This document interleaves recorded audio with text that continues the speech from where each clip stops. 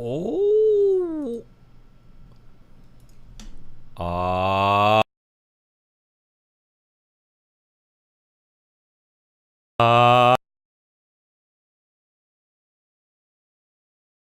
uh,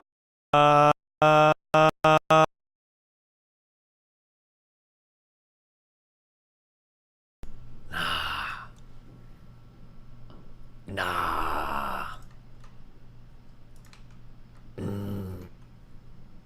No. How we doing today, guys?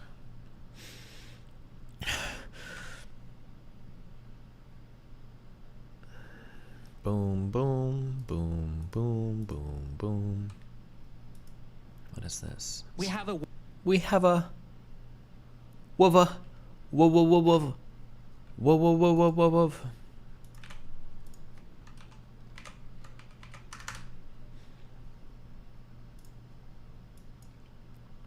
We have a white supremacy club. It's called the United States of America. Oh my God.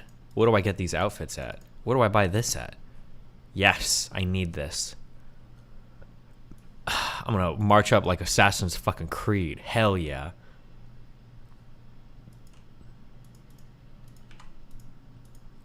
Where do I get the sword? God damn.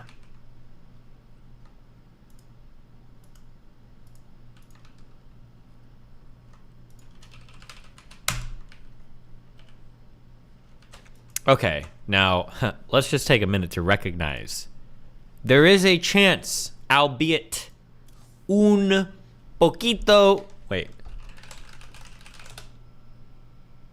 un oportunidad poquito, okay? Small chance, itty bitty chance, we might be un grandmaster today. Oportunidad. Oportunidad. I suck at rolling my R's. Oportunidad. Oportunidad. Oportunidad. Don't say it slower, bitch. I don't need you to fucking treat me like a retarded child. Fuck you. Una poquin... What is this shit? This is fucking Portuguese. I don't speak this dumbass language, okay? Nice try, Spanish wannabe. The fuck out of here. You missed a schizo account that's undoubted. Yeah, I block all these people. There's some weird schizos, okay? Is that Spanish? Is it? She's from Brazil, so I just assume it's... I just assume it's Portuguese. Una poquinha opportunidad. Wouldn't the poquinha come after oportunidad? Isn't it normally... Doesn't it work like that normally in Spanish? Like La Casa Roja would be the red house. It wouldn't be una casa, a red house. A house that's red. Wait, hold. Now I'm really confused. Translate.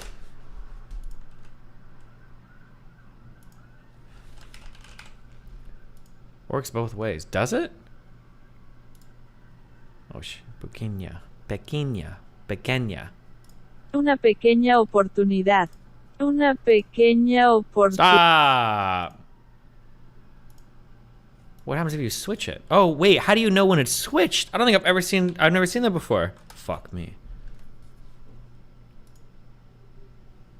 Depends on the adjective. Pequeña can come before or after. It's different for colors? Is it?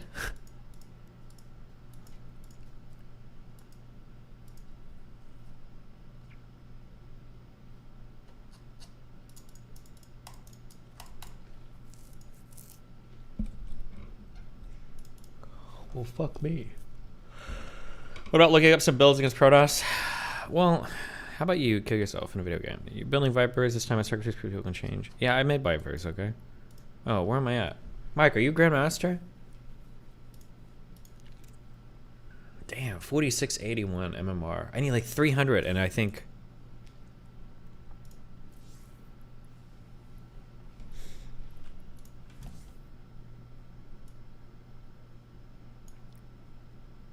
The lowest guy here is 4,900. Next re-ranking in 6.5 hours. Oh, shit. Oh. Is this a big thing?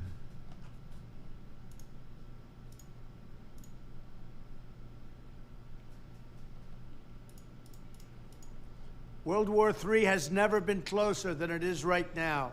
We need to clean house of all of the warmongers and America last globalists and the deep state, the Pentagon, the State Department, and the national security industrial complex.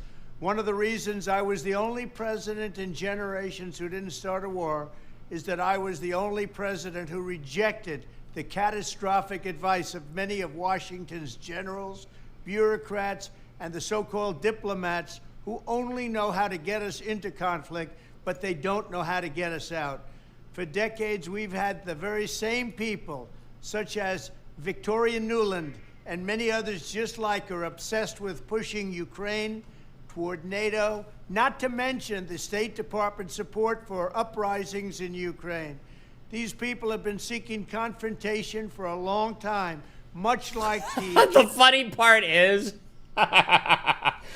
The funny part is that Trump, if Trump knew anything about like geopolitics or anything about fucking Eastern Europe, when he was the actual president, he could have actually pulled more files or pulled relevant information rather than just repeating the same fucking conspiracy theories that everyone else was. Like if you're worried about stuff related to Newland or any State Department people, bro, you're the US president. Well, you were. You could have pulled so much information about that, but he didn't know about any of this shit. People are acting like he's confirming the US State Department was behind the Maidan uprising, but he didn't know anything about it when he was in office. He didn't do any research. He didn't ask any questions. He had no idea. And now he's not president and he misses opportunity. Imagine thinking he's confirming shit when he's just repeating the same tired fucking conspiracies that everybody else has been saying over and over again.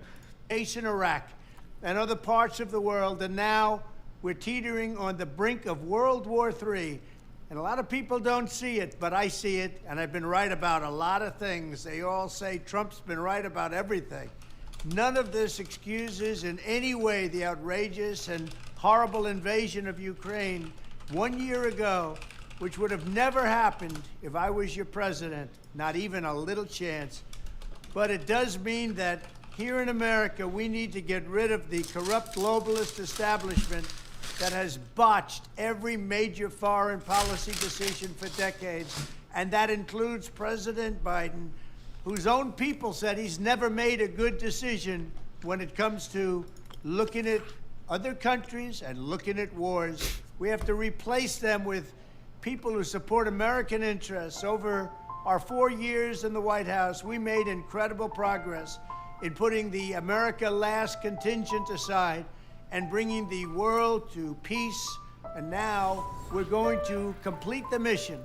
The State Department, Pentagon, and National Security Establishment. Stephen, I do know everything about geopolitical circumstances. Obama didn't. Isn't it highly unusual that people that lost presidential race like this talk shit afterwards? It's very unusual. I think sometimes ex-presidents will campaign for new ones, especially in the same party, obviously. But I don't think that you usually see them give comments. I'm trying to remember in my lifetime, like, was Bill Clinton commenting on shit? For like, for George Bush, or like, was George Bush commenting on shit for Barack Obama? Or was Barack Obama commenting on shit?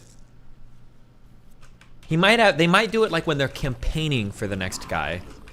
But like during presidential term, I don't think so. I think it's generally considered a faux pas, yeah, social faux pas for ex-presidents to comment on current ones.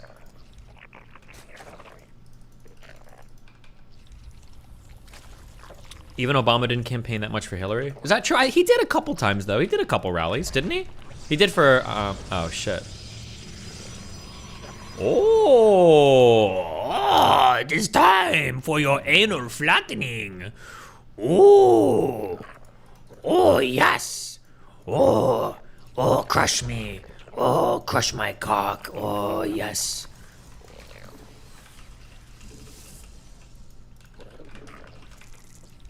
I don't remember if this means cannon rush. Oh, fuck. He probably has another probe down here. I think I might have already lost.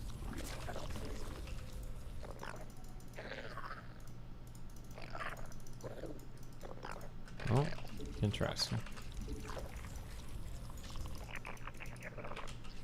Or it could mean,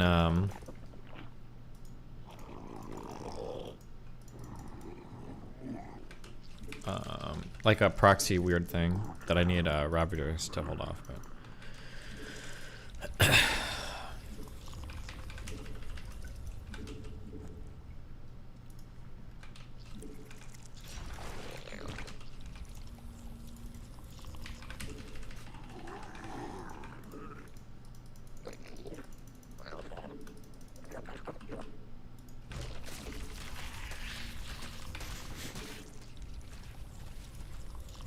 I shouldn't have pulled this one back. That was a big mistake.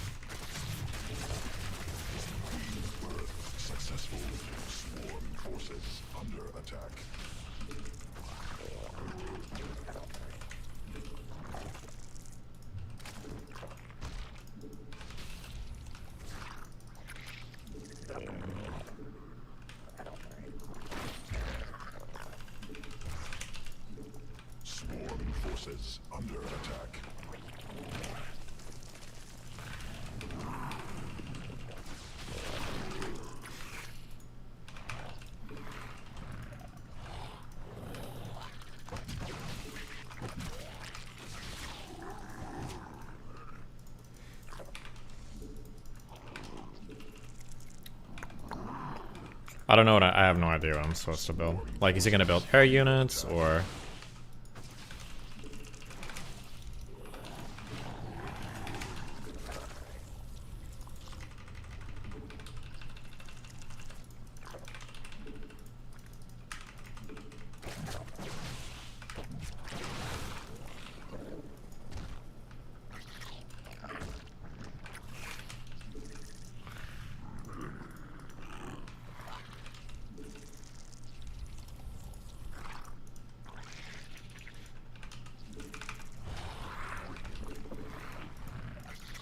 Oh yeah, Stargate.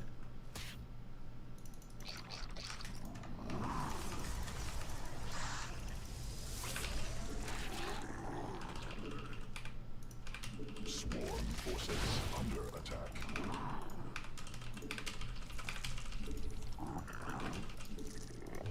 Interesting.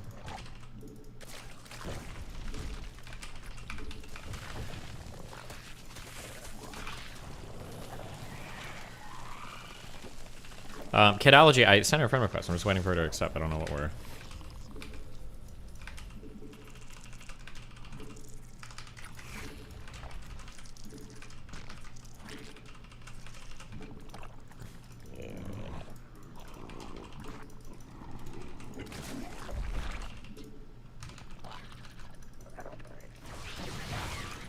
It's gonna be like a goofy 2-base all-in, right? You don't think he would like macro from this position, would you? So that means I should probably get a lot of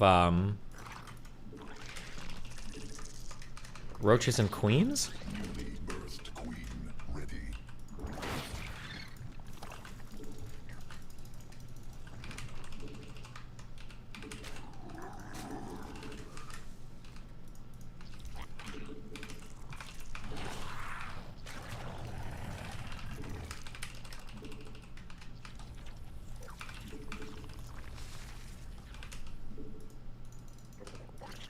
Yo, Destiny, it's me, Can Out West. You can drag me, and so we can debate about the life of Pablo. Why do you think it's a bad album, bro?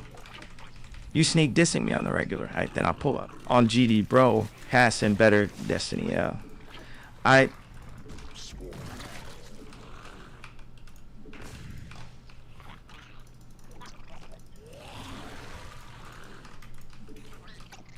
This is so weird. I don't know what's happening this game. Oh my god, I just missed it.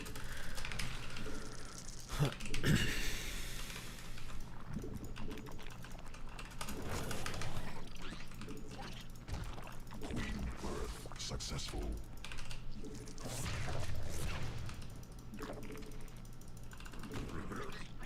Newly birthed queen ready.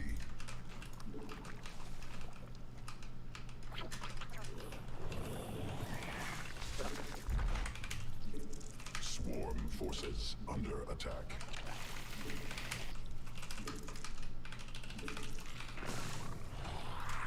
Mineral field exhausted.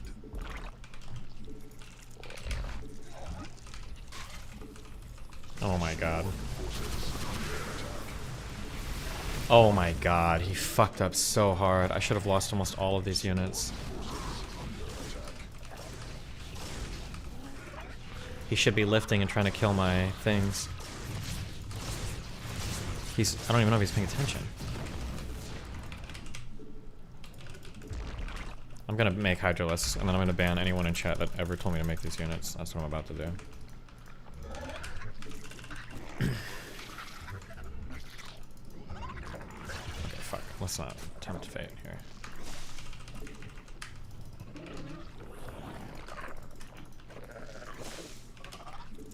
No, I just have to. I need Broodlords. I need Broodlords to win every single game against Protoss, and I should never think otherwise. That's what I need to do. Okay. That's what we're doing. Just my bad. Command unacceptable. Mineral fields depleted. Evolution complete.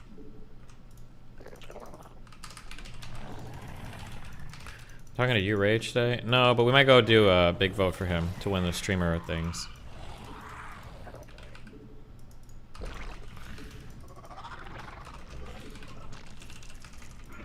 Swarm forces under attack.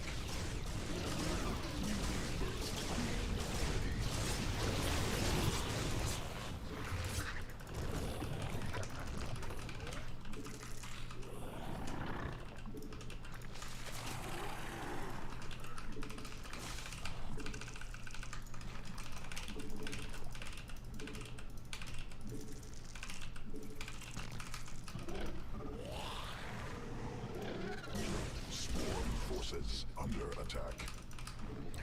attack. So Zergs are really going like mass queens today. Like they're building a lot of queens. That's a real thing? I'm not just doing this like a fucking moron?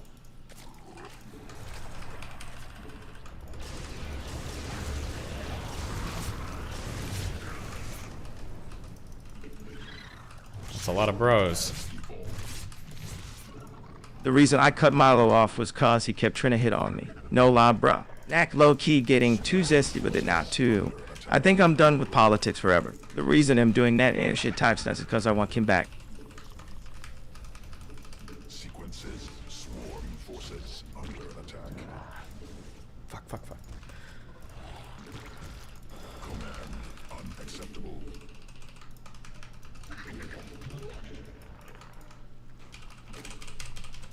Swarm forces under attack. Fuck! Oh, okay. And then what? They probably, what, do they spread creep like crazy so they can be offensive with their queens? I noticed that in your title it says, choosing second streaming platform. Please clarify. Oh, that's fine, but you don't need to clarify. Just be sure to choose the right streaming platform for you. Also, remember my 100K. Command unacceptable.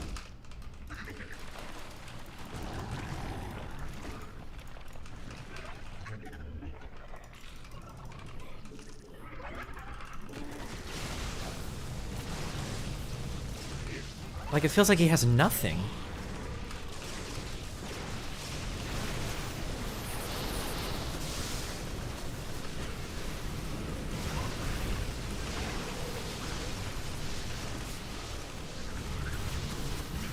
Oh my god, dude, DTs, come the fuck on.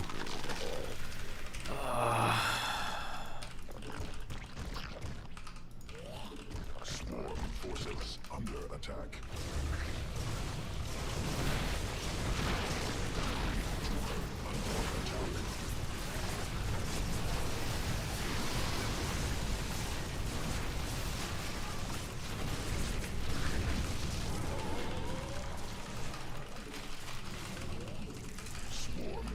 Oh, there's the carrier.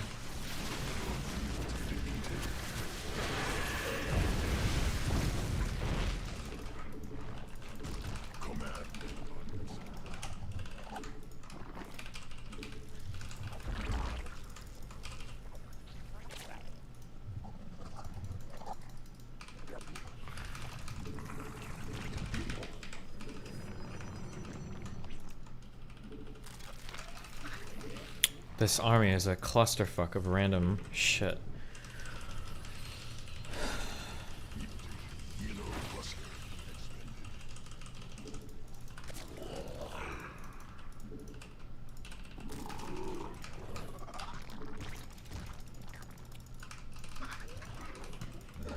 And I have no pressure like on his fourth base or anything.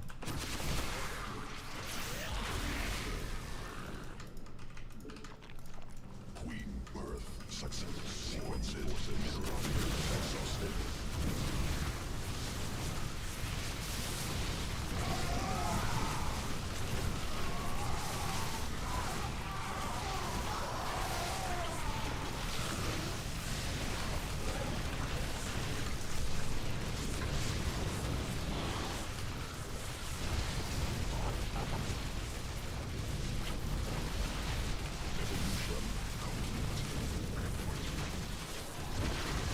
I'm so fucking confused right now. I have no idea. Our radio math. You think you can just request TTS voices in chat without paying a dime? Well, you're goddamn right, buddy. I'll ask Steven to charge you up for this one. Nice.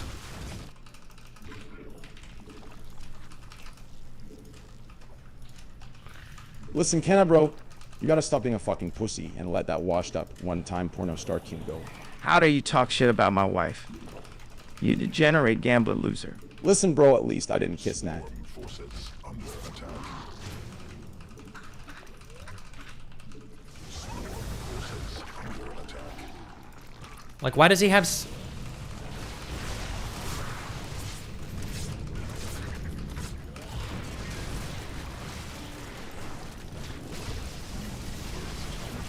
Why does he have so many void rays? Like, where are the carriers? Oh my god, does he not have Storm upgraded? Wait, do you even have to upgrade Storm anymore, or is it like automatic now?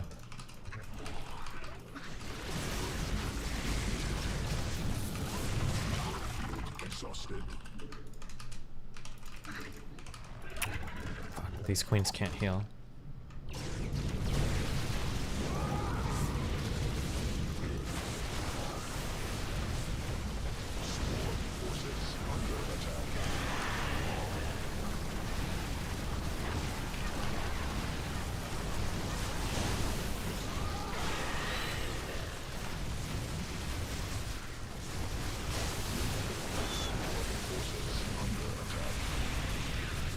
What a... okay, I overthought this game way too much. This guy's just some random...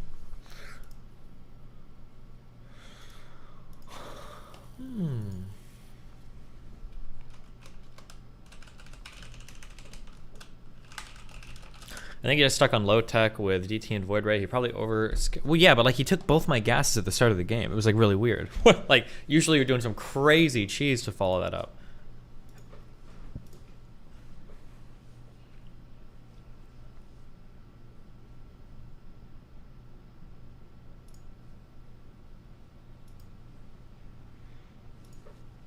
This Kidology person is so hard to get a hold of.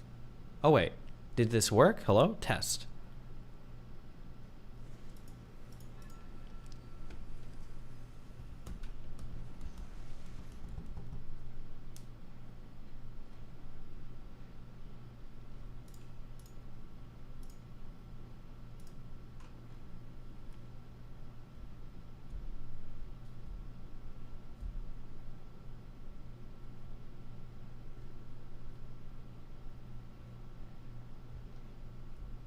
Steven, remember the time on Shadow Moses?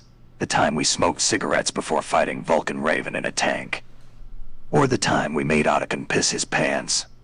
Or when we slapped the shit out of Merle? Yeah, those were good times, Steven. Play MGS3. Yeah.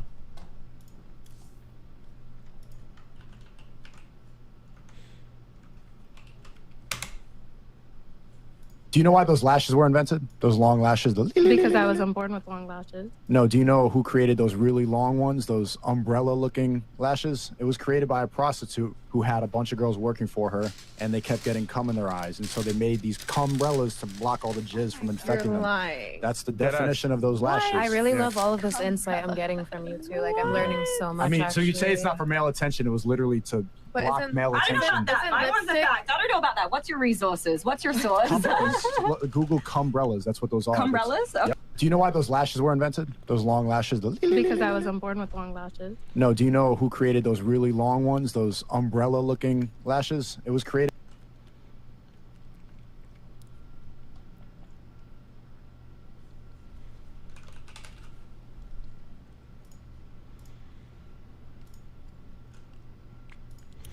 Did prostitute Girdle Periddle invent fake eyelashes to protect her eyes? Rating, false.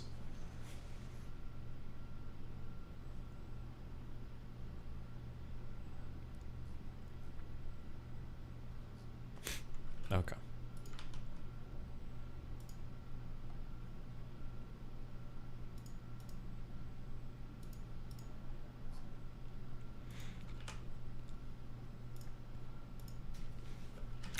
Ready to call when you are! Exclamation mark. Queuing up another one.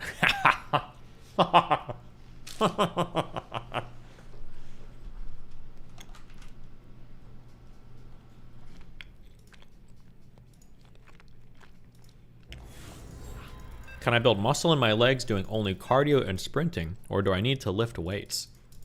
Running long distances is different than sprinting. I'm pretty sure you'll build muscle sprinting because you're pushing the muscle to the max, whereas for cardio, it's like an endurance thing. It's a different type of adaptation. But I'm pretty sure, I'm like I don't actually know, but I'm almost positive that like if you look at the difference between like a sprinter's body versus like a, oh no, it's Bob, versus like a distance runner's body, sprinters are probably going to be a lot more muscular than like a long distance runner who doesn't want to carry as much muscle because they're looking for like cardiovascular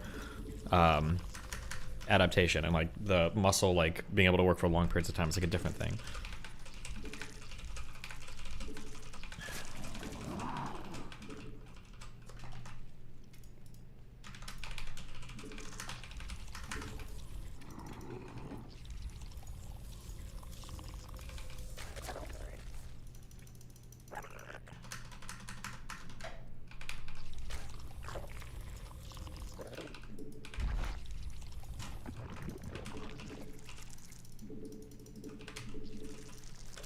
How did your WoW raid go?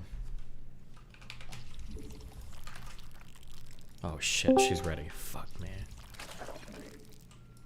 Oh my god, he lost his raid too. Oh no. Hello, hello. Hello. Can you see and hear me? I can see and hear you. Excellent. Great. Everybody can hear you, so don't say anything crazy, okay? We're live. Don't worry. Don't worry. I'm ready. It's Are fine. you sure? Are you sure you're ready though? A lot of people No, have said that and then have had their careers ended right here on this stream, okay? I know. I mean, that's life though, so might as well just give it a shot. True. Okay. How are you? I'm doing great. Good, good. Let me get your camera stuff. Hold on one second.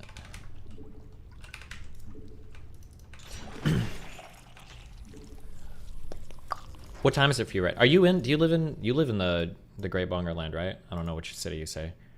Yes, in Cambridge. So it's about 6:45. Okay, gotcha. Do you want to introduce yourself for the people that don't know? Oh, sure. Hello. My name's Kidology, or my real name is Z. I am a video essayist. I do some live streaming. I'm sort of known for being apolitical. It's not a big deal to me, but it seems to be to a lot of YouTube. So yes, I like talking to people, and so I'm trying to do more of that. Mm-hmm. And I'm mainly here because I was told not to talk to you, so I couldn't help myself, but here we are. So thank you for having me. Yeah, no problem. Thanks for chatting. So I've had a lot of, I've been doing a lot of like Andrew Tate stuff recently, so I haven't gotten a chance to catch up on. You had a big fight with a bunch of lefty internet people, and my best friend, good friend of the stream, FD Signifier. Are you being sarcastic? Is he really a friend? Why, is that a problem if he's a friend? Why can't he not be a friend? Oh no, it's not a problem. It's just based on how he's spoken about you to me, it seems as if you are most definitely not friends. Is he talking shit behind my back? Is that what you're saying? Not necessarily shit, but he's quite wary, skeptical of you, and ultimately says that you're going to exploit me as a black woman, and that you and Vosh sort of content farm from black females or women, and that I should be warned because it's not going to end well for me. Kind of. So, To be clear, I would never exploit you because of your race, but I do exploit women, so I just want to get that out of the way. I mean, I don't mind if you exploit me because I'm a woman or because I'm black. It's fine. Okay, Sort well, of both at the same time is just too edgy for me. No, the okay. mantra of my life, so it's fine. Gotcha. I'm here. My No, brain is feelings. working. I got all my stuff set up. Okay. Where to start? A lot of people accuse me of that just because I cover a lot of issues on stream, and I can be kind of blunt sometimes, and people get really mad because they expect you to tiptoe a lot around certain issues, and I don't. But like, I think if anybody's watched like a great deal of my content, I think even for FD Signifier, like he knows I'm not racist. I don't farm black people or farm black women. I obviously, as content creators, we quote unquote farm any issue that we talk about. Some of those issues are gonna be really important. Some of them are gonna be really goofy. That's just the reality of the situation. Yeah. Okay. Boom, boom. You got into a big fight though recently with that side of the internet. Why? How? What happened? What do you think happened? I think I made a video which touched a few nerves. I don't think it was a terribly good video. It was just a video of just my thoughts. I was just feeling quite lonely and in my feelings on Christmas Day. So I decided to make this video about why I think the left can do better, specifically the online left, as I sort of see it, mainly in the sphere of video essays. I don't know too much about sort of the left debate sphere, except for sort of Vanderhall, Vosh, those sorts of individuals. Yeah. But it sort of applied. So I made this video and FD then responded to it with 3 of his friends, and the response was, it wasn't a terribly good response either, to be fair, but it's most definitely because he's got all the following and sort of the reputation of being very hardcore leftist. Yeah. It didn't go down well for me, for my channel, and... What do you mean by that? It didn't go down well? Were people like harassing you or? Yes, yeah, I was getting harassed, getting called a transphobe, anti-black, people sort of psychoanalyzing my life, my personal life, about why I am the way that I am, self-hating, hating of black people and progress, and basically Candace Owens, right-winger, all of that good stuff. And yeah, just losing subscribers. My channel, lots of my videos were demonetized all of a sudden. Then obviously all the other smaller lefty streamers started picking up on the story and started making videos, just adding fuel to the fire. So it sort of got a bit out of hand, at least on my end, especially because firstly, FD didn't try to speak to me beforehand. He'd actually reached out to me a year ago, and I said, yes, I'd love to speak with you, be on your channel, whatever. Then he just ghosted me until this point when he made the video. And I reached out to him, tried to speak with him. He just wasn't, I felt like sort of a very needy girlfriend whose boyfriend was just not interested. So yeah, finally we got to speaking, but it was a very difficult scenic route to actually speaking. And Gotcha. Yeah. Fuck, I hate that I've been doing so much other stuff. I didn't get to watch your conversation with him yet. Because normally I'd give you comments on it. How long was that conversation? I want to say somebody linked to me. I opened it. Was it like a 3-hour talk? Yeah, about 2.5 hours, yeah. Jeez. How do you feel like, I guess, fuck me. I'm trying to think. There seems to be a pattern. Right now well, actually, first of all, I don't even know your political position, especially because you're British. Where do you align politically? Like, where would you say you align yourself politically?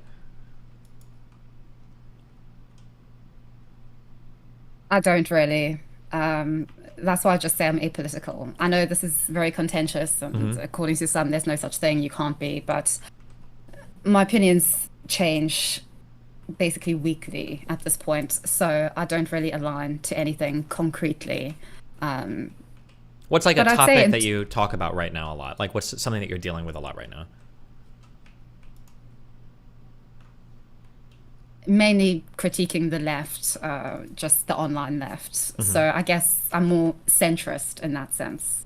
And what do you feel like about the online left? Like, what is it about the online left that bothers you right now? I think the lack of agency, the lack of a willingness to be one's own agent, the lack of true individuality, the sort of very tribalistic nature of the left. It's sort of turned in on itself, and it's very difficult to connect with people. It's very difficult for me as sort of somebody who's a devout individualist to try to speak to people who just will not engage at all and believe themselves to know me better than I know myself. And the more I try to explain, the more entrenched their self-convictions become. I think that's the main thing, and I find that primarily to be a feature of the contemporary online left. Sure. I think I largely would agree in theory. Can we center this around one particular issue? So it might be race, it might be sex or gender. Like, what's like an issue that you feel? Okay, that's race. Yeah. Race. Okay. Race. So Yeah, do you feel like you can't- people ascribe too much to you or too much to certain racial struggles that are like too overly broad, or do you feel like they fixate on them too much? Or yeah, what's your issue with how, I guess broadly online, how the online left deals with race?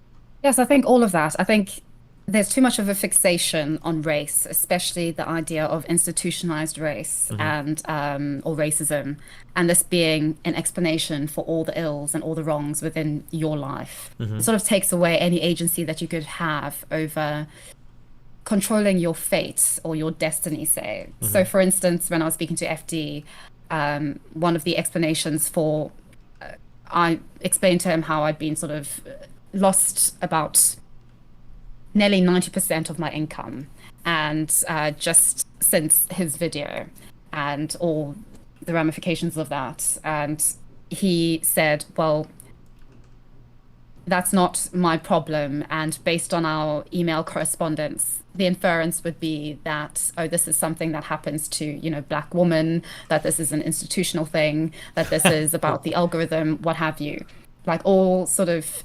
responsibility. Wait, and this was the demonetization that happened after his fans, I guess, presumably started mass reporting your videos, or? Yeah, sort of. I purposely didn't blame him for this at all. I know people are just going to be people on YouTube and Twitter and what have you.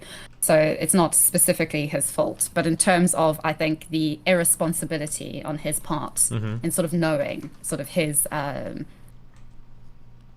tribe and what they do and the things that they were saying. Yeah. I think that there was a bit of irresponsibility on that part. But ultimately, because of the kind of politics that he's subsumed in, He has no responsibility he can for relegate anything. Yeah, exactly.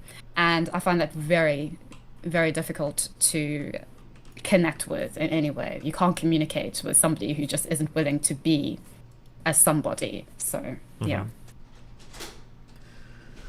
And okay. I should have thought of something. We probably agree on almost everything, based on how you talk, but we might disagree like in the weeds on some issues. I feel like people on the left have, they're very, I hate that I'm saying this. Wait, how old are you? Do you mind me asking? 26. Okay, I'm 34. There's a lot of complaints that I'm going to make today about people on the left that were made 6 years ago. I don't think they were really valid 6 years ago, but I think they're definitely valid today. I feel like people on the left are hyper intolerant. I think that tolerance and intolerance masquerade sometimes as different things because we pretend that we're more tolerant than they actually are. So for instance, when I'm dealing with a lot of people on the left, they'll say things like, well, we're very tolerant. Look at how diverse our group is. And the diversity will be they've got Black people, they've got white people, they've got brown people, they've got gay people, they've got straight people, they've got trans people. Like, look at how diverse we are. Our group of people is super diverse.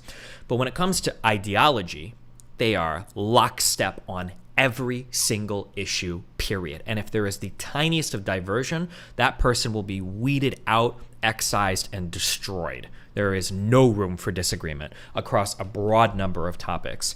And so, yeah, you end up in this weird area where like the very tolerant, very diverse group on the outside, or they are diverse. I mean, it's, in some ways, they're diverse in things where the diversity of opinion doesn't matter because nobody actually cares, right? Like, I don't care. I can't even think of an example right now, but like, yeah, it's diversity on things that they don't really care about. But when it comes to things like capitalism is evil, or socialized healthcare is the only way to go, or the minimum wage in the United States needs to be, $25 an hour, like all of these positions, you're like lockstep. And or systemic racism and white supremacy and colonialism are the reasons for every single issue that black people face in the United States.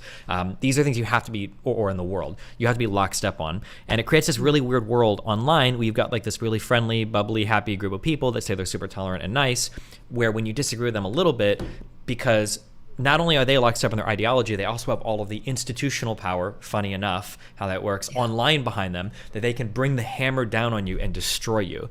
And to speak back against any of it hurts a lot if you're a decent human being, because it's not like when you fight conservatives. For me, like, conservatives will call me a fag, or they'll call me like a fucking cuck or a loser or whatever. It's like, I don't care, you're fucking conservative. But when people call me like racist or transphobic or like hateful in that way, it's like, I'm not that. But they bring those words down on you, and then they bring like the whole weight of the machine down on you, and you're like, yeah, it's a really, really difficult thing to deal with. Yeah. Yeah, it's a very different thing. Like what you said about the difference between sort of conservatives and what they do. Like I had incels, like sort of, the typical like sort of incel things, calling me like all these racist names and everything. And it really didn't like it didn't bother me like really at all, like in substance, because I sort of know where it's coming from, and it's sort of from people who are like, we're shit people, we hate everyone, sure. Or like, we're so different, it's like, of course you hate me, like you should hate me, like I understand, yeah. Exactly. And it's different when it's coming from sort of a group of people where it's very much sort of this moral sanctimony and this, we are the good people and we're on the side of good, and we just will not listen to you at all because you're inherently a terrible person because you don't agree with us on X, Y, and Z. Yeah. So, yeah. What do you find that you are, so you had this whole thing with FD Signifier. He told you not to talk to me or Vosh? Is that, I think I heard him say that? Yes. Yeah. I'm not sure about you or why not to talk to you, but I mean, with Vosh, I think it probably has to do with, because I'm South African. Okay. And I know there was this whole Professor Flowers thing about the white genocide and all of that, and that typical thing about race and all of that. So I think he probably didn't want me to talk to Vosh because of that, because that is sort of a topic I'm quite interested in. But I'm not sure why. I think at the moment, based on his latest video essay, you're sort of a PDF file. So yeah. Pedophile? Is that what he called me? Yes. Wait, really? Yeah. Okay. Jesus. Yeah. Okay. You need somebody to timestamp. Timestamp. Whatever. Yeah, that. Yeah, it was interesting. Very, very interesting. But. Damn. Okay. Well, normally people don't like me because I'm racist or sexist, but that's cool. There's always new lore dropping, I guess. Yeah. What do you is YouTube like your full-time job, or are you doing other work right now, or? YouTube for now. It has been, at least, yeah, for the time being. I have been reformed. So yes. How did you get involved in YouTube stuff? Well, I was working in a grocery store, and I was just very bored, very disenchanted, sort of hated the world, and this just was something to do. So YouTube was sort of just a personal thing that I started doing. Just gave me incentive to save for equipment and all that good old jazz. And so I just got into it through that. Started watching video essays, thought I can do that. So started doing that, and here we are. What was your in terms of content that you consumed online? Who were some of your favorite content creators? Some of my favorites. Like people you saw and you're like, these guys are really cool. Like I want to be able to do video essays or conversations like these guys. Like, was there anybody that you watched or looked up to or anything? I wouldn't say look up to. I don't really have role models. That sounds a bit weird, but no. I think in terms of style and learning from sort of how the editing techniques and the things people spoke about, I think just all your typical people. I watched some FD Signifier. Who else did I watch?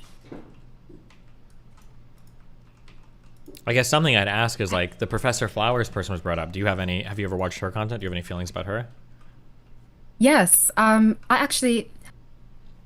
Here's the thing. I look at everything quite analytically. I don't really look at things as in, do I agree with them or not? I try to sort of look at where a person is coming from. And just based on that, I like Professor Flowers. I don't agree with her or them on anything really, but I can see the passion, I can see the interest, I can see the real, I think the sense of trying to do good and do better in the world for causes that they find important, and I find that quite admirable.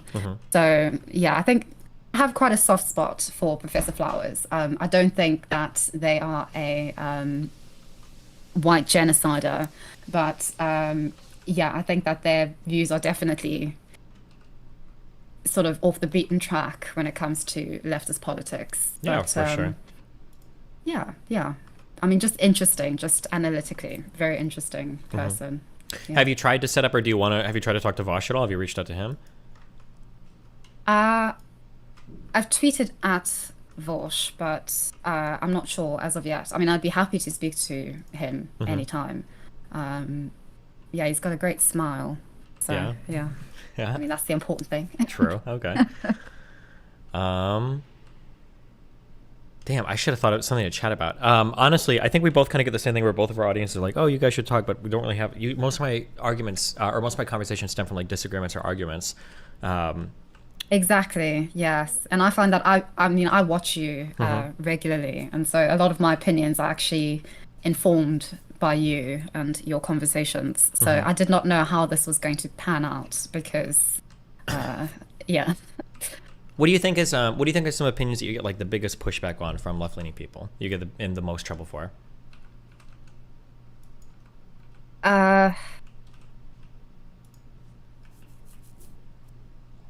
Transgender issues. Not that I speak a lot about it, because... Oof. Well, you're English, so I know you hate trans people. Yeah, hit me up. What do you think are your controversial takes around trans issues? I'm curious. I mean, I personally don't think I have any... My opinions are really not that controversial. I just think that... Well, I think... Oh, what's the last... Yeah, I don't think that children should be on puberty blockers and should be able to medically transition. I think that especially now we're living in an age where exploring your sexuality in far more ways than usual is encouraged and is everywhere, and people are socialized on social media, and to give children that kind of autonomy is just not the direction that anybody wants to go in, and that is the extent of my opinion. I think just everything in moderation, basically, especially when you don't have all the knowledge or consensual knowledge, both socially and medically, about such things and their implications and effects. So I think that this is just an argument in which everybody needs to humble themselves. Sure. And it's not going in that direction, unfortunately. So yeah. Do you think that there is a do you think that like, I swear to God, I'm not baiting or trying to trap. If you don't want to have this conversation, because I'm just curious. That's fine. I'm cancelled already, so let's go with it. Well, good. Yeah. All right. Do you think that like the phenomenon of having a male brain trapped in a female body, do you think that that's like a real thing? That's a thing that can happen? Like gender dysphoria? Yeah, or like trans people, I guess. I'm trying to figure out, like, do you think that like the phenomenon of trans people is like a thing that is rooted in the brain, or do you think it's just people that are confused in general? I think it's a mix of both. I think with everything, it's sort of a mix of both. I think it's definitely something in the brain, and I do think that it's got social components that can't necessarily be explained. I think everything is sort of very situational, very contextually based, and within sort of one sphere of knowledge and self-awareness about oneself and one situation. I mean, for instance, when I lived in South Africa as a child, I never questioned that, you know, I was going to just have sex with men. And then I moved to the UK and suddenly, boom, whole new world. So it's, I think everything is there is something to do with sort of context, the people that you're around, what you know. But yeah, I definitely think that there is a medical or biological or neurological aspect to being trans. Yeah. Okay. I'll just lay out my thought process, and I guess you can kind of tackle it, I guess, in the way that you think. When it comes to stuff for minors. So personally, I think that trying to sort out gender identity and stuff as a minor is going to be very, very, very difficult, because there's a lot of other issues that could probably come up where you might think you have these issues relating to gender identity, and starting like medical transition or puberty blockers is feels pretty scary for somebody who's like 14 or 15, and to endorse that medically feels pretty scary, especially when there are probably some social components that are involved in this. I would agree with that. I guess the issue that I run into is that, like, I think that trans people are most likely a real thing. It seems to be. That's where I'm at right now.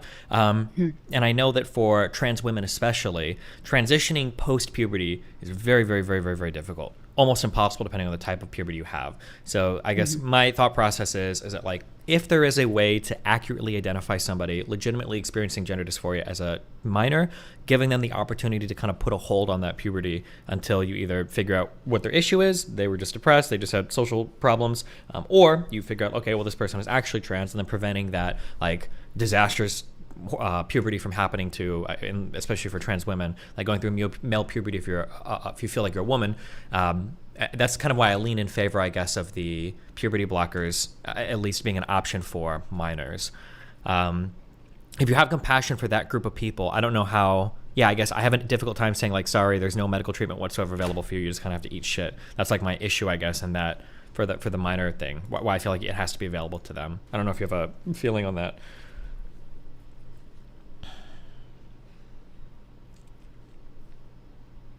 I think it would just have to be a case-by-case situation. I don't think it can sort of be a blanket statement that all kids who identify as trans should have access. I think it should really be something that is determined by a group of professionals, people who are experienced by family, by the individual themselves. I don't...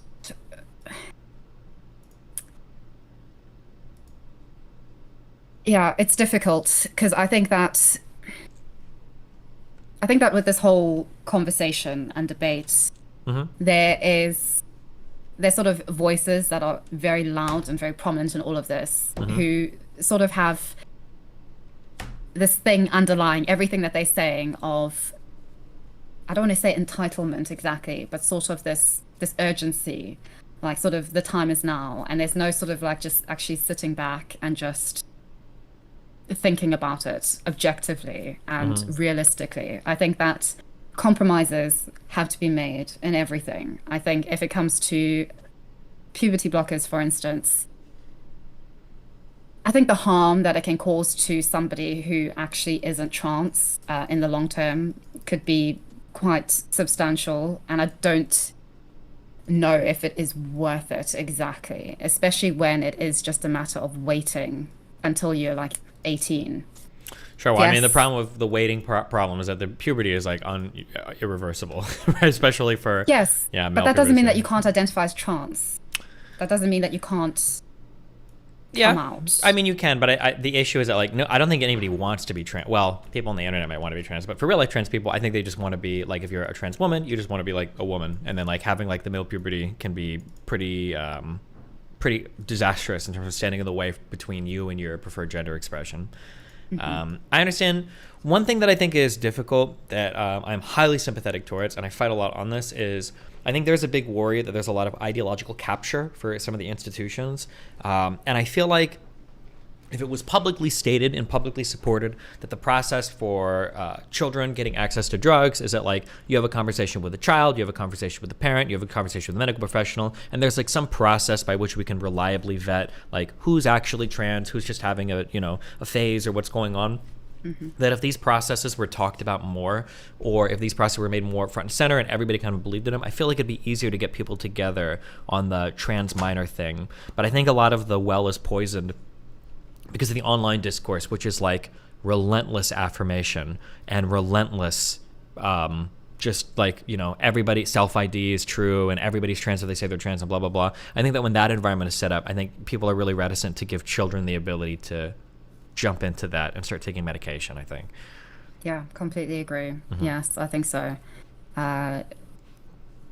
Yeah, and I think this is just everything now, regrettably, which is very difficult to get beyond.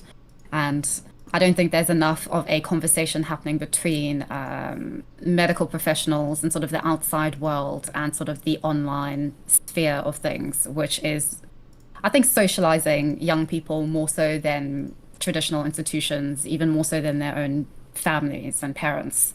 So I think there's just a disconnect and also major distrust, which means that everybody online thinks that they know better than medical professionals. We don't know what medical professionals are saying or doing or what they think. And it's just a mess, I think. Yeah, and then there's also like a lot of weird statements said by people.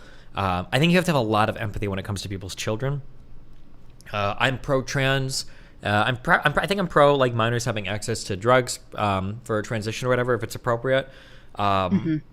But if I found out that my kid was in like one of these trans discords and there were people convincing me he was trans, I would delete all of it from his computer and he'd never talk to those people again. I would lose my fucking mind because I would be so scared of like what the fuck are these people saying to my kid, and I don't know like if he's thinking these things because he genuinely feels them or because weird people online are like trying to crack the egg or convince him. Like that would make me super worried as a parent. And then people like, and not to, I'm trying to, I don't ever want to do like as a parent, you know, but like when I see people online saying things like, oh yeah, like I think that kids and teachers don't have any obligation to tell parents what's going on with their children. I understand that there are exceptional cases where that can be a thing, where like you've got an abusive household where like the kid is actually getting the shit beat out of him or whatever. Like that's, I understand that the teacher and the children probably would need to communicate outside of what the parent is aware of. But like if I were to go to school and find out that my kid is using like a different set of pronouns and they're, instead of Nathan, it's like Nathaniel or whatever the Bellamy, I don't know, whatever female version of that name is.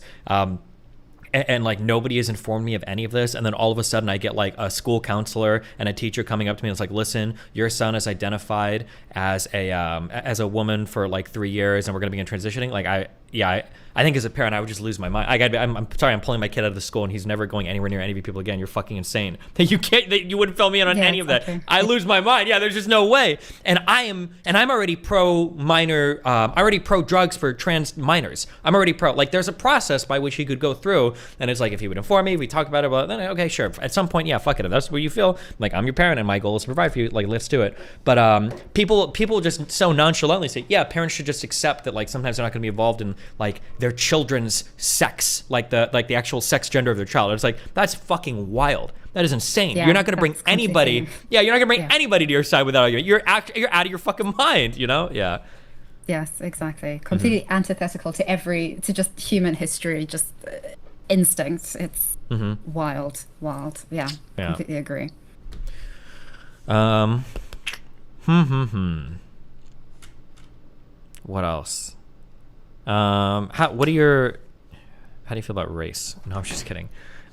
You moved from, were you born in South Africa or what? I mean, I don't mind talking about race. Yeah, yes, I know, it's just a very vague Africa. question. I lived in South Africa until I was 16. I was fostered, and so I moved here to live with a new foster parent. Yeah. Gotcha. And you moved to, when you were 16, you said? 16, yes. Yes, to the south of England. What was that like? What's your experience in England been like compared to South Africa? Do you prefer one or the other, or? I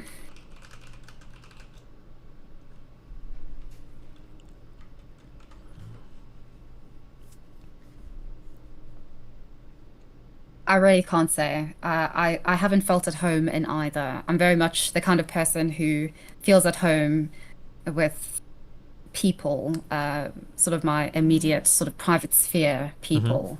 And I don't have that here, didn't have that in South Africa except at points. So I guess in that way, I've sort of felt more at home or had more periods of my life feeling at home in South Africa with particular foster and adoptive parents who actually welcomed me. But I think in terms of opportunities in life, I definitely am offered a lot more here in the UK. I mean, I do still have a South African passport, so I don't have access to lots of very important, taken for granted things in this country. But in terms of quality of life, it is definitely, it's been an eye-opening experience, and just my education here just does not even compare to that of my education in South Africa. So, yes, I think materially the UK, but I think in terms of, I guess, mental well-being, a sense of home, I've had more instances of that in South Africa.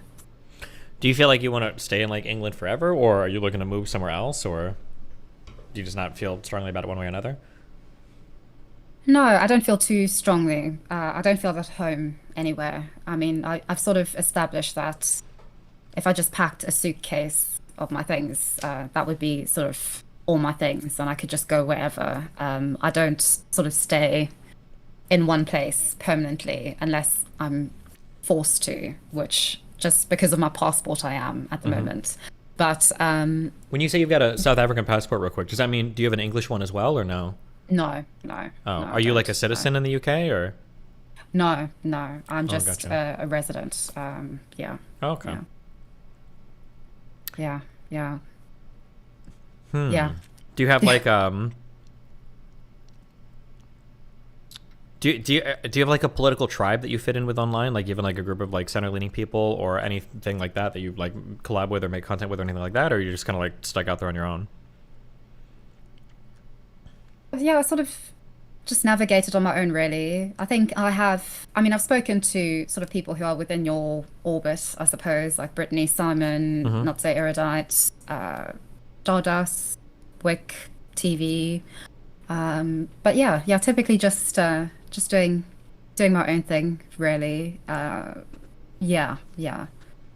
Which has its pros and its cons, but nonetheless, interesting stuff. Do you guys do you want to do more of this content in the future? Like, do you see like a future here, or do you think it's a like it's just too fraught with crazy shit, or what? Like, is this like a fun thing for you? I guess, have you enjoyed it so far? Now that you've had, I guess, FD Signifier, is this like your first big internet fight? Yes. Yeah, I do want to do this long term. It's definitely, it hasn't sort of destroyed my hope in humanity. I didn't have much in the first place, so it's okay. But yeah, I would definitely like to do this. I think the only thing that really frustrates me about the FD thing is that I had this path, this financial like sort of path and objective for this year, and now it's just being completely decimated. And the idea of that was to be able to like move to my own place and sort of have my own, just not living with other people, and just being able to really control when I make content, when I do what I want to do. And so yeah, I think once I get to that point, I'll be a lot more enthused and a lot more autonomous over my content creation, as opposed to now, where it feels quite very much sort of tiptoeing around people, around my situation. So yeah, I definitely, this is what I want to do in the long term. But yeah, we'll see. Still early days, thankfully. Yeah. Well, damn. Was there anything in particular you wanted to chat about? I don't know if you've seen anything of mine you either agree with or disagree with, or any questions you had about a particular thing, or...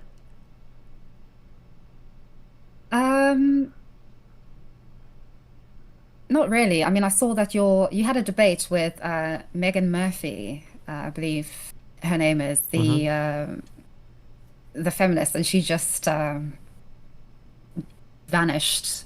What was that all about? Is she one of your friends? No, I don't know her, aside from on Twitter, the Twitter rants every now and again. She's just one of the there's a few of these feminists online that have built like a life around like hating porn and hating like the promiscuity of like the modern day woman or whatever, and I think she's like one of those types of people. She thinks that like all porn is exploitation, all porn is prostitution and trafficking, et cetera, et cetera, et cetera. And the her position on that is she's like built a life around that, basically. So we went to have a conversation about it, but obviously she like didn't want to engage with anything I said, and then when I tried to push her to figure out like how she actually felt about anything, she just dipped. And then yeah. Do you think pro-porn feminists are maybe not responsible, but sort of a contributing factor to this idea of a right to sex, and I guess inceldom, sort of as it's sort of the reaction against that, or maybe the red pill community as sort of a reaction against that. A reaction against porn, or? Question. Yeah. This is what I feel like. Okay. Let's say somebody comes into a hospital. All right. Mm-hmm. And this person has been losing a little bit of weight. They've felt kind of sick for a while. And so you start going through their life and you find out that they are, let's say that they don't eat as much as they normally do. They've been exercising, but not too much. They've got a child that goes to school. Maybe they bring diseases home. And they also live in the basement of Chernobyl, okay? The nuclear meltdown power plant, all right? Before you talk about any of the other peripheral things, you'd probably say you probably need to get out of the most radioactive fucking environment on Earth because it's probably killing you. That's probably where everything's coming from. When I look at like incels and dating and relationships and blah, blah, blah, I feel like everybody wants to shoehorn every single problem into their particular ideology. But in my opinion, there's this like huge thing, which is the internet, which has dramatically reshaped parts of our lives in such an unbelievably short time frame in ways that has never happened in all of human history. We've never been able to connect with as many people as quickly as we can. We've never been able to substitute real life interactions with online interactions. We've never been able to have a virtual pool of people to find to fuck or to date. We've never been able to fuck our brains up scrolling TikTok and Instagram reels and Facebook posts like over and over and over and over again. Like, I think that this is dramatically changing all the parts of our lives, from how we raise our kids to 2-year-olds with iPads, to how we meet and talk to people, right? It was like, what, 50% of people found new partners through groups of friends, and now like the majority of people meet in online dating, versus like how we do school, how we socialize, everything's changed by that. I think that we should afford a lot of attention to how the internet and technology has reshaped our day-to-day experience. And I don't think that I would be quick to be like, oh, it's just porn, that's changed everything. Or like, oh, it's just this has caused like incels. Like, I look at like the new ways that we communicate with each other as like a huge driver in that. Now, that being said, I think that it's worth it to have a conversation about porn and a conversation about dating apps and all these other whatever things that red pill people or feminists or whatever want to talk about. But sometimes I feel like people get a little bit lost in the sauce and that they're really keen to blame one thing that just so happens to be perfectly talked about by their political ideology as like the source of all the societal ills revolving around the topic they're talking about, I guess. Yeah. So, yeah. So I guess when I think about something like porn, I think porn is really good for, I think today, probably most of the women that do it and that they make a lot of money doing it and it can be fun for some of them. I think it's really good for guys that enjoy watching it and like to jerk off because it's fun to watch porn and jerk off. I think it's really bad probably for some subset of women that get into it too early or some women that are exploited doing it. And I think it's probably really bad for men that get addicted to pornography or have pornography reshape some of their views of modern women. I guess like any tool, it can be used in some ways it's good, in some ways it's bad. But I think that people that want to either get rid of it or like mass proliferate it are kind of missing the point that like anything could be used for good or anything could be abused in a negative way. Okay. What do you think? Yeah, hit me. What do you disagree with? Go. Are you a big anti-porn person or? In my personal life, yes. But when it comes to actually not thinking about myself and just the world, it's inevitable. Porn's been with us for ever. I don't think there's any sort of regulation or any sufficient regulation of it. I think it's more so, it's not the porn that's the problem, in as much as sort of the people with, I guess, consumers with their own problems. I think, I don't think you can blame porn for the addiction, say. I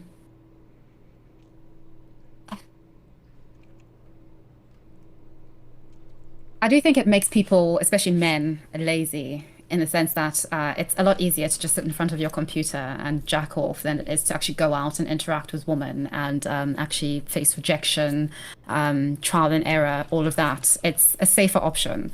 And I think I agree with Jordan Peterson on his critique of porn in that sense, insofar as it being the easy way out of just everything. And I think this is just a feature of the internet, of modern society in general. Just everything is just made easier because we're just consumers, we're not people. And I think when we fall into that loop of living or performing as consumers before we actually are people, like human beings, I think it's just self-sabotage, and I think we just we reap what we sow in that sense. And so I think when it comes to, you know, not being good at communicating, good at relationships, but you spend sort of all your time watching porn, I mean, what do you expect?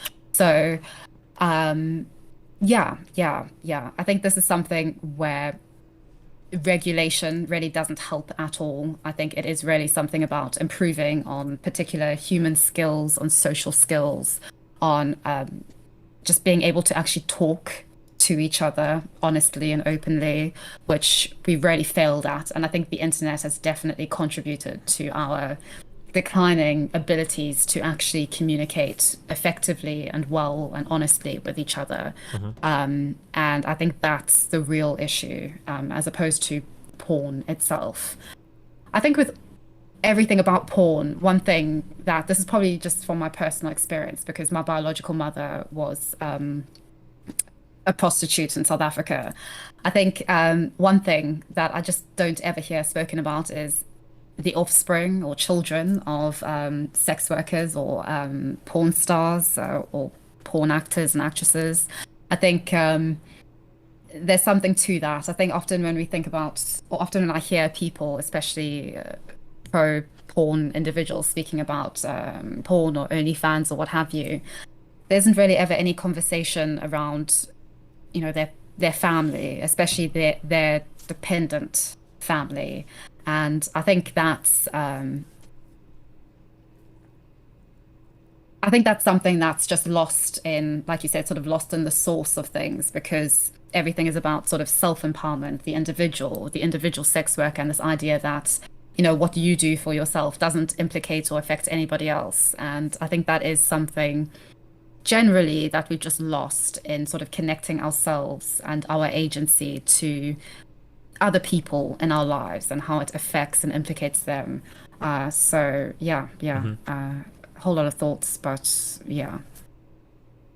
Yeah, I mean, I feel like I agree with what you're saying. I would be hesitant to group like prostitutes with like online porn models. I feel like there's differences in terms of like potential risk and everything involved in what you're doing. But you know, I think there are arguments you can make even against legalized prostitution, but I don't know if they would carry over to like people that just film porn and everything. Yeah, but I think if like a son is scrolling like Pornhub and then sees his mom there, like uploaded from 8 years ago, that can be quite a I would an agree. experience. Sure, So- yeah, for sure. And I think that's going to happen at some point. I mean, inevitably. And I mean, what do you do about that? Yeah, I mean, I would say it's probably up to the individual content creators to decide. Like, you've got to figure out, like, you know, what, like, there are risks to going into pornographic work. Although I will say that I don't know if it'll ever be normalized, like watching your mom or dad like get railed or rail somebody online. That's probably always going to be kind of weird. But I will say that the ramifications or the feelings about nudes have changed significantly over my lifetime. Like again, I'm 34. When I was in school, we didn't really send nudes at all because we didn't have cameras for it. But like the idea in college of like a nude getting leaked or somebody having like a nude picture of somebody, it was like an unbelievable huge deal. Like if somebody had nudes of a girl or somebody had like a picture of them like fucking their girlfriend or whatever, it was like everybody was like gathered around like, oh my god, this is the craziest thing in the world. I'm not saying today that nobody's going to care obviously if nudes get leaked to somebody, but I feel like that culture has gotten so much more normalized that it's almost, I don't know if I say it's almost an expectation in a relationship that like people are going to be like trading nudes depending on how online you are. Like that just seems to be incredibly commonplace now, that maybe in the future. Yeah, it's crazy. Yeah, especially crazy, for awesome. A Sorry, prude like me. Yeah, It's, well, sucks for you, but good for the rest of us. Yeah, I know. Yeah. But yeah, no, I imagine that cultural attitudes will shift and change a little bit going forward on that. But yeah. Yeah. I don't know if I agree with the weird points about like I don't know if like men masturbating is keeping them from going out and pursuing women. I will say, as somebody that loves masturbating and somebody that loves women, there is a significant difference between the two. I don't think any amount of porn would be like, you know what, I was gonna talk to a nice lady today, or I was gonna date somebody, but man, I found the best porn video ever and I'm not gonna do it anymore. I feel like even if you took away all the porn, like people that don't talk to women probably still wouldn't talk to women. You know, men can always masturbate fantasies in their mind or to target catalogs. Like, yeah, I don't know. It's an interesting point. But I mean, it's sort of, if you have a choice to take a diet pill or go to the gym, I mean, most people are going to choose to take the diet pill. Yeah, but I don't think there's like an easy substitution. Like a diet pill to lose weight or the gym to lose weight is the same thing. But I don't. It might be the case that there are some men that solely look at women as like sex machines. But I think that generally when people are lonely and out of relationships, one, that sex is better than just masturbating for most guys. And two, like you do want like a partner or somebody to be dating or to have those like romantic, lovey feelings with, I think. Yeah, yes. No, I do agree with that. I think the more sort of niche, sort of heading into incel territory, young men, and I think just now also with, I mean, in the UK, like kids as young as 9 now are watching hardcore porn. So if that's sort of your introduction to intimacy and sex, then yeah, that's sort of what I'm a bit skeptical of. Yeah, that's probably not the best thing. I would agree with you. Probably also not good to have like ultra violent media for children as well.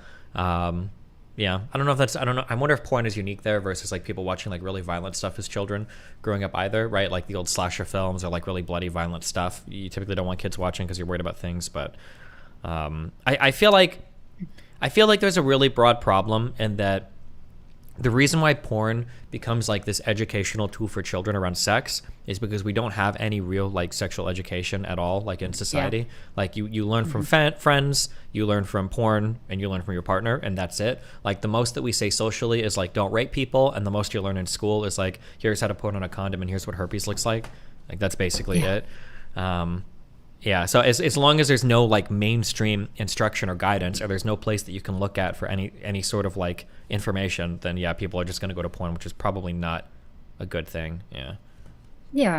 And adults don't want to admit that children are, curious about sexual these things, yeah so. I never understood that. I was worried that would happen to me when I hit a certain age. I'm gonna look at my kid like he's an alien, but like it's so weird. You get these people that are like 35 40 years old and they're like, my 14-year-old, oh no, they would never touch themselves, or they would never like try to have sex with a classmate, not my angel. I was like, bro, 14, are you fucking retarded? Like how old were you when you first were interns? That's such a stupid. I don't understand what happened. Exactly. It happened to boomer parents a lot, where these people they hit a certain age and they're like, oh, my child won't be interested in sex until they're 25, and it's like, you're clueless, yeah. Exactly. Yes. Yeah, very true, yeah. Yeah, but then also a lot of parents, literally, my parents have never talked to me about sex in my entire life. I'm 34. I still think if I were to ask my mom questions about like condoms, she'd blush. Like that's just like the way that a lot of, at least in America, a lot of parents wear. It's insane. So oh yeah, yes, yeah, it's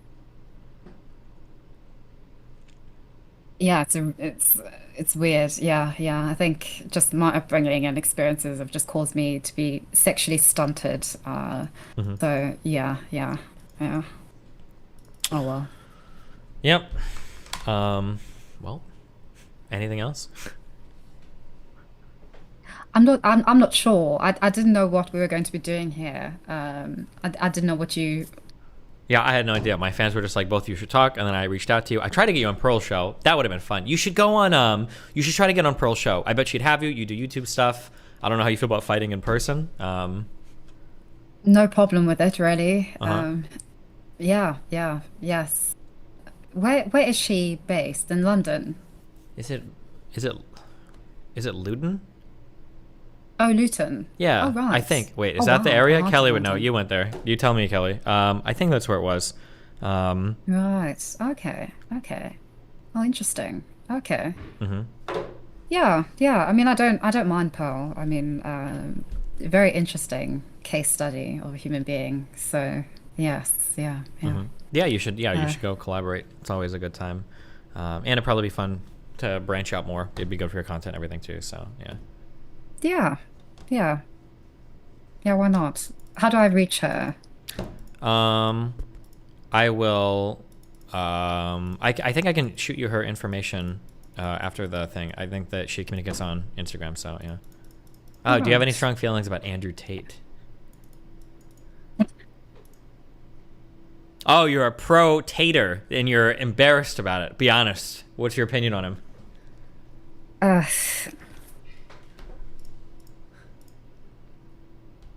mean, I think there's always, especially at this time in history, there's always going to be an Andrew Tate.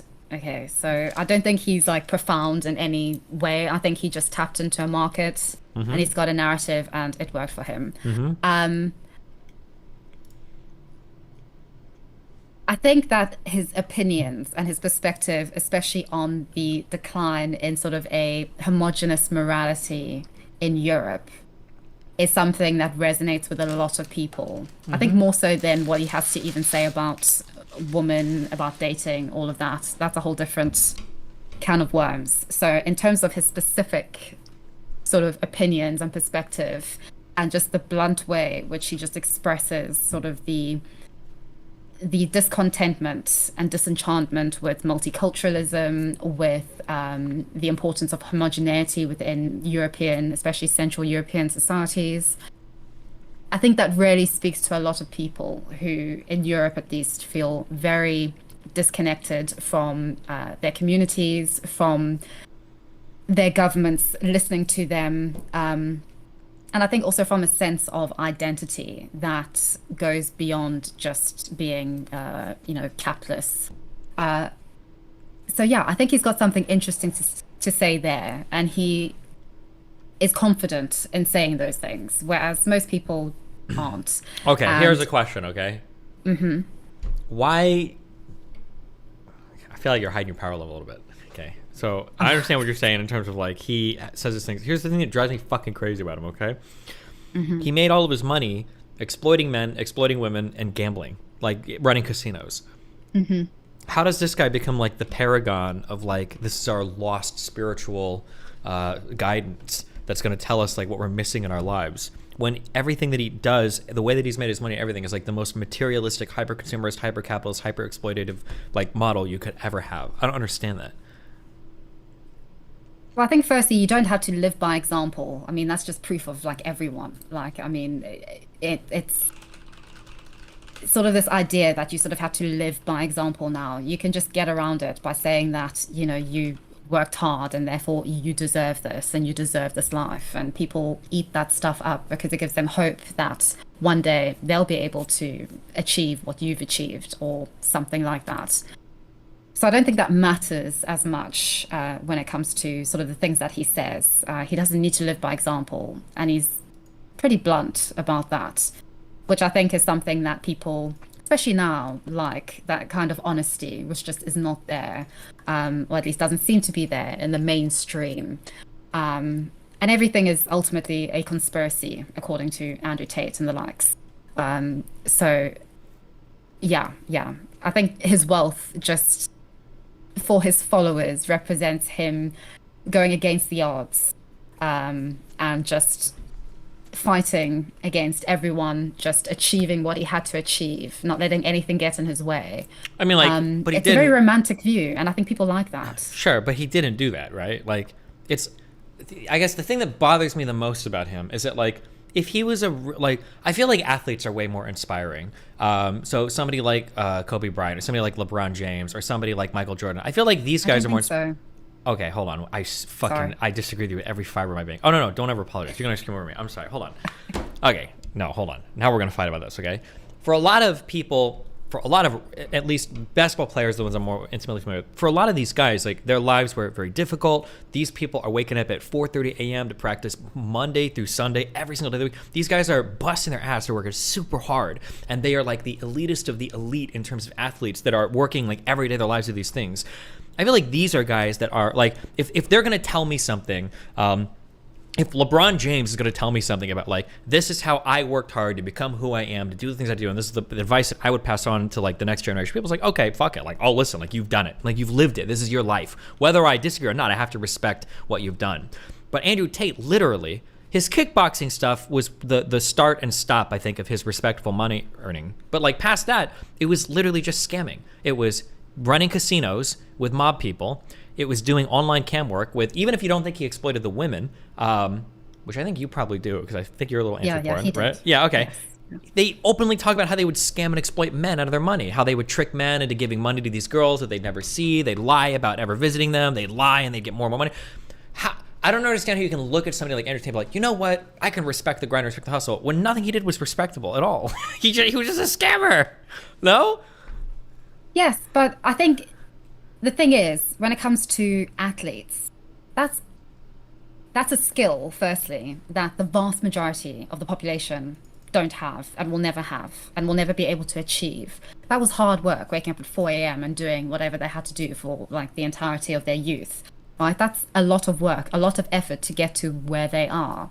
Andrew Tate, really and truly, in terms of, at least based on what his online course professes, I mean, it's as easy as just buying this course and then you can ultimately be like him in like a couple of years from your computer.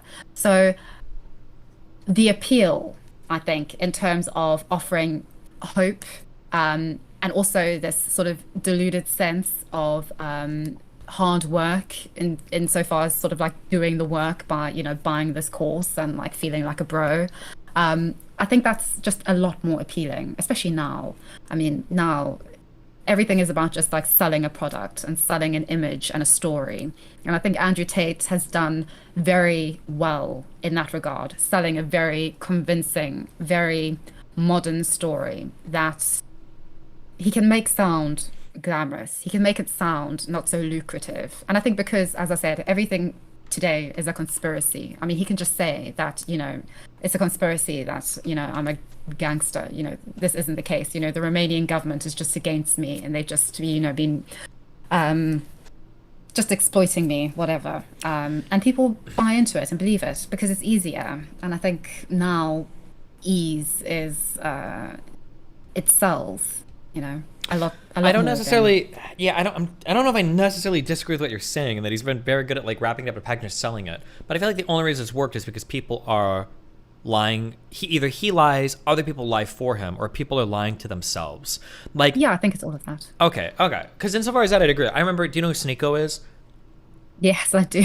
I got into that's another guy. If you ever wanted to talk to him, I could hook you up with him. That'd be a funny Rumble stream. Might be really extreme. I would actually love to. I find him very interesting. Sure. Okay. I could definitely set that up 100%. I'm sure he'd be interested too. But like when I talk to Sneeko and I ask him about Andrew Tate, like you can see these guys, their like faces like contorting when they're like, oh, like Andrew Tate, well, he's awesome. He's a Muslim now. Like he's a really good guy. And it's like, didn't he make all of his money with casinos and like haram women? And they're like, yeah, but that was in the past and he didn't have any choice and he's not like that anymore. And everybody makes mistakes. And it's like all of these like mental hurdles. Like they'll go through all of this shit. And then the next breath say like, a girl that's done OnlyFans for even 6 months is untouchable and she should die. It'll be like the most extreme thing in the world. It's like, how can you give so much forgiveness to Andrew Tate, who is like in my mind, a fucking sex trafficker, but at the very least, the most haram fucking individual in the world? How do you give him all this leeway? And then like for anybody else, it's like 1 or 2 mistakes is enough to like discount this person for their entire lives. Yeah, I don't know. I feel like there's so much cope when it comes to Tate's past that he's like essentially like a gangster and he's done like a bunch of like immoral, unethical things, which is fine. Like I think if Tate sold himself as like, listen, I'm basically a fucking mobster, and if you want to know how I grind and hustle and fuck society, then you know I'll tell you. And if people approach it like that and they talk about it like, then fuck it, I can respect that, right? A lot of people look at like gangsters like fucking Al Capone or the mob or the mafia. There's movies about it. Scarface, you know, you've got all these things. Fine, that's fine, but this rebranding of him, I grew up very Catholic until I was 16. I went to Catholic all-boys high school, Catholic school, so I have a religious background. When I see people defend him and he's like, oh, I'm Muslim now. And now like every fucking Muslim on the internet is like simping for fucking Tate in the weirdest like mix up of conservatives aligning with Muslims I've ever seen in my life. And all these people are like, oh, well, he's like our spiritual leader and our spiritual guider and blah, blah, blah. And it's like, bro, this is like the most hedonistic motherfucker in the world. Like the only reason half you people know who he is because of the funny way he says Bugatti, right? And you guys are telling me that this is your new like religious, you know, imam, like leading you into a new tomorrow. That drives me fucking crazy, but sorry, yeah. Yeah, I think this is just typical we lie to ourselves in order to pretend like we understand what is going on in our lives and in the world, and as if we have control over things. Mm-hmm. And I think the hardest thing is to firstly admit that you're wrong or that you've made a mistake, to apologize, and then to admit that your emotions and your emotionality around some random dude or whatever is purely that. It's not based on any like sound judgment, any reason. And yeah, reason and sound judgment they're boring. They really don't get you anywhere. They don't give you like this false sense of hope in someone or something. Mm-hmm. Yeah. I think that's all it really is in substance. I don't think it goes much deeper than that. Sure. Yeah, and I think Andrew Tate, I think he knows this, and he's just hit it lucky with all the lucrative criminal activity that he's done. And I don't think he'd be where he is now if he had done what you'd said about sort of being open about being a gangster, being an illegal activity, fucking over the world. I think, no, not at all. Yeah, I think I don't necessarily disagree. But I hate him. Likewise. Yeah. Yeah. Are you religious at all, or? No, not practicing, but I read my Bible because I like the stories, and I think there's a good moral message in there. And I do think that religion is a net good for the world. I think I'm very pro-religion in that way, even though in my personal life I'm not. But yeah. So I guess sort of inevitably like sort of Christian outlook on things, but yeah. Are you practicing or? Fuck no, I'm ultra atheist and I hate the stories of the Bible. So, no, I'm just kidding. They've got like a good message, but it seems like a lot of Christians somehow miss the point sometimes, but yeah. Yeah, yeah, definitely. Yes. Somebody said, Destiny, confront her about calling herself a femcel. You call yourself a femcel? A femcel? No, not at all. I think we know these. I think this has to do. No, I'm not a femcel, but oh yes, about being involuntarily celibate. Basically, is that what they mean?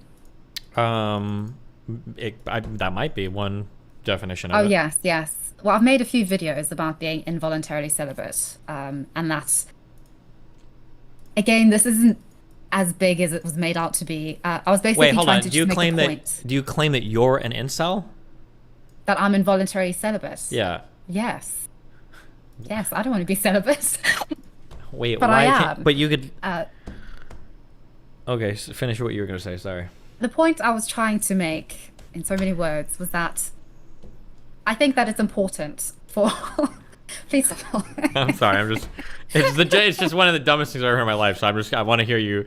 I'm just curious if you can build the bridge out to make that make sense. Because you have a particular definition of being an incel. Yeah, well, celibacy means not having sex, and involuntary means that even if you wanted to have sex, you wouldn't be able to, which doesn't make sense for like 95% of women on the planet. So I'm just curious how, yeah. No, I do disagree with that. Okay. Especially in this day and age, I do disagree with that.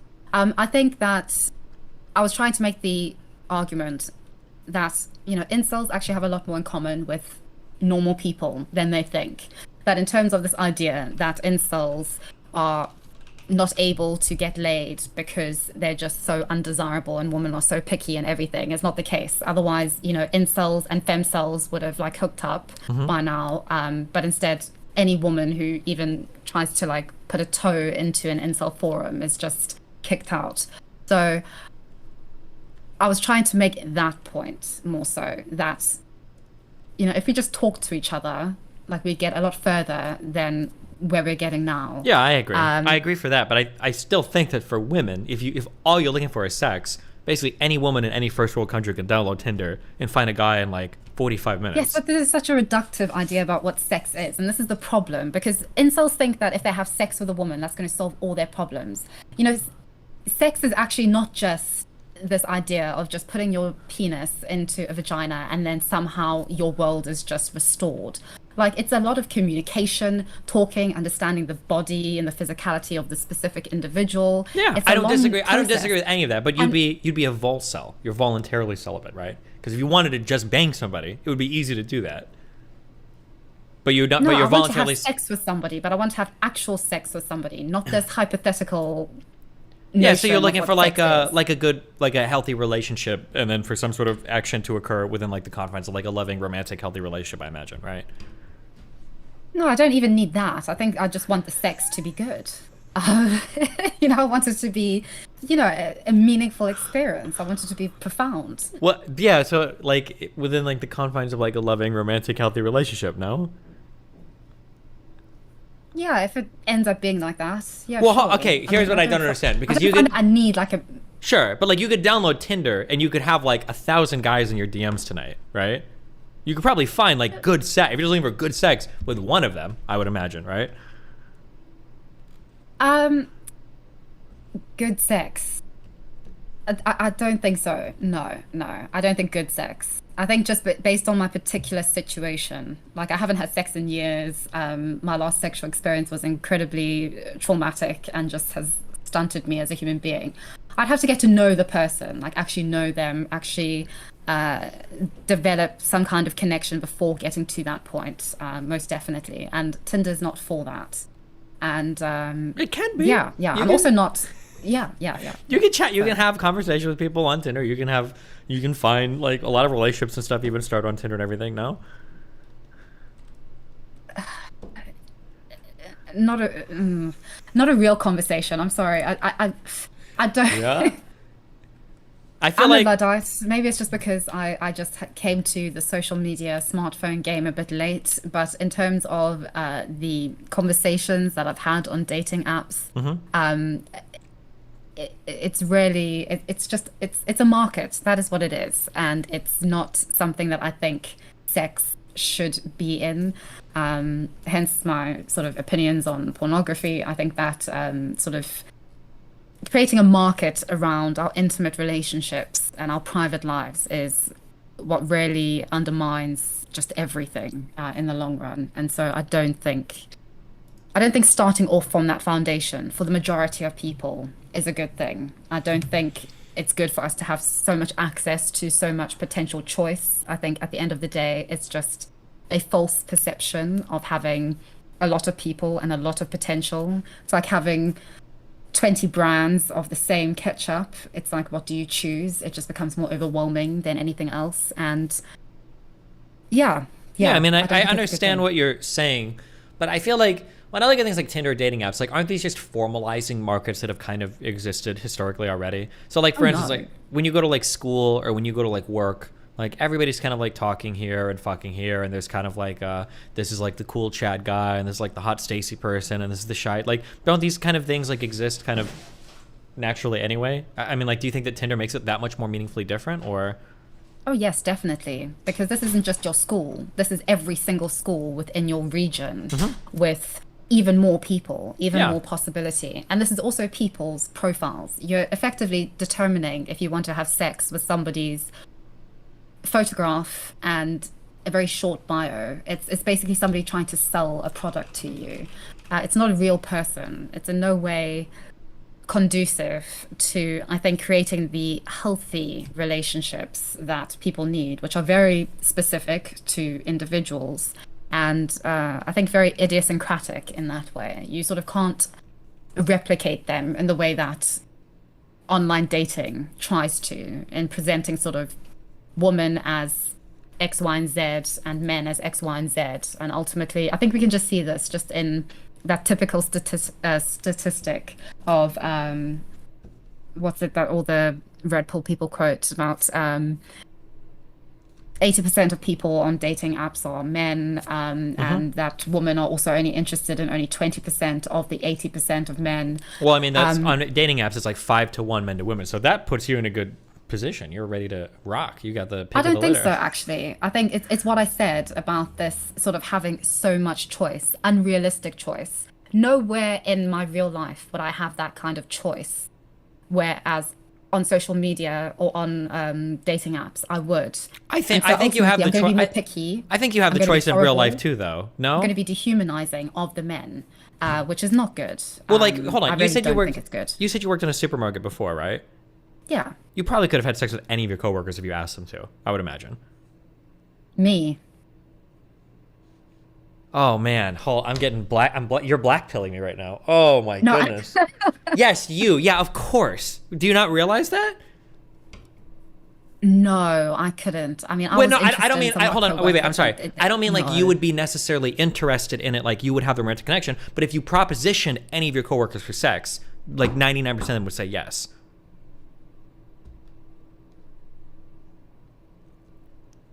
Okay.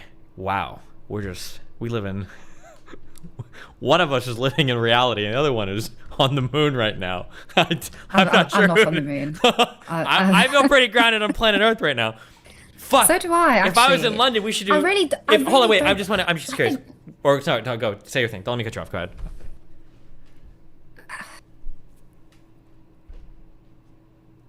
Oh, okay, hold on. Well, we're not gonna talk. If you were on the street, I don't even know how to respond. Yeah, I'm just curious. If you were on the street and you're standing there and you're polling guys, and you're like, and you just ask a stranger, "Would you have sex with me?" What percentage of men walking up and down the street, if you asked them that question, what percentage of them do you think would say yes?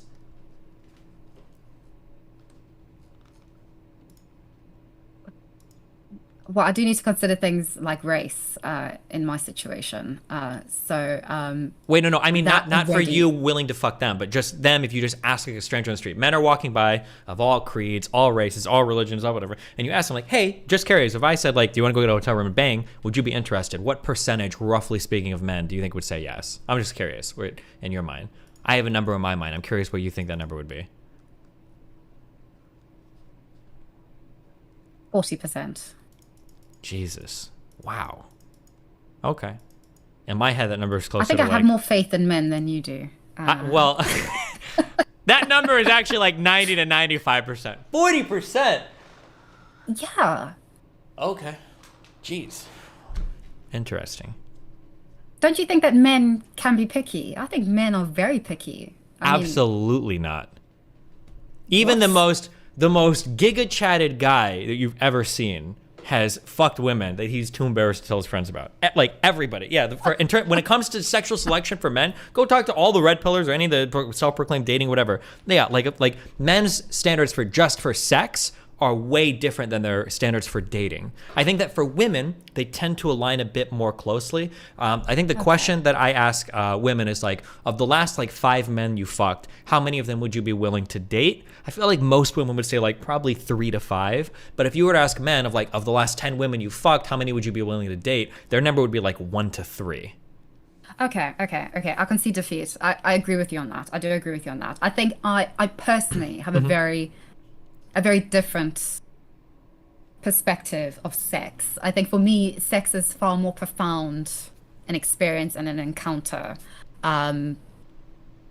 Which is fair, which is fine. There's nothing wrong with it. That's and even if I'm being sexist, that's like the woman answer, which is fine. That's the answer that I think a lot of women would give is like, because but the reason why I think God, fuck, I'm like being red pill right now.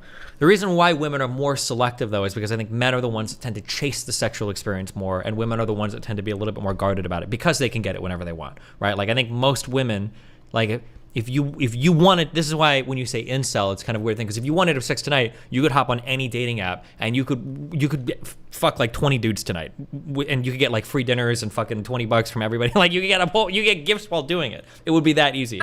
But for guys, it's not the case. It would be challenging, even for like really chatted out dudes. If you're just hopping on a dating app, you'd still have to put in a bit of work to find that experience. But yeah, I would push back a bit on that, because I think with pornography, that's sort of taken women out of the equation in terms of that chase. That's so not true. It is okay. Now I understand where you're coming from this. So now I'm gonna push you harder back to this. Absolutely not. Pornography is never a substitution for sex for men. I don't think. You might jerk off because of whatever, but a lot of it is. I don't think it's a substitution at all. Sorry, God.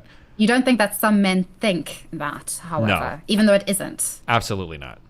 just based on the proliferation of porn, just based on the consumption of porn, just based on the number of incels that we allegedly have in modern societies, you don't think that this is now seen as an alternative, like sex dolls, for instance? Absolutely not. If anything, I think it makes you want the sex even more. I don't think that anybody's like, Really? oh, yeah. Like, you're like, oh, God, like, I really wanted to bang tonight, but thank God I've got my favorite porn video, and this will, like, last me for a week, so I won't think about girls. I think, if anything, the porn makes you want it, like, even more. I don't think it's a substitute ever. Not even close. No. Okay, so then in that way, is sex then more profound for men? Yeah, I think they enjoy the experience more than pornography. Yeah. But differently to how women find it profound. I think broadly speaking, men and women engage in sex a bit differently. So no, I think they would find it profound in different ways. Okay. Mm-hmm. Wait, hold on 1 second. I'm sorry, 1 second. How are people saying Destiny's wrong? LOL.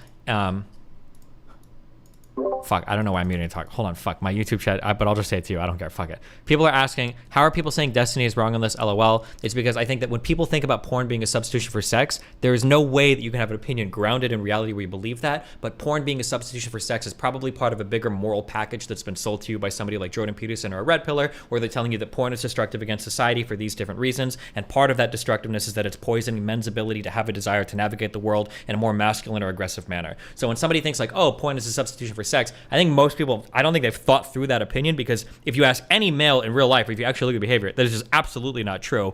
But I think that it's part of a broader package of how people view the world. So they're like, oh yeah, that makes sense. But like, given the opportunity for a guy, like if he had the option to go and fuck a girl, and either was like a realistic proposition, or if he had the ability to masturbate to porn, he's not jerking off to porn. Like that's never happening. Like Abba in chat right now is disagreeing with me, and I actually didn't know this when I asked Abba Abba from Abba and Preach? Yeah, he's a fucking loser. Okay. But Abba in he's chat, not. he He's absolutely is. absolutely right He's on like this. FD Thank you, signifier, Abba. but even more of a fucking loser than him, okay? So Abba in chat is saying that Destiny's clearly wrong, but I actually specifically asked Abba, and this was funny to me, okay? I specifically asked you, Abba, on stream one day. I said, would you rather have the worst sex of your life or just say fuck it and masturbate? And for me personally, because I have access to sex, I would just masturbate. I don't give a fuck. If I think it's gonna be a bad sexual hookup, I'll just fucking jerk off and fuck the girl. Not fuck the girl. She can go home, okay? But you told me, you were like, nah, bro. You said, guys like sex so much, even if it's a bad sexual experience, the guy would rather have sex with the girl than just go home and jerk off. You said that. I got you saying that in 4K on stream, motherfucker. So don't contradict yourself now. Okay, sorry, I'm back. But yeah, I don't think that, because I wonder how we would pull around this or what we would find, but like, given the opportunity, do you think that if you had the opportunity to go out and chase a girl, do you really think any amount of porn could like seduce a guy away from going after like a girl that he knew he could realistically fuck? Yes, definitely. It's so much easier. You just turn on your screen and it's right there. There's no challenges. There's no having to get ready, to get dressed, to go out. There's no insecurity involved. There's no judgment. And I think that's what we all fear, rejection and judgment. And I think now more so than ever, especially with young men in modern societies and with modern women, or at least the stereotype of, you know, the picky, entitled modern woman, I think it's definitely a very convenient substitute. And I think a lot of people, even if it isn't realistically a substitute or a sufficient substitute in the long term, I think now for a lot of young people and a lot of, I guess, men who are sort of disenchanted with their relationships or what have you, they can convince themselves that it is a sufficient enough substitute. It's easy, it's quick, you can get the job done, you can just get that release that you need. And so I do think so. So yeah. I agree with what you're saying, that going out and talking to somebody doing all that can be shitty. That, like, I agree with that. But whether you have porn or not, I don't think changes that. Like, if you're like a really shy guy and you don't want to go out and put the work into getting a woman, like, you won't do that. It's not like if you take porn from those people, they're all of a sudden like, well, can't look at porn. I'm about to go fucking hit the gym. I'm about to go out and confront my fears. I don't think that ever happens. I think if you take the porn, I think their situation is the exact same. Now they're reading erotica, or they're just masturbating in their bedroom.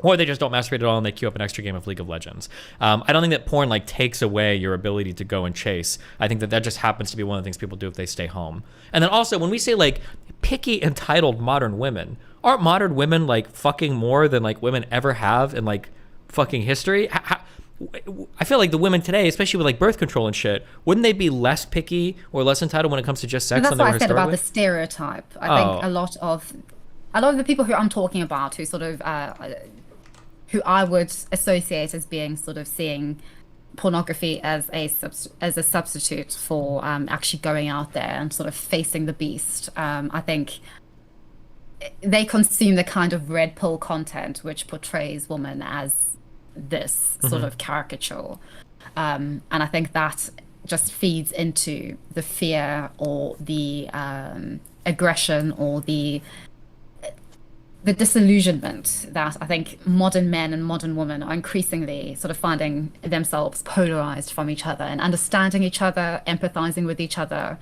and communicating with each other. I think all of this is just about basic communication, which we really just have lost. And I think the internet just contributes to that. And I think porn contributes to that, especially, I'd say with the average woman in terms of their introduction to sex. I think it was a pretty unpleasant experience because I mean, mine was basically being treated like a sex doll, and then I saw porn. I was like, oh, okay, so this is why that happened, and so I think it is a contributing factor to that.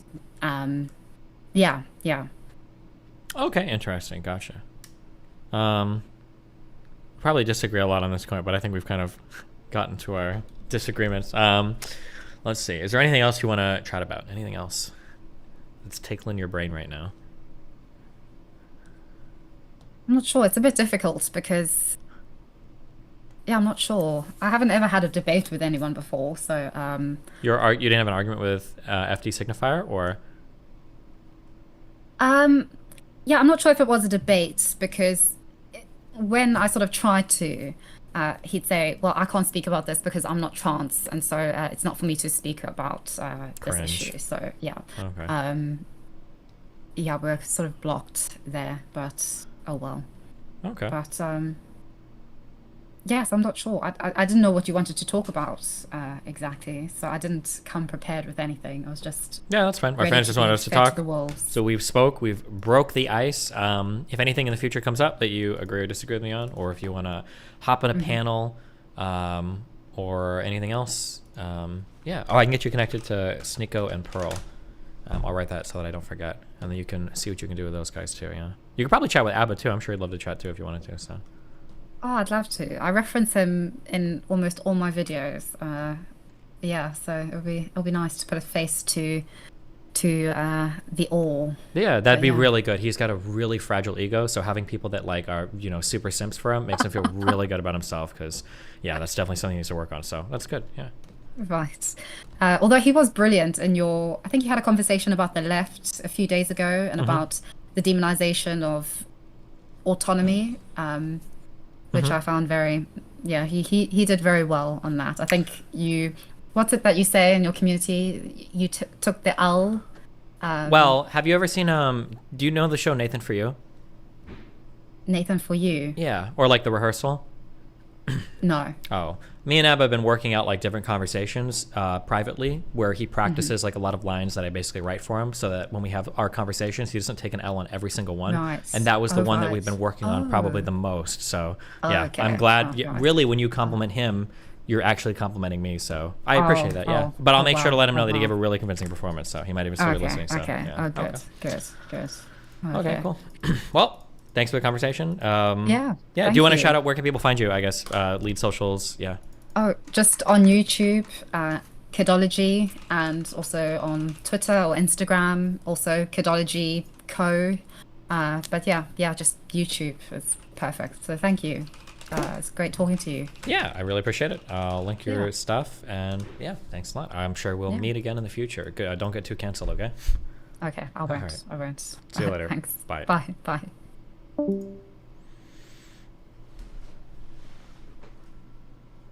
Who's that guy? I feel like there are certain topics that come up, and the only possible way you guys can think this thing is if you've been sold some shit on some other ideology and you've never thought. The idea that men would use porn as a substitution for sex. No shot. That it feels like a substitution I can understand like staying home and jerking off because you don't want to go out or whatever. But like, if you took the porn away, I don't think all these guys were like, okay, I'm gonna go out and now I'm gonna try to hit on these women now that I don't have porn anymore because I can't find release any other way. Maybe if we were talking like some like fucking porn world, maybe we've got like men who are like their hands are, or they all got what do you call those cock cage things? Chastity cages, where every man is a chastity cage, and the only way you can ever get off is like with a woman. Maybe in that world, now I agree with you. Where like, okay, now men are desperately trying to go out and get women and shit because they're all locked in chastity cages, and women are the only ones in societies with the keys. Maybe then, okay, sure. But like, I don't know, man. Also, the idea that like porn is a substitution for like a real life, like warm person to like be next to and love and everything. I don't know. Maybe I'm just gay. I don't know. Whatever.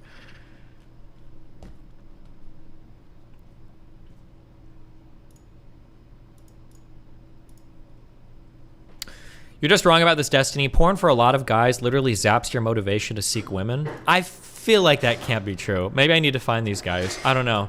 We talked to a guy and he's like, you're like, damn, bro, you've been single since you're like, you've been single for 4 years? And he's like, yeah, I have been single for 4 years. Problem? And you're like, well, aren't you kind of like lonely or whatever? Lonely? Last night I had Jenna Jameson. The day before I had Mia Malkova. And tonight I got a threesome planned with 2 other hot porn babes. Why the fuck would I be lonely? And it's like, what? Do you guys think this happened? No shot. No shot does this happen. I don't believe you. No shot. Wait. Laba wants to call. Let me go grab a Red Bull and shit real quick. Hold on, give me a sec. I'll hop in my room, okay?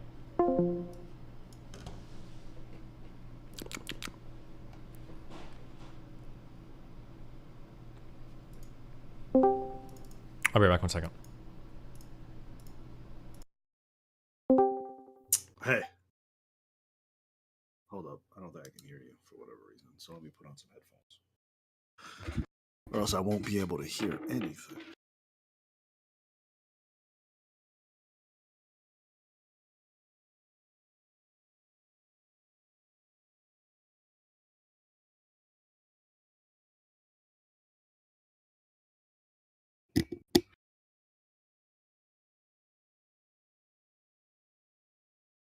Can you try talking, Destiny?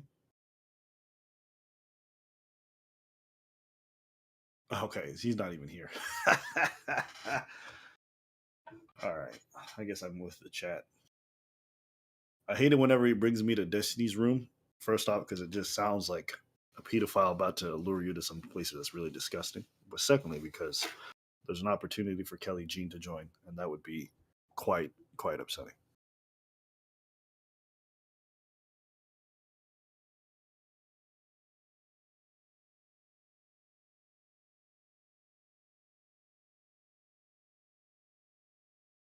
If anyone found the clip that he's talking about, I'd love to discuss it.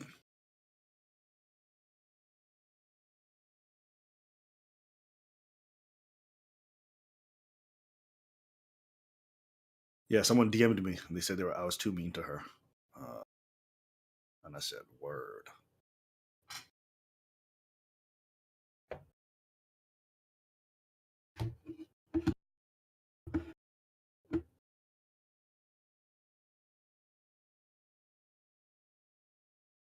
All right, I just put out a video. What's going on, Abba? Holy shit, who just scared the shit out of me? Okay, Forethought, how you doing? No, it's not Kelly. Maybe it was her with a voice changer. I was waiting for you to make a stupid voice and then go, dude. Oh. If I don't like someone, I just tell them. But I think generally, if I dislike somebody, it's merited. It's rarely like out of nowhere. So I never feel bad for disliking someone and letting them know I don't like them. People get weird about it on the internet. Yeah. It was funny because people were like, oh, I think Abba's a misogynist. I'm like, first off, Brittany Simon was in the whole call and we had no issue. And there was also, I believe it was Zonia, the trans woman, and that no issue. So I'm like, it's interesting. I can't dislike a woman. You did slap Brittany Simon, though.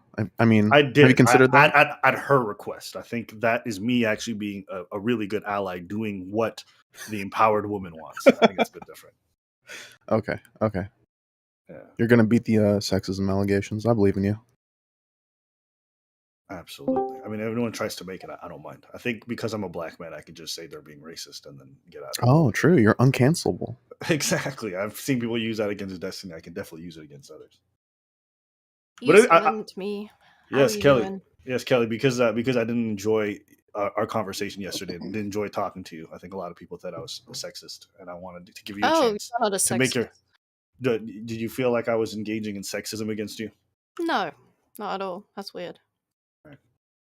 Great. Did you feel like I was being unfair to you? You can have a chance to criticize me now. No, I don't think so. Wicked Supreme was. But I don't think you were. You just talk a lot, which I like because I like listening to you. So it's not like a bad thing. Okay. Sorry, I probably didn't interject correctly on a number of occasions, but I wasn't the only one who was kind of bad at that. So. Oh my God! Who fucking let Kelly in here? Abba Listen, dude, we need specifically content. summoned me. Wait, Summoned is that someone else? is a very strong word. Let him Summoned know. is a Tell him very how it was strong unfair word. to you. Stop! Let's hear Whoa! Everybody shut the fuck up. Abba was gonna talk about something interesting, and now 50 million of you fuckers are fucking sliding into here. Chill. Christ. Okay. I mean, Destiny. Whenever you go into Destiny's room, I feel like this is just what you want to happen. No. Not if we're gonna talk about something actually interesting. Okay. All right. So, in regards to the whole substituting porn for sex thing, Yeah, go for it. Feel as though there's no world in which you could see that men who are masturbating would either kind of mentally persuade themselves not to go out and have sex, or feel very like unmotivated to do so. Like, I think the answer is yes, but not anywhere near as connected as people are, as you guys are saying. So we either completely agree or completely disagree with this. So like, I can imagine a world where a guy's kind of like shy and lazy and doesn't go out much and he like jerks off to porn. But I could never imagine a world where a guy like has a group of friends and there's like, you know, women in that group and some of them want to, you know, maybe hang out or whatever. And he's like, I could ask her out and, you know, go and hang out and stuff. Or I could just masturbate. I think I'm just going to do that instead. I could see the former happening, but never the latter.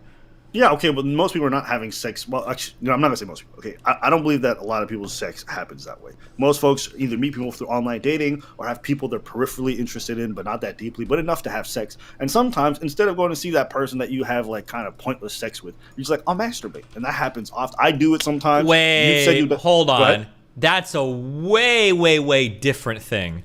If you're gonna okay, hold on. I might agree with this, but if you're saying that like, you're a guy that fucks regularly, and one night you could go out and hook up with a girl, be like, I'm just gonna fucking jerk off tonight. Yeah, I could totally see some people doing that. But she was saying that there are like virgins, like incels, like people that never go out and chase women because they don't need to, because now they have porn. Those are two totally different things, I think. No, but I think it is one of those coping mechanisms that probably helps them convince themselves they don't. But I would agree with you that for most of those incels, if they had an opportunity with someone they really like, they would, even if they just beat their meat, they would cut off their dick and reattach it to go fuck the person if they really had an opportunity. Oh, fuck you. Then I think we probably agree on everything. Which is fair. We agree. It's just the way you framed it. You just sound like, in general, like, no, there's no way I could see a man. I was like, this sounds crazy. Like, there's well, no, because a lot of men. The context that we were talking about was in the context of like incels and stuff. That there are some men, because she's quoting, I think, a Jordan Peterson line where Jordan Peterson says, like men don't feel the same drive to chase women today because they just have porn. And it's like, there's probably a lot of men that don't have the same drive to go pursue women, but I don't think it's because of porn. I think it's because of all the other shit in life. I don't think people are like, oh, I've got porn, I don't need to have sex with a real woman anymore. Okay. Yeah.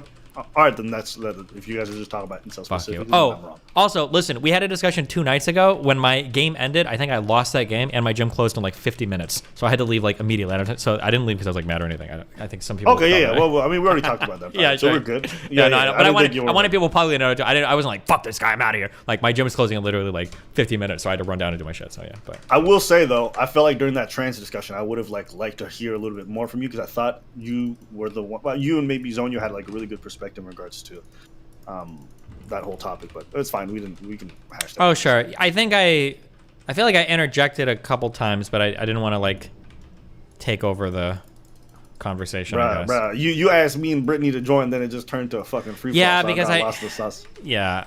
It's all good. It happens. But yeah, I guess we don't disagree on this topic, so I won't just fight you for the sake of fighting you on it. Yeah, that's what you think. All right, I will leave you guys to it, and yeah, have a good one. Okay, be careful. Do you see how that guy fucking pussied out of here immediately when he realized how oned he was? Okay, who's left in here? I know all of you fuckers didn't leave. I'm still here, Oh. but you told us to be quiet, so I was being quiet. Okay, well, you can speak now. What's up? Thank you. I'm just hanging out playing some Apex. Nice. How was dealing with Reddit the other day, Forethought? What do you mean? Fun. I saw there was a bunch of deleted comments. Ooh. Oh, you know, some sexism. I didn't even get to see most of them because you deleted them so fucking fast. So I don't even know what they were saying. Wow, simp alert. No, he left plenty of negative stuff up there and just not like straight up misogyny. Jesus Christ, imagine losing to a cannon rush in 2023. Holy fuck, You think I'm losing? I just crushed this dude. I didn't even lose my fucking expo. Nice try, though, dipshit. What are you ranked in this fucking game now? Do they have a toddler league? Sorry, dude. I play real games. Yeah. Sometimes when I'm wondering where Forethought is and why no work is being done on my subreddit, I just hop onto my fucking Bronze League Apex account and I queue up and he's in every single fucking game. That's the kind of gamer you are, okay? Don't ever forget it. Steve, that's called projection. Projection? Mm-hmm. Yeah, I project LP losses on you whenever we're on opposite Do you think teams, projection is a real thing? I go back and forth on it. It is. I think it's crazy, but yeah, it is. Oh my god, look at my position here. It's fucking perfect.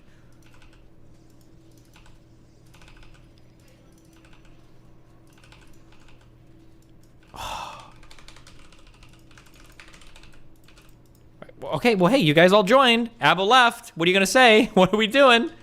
I sent you a message. I What'd wanted you to send a ask message? if we can talk about puberty blockers or not. Yeah, 'Cause what do it you was want to talk brought about? up- Please no. Oh god, please not trans Yes, issues. I want to talk about trans I'm gonna issues kill with myself. Kelly. No. Kelly's about to redeem herself in the eyes of the chat. Oh god. Go ahead, Kelly. What do you got? What about him? Jesus Christ. Yeah, what about puberty blockers? Well, it was just brought up in the kidology conversation. Indeed, so, it was. Okay, so there seems to be a lot of, I guess, boogeyman type of conversations around puberty blockers, which is odd because a lot of the talking points that are brought up are like, we don't know what they do. But I'm like, these are medications that have existed for like nearly 40 years. We know what they do. They weren't developed specifically for trans kids. They were developed to stop precocious puberty and a number of like different illnesses, yes, that can cause that. So I don't understand, because we discussed a lot of this after the stream. You stopped the stream on Tuesday. What? But Yeah. a lot of people seem to not have really looked into any of the medications that are available for puberty blocking.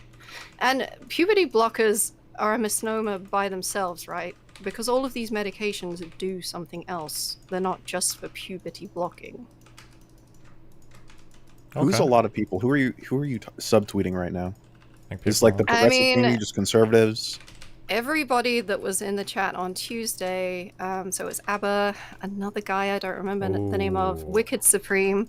Wicked Supreme decided to say to me that because he asked me for my credentials, I guess because I listed the names of things he didn't know how to Google or whatever. I don't know. Wicked Supreme. I'm not sure. But then he said, oh, we must ignore her because she's not a doctor, whilst everyone else in the chat was also not a fucking doctor. So it was a really strange comment, and then just refused to engage. So I was like, all right, never mind. That sounds like Wicked Supreme, actually. Like, Sounds exactly like me. All right, GSU Gambit brought up that some children's hospital in Sweden decided to stop sort of, what is it, administering puberty blockers en masse, except for outside of research trials or something like that. And then some national like medical advisory board picked up and carried that momentum, and it became sort of a national policy that they were going to stop like blanket prescribing puberty blockers. And so I told GSU Gambit, okay, I want to look into this. And then Kelly came in and said they're perfectly safe.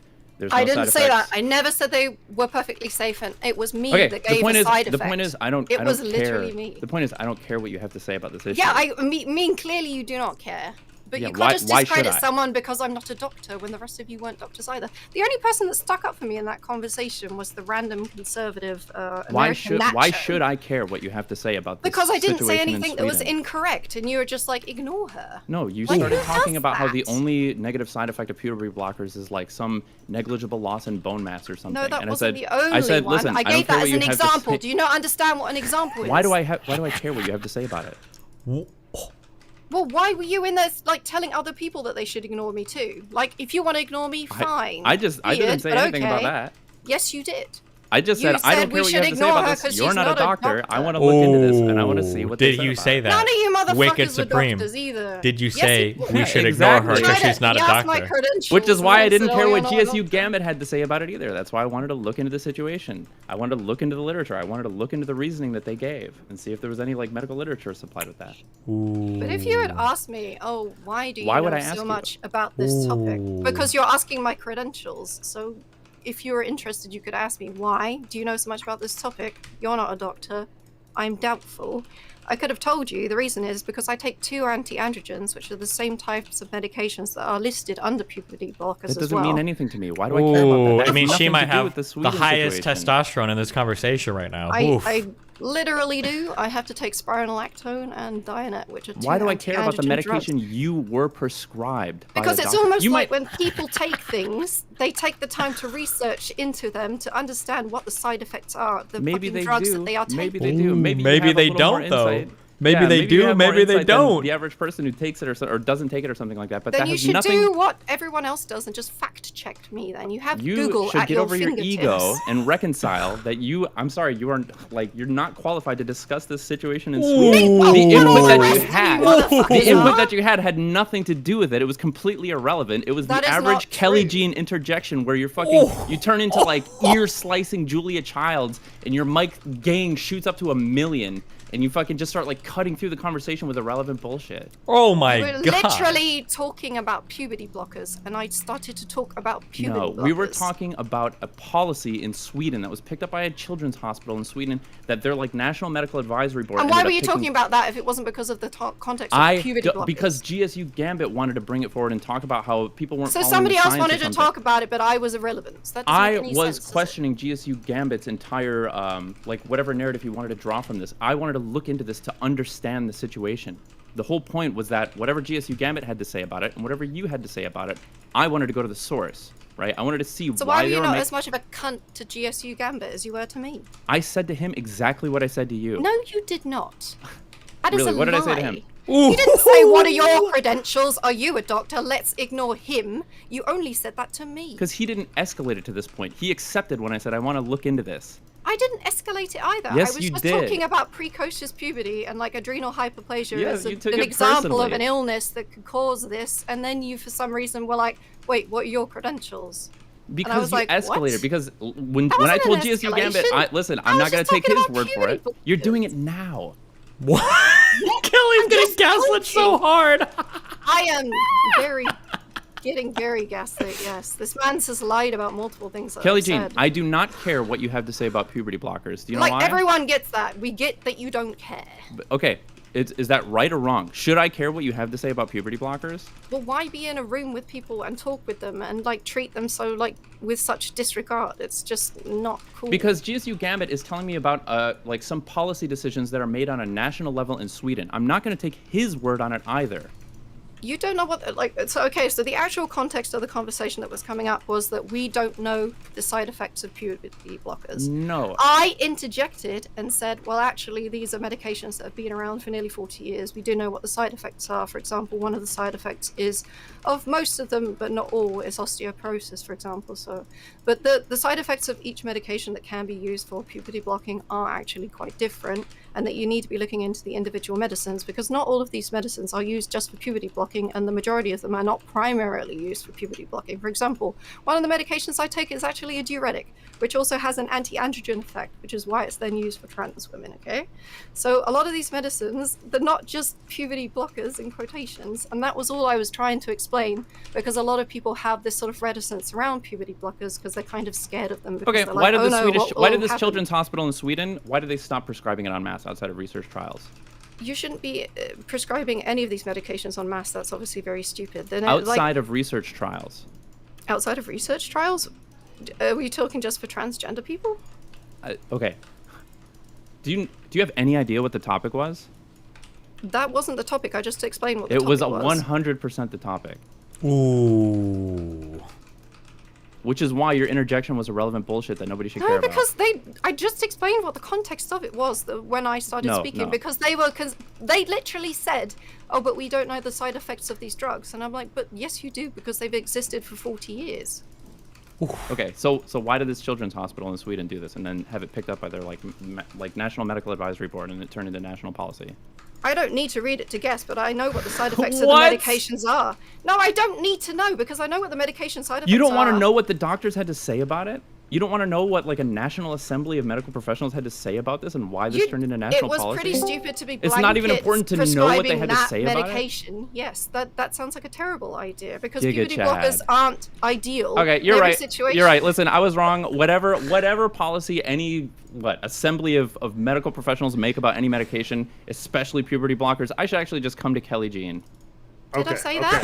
Giga Chad. Giggity, giggity, giggity. Asshole. You guys are having an online argument about an offline conversation that you guys had off stream on Destiny stream right now. This is like super pointless. Well, actually, I sent a message to Destiny earlier saying I would just like to discuss puberty blockers, because there seems to be a lot of misinformation. Okay, then around quit it. telling me about how it was super unfair to you, because I feel like You I was. were unfair to me. I don't think so. Okay, wait. Can I interject for a second before Abba says?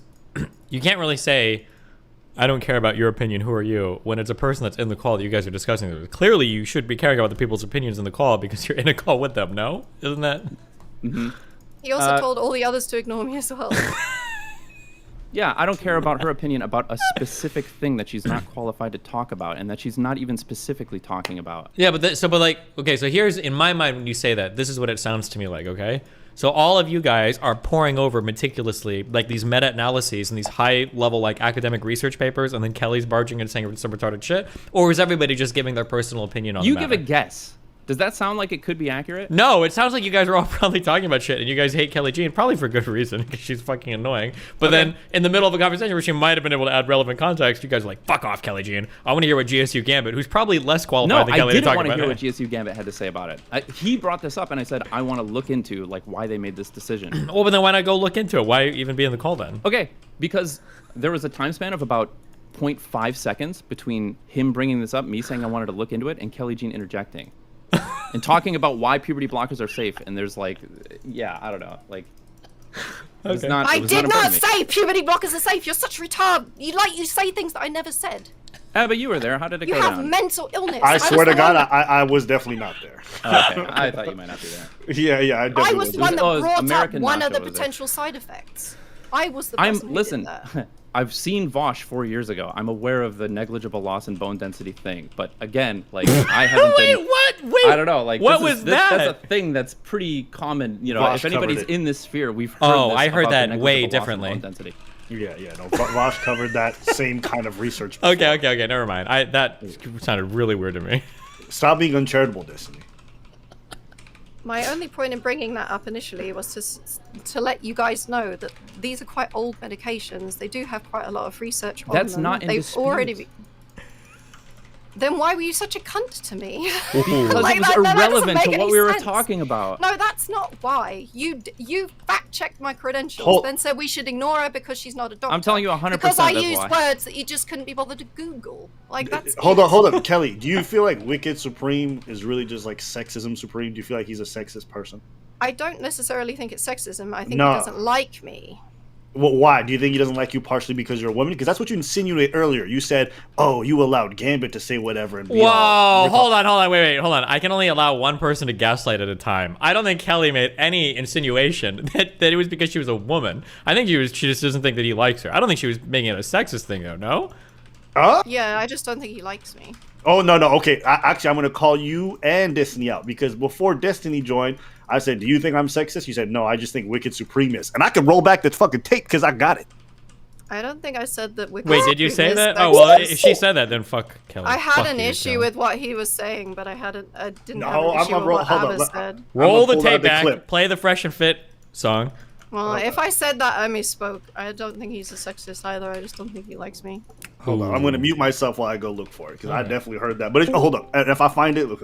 Wait, who else just joined? I wish there was like an Hello, announcer. Sonia. Oh boy. Oh, we're rolling it in. Another 12-person panel. Yep. Okay, let me address this directly. Kelly, yeah, I think sometimes you're like really disruptive in these conversations and you say irrelevant things and your mic is really loud. I would say Ooh. I don't super enjoy like having you in conversations all the time. But like we met at TwitchCon and we met in person you were like super chill and super cool. Has nothing to do with me disliking you. Then why did you say the things that you did say? They were really dismissive and not nice. Yeah, because you should be dismissed. If somebody's saying, I want to look up the most current literature on this thing, which has caused, for some reason, an entire country that has been really progressive on the use of puberty blockers has completely reversed course. I want to look into why. And if you're like speaking on the topic of why, I don't want to hear what you have to say about it unless you're quoting like. Unless you can point me somewhere to look or something like that, right? I was that's trying to relevant. give information on puberty blockers. It was incredibly relevant to the context of the conversation. I don't understand why you don't think that is. It wasn't relevant. Yes, it was. I have explained now twice why it was Okay, relevant you think in it the was, I context think of it this wasn't. conversation. So could you not have just like quietly ignored me instead of being a cunt like that? I don't get it. Oof. Okay, I don't think it's really difficult to quietly ignore you when you're like piercing through everyone's ears at like 1 billion decibels. That wasn't even and you're true talking in that over instance. everybody. Everyone talks over me too. Like, why are you putting this on me? Like, I'm Ooh, she just said me too. Oh wow, fucking destroying Wicked Supreme. Oh my god.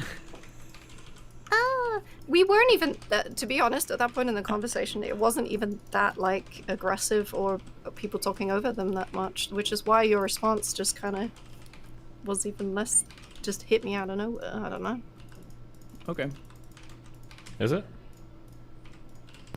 There was no like aggressive back and forth at that point in the conversation. No, I was just talking about what puberty blockers actually are and the side effects of them. I don't doubt that you have some understanding of puberty blockers, and based on the fact that you're prescribed it, that's great. Like, I don't doubt that you have some insight, but that insight might be dated. When we're talking about cutting-edge policy that's made on a national level in a country that's been like really progressive on the use of puberty blockers and being like really permissive about it, I'm thinking there might be some new understanding about these drugs, or there's some decision, or there's some new information that they're making this decision based on, you might not be privy to. And if you're not talking about that specifically, like, I'm really not that interested in what understanding you have on how they work or their safety. Okay, let me engage with what you just said. So do you think realistically that a medication that's only ever been used on kids when we're talking about puberty blockers specifically, although they are medicines that are used for a variety of other things depending on the medication, do you think something that we've used for precocious puberty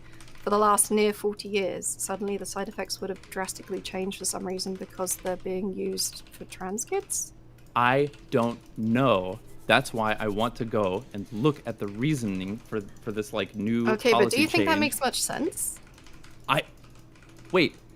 Then I'm just gonna ask you again. Why do you think they made this decision? Why do you think the entire country of Sweden has like completely reversed course on this? Because there are negative side effects that have existed for the last 40 years that these medications have existed, and they're also not ideal. Like, for example, if you're a really that doesn't small answer trans my question of girl, why they changed course. because they're not ideal in every situation, and I can explain why. For example, if you're a transition. Wait, Kelly, real to be a quick. What trans- he's asking is, it's clear that they're not ideal in every situation, but like, why did the thought change? Because apparently they thought it was ideal before, but now they no longer think it's ideal. So why the change? Well, that was incredibly misguided. I don't know why they would have thought that it was ideal in every situation. That was probably just doctors being dumb. I don't know. So, do you believe that you're qualified to make national level policy on the use of puberty Oh my blockers? goodness, that's a little bit extreme, I think. But I'm not I supposed don't to think it engage is. in that conversation. I think we're here to have a little bit of a discourse around it, right? So we're going to inject some of our opinions and perspectives. We're not considering ourselves to be wiser than the collective medical establishment, right? Yeah, I wasn't arguing from authority, by the way. If I just wanna put that out there. if you did have some relevant, legitimate authority, I would be happy to listen to you. If you're like, whoa, hang on a minute, I'm a doctor and I deal with this sort of stuff. I'm like a child developmental, whatever psychologist, and I've specialized in, I've got like a fucking side degree in pharmacy or some shit, and I have like a ton of insight in this. I'd be like, oh fuck, tell me about it. Like, well, that but would hold be- on, but that doesn't fit any of your criteria either, though. even if they were qualified. Like why, unless they know specifics why the policy changed from one country to another, or why that country changed their policies. They just because they know the pharmacology doesn't mean they would know why they made the difference in opinion. I would at least have some faith that somebody is, if they're commenting on this and they've got like a specialization on it, then they also possess like, you know, the responsibility to keep up on this topic before commenting on it and like have some insight on the topic as well or something, or at the very least on like whatever the latest research on it is, and be able to provide some insight on why I could they may be have totally based on wrong, this or and that if or somebody who's in these fields wants to correct me, that's fine. But just because you're a doctor doesn't mean you know anything about You're right. current research. You're Okay, right. all right. But You would it need to be means a it means more specialist, than somebody yeah. who's has no medical training whatsoever, right? Maybe. You would need to be a specialist, probably an endocrinologist You grant or something deference along these lines. You grant Yes, deference on a because- gradient based on a person's authority. But nobody in the call was a doctor, so I don't see why it's relevant. That's right, which is why I wasn't taking GSU Gambit's word on why they made this decision. You could have just fact-checked what I was telling you. Oh my god. Instead of just being like, Oh fuck my you, you're not a god. doctor. He's like, oh my god. We can Kelly. loop one more time, and then I'm Am I not gonna start muting people. I'm gonna lose it. Abba, what do you want to contribute to this right now? First, I owe Kelly Jean an apology. I asked her if I was being sexist, and she said no. Then I asked if anyone else was, and she said no. And I said, is anyone being unfair to you? And she said, Kelly, "It's dude, I'm free." sitting here watching Kelly getting gaslit by like 3 different people. It's fucking hilarious. Hey, well, listen. If I'm wrong, I'm wrong. So I just said it. Kelly, I owe you an apology. That was wrong. That's okay. Shut up, Kelly. I will say, okay. I will say, Destiny. I feel like your streams reach higher highs, but I feel like overall quality of your streams are inferior to Hassan's stream. I think Hassan, in terms of quality of content and consistency, is outpacing you. Wow. Outpacing Oh my god. Brave. So true. Well, why don't you So go I'd talk be to him tuning then, huh? I'd be tuning into Hassan's streams, you know what I mean, just as a hate viewer, and I'd be like, damn, this shit kind of fire. Like, I think I might sub, or what do they call the ones where you pay money or something like that on Twitch? And I was just like, bro, why isn't Destiny? And then I gotta watch you do StarCraft and just take a bunch of L's, and it's just like, I don't want to see the people I admire take L's. Yeah. Has Hassan beaten space exploration in Factorio? Nope. Has Hassan almost gotten a Grandmaster in StarCraft 2 after being AFK from the game for years? Nope. Do you think that's a gaming? Do you think that's a gaming achievement? Do you think that's a gaming achievement? What you've just done? Which one? Any of them? Yeah, I guarantee you, none of your gaming achievement even come close to playing Among Us with AOC. Yeah, it does, because he was a simp for that. Okay. Okay. Fuck. Hold on. When you get Joe Biden to play fucking StarCraft with you, I'll take you seriously. Until then, bro, like, get your fucking shit up, man. This I is will sad. get Biden, and he will play with me, because me and Biden are. Get gonna a be single homies. politician to play with you, and then I'll take you seriously. But right now, this gaming content, bro, it's just not doing it, bro. We want to see you yell at somebody. We want to see you have a debate. We want to see you go. Anything else? You know, I want to see that on repeat. Yeah. Watching you take L's in StarCraft just makes me feel like the left is always losing. Well.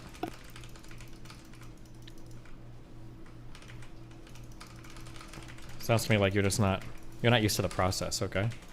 Even your comebacks are trash when you play this game. You're so focused You don't even on know how to trying play do- this. You're farming chat so hard right now. Is this what you do? Is that what you are now? You're a farmer? You're just here to How farm dare chat? you tell me I don't know how to play StarCraft? You know I played the original. I've never played StarCraft 2, I won't lie, but I played the original quite a lot. Yeah, I'm So sure. yeah, how you gonna tell me I don't know how to play? Got a lot of insightful things to say about it, okay? Listen, you don't think I've been part of a few Zerg rushes in real life? I don't know what that means, but I'm not gonna lie, it sounds very criminal. it does. Sounds pretty immigrant-based, too, so not a big fan of I'm that pretty sure terminology. Zerg rushes are what they called the migrations of the Yeah, Arabs. unironically, I think they did, so. I'm gonna tell Preach. He's not gonna be very happy about that. I don't think Priest gives a shit about none of this stuff. Oh, he'll care.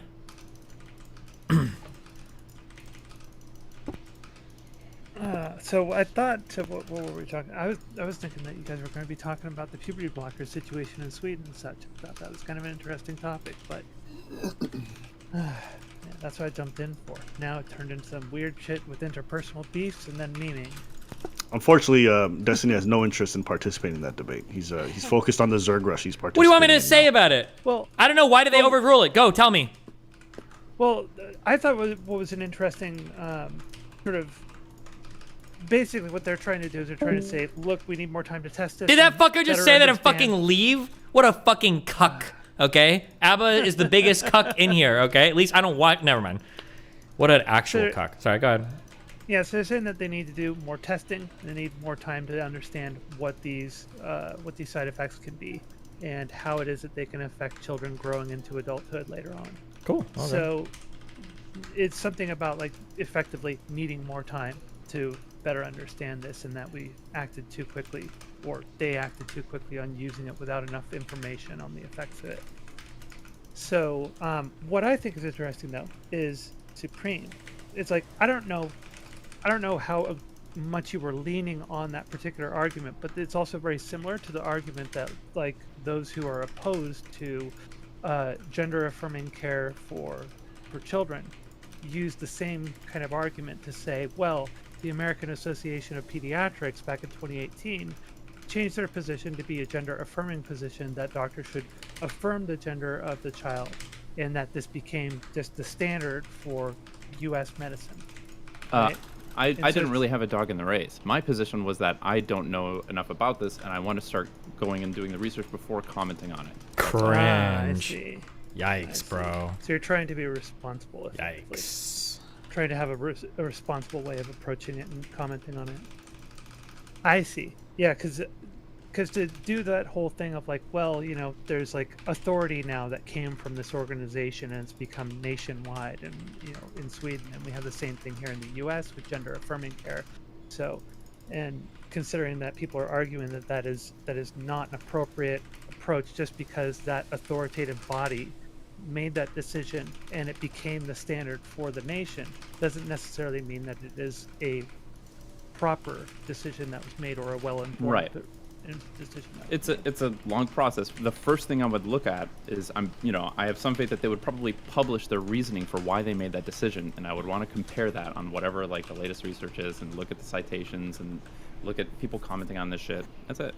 That's what I'm currently doing, actually, with both of those situations. So that's why I jumped in, because I was like, this is actually really interesting to me. Because I'm literally in the middle of going through the citations for that stuff right now. I started doing it on my stream yesterday, but it got way too involved, so we moved on. Decided that I'm going to carry it on in the background, maybe share it with my community in Discord as I do it. Cool. It's tedious work, very boring, but well, educational as well. So that's the upshot of it. Wow. All right, I'm okay now. Sorry, I sounded upset earlier. It's very good. Kelly, you just gotta stop the voices, okay? Have I done any in this conversation? Not yet, but I'm just saying in general, okay? All right, then chill. Jeez. I'm just saying that every now and then you'll be talking, and then you're gonna do this thing! And it makes me want to kill myself, huh? Sonia gave a monologue for 3 hours the other day on why she is cucking content. Wait, which one is that? Well, hold on. Sonia, were you there in that conversation? I can't remember. I think maybe you'd left on the Tuesday. Did you stay much after the stream? No, I did not. No, I left. I left right after the milking discourse. Yeah, that was a good time to leave. I figured Jesus that was Christ. the peak of the content. All right, peak of the content has been reached. I'm out. Have fun. I am looking. Oh, are you staying? Okay, I love you guys. See you later. Be careful. All okay? right, see ya. Okay. I was looking into the Sweden study specifically, and beyond saying they're gonna stop giving hormones, there really isn't that much of interest in this. I don't know. But also, I'm not sure if that means that they've stopped giving the same hormones for like precocious puberty. I assume not. Okay, Well, instead not of just hormones, guessing all this, medicines. Sweden stops puberty. Why don't we just look up one article real quick and I've figure it already out? read it. Okay, but what did they it's- say? There isn't It's anything other explicitly than for we've gender- stopped it. Okay, the Karolinska Hospital in explicitly Sweden gender recently issued a new policy statement regarding treatment of gender dysphoric minors. This policy, affecting Karolinska's pediatric gender services at Astrid Lindgren Children's Hospital, has ended the practice of prescribing puberty blockers and cross-sex hormones to gender dysphoric patients under the age of 18. This is a watershed moment with one of the world's most renowned hospitals calling the Dutch protocol experimental and discontinued its routine use outside of research settings. According to the Dutch protocol, which has gained popularity in recent years, gender dysphoric minors are treated with puberty blockers at age 12 and in some interpretations upon reaching Tanner stage 2 of puberty, which in girls can occur at age 8, and cross-sex hormones at the age of 16. This approach, also known as medical affirmation, has been endorsed by WPATH Standards of Care 7 guideline. According to Karolinska's newest policy, which went into effect in May 2021 going forward, hormonal puberty blockers blocking and cross-sex hormone interventions for gender dysphoric minors may only be provided in a research setting approved by Sweden's Ethics Review Board.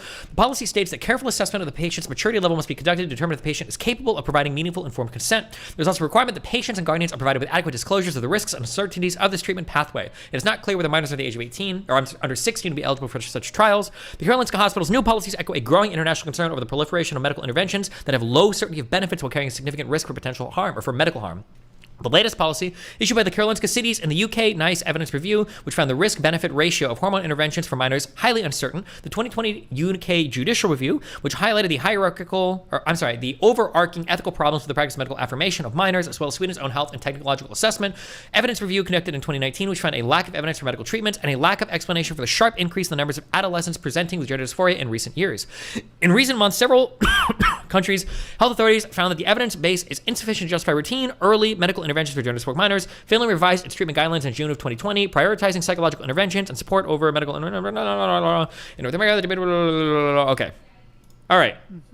Yeah, all I got from it is that the benefits are not enough to potentially justify some of the negative outcomes, and that was it. Okay, cool. Did you get anything else from that? That's exactly what I got, but that answers your earlier question, where earlier you mentioned something like, I wonder if they'd stop prescribing this for for precocious puberty or whatever. It doesn't seem like there's any indication that would be the case. It sounds like for the case of gender dysphoric minors, they decided that there's not a benefit that outweighs the potential risk for that, and they can't seem to find an explanation for all the new kids coming in and saying like, bro, I'm non-binary, Z-Zim, give me my puberty blockers. Yeah, no, I said there was no mention of that, so presumably they haven't stopped giving out the medications completely. It's just in this circumstance they won't be. But, I mean, what I don't understand is why they felt the need to do a trial like this when they knew what the side effects of the drugs were in the first place. But maybe it was just to see how much it, like, positively affected the kids. Correct. Medical interventions, mentally? medical interventions aren't no side effects. Medical interventions are, do the benefits outweigh the side effects? So the issue was that, yeah, we know there are side effects to puberty blockers, but maybe they have potential huge upsides for trans people, so those upsides outweigh the side effects. But now, seems like upon further review, social effects, like not committing suicide as much and things like this. Yeah, basically stuff like that, yeah. But it seems like there's the benefits don't seem to be as clear or are mixed at best, but the side effects are certain, so it's hard to justify that treatment. Yeah, no, and I would have said it was really stupid to be just prescribing it to all trans kids anyway. But you wouldn't have known that without the research. That's the whole point of the research. You don't know if it's a terrible idea without collecting data on it or not, right? That's what they're focusing on right now. Going forward with more of the research.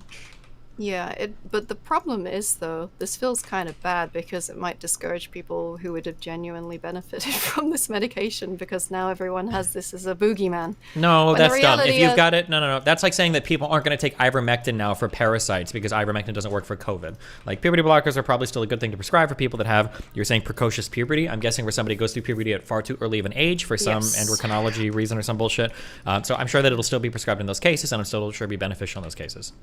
Yeah, no, I'm not discounting that it will be used in those cases, and the medications are used for other things too. It wasn't that. It was crap. No, it's more like it's created kind of like a boogeyman effect around this as a concept of the people that don't know what medications are. So now that people that don't have information and have never looked into this type of thing are thinking, oh, the benefits don't outweigh the side effects, therefore it is always bad, which is that is a conclusion that people do draw. Okay. Maybe, yeah. Well, it's not something that anyone seems to actually spend any time looking into. Because I don't hear people saying that. I've never heard anybody in my life say, wow, we have to stop puberty blockers for everybody now. I've just never heard that claim before. But if you're saying people make that claim, then I guess maybe they do, and that's stupid. No, I didn't say that either. I said boogeyman is sort of creating like this false idea of like some kind of a new issue around the medication that has existed for decades. That's what I'm suggesting. Yeah, but what do you think? It's but just in the context of trans people, though, right? Yeah, but why would a 9-year-old kid that wants to be trans be any different than any other 9-year-old kid that's going through puberty? There's not like some other medical condition on top of that. Well, because there's probably outcomes. What? Hold on, because that wasn't the difference. Because somebody going through puberty far too early and needing to delay it for health reasons is different than somebody that wants to delay their puberty because they might be trans. So of course the medical guidelines for the so that's of course there's going to be a difference there, right? Yeah, yeah, but at the end of the day, they're just both still stopping puberty in a child, so there's not really any difference there. At the end of the day, me mugging a guy in the street and a cardiologist performing open heart surgery or putting a knife into somebody, but the two situations aren't comparable.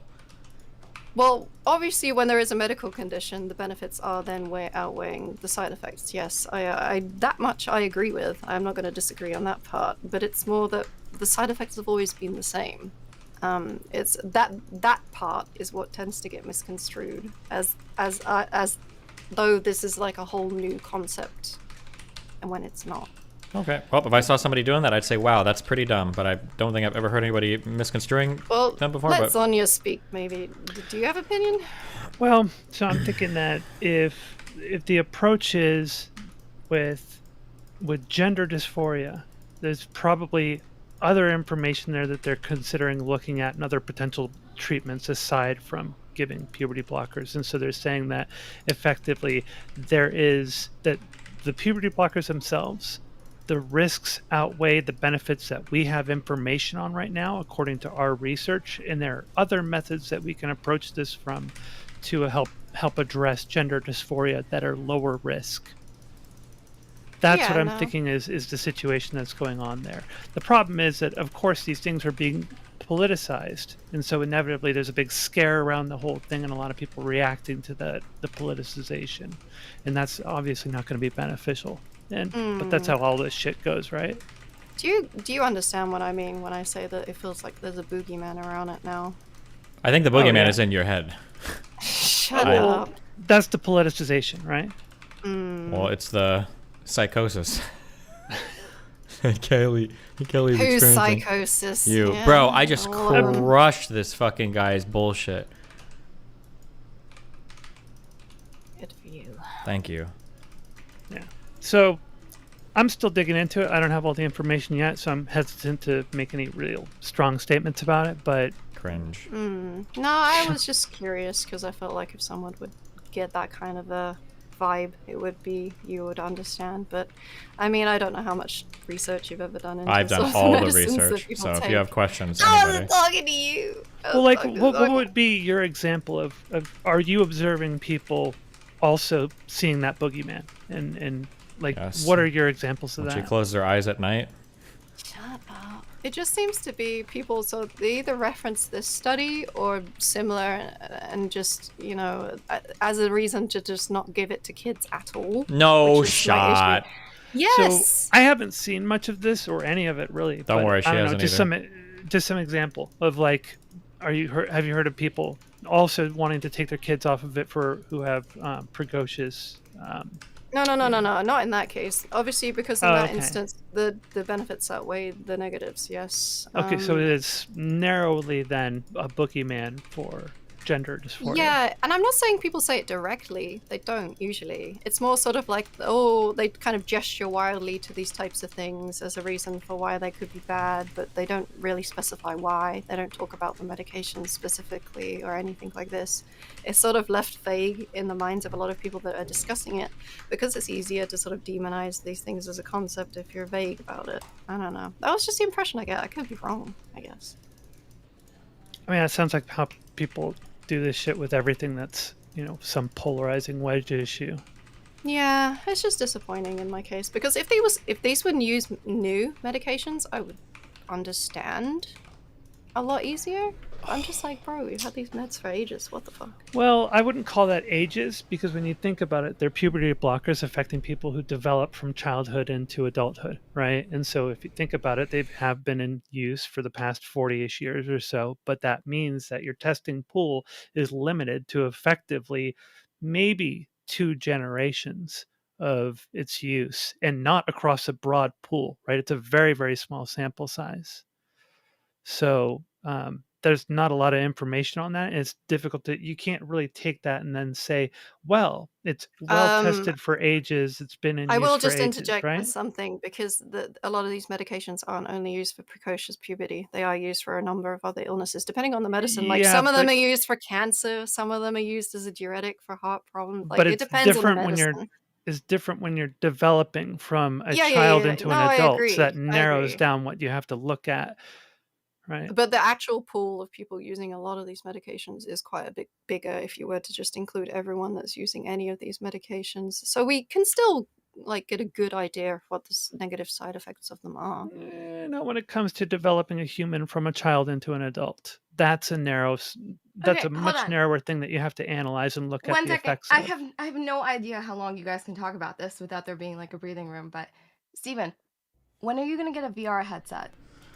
I don't know. I don't know anything What's about. Are you poor or something? It What's just taking seems so like long? so fucking lame that I have to run around my living room and setting it all up. Seems like there's like other things I should do Oh, it's first. so fun. I want people to play VR Among Us with. I just want to play with the 12-year-olds. I That think sounded really AOC weird, will but play with you if you get the VR one. She Yeah, hasn't do you done think that so? yet. I wanna want to bully kids. Maybe. Yeah. Okay. Get one. Bye. okay, bye.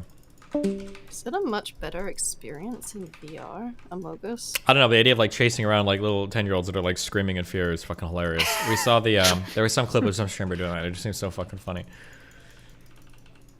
Don't give kids puberty blockers, just bully them in Among Us instead. Based.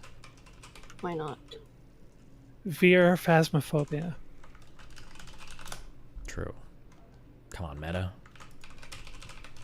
Yeah. Anyway, so yeah, did you understand what I was saying? That like it's a narrower range of effects that they have to look at the outcomes of. Like they have to look at the what the negative effects are versus the positive effects of that. And so you have to narrow it down. You can't just say, well, yeah, we've had them for 40 years, but 60+% of the people that have been using it were already fully developed adults or something, right? So I don't that disagree narrows it with down. you, but I also don't think that, observing how people take the medications and the effect that they will have on people that aren't kids as well is not useless information either. And we can still get like a good idea from all of the kids that have been treated by these medications in the past too. Like maybe, I haven't looked into exactly how big the sample size is, but there are a number of illnesses that can cause precocious puberty. But then again, not all kids get treated for it. Some of them just go through really early puberty and they're left to their own devices. So yeah, I don't know. That could be interesting to look into, I suppose. Wow. Where is Kyle at?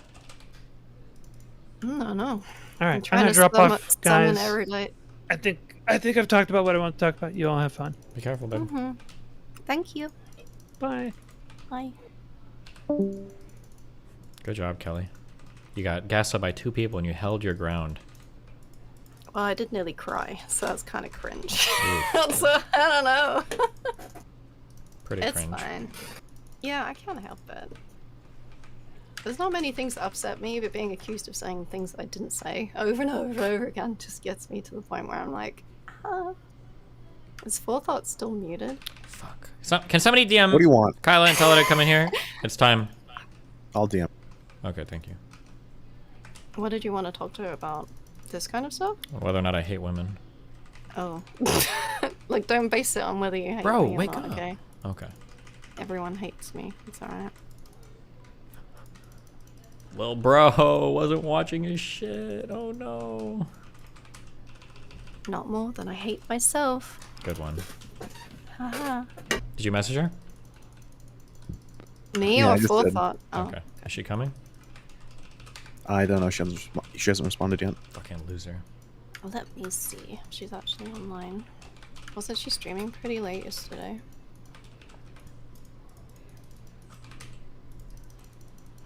She has like an actual job, so... Yeah, as a what? Psychometrician or psychometrist? Don't get it wrong. Her President Sunday is including you in his next video. Yeah, that guy is a schizo. If Kyle doesn't come on, talk to me. Oh, Joanne, you definitely want to be in this convo. Who? Joe. Some fucking loser Australian person. Wait, we have Australians? Wow. Unfortunately. Wait, why do you hate Australians? Honestly, it's just because I mix them up with British people all the time, so I just have to hate them, like, just in case. Like, I don't want to accidentally like a person, and then I find out that I thought I liked them because they're Australian, but I found out that they're actually British, and I'm like, fuck. Understandable. Who just joined? Hello? I joined. I can't tell the voice. Wait, is that Joanne? It's a white It's woman. I can Joe. tell. Oh, okay, now you go. Okay. Hello. Jar. Hi. Yeah, that's me. Never would have That's guessed that was right. only 2 letters. Good one. Okay. Oh, hey. Fuck, where is Kyla at? Forethought, did she respond yet? No. Okay, Joe, hit me with what you wanted to talk about. Go. Well, I just wanted to talk about your porn conversation with Megan, because I thought she'd do at least a little bit better, and she sucked really hard at even representing any of the swerve points. Yeah. And so I sort of like wanted to go through, because I think that I am not a swerve, but I think there are some criticisms of sex work and pornography, more specifically, that are actually valuable to argue about. I agree. And so I think generally they argue that there are three places where harm can occur. The wider trade, which is where you get the sex trafficking argument and the exploitation, like tricking vulnerable people. They're all mentally ill, they've all been abused argument, which there's no evidence for, and the trafficking data is impossible. You've got the production argument, which is about women being abused on set and women being objectified. And then you've got the effects argument, which is like women are then treated as less than in society. It normalizes degradation and violence against women. It mythologizes consent in acts where consent isn't present, and it like makes men just treat women like shit. But ultimately, I think the radical feminist argument boils down to an argument against liberalism. So, is the speech protection, is the First Amendment sort of speech protection, does that win out over the rights of women if you can make a free speech argument on the part of women in terms of saying that the way women are represented in porn damages their ability to speak within society and have what they are saying heard? And I think there might be like an argument there in terms of, is porn silencing? Does porn contribute to a subordination of women within more general society? And I think you're right in that a lot of these arguments come from like the second wave movement when porn was really different. But I think that OnlyFans and the way that the porn industry has changed has created new problems, not necessarily ameliorated the problems that existed back then. Yep. Kyla says she's coming. Okay. Here is so this is a really hard one to talk around, and I feel like if somebody was really adept in the conversation, you're right in that it does come down to really a big argument about liberalism and where does your freedom end and your societal responsibility begin, in my opinion. So let's say that there were some black people that really loved doing minstrel shows, and they did that like. That was all they did. It was just shows where they kind of made fun of black people and they did all that, right? If that was the case, that existed, would anybody come out and defend them as that's your right to do whatever content you want? You should have the freedom to do that. There might be like all the same arguments for porn. And I think a lot of people go like, well, no. You're placing black men or black people in a bad light. You can't do this. It's societally irresponsible. It's changing the way that everybody in society views black people by you engaging in this type of content. And in my mind, for swerfs, and I can't find any fucking swerfs to make this argument, but I feel like that's the strongest argument in favor of the swerfy argument. Yes, that porn is fundamentally changing the way that men view and engage with women in society. And how can you possibly tell men in one context to take women seriously and to treat them as equal members when in another context you're saying that like women are to be put on screen and masturbated to, and you know who the fuck cares about any other part about them besides what they offer you in terms of sexual value? Yeah, and I think the thing that's interesting for me on that is that I don't think it can apply to all porn. I think there is potential for porn. Like if you're willing to say that watching women be degraded on screen in a sexual manner is enough to change the way we look at women in society, then surely watching women be sexually empowered on screen is enough to change the way we look at women in society. And I think that when the sexual liberation movement happened, what was liberated for women was their sexual expression. Women were allowed to look hot. They were allowed to get their tits out. They were allowed to look sexual. But what they weren't allowed to do was actually express sexual desire. They still weren't able to say, yeah, I fucking love being choked, that, you know, or like I love, like none of that was allowed. And we still see, that's something I find really interesting about the subordination argument as well, is if you have a problem with subordination being demonstrated in porn, why don't you have a problem with it being romanticized in rom-coms? Why don't you have a problem with women wearing high heels? Why don't you have a problem with men being the ones who have to initiate dates? Because subordination is ingrained at so many levels of our society.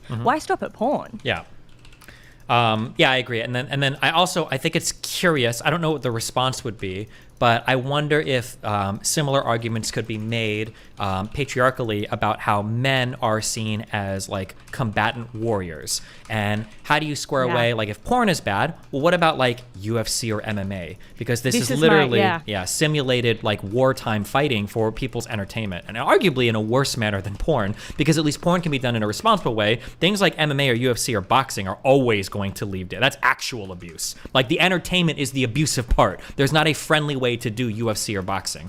And I'm curious what I don't know what a good like swerve response to that would be. Yeah.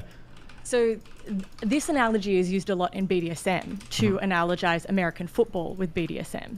And I actually think, to be honest, I find the analogy really interesting, but I find that it makes a better case for banning American football than it does for permitting BDSM. Sure. Because the argument is that you've got the bodies of young black boys who are told that this is their opportunity to get out of poverty, and they sacrifice their time, their relationships, their focus on studies to put all of their energy into this sporting career, where they have high instances of CTE, where they're concussed, where they are violently, their bodies go through extreme violence, and this is all done for entertainment. And ultimately this will be white owned teams for white audiences watching a large amount of young black boys destroy each other, express extreme masculine ideals, and this is something. How can you say that that's different from what porn is doing? Yeah. And or I think, arguably that porn is technically even better than that. Like, yeah, because in porn, you know, at least you have people who aren't getting necessarily hurt in that way with it, like. Violent death is like quite not common, but like, you know, CTE and extreme, this is okay for seriousness of injury. It can't be seen as like broken bones, right? Seriousness of injury should be, does it affect your ability to be in the world? Long term, how is this injury impacting you? And this is also the argument in your rape conversations, I think, that you've had recently, something that I think you have hinted at, and your intuitions have taken you to, which is that rape is an ontological harm because it damages your ability to be in the world and to be with other people. It's not necessarily the violence of the act, and it's not necessarily this like idea of like, oh well, I didn't consent, and now like that really, what hurts you is the fact that your most intimate relationships, your relationship with your own body, your relationship with people very close to you can be extremely affected. And I am someone who thinks that sex is really important to subjecthood and who you are as a person. And if that is destroyed and your relationship with your body is destroyed, it can be a huge harm. But yeah, I think this is the other argument that swerves often bring up, which is like, they call it like what do they call it? The magic moral power of consent, or the magic moral power of sex, right? So like, you can have extreme violence, but if it's presented as sex, then suddenly it's permissible. It's okay, because it's just, don't kink shame me. That's my thing, right? Yeah. And so swerves will have a huge problem with that. And the same with consent. I said yes, so it's ethically fine. And it's like, we do put limits on that. Like, you can't Of course, you push can't someone sell off a yourself building into sex and turn them on. slavery or sell yeah, sure.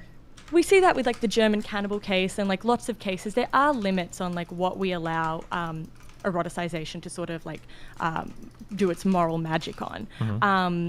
But I think ultimately it is more than consent that's happening in these cases that's doing the moral magic. It's like a care for someone's future. When we're looking at pornography, of course there are sets where people are abused. That's true in any workplace. And of course, when it comes to sex, the chances of that happening and the damage that could happen are way higher.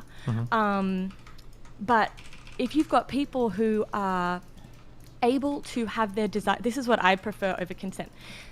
If your desires are transformative, if you are able, you don't have to express your desire, but if you have the capacity to express your desire and that will be transformative on the people around you, then you are able to be a passive subject. A big thing the swerves say that I fucking hate is this idea, like, they're treated like a body. There's violence on their body. Like, even Megan was saying this yesterday. There's like body thing. It's like, yeah, you're a fucking body. Congratulations. Like, your body is used for things. And there's this this myth that if you do something with your body, it's automatically degrading. But when you talk like that, you've just demonized all sex. There's no way to have sex, especially in a passive capacity where you are receiving, that isn't degrading to subjecthood according to swerves. Because they can't, see a world where you can just take it and have things done to your body that isn't degrading. Yeah, that's why I was trying to like tease out more of like what her problem was with either sex work or with or even with sex, because they tend to speak like so overly broad that I don't know where your issues lie, because in some ways, because half the debate was her making arguments against all labor in a capitalistic market. That, like, this person wouldn't do this otherwise, and it's like that's the definition of a job. Or saying that like sex is inherently like violent exploitative thing. It's like, well, what if it was like a man being paid for sex by a woman? And she's like, well, I'd have a problem with that. And it's like, okay, well then the woman vulnerability part you don't care about that much, right? It seems like that's not a but we didn't get anywhere in our conversation. But I think there's a really good. Sorry, go, Kyla. I don't mean to interrupt the flow. I'm super curious to ask like one question that I've been thinking about specifically with swerves, since we're talking about swerves now. A lot of what I've heard like Megan argue, like one of the compelling arguments that I've like listened to is like this element that reinforces kind of like the societal view of women as sexual objects. I'm not sure how you feel about that personally, Joe, because I don't want to like label you with any argument points. But I've been trying to like process through what I think about that, and it feels very akin to kind of like stigmatizing arguments that you might use, for example, like the mental health field instead. I'm curious, just like, I don't mean to totally derail, but do you think that in many ways that argument of like it's reinforcing these societal norms is fundamentally to some extent like a stigmatization, like porn is stigmatizing women and like saying they are only sexual objects? It's like a stigma attached. Yeah. Well, I kind of would fold that into the subordination argument, and I have a real problem with the sex object thing, because we are all necessarily subjects and objects. You cannot be a subject to another person. You are always going to be something that someone responds to. And being objectified isn't always negative sexually. Yeah. We like to be seen. That's an important part of forming our sexual subjectivity, is being seen as hot. We want to be seen as a sexual thing. In fact, for pregnant women, fat women, old women, disabled women, the fact that they are invisible to the sexual gaze is extremely harmful. So I have a problem with, one, objectification being seen negatively. Two, the fact that, no, it's not objectifying, right? Because when you watch porn, what's getting you off isn't necessarily just their body. It's the fact that they're moaning and they're asking for it and they're enjoying it, or they're not enjoying it. And that is the performance of a subject, not an object. So the actual problem isn't objectification. It's something, there's a really cool person I like called Anne Cahill, and she argues for derivatization. The idea that my desires are derivatized to only be your desires. So what I'm allowed to want and perform and do ultimately can only be a reflection of what you want. And so women's sexuality is stunted because it can only be a reflection of men's sexuality. And I think there's real merit in that. But the male gaze kind of argument, right? That it all exists through like male and female sexuality exists through the lens of like what men want. Yeah, and I think there's real arguments behind there too. There's something you said real quickly that was interesting as well, that like when objectification becomes just watching the performance of someone else, and this is again why I wish we could have spoken more, is she's making an argument against like so many different forms of entertainment as well. For instance, like, am I objectifying an actor when I watch a movie? Am I objectifying an artist that might be part of like a performance, you know, that involves their body? It feels like the same type of like objectification argument can apply to literally all of these things. And I don't know where she would go to learn you know, this is an example I love, which is like, I heard her be like, you know, no one cares about like how that sex worker feels like after the act. And it's like, when you go to a lawyer to draw up a will, do you care about your lawyer's life at home? No, you care about their ability to do their job. And you know, that's, you're not one by allowing them to do their job and not like being like, you don't go to the doctor's office and be like, and how are you? Like what's going on for you at home? And then the other thing is, you don't know, like, sorry to interrupt again. Aren't you kind of objectifying them? It's just the issue is like objectifying people is sometimes like completely normal. Like it's just like not the end of the world. Well, kind of the way you described it. The reason I stop short of objectifying is because you are going, an important part of that person's subjectivity is their expertise. And this is what I see as the difference, right? The reason I think that sex work, and I'm talking sex work more broadly than just pornography now, can be ethically dubious, is that I would love a world where people went to sex workers as experts in sex and experts in pleasure. And so when you go to a lawyer to write up a will, you're going to them because they have expertise that you don't. So their subjecthood exists beyond your understanding of them and what you understand. So that you aren't expecting reciprocity, and you can say, I need a will, but you can't say like, I want the will written in this way, and you can't, like, you can go to a doctor and say, I feel sick, but you can't tell them how to diagnose you or what medicine to give you.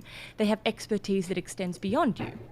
Right. And that's expertise as part of the subject, not an object. An object is something that is just for you to view and project onto. Right. I guess the expertise thing is kind of interesting because in many ways, like we have sex therapists, sexologists, and people who label themselves as sex experts. But when I think about expert, I think about expertise, right?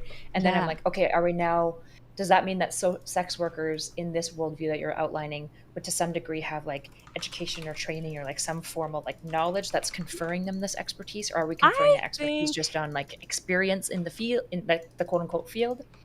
Sex is a trade. Like, one of the worst things that ever happened to acting was that it became a university degree. You should learn certain things by just doing it.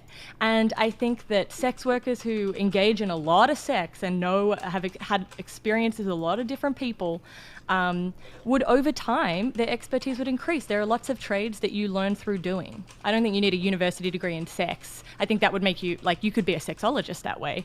But I think a sex worker would be a trade. How do you deal with the fact that with that male gaze argument, it feels like right now, even as sex work has become better, the mass performativity of sex is for men. Like, even as women like shift off of hardcore stuff and just do lewds or whatever, at the end of the day, it's still about like the appeasement of the male sexual appetite.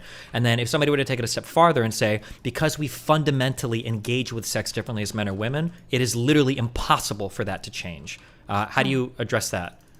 Well, so I love something by this person who I thought was called Luce Irrigare, but apparently her name is Luce Rigare, which is called An Ethics of Difference. And it's this idea that men and women will fundamentally be different, especially when it comes to like sexual pleasure.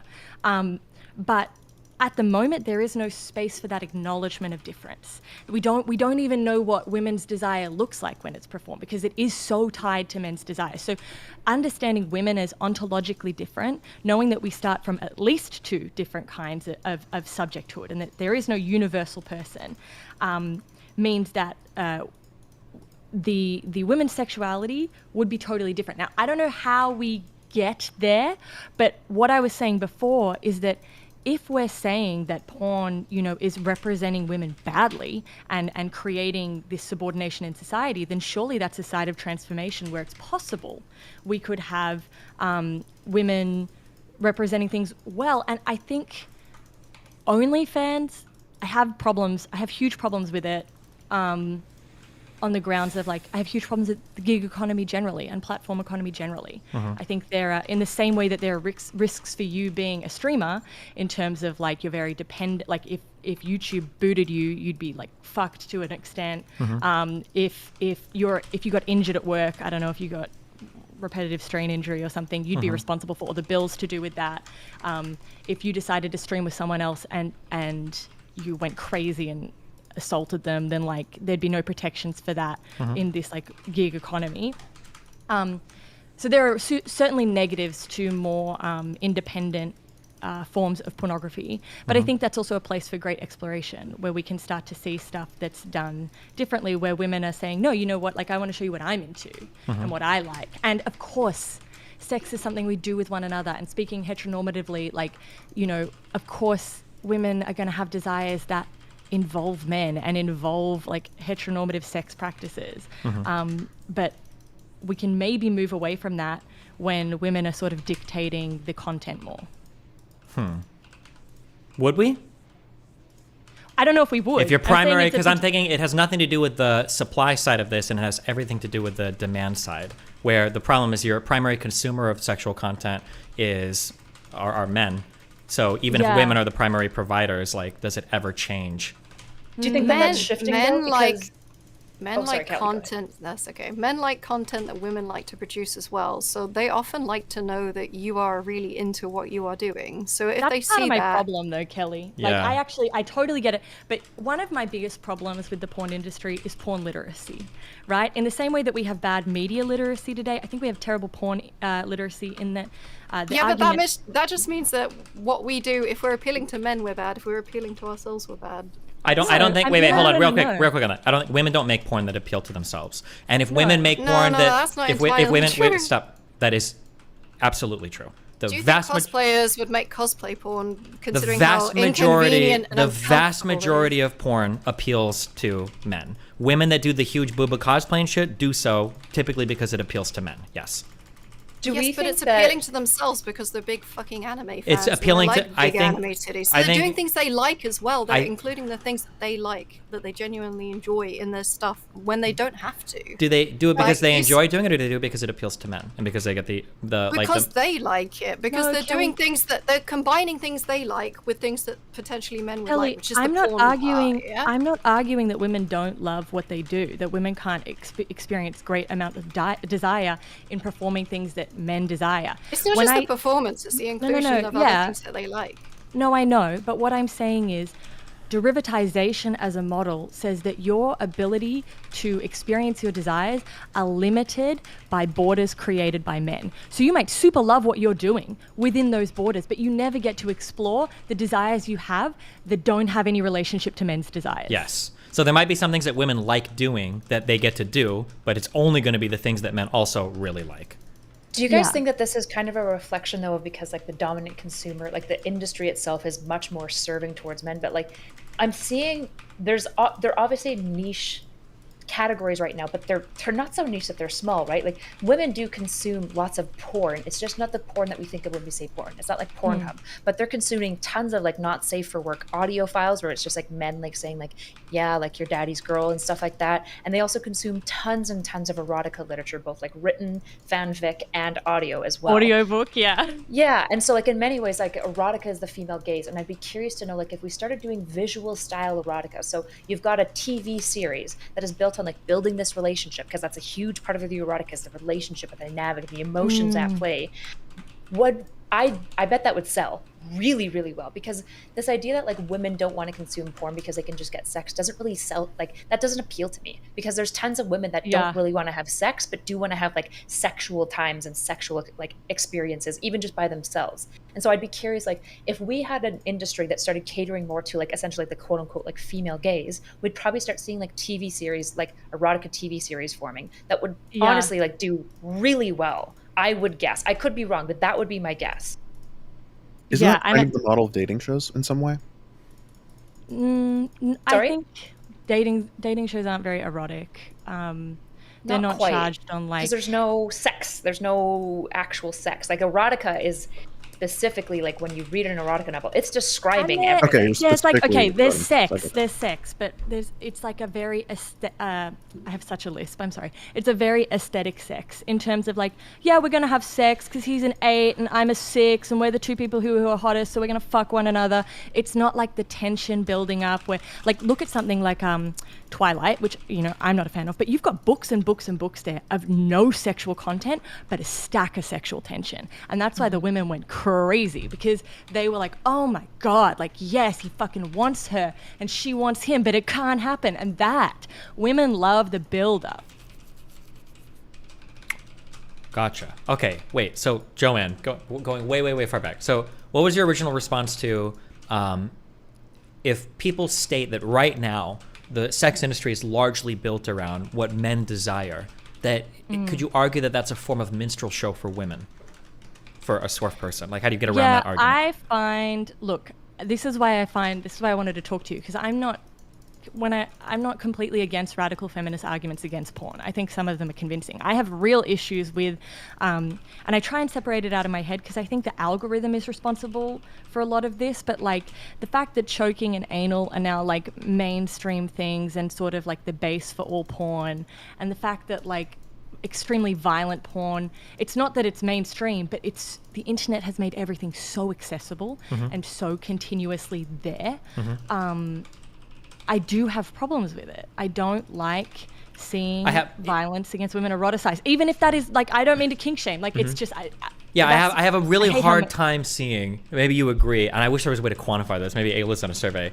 If I could see a guy's porn habits, I feel like I could probably divine a little bit of information about how he views women in real life. Like, Yeah, man, I might be wrong about that, but like, yeah, but like if a guy is like into like, I watch a lot of non-consent stuff. I watch a lot of like choking, anal abuse and all of this. But like in real life, I'm a perfect gentleman. I wonder how well that tracks. Like, I feel like a lot of them probably could correlate some of their social views with their porn consumption. But I could be totally wrong on that, yeah. There was a meta-analysis on pornography and sexual aggression that came out last year.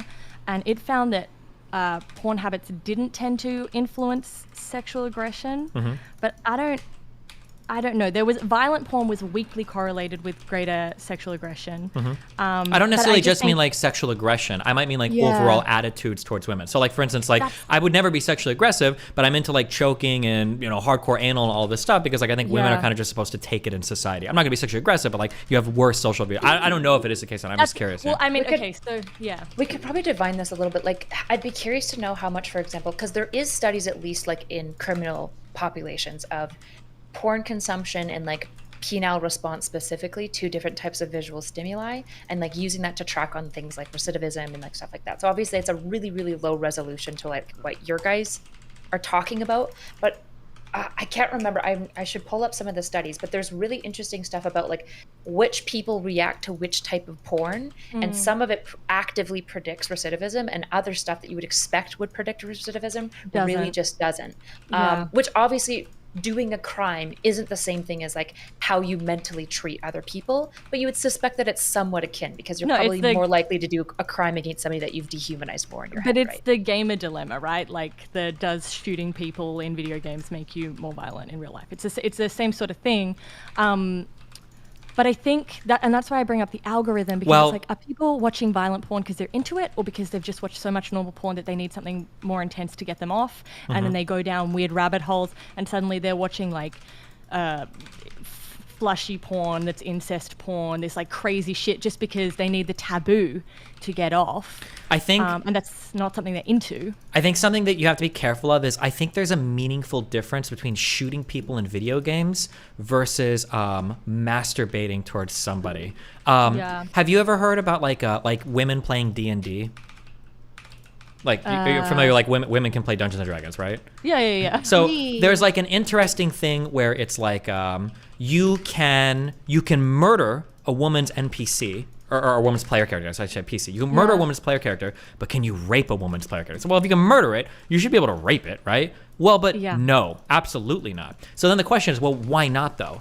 And I think the reason why is because when you are raping a woman's player character, it's not just something that's happening in a fantasy anymore. It's like it's more of a real thing, right? So like when we're shooting people in video games, that's not like a stand-in for like, I'm getting the same satisfaction I would get if I was actually shooting somebody. But when we masturbate to a porn, we are getting that same type of sexual satisfaction. Even if it's not the same as fucking somebody, it's still like you're hitting like on that like sexually satisfying type of thing in a way that shooting someone in a video game doesn't hit on like murdering someone at all, I think. Well, one thing that's interesting about this, I'm not sure if you guys are aware of actually the studies on video games and how it relates to like later aggression, but there was really interesting studies that were done in like early 2000s because all of the like boomers Jack were afraid Thompson, of video games.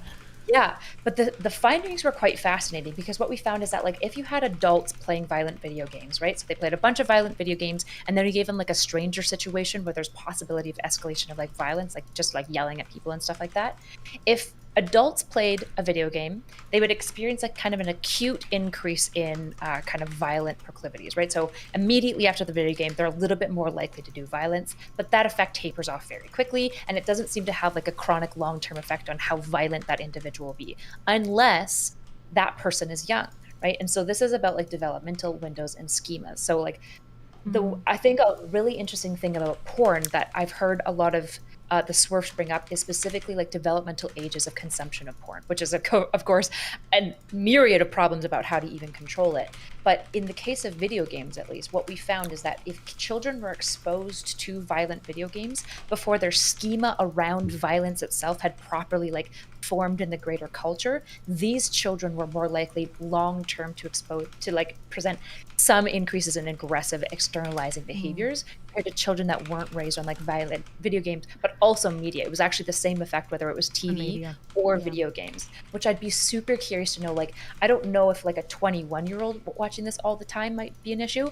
I'd wonder how much it would map on similarly, especially because like something like sexual orientation seems really fixed, but like are sexual preferences fixed? I haven't seen as much evidence to suggest that they're as rigid as orientation. That was one of the reasons before that I was like, I'm really one of my concerns is porn literacy, especially with the advent of OnlyFans, where you have all of these creators who are like, no, I'm authentically enjoying what I'm doing.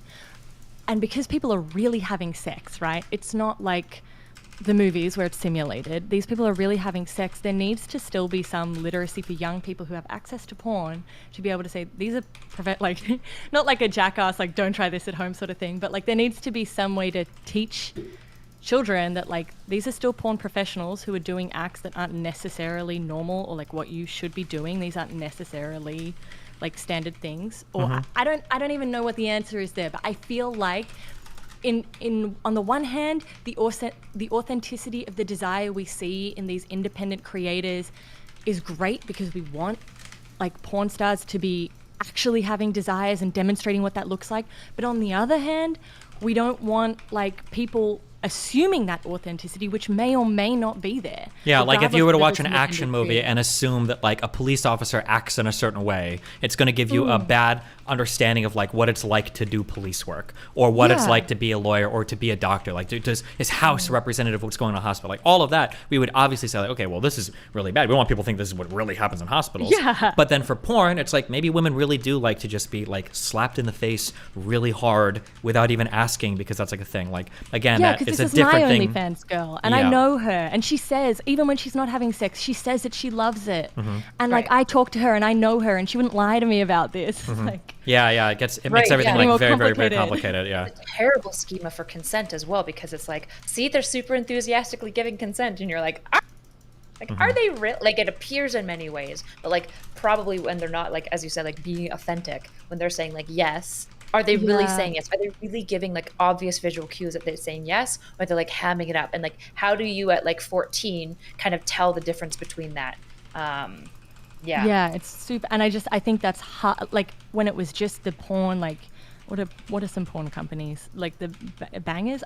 Whatever, when it was just the actual porn companies that were doing I don't know, doing the little scenes and stuff where it was quite obvious that it was a porn scene. I feel like it was easier to be like, okay, this is porn. And now with OnlyFans, it's like, no, she loves it. Yeah. Like that's just she just turned on the camera accidentally. Like she just thought I was already going to do it. Why not?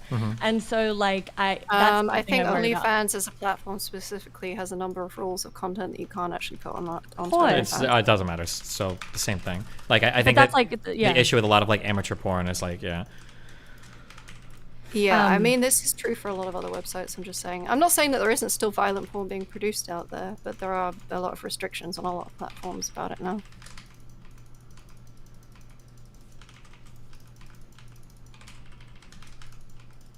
Sorry, did I kill the conversation? I don't know anything about OnlyFans restrictions.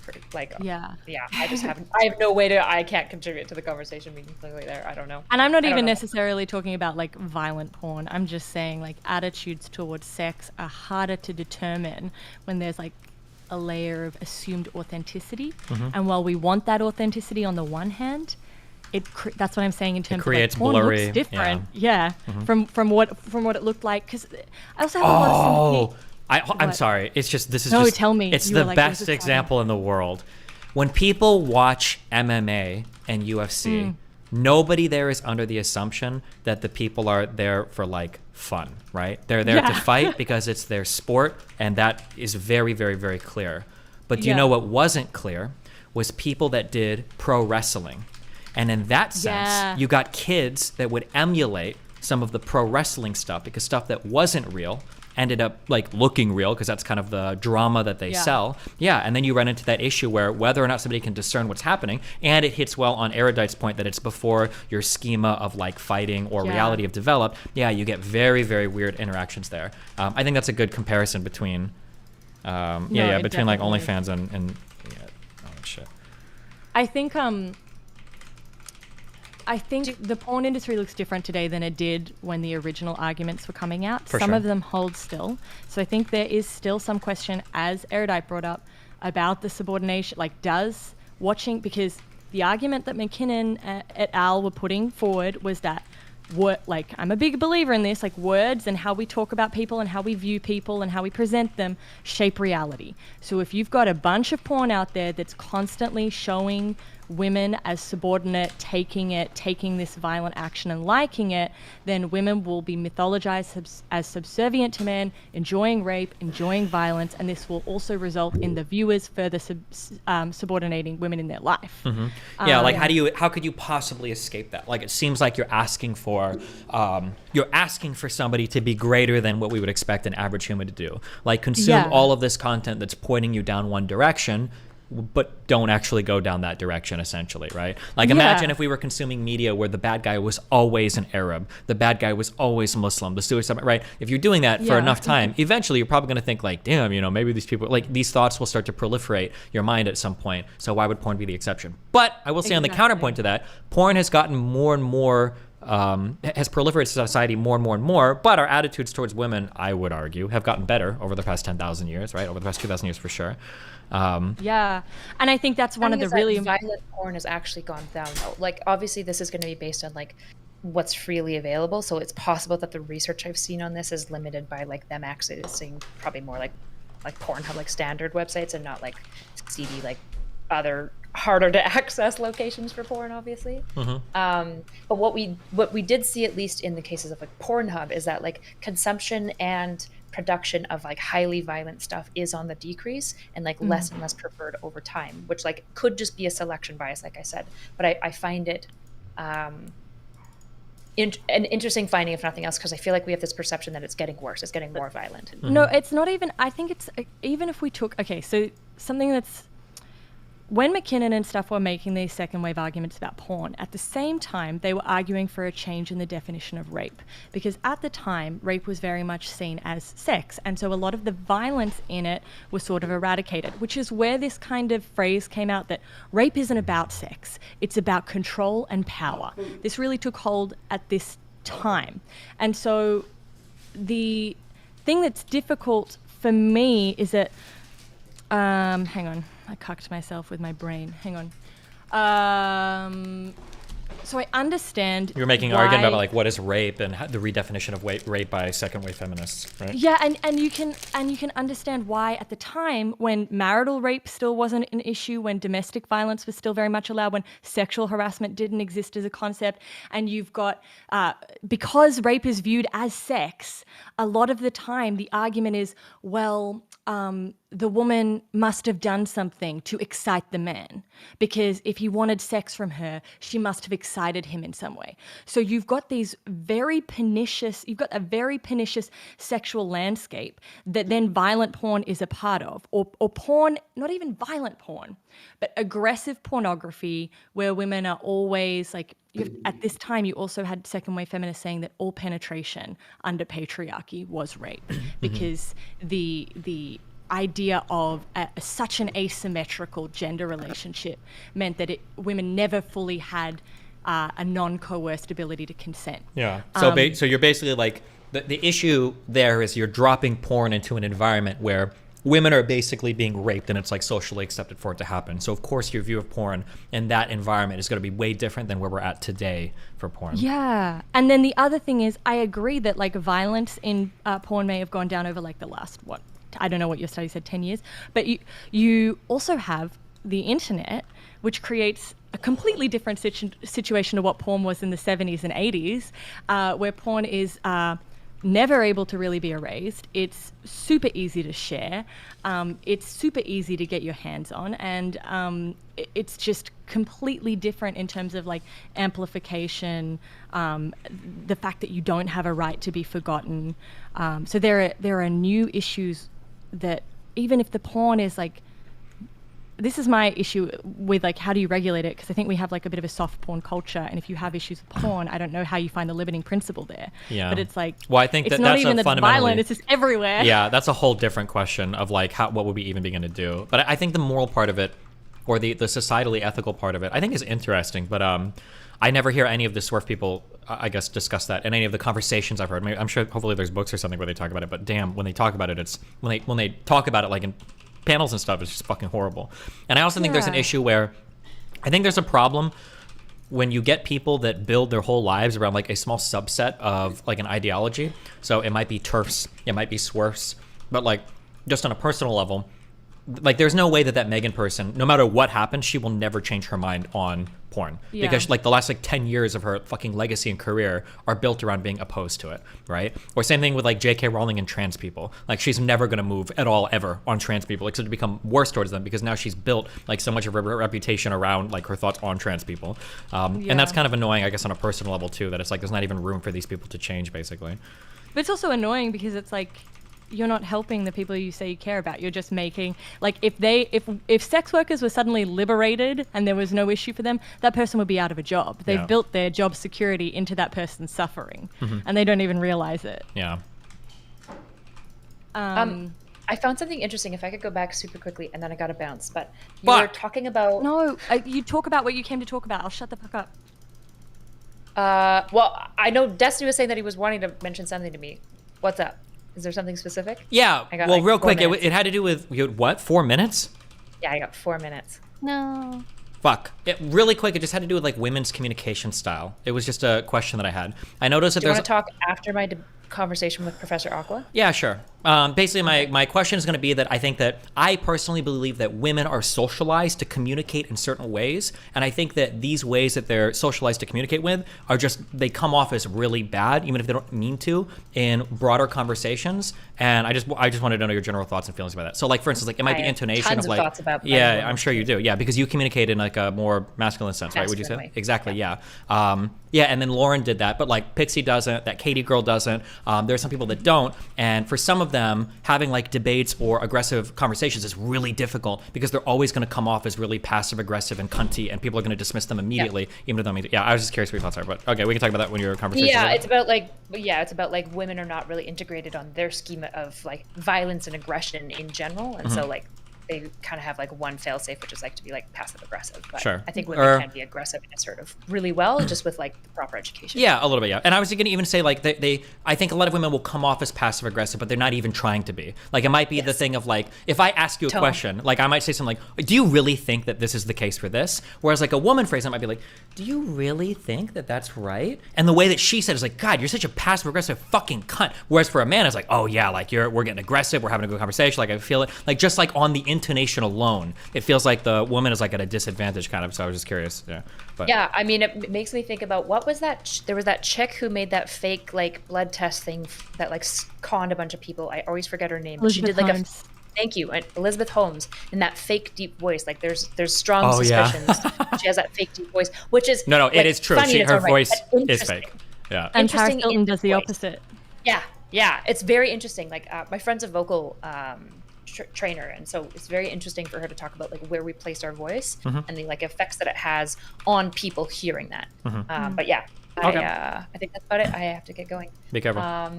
Yeah, maybe Joe, I'll talk to you some other time. I have a question about like stigma and words and narratives in Swerve world. I know you're not a Swerve, but you probably know it more than I do. So. I'm actually, I get labeled as everything bad whenever I come here, so I'm happy to take on the Swerve title for the time being and be their representative. Okay, awesome. Okay, bye guys.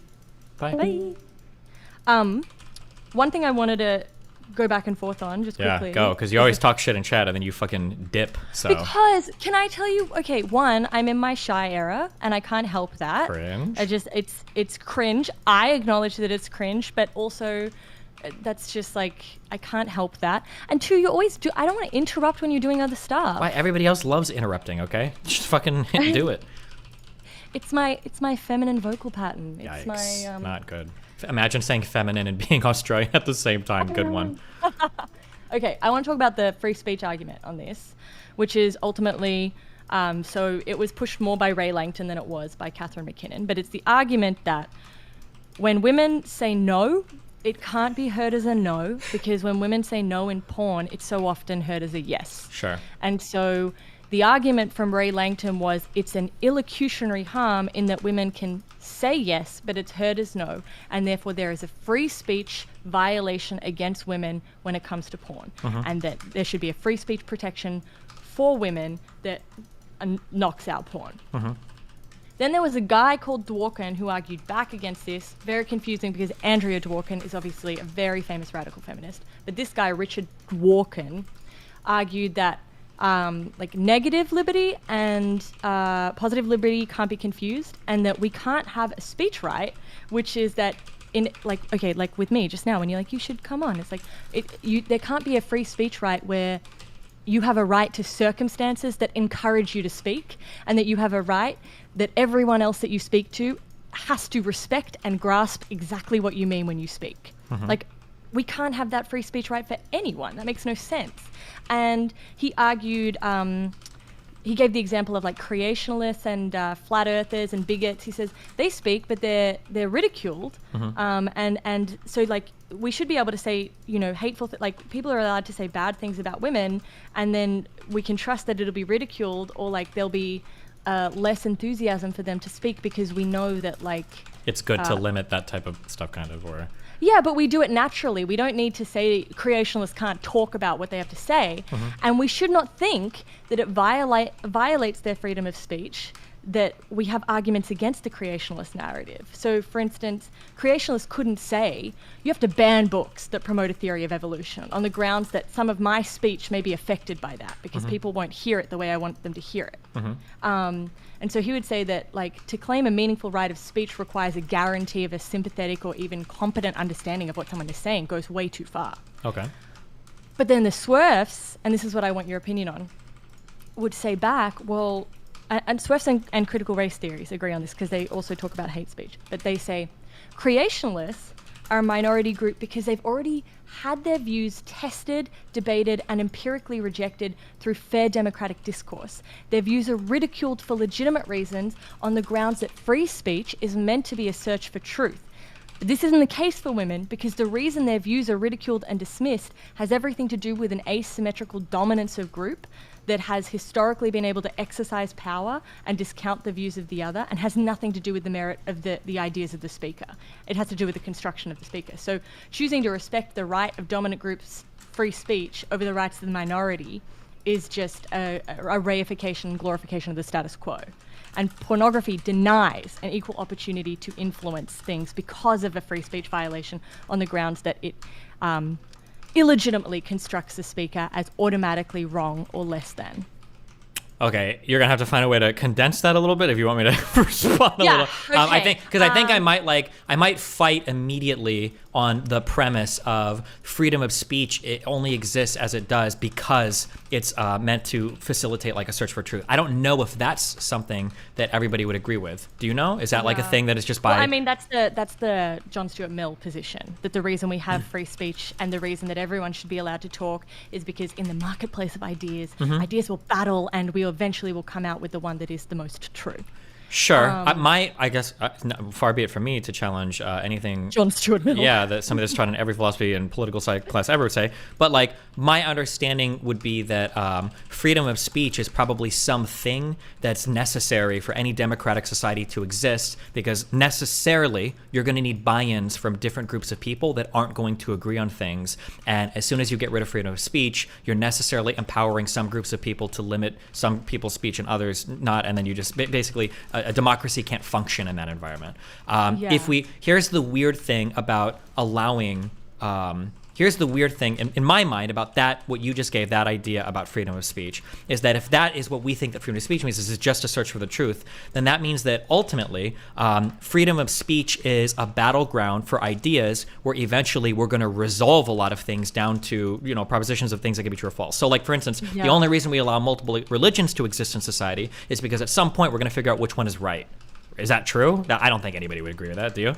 No. But I think the argument that someone like Ray Langton might have about why it's important to be constructed as a speaker whose voice is equally heard to anyone else's is that when it comes to deciding what religions are allowed in society, what morality is allowed in society, what government policies are, you want a voice as equal to anyone else, especially if they're legislating on your social group. I think I would agree with that, yeah. So then how do we fight back against this idea that porn creates a speaker whose voice isn't heard?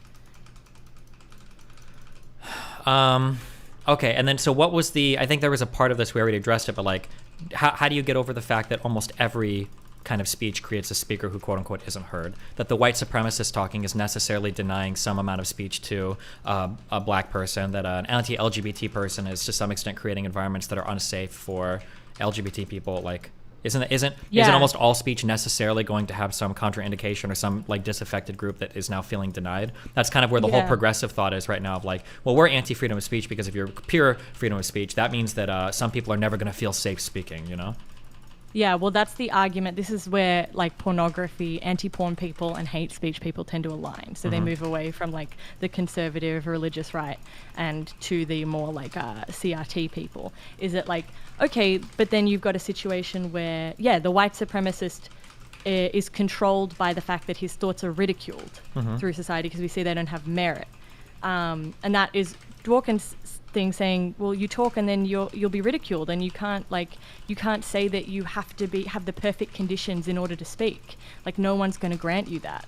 I don't know how to resolve the problem. I don't either, but I don't necessarily think it's illegitimate to say that porn and minstrel shows and all of that does create an unequal speech environment.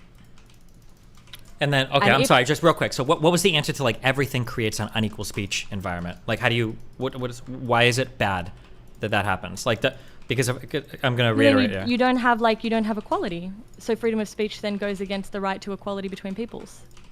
Can I pull out don't the CRT people do the equality versus equity? Like, equality doesn't necessarily mean that everybody has a right to unencumbered speech. Like, equality is probably going to be, like, in some places we're going to be unequal and in other places we're going to be equal, right? Like, I think people would argue that things like affirmative action pushes towards equality, but that's because it tries to further equity at the expense of equality, right? Yeah. I think what the argument would be is that when we're talking about speech as a domain where we're deciding things like morality and law, if you have a bunch of men who fucking love porn saying porn's fine, and you have a bunch of women whose voices are sort of eliminated from the conversation, and I would argue back against someone like Megan who does the exact same thing, except she won't listen to the voices of pro-porn workers who say, I have a fine time at work. It's like she won't hear their voices, so she can't have a solid view of the actual situation because she only wants to hear people who've had a terrible time in porn. And so in the larger conversation, if you don't hear women saying, I'm feeling subordinated by these like tenets of morality, by these things in government, if you discount their voices automatically, how are you ever going to have morals well, just because you're and laws discounting that them suit in all of society? Just because you're discounting them in one arena doesn't mean you're discounting them in all places, no? Well, how democratically do you get represented if you don't have a right to be heard? Well, but I mean, are you losing your right to be heard across all of society because your right to be heard might be a little bit encumbered in porn? Like, couldn't you argue that, like, yeah, maybe porn is not the best place, but maybe like women's unequal success in school or unequal success in other forms of like advocacy or representation? There's probably more like women's advocacy groups than male advocacy groups, right? That these like serve as like a counterbalance mechanism, or no? I don't know. I'll have to think about it. My instinct says no, because like there's going to be places like, how do you argue there's equal society when affirmative action exists, right? I feel like whatever argument you're going to use there is the one you would use here, right? You'd say, well, affirmative action obviously exists to some extent to counterbalance like other inequalities in society, so we can be unequal in some areas to compensate for the inequality in other areas. Yeah. I want to think about this because I don't actually know the answers or the arguments well enough. But I sense that affirmative action is a right to have an unrepresented group better represented. So like I think that affirmative action is a shock to the system to fix it, whereas this is an argument saying this group is completely excluded. Yeah, but women aren't completely excluded anywhere, right? Yeah. But on sex, women aren't heard as strongly as men in terms of dictating desire, dictating morals. Isn't this all like patriarchal stuff, right? Well, I mean, and that's the like. I also just curious, but are there any like swerf ideologies you don't agree with? I'm just trying to gauge an idea of exactly where you sit. Yeah. Well, I don't agree that sex work is unethical. I don't agree that pornography is unethical. I agree that it's ethically problematic, and there are a lot of places that there can be huge pitfalls. But I see it as a place for great potential. I see it as a transformative space, not one that we need to throw away. And I don't think you can ban pornography. And I don't think that pornography ultimately. I don't think that all instances of pornography subordinate women.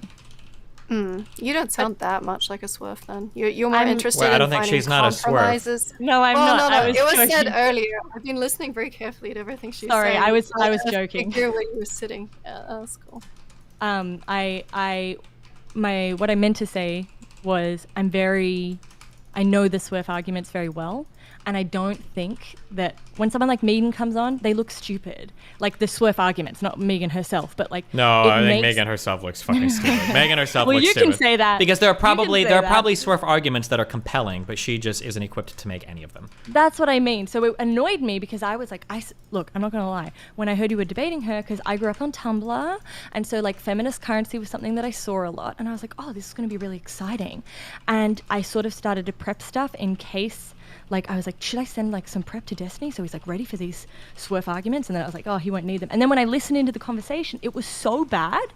And I was like, the arguments are actually like stronger than this. And the arguments can actually be represented without her being like, sex is special and sacred, and the woman's body is something that is always degraded whenever men look at it or touch it, and money is evil. And it's like, yo, this was actually like swerf arguments. I'm sorry, but they were a workhorse for feminist philosophy, and they pushed us in the right direction. Like we got to Barnard, and there was like the ultimate sex wars clash between sex positive feminists and like radical feminists. But like a lot of that work that was done in that era that people love to discount radically changed women's lives in terms of rape, abortion, and sex work. And I think that when people say like, oh, all swerf arguments are absolutely ridiculous, you're underselling them, and they're things that actually need to be tackled and like worked through.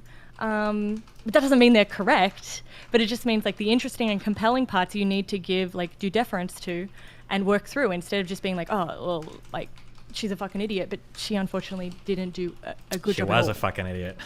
True.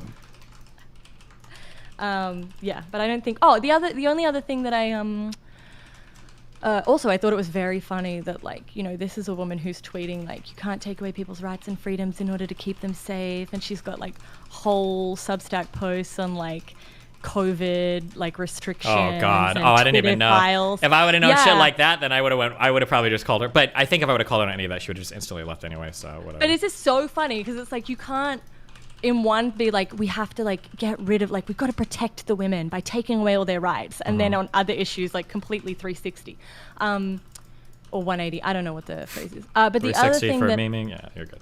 Okay. Mediating forces, right? Which is like, do you think when we see things, what do we do about that mental space? Like, surely we have the ability mentally to grasp with the fact that we are seeing porn and that's not how we view women, or like it is how we view women, but like this doesn't apply to all women. Like, are we underestimating people by just assuming they have no mental faculties? I mean, I start from a position of dramatically underestimating everybody now because people are fucking stupid. So, but that's just where I'm at.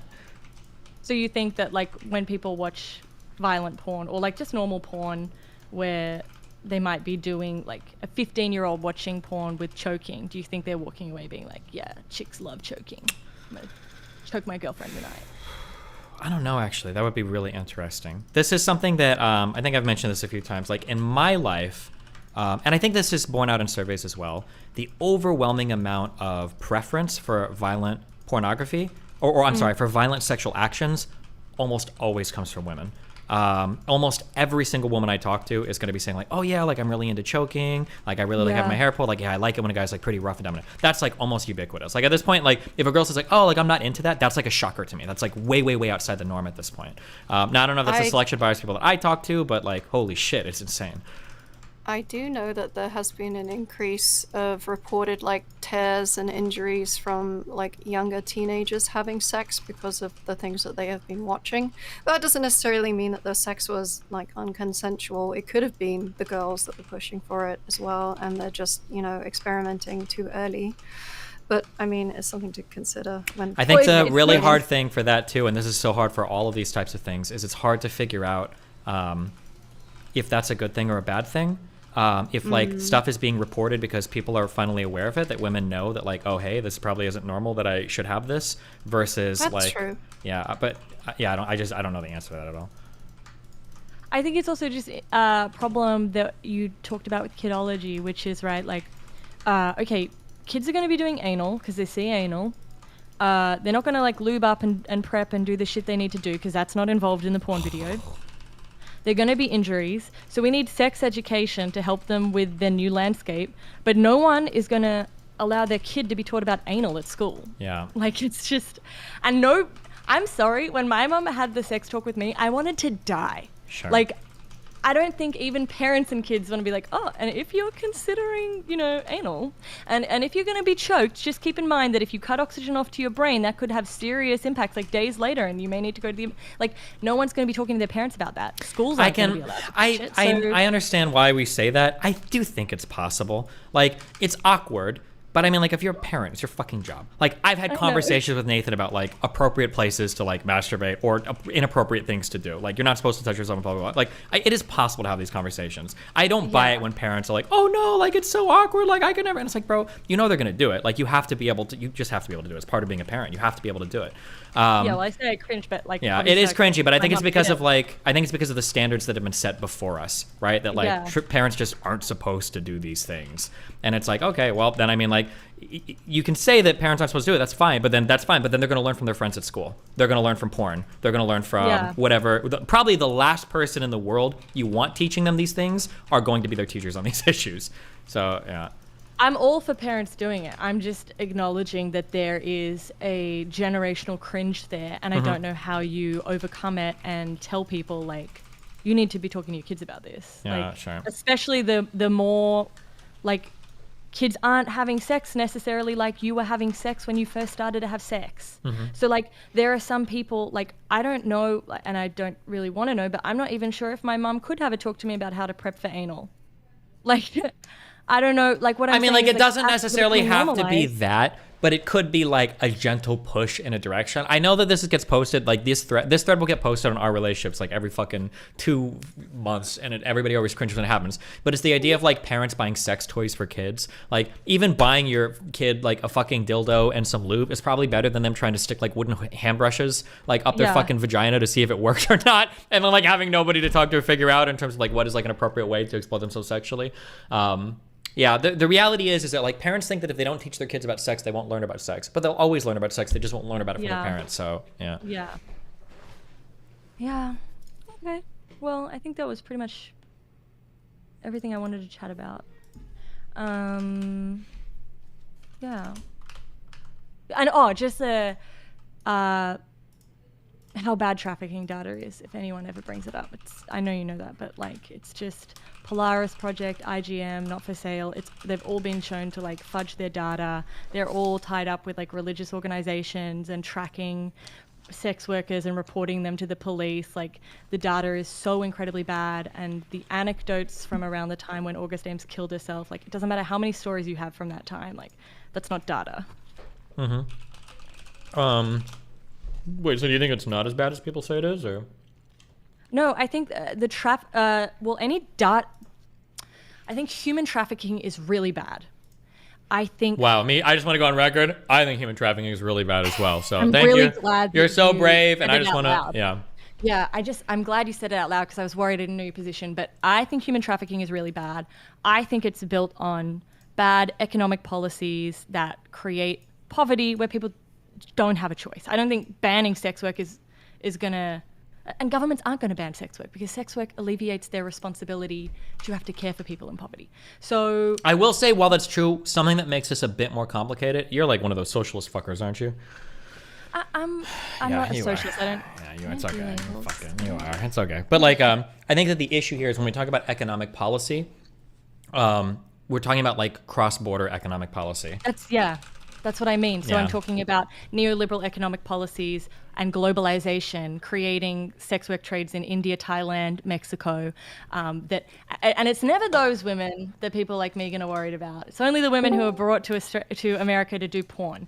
Sure. Well, now, what I was saying was that like the difficulty is that like you can have perfect economic policy in some first world country, but it's always going to be cheaper to go to an Eastern European country or some African country to like just grab somebody and do it. Yeah. And like ultimately, if you're worried about human trafficking, your focus should be on how cheap it is for you to get an orange juice, not on like porn. And I think the problem I have with human trafficking data is how difficult it is to disaggregate, because you have also a lot of domestic workers who, when they report that they've been trafficked, will say that they were sexualized within the house. You have people who go into commercial sex trade like massaging. And so then actually you have sex work, more generally prostitution. So then to disaggregate for porn, I don't know how you would find those statistics in any reliable way when the only people reporting them back are people who are tangled up with religious organizations and police trying to shut down organizations. So I don't know how you would get good trafficking data, but I know Polaris Project, which Swerfs love to... Polaris Project, Thorn, what's it? IMJ? IJM and Not For Sale are all super bad. And there was another one that was called like End. This one was from like the 2000s, but they were the ones who came up with that crazy statistic that like 80% of prostitutes have, not prostitutes, 80% of porn workers were molested as children. Okay. And it's just like there are 3 studies in the last 20 years on mental health of porn actors, and none of them corroborate that. And like, unless you're really strongly testing around against the general population, it's really difficult to say that there's like, cool, a bunch of people are molested. And when you come out and you're like 28% of porn actresses were molested in their background, that sounds really bad. But if the number is like 24% of normal women are, then it's like, well, okay, well that stat doesn't actually mean anything. You have to always be matching that up against something else, always, yeah. It's like in psychology where they make you look at those black dots and make a picture. Like statistics around sex work are sort of like that. You can pull whatever you want out of them. I'm just curious, you might not be the right person to ask, but like for argumentation or debate, what do you have any ideas when you come up against somebody like Megan, who is either 85 IQ or just completely bad faith? Like, how do you engage in that conversation? I think like the one thing that the money thing, I take the things that like she's not going to budge on, like she's not going to budge on the money thing, right? But she keeps saying to you like that it's sex. You have to understand like this is extremely intimate thing. So then I want to pin her on why sex is special. Every time I tried to get any clarifying question on anything though, it seemed like she just wanted to re-espouse her entire fucking life view and everything. Crazy around every single, but it's like it all comes down to, for her, is sex special? And if you're gonna, I think sex is special in some cases, and I think it's ordinary in others. And I think there should be things where we have less hype around it. And I think like there are things that aren't currently criminalized. I think if you're a step parent, there should be some regulation over the sexual interaction you're allowed with your stepchild. Jeez. I do. Wait, what does that mean? Like, I think that there are a lot of stepdads or mothers' boyfriends who have sexual interactions with children above the age of consent. That hold on, wait, hold on. I'm just so confused what you're talking about. Are you talking about like step parents fucking their stepchildren? Yeah. Yikes. And you would make laws against that if everybody was over the age of consent? There are laws against uncles fucking their nieces. Like I don't think over the age of, is that true? I actually have no idea. Is like incest actually like formally illegal? Yes, in some places. Depends. Oh, interesting. Okay. Well, as the biggest pro-incest advocate on the internet, I'm gonna have to take a hard disagree there, but wouldn't that be like on the grooming? Pro-incest as well, so. Like grooming? You guys are crazy. Well, I don't think grooming is actually against the law, right? Maybe it would depend on what is happening. I don't know. Is there a legal charge for grooming? Well, if you groom someone but you don't sexually assault them, then the crime was that you were really nice to a kid for a few years. Exactly. Like if you don't exploit them, then that's not grooming, right? Yeah. So. But even the actually- even the sex charge, I don't think that's illegal anywhere. Like, let's say that you are a tutor to a kid in college for a long time, and you groom that person to eventually fuck you. Like, is that illegal? Yeah, but this is exactly what I'm saying. I think, and I'm totally willing to come back another time and argue incest with you. But I think that it should be more special. There should be more regulation around that. It should be something punishable. Interesting. And cringe. Is this do you have to specifically when leave? they become? Oh, sorry. Is this specifically when they become like over 18? You mean that the I'm not crime even is like, being okay, so for instance, in Georgia in 1996, a guy was charged with rape and aggravated sodomy of his wife's 17-year-old niece. Yeah. But ultimately, he wasn't.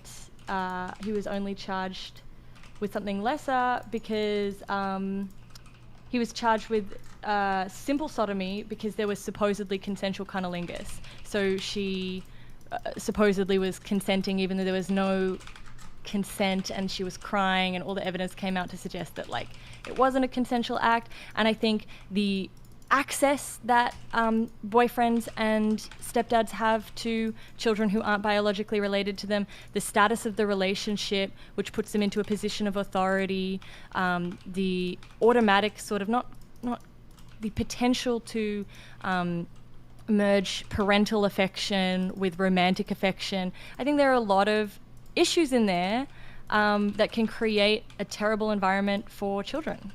Yeah, I don't disagree. I think it's just the really important part of this, I think, is going to come down to ages. Because if you've got like a step parent and like the kid's like 24, I mean, it's weird and kind of probably not good. But like, should it be illegal to fuck your 25-year-old stepchild? I don't know if I care as much about that. But for like minors and stuff, that where you're being like where you're replacing like the role of an actual parent, I can see there being definitely huge issues there for sure. Yeah, 16. Jesus. Joanne, can I ask you a question? Yeah. Am I saying your name properly? I'm sorry. Stephen likes to. I think it's because I spell his name sometimes with a PH, so he just calls me Joanne. Wait, is your name not okay. Joanne? My name is Joanna, and I've told you like 100 times. And every time I tell you, you just like you hear it and you're like, yeah, and then the next time you call me Joanne. Cringe. This Okay, like no one the cares. Okay, sorry, go ahead. this is like the I knew President exactly Sunday what you thing. Yeah, who cares? It's alright. It's just an egg. I should have expected it, but yes, Kate, go That's for it. so funny. He pulled the President Sunday on you. Yeah, I was just interested, and less in the porn side, more. So I'm not really sure if you think about it the same way I do, but I see that a lot of women's enjoyment from sexuality is like kind of internalized male gaze, and like Yeah, sorry, I was just saying in agreement. I was listening. Oh, okay. Because, like, I'm thinking about something like stripping, for example. And there are a lot of women who enjoy doing, like, taking courses and doing that recreationally. But my argument would be is that, like, they've lived in a society and in a certain culture, which means that now it is considered sexy to them. But obviously that is from, like, the understanding that men find it sexy, so now they can find it sexy. And I don't think that's Okay. performative. No, the thing is, I think objectification can be hot. I think that I agree. being looked at by someone is an important part of your sexual subjecthood. And I think that applies for men as well. And that's why in the last conversation Destiny had where people were saying porn can replace sex, I totally disagree, because porn is about interaction. It's about being seen by another, interacting with another, validated by another, having an experience with another. So being looked at, I don't think I think men enjoy being looked at. Like, men love it when you're like, oh my God, you're so sexy. Oh my God, you're such, whatever you say to men, I don't know. But like, women aren't the only one who get looked at and validated and sexualized. And I don't think that's a negative thing. I think it would be very bad to demonize the gaze.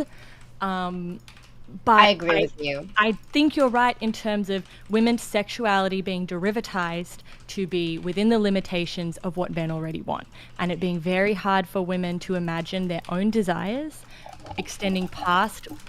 And there's nothing wrong with filial desire either, like the desire to get your partner off. That's well, okay. actually, so on that end, I'm kind of curious in the same vein, because this is an argument that I have a lot. Some women will say, like, I like wearing makeup because it makes me feel good. And I agree that that is a real thing, and I agree that it's possible, but it's uninteresting. I think the question is, why does it make you feel good? I don't believe, and I could be wrong, but I don't believe in another society that a normal woman, because I know women that will put on a full thing of makeup just to be around the house for the day, not even going out. Yeah. And so the question is like, would you truly elect for this in any world? Or is this just the one where men give you positive affirmation here, and now you enjoy looking like that because you've gotten that positive affirmation, and now it carries over to other points in your life, you know? It's so hard to know, and I don't really know that. I don't know in a society where no women wore makeup and only men wore makeup if I would still wear makeup because it brings me pleasure. Like, I doubt it. But I don't think like you demonize women for like enjoying putting on makeup within the current limits of our world. Like, sure, well, we get into, because even if men caused you to like them. Well, I think the difficult question is that, like, at what point is it like a healthy versus an unhealthy relationship? Because we'll leave from makeup, and now we'll go ask a more difficult question about like plastic surgery, right? Because plastic surgery for women, at least where I live, is fucking insane. The amount of like BBLs, and a lot of women don't even consider lip fillers to be plastic surgery. Like, that's just like a thing that everybody does. Like, that's not even like cosmetic anymore. That's just like a default. So like, I think that the question you ask about like the makeup is like not wrong, but I think it focuses on the wrong thing, because I think it's really hard to separate at this point what is a quote unquote like internalized. So I think a woman can feel, you know, like you said, women wear makeup around the house when there's no man around, but I'd obviously argue that that is because societally where she grew up, makeup was something that is part of the identity of being a woman, that is part of being desired, whatever the fuck, right? So I'd argue. I want to add to that. Like, I used to wear makeup when I used to work at Starbucks, and I was literally a teenager. Because if I didn't, people would ask me if I'm sick or I'm ill. So you get to the point where you wear a certain amount of makeup just so people don't tell you that you look shit. Because if you don't wear any makeup, then you feel worse about yourself. Yeah, but then at least wearing some. Yeah, but that's why my question is like, when people say it makes me feel good when you do it on your own, is it just because it's been reinforced socially so much? I think that is the case, and I think that a great sort of evidencing thing for that is that like makeup and plastic surgery and the beauty revolution, the beauty myth, didn't really come in major force until women entered the workforce.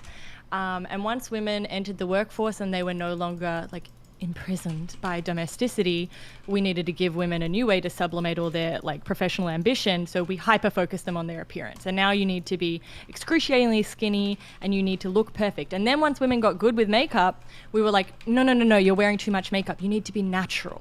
So then plastic surgery came in because I need to look beautiful without the makeup, so I need to put it under my skin so that I always look this way. And it becomes a way to like get rid of women's money, keep women focused on something else, and like that's a very feminist point of view people might object to, but the timing matches up.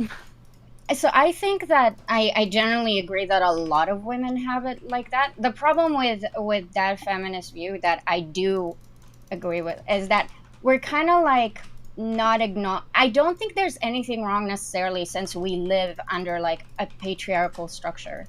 I don't think it's necessarily bad that as a natural process of that existence, women like absorbed certain things, and I don't think it's necessarily performative. So I think some women want to look good, but obviously what looks good was determined by men. But now I would consider it like a personal preference of theirs. So I wouldn't see it as like a desire to like actively or consciously satiate men anymore. Like it becomes your own personal. It's internalized, of course, but the issue isn't so much that women enjoy or not enjoy makeup, it's that the limits of what they're allowed to enjoy are dictated by men. So if women enjoyed makeup, that'd be fine, but it's the fact that ultimately it's really difficult for a fully ontologically distinct idea of woman with her own desires, her own knowledge, her own this, can exist in a world that isn't dominated by this idea of a universal human being, and that universal human being happens to be men.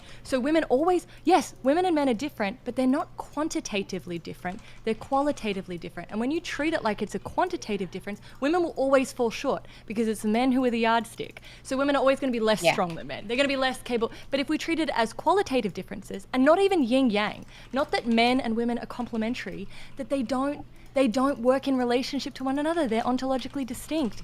Then we would understand like that's an ethics of difference. Like it would be ethical to acknowledge and respect the difference in another person. But I don't know how you get there. That's what I'm reading at the moment. In regards to Katie's question too about like some women might do this thing because the beauty standards have been set, so now they're able to do that, but that's okay. I think the issue isn't looking at what women can do. I think the issue isn't looking at what women can't do. So if you say like, well, I wear makeup, I understand men set the beauty standards, but fuck it, I can do that, and that feels fine for me. It's like, okay, that's okay. But what if you wanted to grow armpit hair as a woman? Well, now it's like, okay, well, you can't do that because now those hardcore like beauty standards that are are still there are essentially a limiting principle instead of something where it's like, oh, I found some enjoyment of this and I can do this, I think, which is an issue. Well, yeah, but the reason I brought that up was more because I find it interesting that like in the past, as Joanna said, Joanna, right? Yeah. Sorry. Call her Joanne. Okay. For short. I'm not gonna call her Joanna. I'm nice, not like you. Yeah. Fuck. Okay. So before it was like, if I take Joanna's like argument as what she said wholesale, that like women entered the workforce and now they have to wear makeup and they have to put a lot of effort into their appearance. But now even when you try to exist as whatever authentic version of yourself as a woman that you see, even if it is obviously influenced by like the male gaze or the patriarchy, now there's also critique on the other side, like why are you wearing too much makeup? Are you wearing makeup because it's a healthy thing or is it a bad thing? And it's more like this continuous feedback loop of questioning and questioning. Why are women doing this? What could they be doing differently? What can they do, what they cannot do? Instead of, I guess, letting women set that tone. Do you get what I'm saying? Well, but there's always a push-pull on everything, and it's hard to figure out like what is right. No, of course. Yeah. But I think it's part of the conversation. And the thing that I wanted to say earlier about like the sexuality element regarding what you said, Joanna, was that like I agree that it's set in the boundaries of what men want or what men set up, which is why even though I think that a lot of women enjoy sexuality in the confines of like the boundaries that men established previously, I really urge women to seek out like what interests them outside of that, as far as they can do that, if it doesn't interest them at all, then that's fine. But I think there's a lot of utility in women's sexuality that looks I think the issue is that like even when we say that though, the thing that makes it so complicated is we're always begging the question, like women should just do what interests them, but what if things interest them just because men have preferred it in the past? Yeah, then that's okay. What is it? This is also this silly idea that I think people hold about like what a person is, and they like historically we've understood human beings to be these like autonomous, independent things, but we come into the world relational. We come into the world with relationships, and those relationships define who we are, what we like, what our values are. So you're not going to be able to escape other people influencing you. It's about making sure that, like, I think ethical sex comes down to the idea that was there space for me to express my desires in a way that could be transformative? Not that I had to express my desires, maybe I wanted to take a back seat, but like, was there space where I could say, I like this or I don't like this, and the other person that I'm having sex with, or persons, their desire and what they wanted would be transformed by me expressing that desire? Because like, if your ethical partner is like, well, I don't give a shit what you want, then you're not having good sex. Do we mean good in an ethical sense or good in a... A little bit of both. A little bit of column A, a little bit of column B. Gotcha. But Destiny, like, I feel like I completely get what you're saying. It's just that for me, that line of thinking always goes to, well, everything that we believe in is influenced by, like, the society we grew up, the people who raised us, stuff like that. Like, even when you say, I'm an independent thinker, like, the way that you learned how to independently think is stuff that people taught you. Like, everything is influenced by, like, ghosts' paths, right? Yeah, so that's I don't true, think but we're trying. a problem. Well, it's not necessarily a problem, but it could be a problem. Yeah, and that's what has to always be investigated, right? Like How if black exactly? people, what? I was going to say, how exactly do we deconstruct what is that men like versus what is that women like, and how much do we have to get to the point where it's 99% of men hate this, therefore women like this? This is more of their thing. No, it's not about men hate it, right? Because women are allowed to like what men like, but we know that men like things that extend beyond the desires of women. We need to know, like, there needs to be an excising of the limitations on, firstly, women's ability to express desire, because it is still, as sexy as women are, it's still a taboo for a girl to say that she desires sex and that she desires particular sex acts. So first we need to excise the limitation on women's ability to say they desire things. And then once we do that, we can probably start to explore desires that go beyond what women are automatically thinking, oh, maybe my boyfriend will like this. Maybe this guy I'm dating will like this. And I don't know the exact path to that, but we're not even having that, like, this might be a nice way to start thinking about that. Just asking questions. Yeah, because even in like the most promiscuous communities, women are like shamed for. Yeah. You're allowed to be sexy, but you're not allowed to want sex. Want sex. Oh, something else that is so intensely interesting to me. I don't know if you follow this at all, but women. So if I watch a sexy video game, that's awesome. If I play The Witcher 3 and I watch Geralt go and fuck women or whatever, it's so cool, it's funny, it's hip, it's awesome. Sometimes watching porn on stream can be like funny, awesome, people are like laughing or whatever. You saw Anna Ross do it initially. Like all of these things are like cool and fun and everything. And you'll never ever ever see people talking about like, I can't believe there was sex in The Witcher. That's fucking disgusting. Yeah. However, it seems like the second a woman is in the driver's seat of that, so a woman comes out and does like booby streams or cosplays in a sexy man or whatever, now a lot of people, men and women, have a huge problem with it. Why? Yeah. That's just very interesting to me. I even wanted to talk to you about this when you were talking about the deep fakes, right? Mm-hmm. Because you were talking about fan fiction, and I actually was an avid fiction writer for about 5 years. I'm sure. Yeah, I was like deep in the Harry Potter community, and I always wrote like main character and non-canon when I was writing sort of like as a mirror for myself. Mm-hmm. But whenever I wrote sexual stuff, I was like in the degenerate community, and this is most fan fiction writers are young women in their adolescence, and overwhelmingly gay content is the sexual content. Yeah. So when I wrote any sexual content, it was between Harry and Draco. Because it The allows slash and shit or whatever was like insanely fucking the popular among degenerates. women in those communities. Yeah, because ultimately slashies is the bottom of fandom because, oh my god, you're not interested in the story, you're only interested in like mimicking relationships. And then the grosser part below that is like degenerates. I wrote some mpreg. I'm not proud of it, but it happened. Okay. And like ultimately writing two men having sex is what a lot of young women do because they don't feel that they are either being sexually aggressive, so in the agential seat, but they also don't feel like sex is being thrust upon them. They don't feel sexualized. They're allowed to experiment with a sexual act while sitting in the seat of a spectator. And I think that when women are in like forced into the position of being the audience of sex or like the agent of sex, maybe playing video games, it brings them too close to that sexuality, which we haven't freed up for women, which makes it a more uncomfortable thing.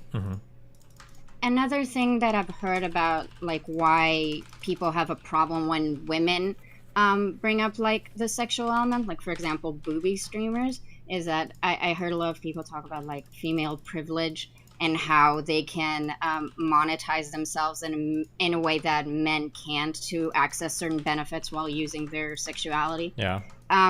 So that's another element. But it's never been a problem for the men capitalizing off the women ever. Any of the guys right now talking about how horrible it is that women are getting this huge leg up by doing OnlyFans have never in their life criticized people like Hugh Hefner or any of the big porn studios saying like, I can't believe these men are enriching themselves off the bodies of women. It's only a problem when the women are doing it, which is very interesting. And I also don't have much of an issue when it's VTubers and not real women that they can see, because VTubers make like do some very sexual content, and then they even make stuff on Fansly. They're some of the biggest creators on Fansly. That's fucking hilarious. I know, it is incredibly funny. I asked the guy that owns it and he told me that. So it's interesting that when there is a disconnect, when you're just looking at an anime avatar, even though it's being ran by a girl and they're doing all the same types of things that a booby streamer might do, that's okay. It's very odd. Well, I think it's because, like, research shows that when a woman, like, even there's, Joanna, you probably know this, there's, like, studies that talk about how when women have nipples that poke out, like, both men and women view them as less intelligent, more promiscuous, stuff like that. So, societally, we just look less favorably of women who we think are sexual, that are active, that are interested, that are pursuing those things, and we assume a lot of more negative qualities because of that. It's unfortunate. It's the idea, like, I don't know. Sometimes I have like intuitions, and I worry that because other times I talk about like actual research and stuff, I don't want those to get mixed up. So this is just my feelings on the issue. But I think that like when it comes to the erotic space where people make us feel things, where people like turn us on, we completely separate that from the mental space. So when we see like things that are erotic, we automatically like block it off, like things can't exist in multitudes, therefore this person must be stupid. Although to be fair, like sometimes there's this, I think like Emrata is responsible for a lot of crimes in my book because she sort of pushed this narrative that conflated like image-based abuse with sexual assault. She's like the first person to really do it. But she's like insisting that people view her as intelligent. And there's like no space to actually have a reaction to her because she's so dogmatic on the idea that we have to see her as smart.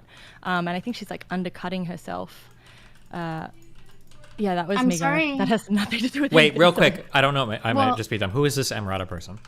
Emily Ratajkowski, the chick who was in Blurred Lines video, like super hot. She's famous for being like incredibly hot. I really don't believe that you don't know who she is. She's famous. I don't for being- believe you. Okay. No. Am I supposed to? Wait. Sorry. Ask who in the like poll your chat. Everyone knows who Emrata is. She is gorgeous. Blurred Lines.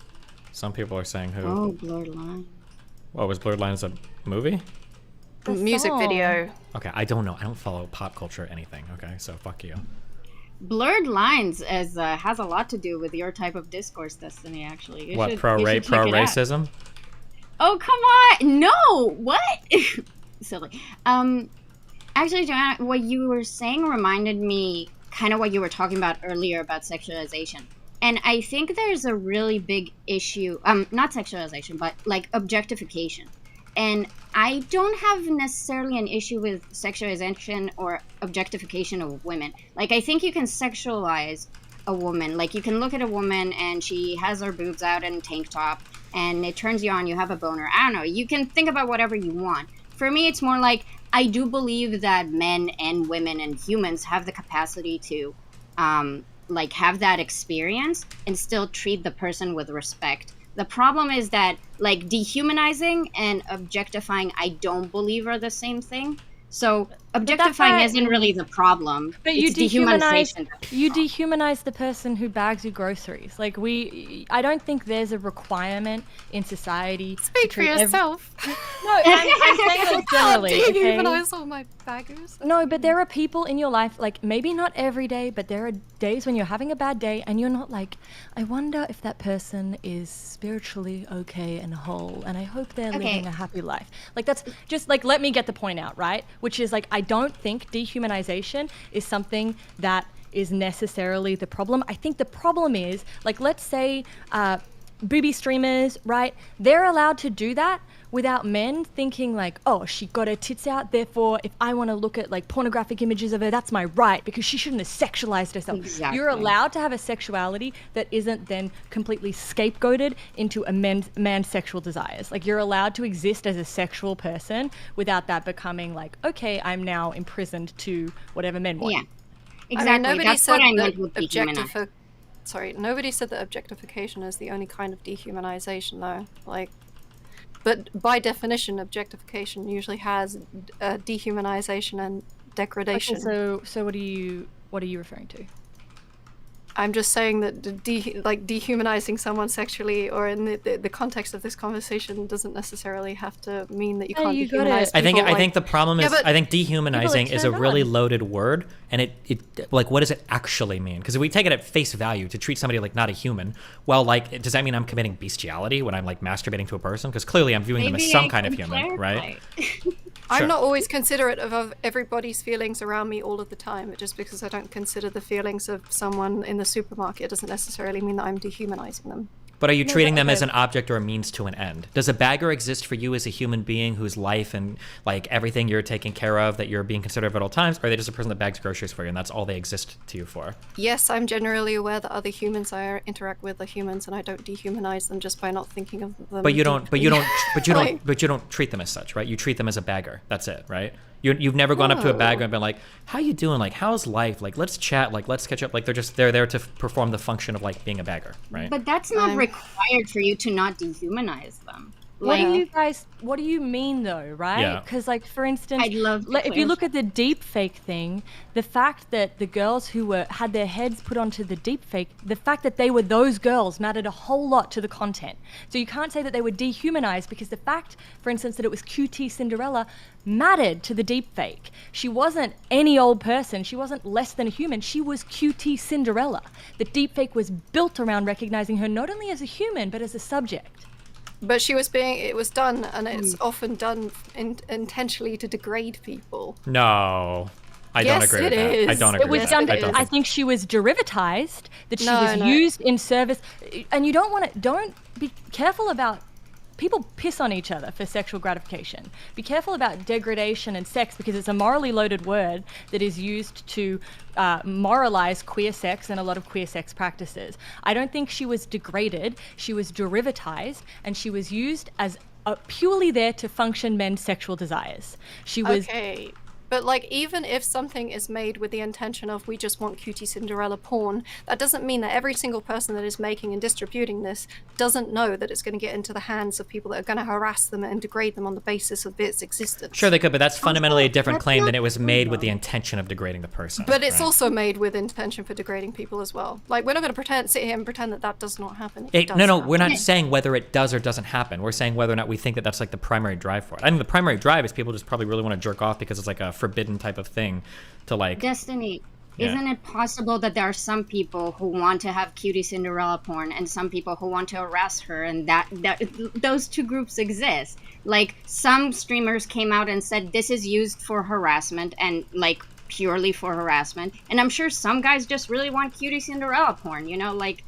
But to say that it's not, that it's never about harassment, or that I never. it's Hold on. mostly Whoa. about- Stop. We need to follow the conversation. Hold on. Okay. Stop. Follow the conversation. I Um, never said it's never about harassment. I never said Then there I- aren't some people that don't do it. I've never said that it's only. I'm just saying that the primary, that means most of the people that are jerking off to this stuff are probably doing it because it's like a forbidden type of like pornography. Okay, so I think most of the people who are jerking off to that are. Do you think most of the people who distribute it and send it to their friends and make memes about it and post it and tell her about it and joke People to her that are about telling it, her are about doing it. No, people that are telling her about it are probably a bit more insidious, but that's not the average person probably.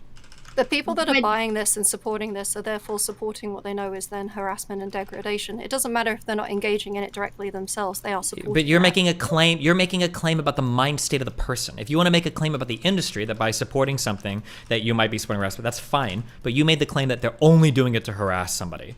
Like that would be But like they saying that would know- be like saying I only buy shoes to enslave children. That's not true. I buy They shoes- know that this content was not put out consensually, so they're okay in But, okay, supporting the reason- non-consensual content. Kelly, the reason I'm so like dogged on what the term should be used to describe the harm is because when you describe the harm, like you can find the remedy. So I don't think that like in revenge porn even, right? Like actual images of someone which people are putting out to humiliate their exes. The fact that it is the living person who is the ex matters. So it's not dehumanization, it's not treating them as an object. Their subjecthood is central to the act of humiliation. Right? Do you And in mind terms if I challenge you on that? Sure. I just like, isn't it possible that there's, because I think it's a fascinating interpretation of what you're saying, and I'm actually like, I think it's super interesting and complex, and I like it.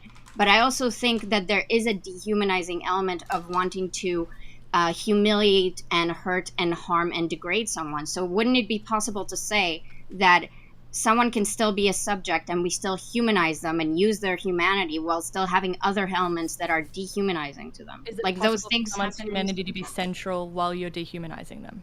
For someone to be Of course. dehumanized, they have to be a human. So we have to acknowledge that they exist as that person to then dehumanize them. So this is kind of like what? Yeah, this is why I said dehumanization is not equal like objectification. When you dehumanize What do someone, you you're mean not by necessarily dehumanize? making them. What do you mean? Well, we don't suddenly not acknowledge that they aren't like. Well, what do we the mean when we person say that they are. dehumanize, though? What does that mean, I guess? Let's start with that. Treat them as less than a human. So what does it mean to be treated as? Okay, hold on, wait. You're like using the word. That's like, what does it mean to dehumanize somebody? Well, that's when you the humanize of them. Like, what does it mean Can I to? just pull the Google definition? Well, when we dehumanize people, we don't think that they are literally a shoe. We don't actually think they're actually an object. Well, I mean, I don't know. It depends on what we're talking about, right? Like, if we're talking about like war and the dehumanization of troops, we're literally using them as cannon fodder. When we're thinking about slavery, we're literally using someone as just a piece of machinery to do a job, right? No, but you're not using them. Can I Googled it. Can Wait, I no. just read it? The Google definition Okay. doesn't matter because we've just had like a 20-minute conversation about it. So you can't appeal to the Google definition. We just want to know. I don't think there's, for me, Joanne might feel a different way about this. I don't think there's a right or wrong. I don't think there's a right or wrong way to define it. I just want to know what definition you guys are working off and then to further the conversation. Because appealing to like a definition now on Google doesn't tell me what you guys have meant when you said it prior to this, which I think is what's worth exploring. Okay, sure. Kelly, I don't want to interrupt you. Do you want to go first, or? I mean, I feel like I said what I meant to say, which is like, I don't understand this concept of just because you know that the name of the person that you are dehumanizing doesn't mean that you can't dehumanize. Stop! Hold on. At least summarize what she said correctly. I don't even know if I agree with her, but that was she said that the identity of the person was central to the enjoyment, not just that you know the name and it's like Death Note. So the question is, can the identity of the person be central to it and it still be dehumanization? That's the question. Yes, I don't understand why it couldn't be the case. Because it seems like the human is, like, if it was a robot, it wouldn't be any fun. But now that it's Cutie Cinderella, now that we've humanized it in a certain way, that's where all of the enjoyment comes from. The subjectivity of it. That's not humanizing it. That's just changing its identity to a the way human. You see it. Yeah, what but is that's a not human? humanizing it. What is It human? was always a human in the first place. They just photoshopped the face over it. What is humanizing something and what is dehumanizing it? What is it to dehumanize?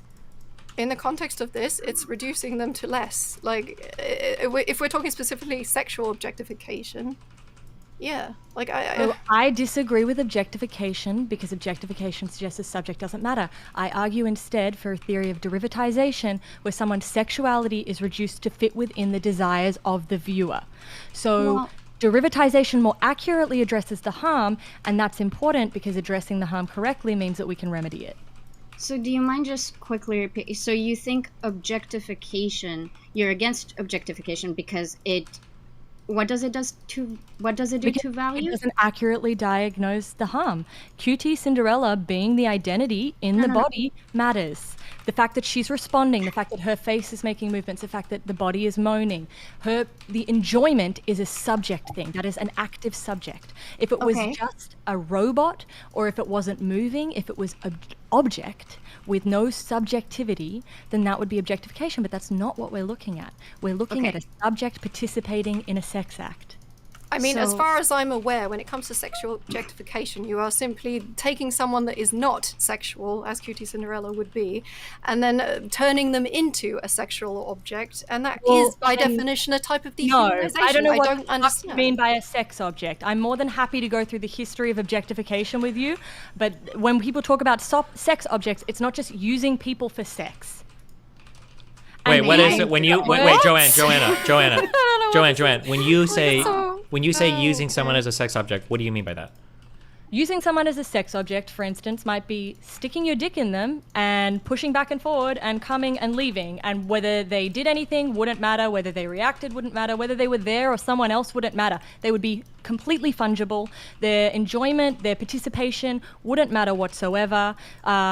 So essentially they would be akin to the way that you could pick up one hammer or another hammer to bang in a nail. Okay. Can I address the dehumanization and objectification? I'm sorry, I just don't want to interrupt you guys. I don't understand the way you describe objectification. Because clearly we can have objects that are more dear to us and are more meaningful and valuable to us than other human beings. Some people would like fawn over the computer and don't give a fuck that other people are like dying on the street, right? Just because something is an object doesn't mean it doesn't have value. For most people, most of their objects mean a lot more to them than other humans' lives that they don't know and understand. I don't think that's true.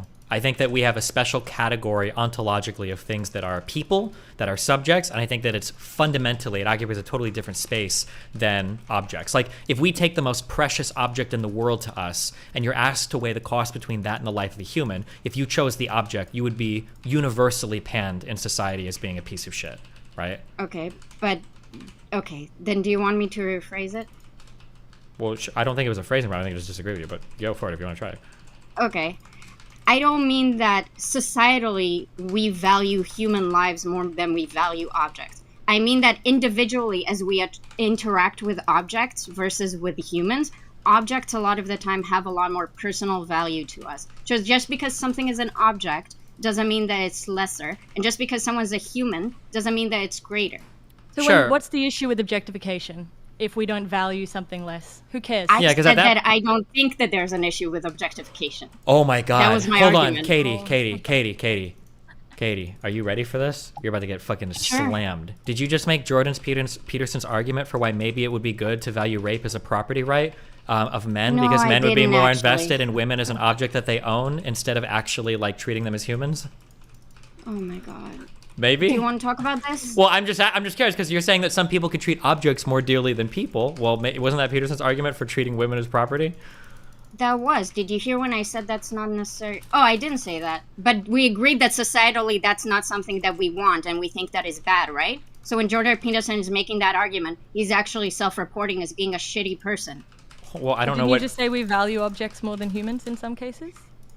Wait, do you, am I not making, okay, I'm If sorry. we value maybe I'm property not as much thinking as we clearly. value human beings, what's the issue with Jordan Peterson saying women should be property? Yeah, that point's We objectifying. value. There's a societal appreciation of objects versus humans, and the way that humans personally interact with things around them. Like, you guys are conflating this, and I get why it's convenient, but it's not engaging with it.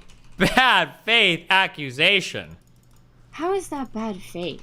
Well, when you Engage say, with I'm sorry, what I'm saying. we are, but when you say convenient, you make it sound like we're just doing it because it's easy to like win the debate.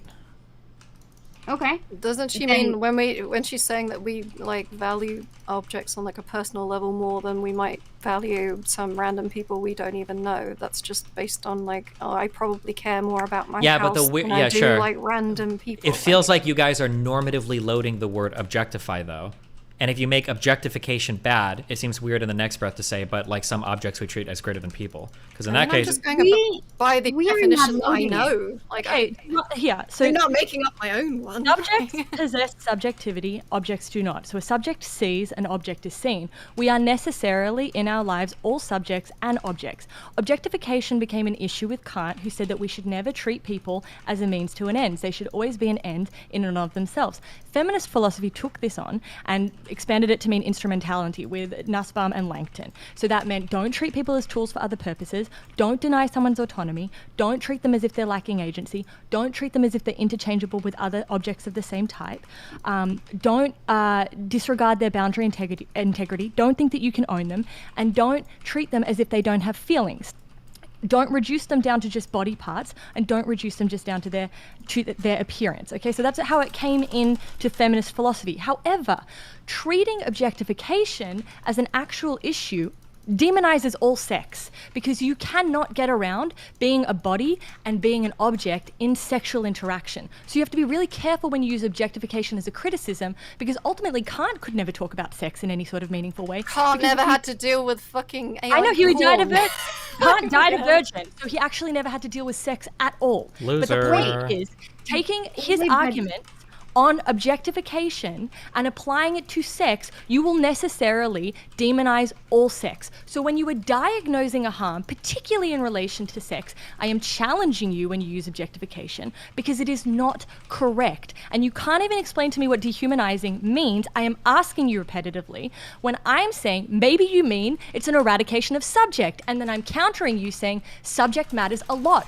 QT Cinderella, being QT Cinderella matters. Responding to the sexual interaction matters. So subjecthood is clearly taken into account. So what do you mean? Well, when Are we're you talking in the talking to context Kelly? of QT Cinderella, I mean, do you want to talk first? I don't mind. No, But, like, I think she's addressing you, because I've repeatedly said I don't have an issue with sexualization. So I think she's addressing you. I'm not sure though. Okay, let's back up and find out where we are in this conversation. Yeah, I don't understand why my definition, which seems fairly consistent with everything I've ever read, like. No, stop saying that. We don't care about what's being read. We don't care about. I don't think anybody here cares about the right definition. How am I supposed to Listen to argue me. with like someone's opinion on it? We're not arguing. It doesn't matter what the definition is. I think we're just trying to figure out like conceptually where everybody's at. Well, she's arguing that I'm wrong, which is not. No, she's not arguing. She's arguing that you're inconsistent. What you mean?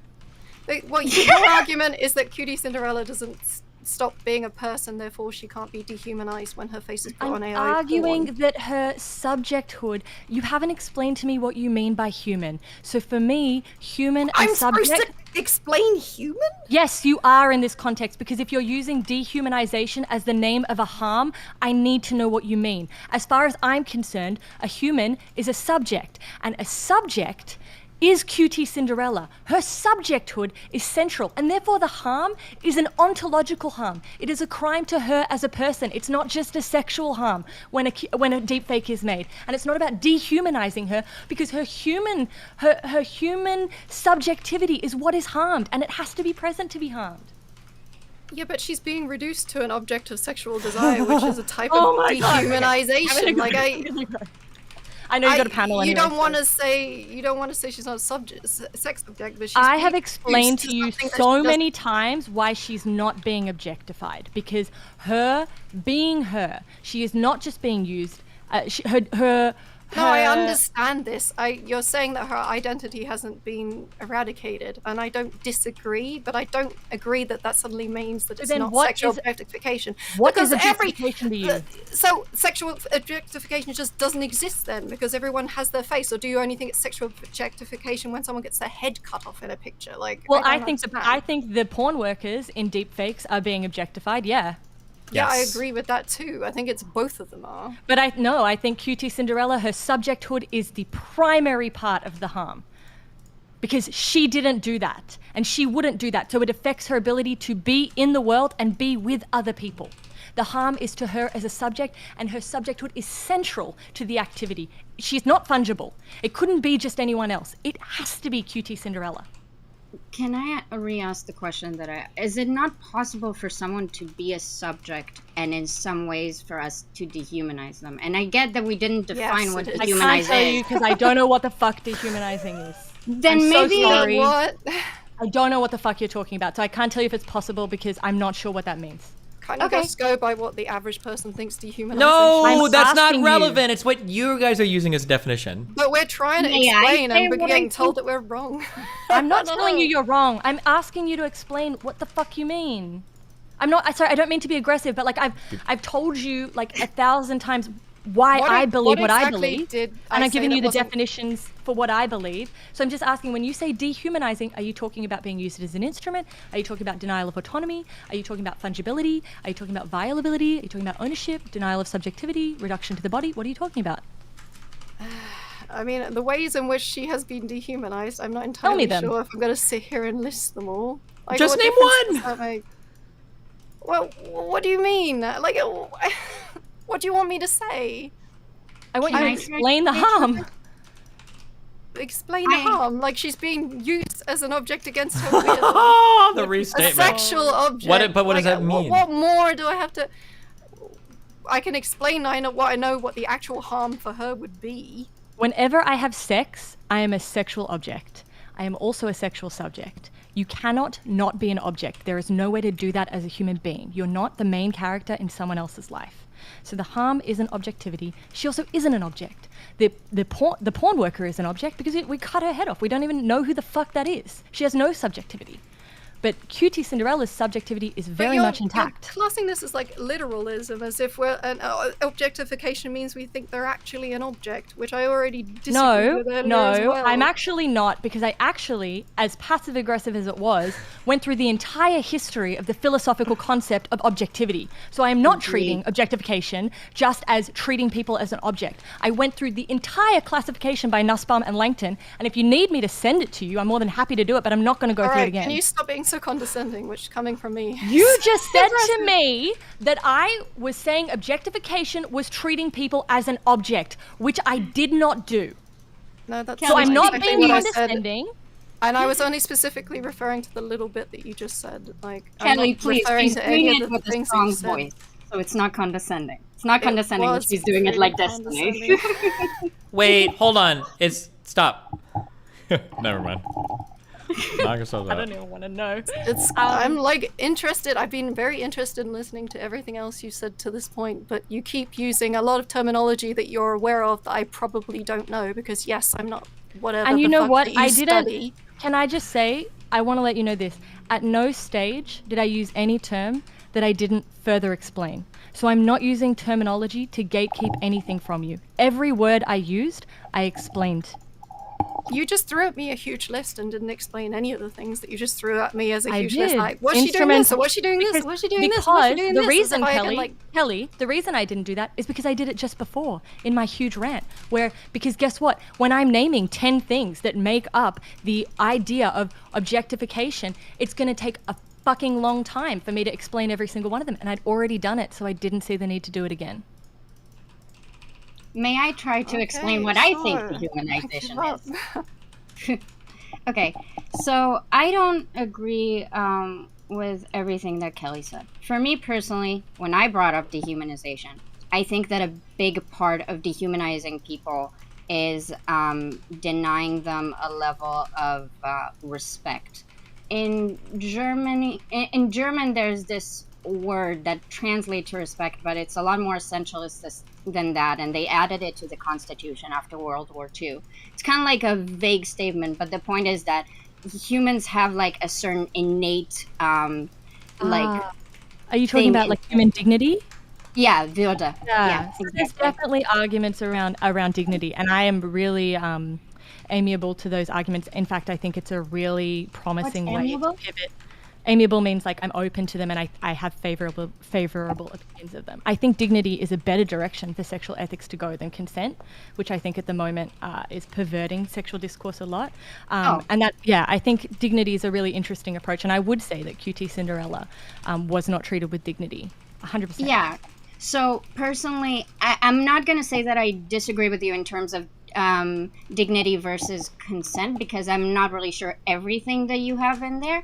But in this specific case, when I was talking about dehumanization and why I don't necessarily mind objectification, is because I feel like a lot of people conflate when they objectify someone, they also forget that that doesn't excuse, like, that doesn't give them infinite consent, that doesn't give them the ability to harm someone's dignity or someone's, like, just because I'm a booby streamer does not mean that I've consented to you, like, making porn of me and, like, sending it to me, you know?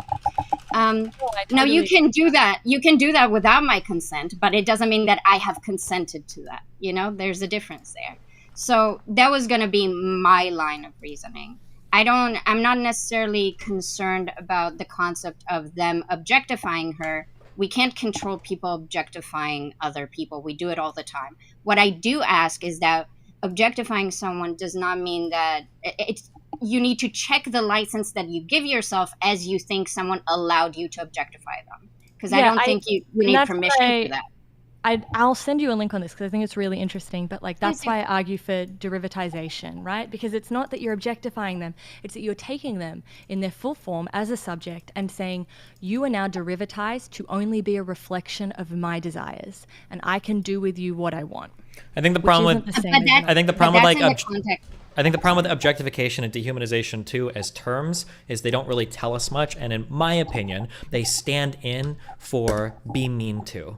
Like, I think that in every single circumstance where somebody says dehumanize or objectify, I think that you could replace the words as they were mean or disrespectful to this person, and it almost fits exactly. I don't think that people have precise definitions of what dehumanize or objectify means. And the problem is that when we're trying to figure out how to solve a problem analysis requires first problem identification. And if we just use things like dehumanize or objectify, it's kind of weird because I can think of sexual circumstances, we all can, where one or both parties might be objectifying the other to some extent. extent, or maybe even dehumanizing depending on what you're into, and it's not necessarily a bad thing, especially for the objectification part. So there might be, like, it feels like we need to call on something more to say why a particular thing is bad, other than to just harp on its objectification over and over again.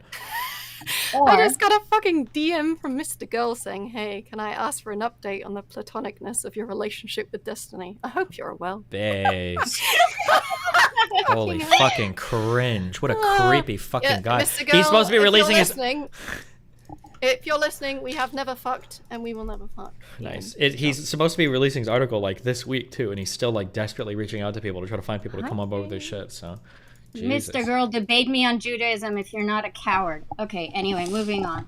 I'm gonna dip, but I do want to. I am sorry that I lost my patience, Kelly, and I just sent you a friend request because I really would like to send you like what I explained everything to be, because it is the working understanding of objectification within feminist circles, and it might be useful for you to have on deck if you want to talk about objectification in the future. And I'm sorry if you felt I mean, if this is a concept either of an ideology or for you, like, I totally appreciate that. It's just it goes against every like definition I know of these because words. it's the like So I'm like, definition, but it's the way we use it is like a simplification of this built out model, but I think it would be useful for you to just have on board so that you can use it in future conversations when you talk about objectification. Wow. I mean, maybe I like to learn things, but I don't know if I'd necessarily take that on board as something I agree with. Wow. Hey, they forwarded it to me too. I'd like to read it. Wow. Yeah. Okay. Narrator. Bye, guys. Have a good night. Have fun on your panel, Destiny. Have fun. Bye. Destiny, do you still have a bit of time? The classic Let me check. I either have an hour for you or I have no time for you. Oh, I think I have like no time for you. I'm sorry. That's fine. I just feel like every person that spoke to me today is trying to gaslight me. I'm just stop. I'm starting to question my existence. Stop. Like, I don't know anything anymore. No. Stop. The issue that she was having was that you were using a term dehumanize or objectify, and it seems like when she was pushing you on it, you were saying that it didn't seem like she was able to derive why this is a bad thing from the definition you were giving. That was the issue that she was pushing on, not to gaslight you, okay? But Katie, if you want to talk after the panel, then knock yourself out, and we can chat after. You're up at crazy degen fucking hours, so we can probably chat afterwards if you want, okay? Sure. I'll just write down what I wanted to be upset at you about. Good, okay. I'll be right back stream, and then I'm doing this panel. 1 sec. One writes them a fucking essay. By the way, Kelly, I think the issue is that, especially with situations that there's more than one person, because I was there too, and I was every once in a while like interjecting, and then creates this situation where she might think that we're making the same argument, and like I got your points and I want to steel man for you, but I wasn't necessarily making the same.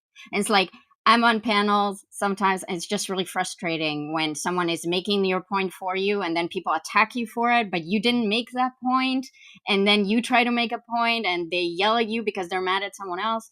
So like I don't think like I mean, people have accused me of saying so many things at this point in the last 3 days I've never fucking said in my entire life. So I'm losing my goddamn mind.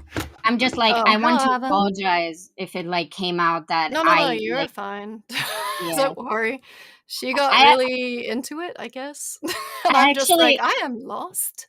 I actually felt really bad because I felt like I set a lot of that up and I wanted to make my arguments, but you guys were talking and I don't like interrupting people. So I was just in this space where I feel like she's getting a lot of shit for something that I kind of initiated. And then I'm like throwing her under the bus, which was not my intention. I just like, I didn't want to interject, which maybe I should have. I don't know. No, I'm sorry. You're good. It's fine. Don't worry. I don't know how to argue against a definition that I feel like is fairly universal, but I guess it's not universal at all now. I was wrong about that. So I'm just sitting here being like, Hey, I just wanted to let you guys know the live stream chat was asking if you guys could take this offline. Okay, we can leave. What, so they can just listen to L? Well, I thought he wasn't streaming us anymore. Okay, never mind. Should we leave them? I want to keep talking. I don't do what they tell me to do. I do the opposite of what they tell me to do. They should Yeah, know that by now. I think the issue was really interesting, and this is something that I don't get with Destiny. It feels like now every single word that we use is quote unquote too loaded to be used. So now you're not allowed to use words anymore. Like dehumanizing is too broad. Yeah. And it's like, can't I tell you what I think dehumanizing is and then just use that word? Like, can I not do that? Or is me saying that word is so triggering and like upsetting that you cannot engage with my point? Like, I don't, and it's like that with a lot of words, right? Like feminism, toxic masculinity, whatever the fuck you want, right? You say words and people get really upset about them. Ironically, the audience thought that I hear Jordan B. Peterson and I get triggered and then I can't listen, right? And so it's interesting to be criticized for that when it goes all the way around, that people hear certain words and then we assume they can't engage with it. So I guess it's just confusing. Yeah, it was pretty confusing. I felt like I was being come up by different directions, and I was just like, huh? But I also don't agree with using like derivative in place of dehumanize, because it makes it sound like the person is now then a knockoff version of themselves, like they're a poor literary book, like they're what is the knockoff of Twilight? What was that? The more 50 Shades. Yeah, so it's like implying that's how I see it. When someone says this is derivative, this is how I'm imagining what they're like saying. And I'm like, I don't Yeah, know. Like obviously words are never perfect, right? And they can all have mixed meanings and variable definitions, and it's And difficult to inferences. always put across exactly how we think and feel about things with imperfect words. But I don't Yeah. necessarily think that means we can't use There's sexual objectification in the context of AI porn. Like I don't there's see a why quote that I would be. really like. There's a quote I really like that is like, we don't think in words, we think in the shadow of words, and I think it's really nice. L L L L L Abba, be quiet. L You're L loud. Quiet. Obama. Be quiet. L L L But the point that I really wanted Obama. to make to All her right, before she left, Obama. it's not like L that. It's not L like that. You're doing L it wrong. L. Obama. Okay, never mind then. I'm trying to teach him. Anyway, yeah, you can. What were you saying? I'm sorry. I got distracted by the abundance. L L. Can you teach me how to do it? I was told I have a Obama. good baby voice. You don't really have to make Obama. No, God, no. Obama? It's not really a baby voice. It's just Obama. Obama. It's just like higher pitched. L Oh L God! L L No, L that's the worst. L. This is like peak autism at its finest. Dan, we need you. L. Dan, Dan. L. Stephen. Obama. Obama. I I want to give a shout out to make Kendrick my for joining the point. Omni-Liberal Nation. L. Why are you doing this? Nobody special. He's Thank you for the farming. $5 dono. L.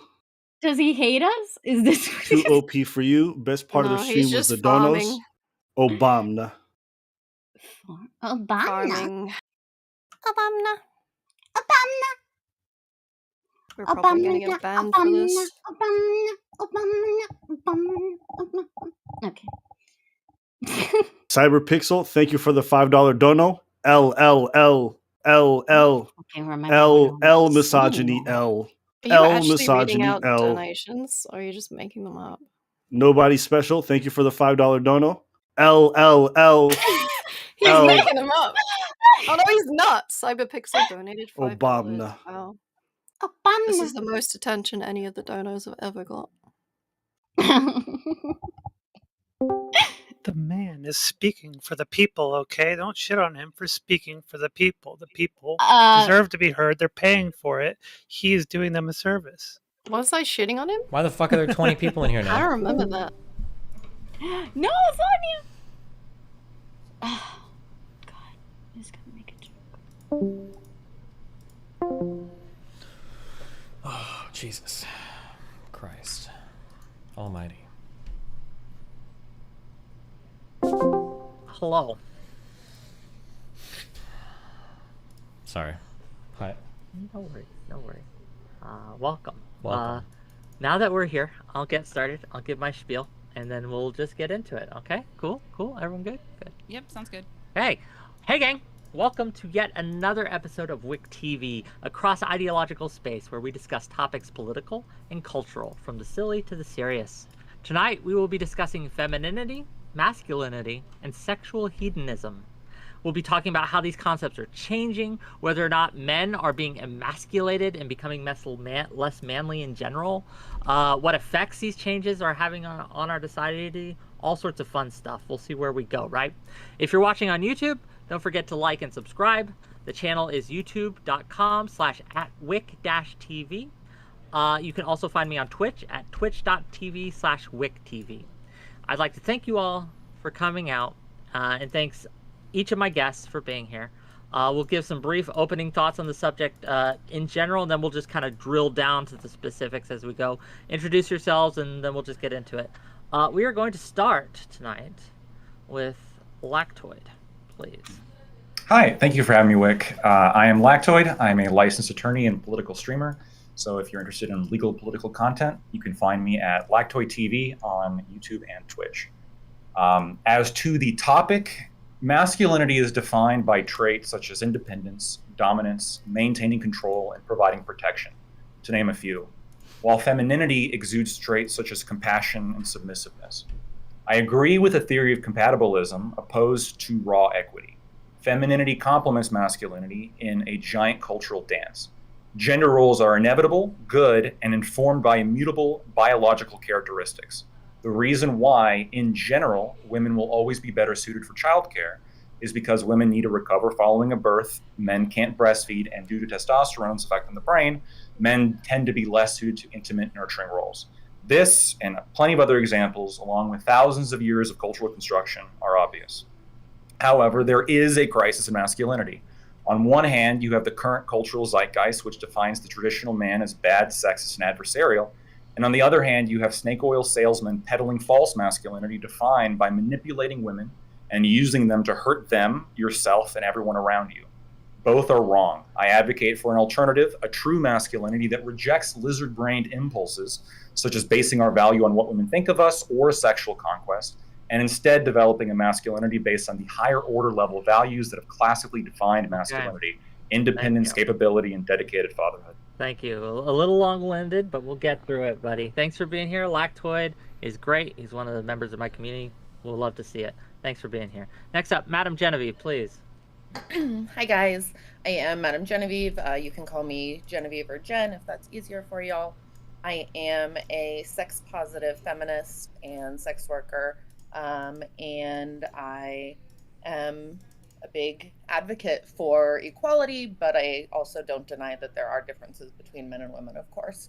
I still think that we can work towards a lot of the traditional feminist ideals of equality. And I think that there's a lot of value to outliers being able to explore a lifestyle and a expression beyond the traditional gender roles. I think that those work for a lot of people, but not everybody.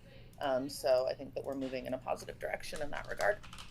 Okay, thanks. Genevieve, love to have you. Love to see you. Thanks for being here. And we'll get into it in the open, I'm sure.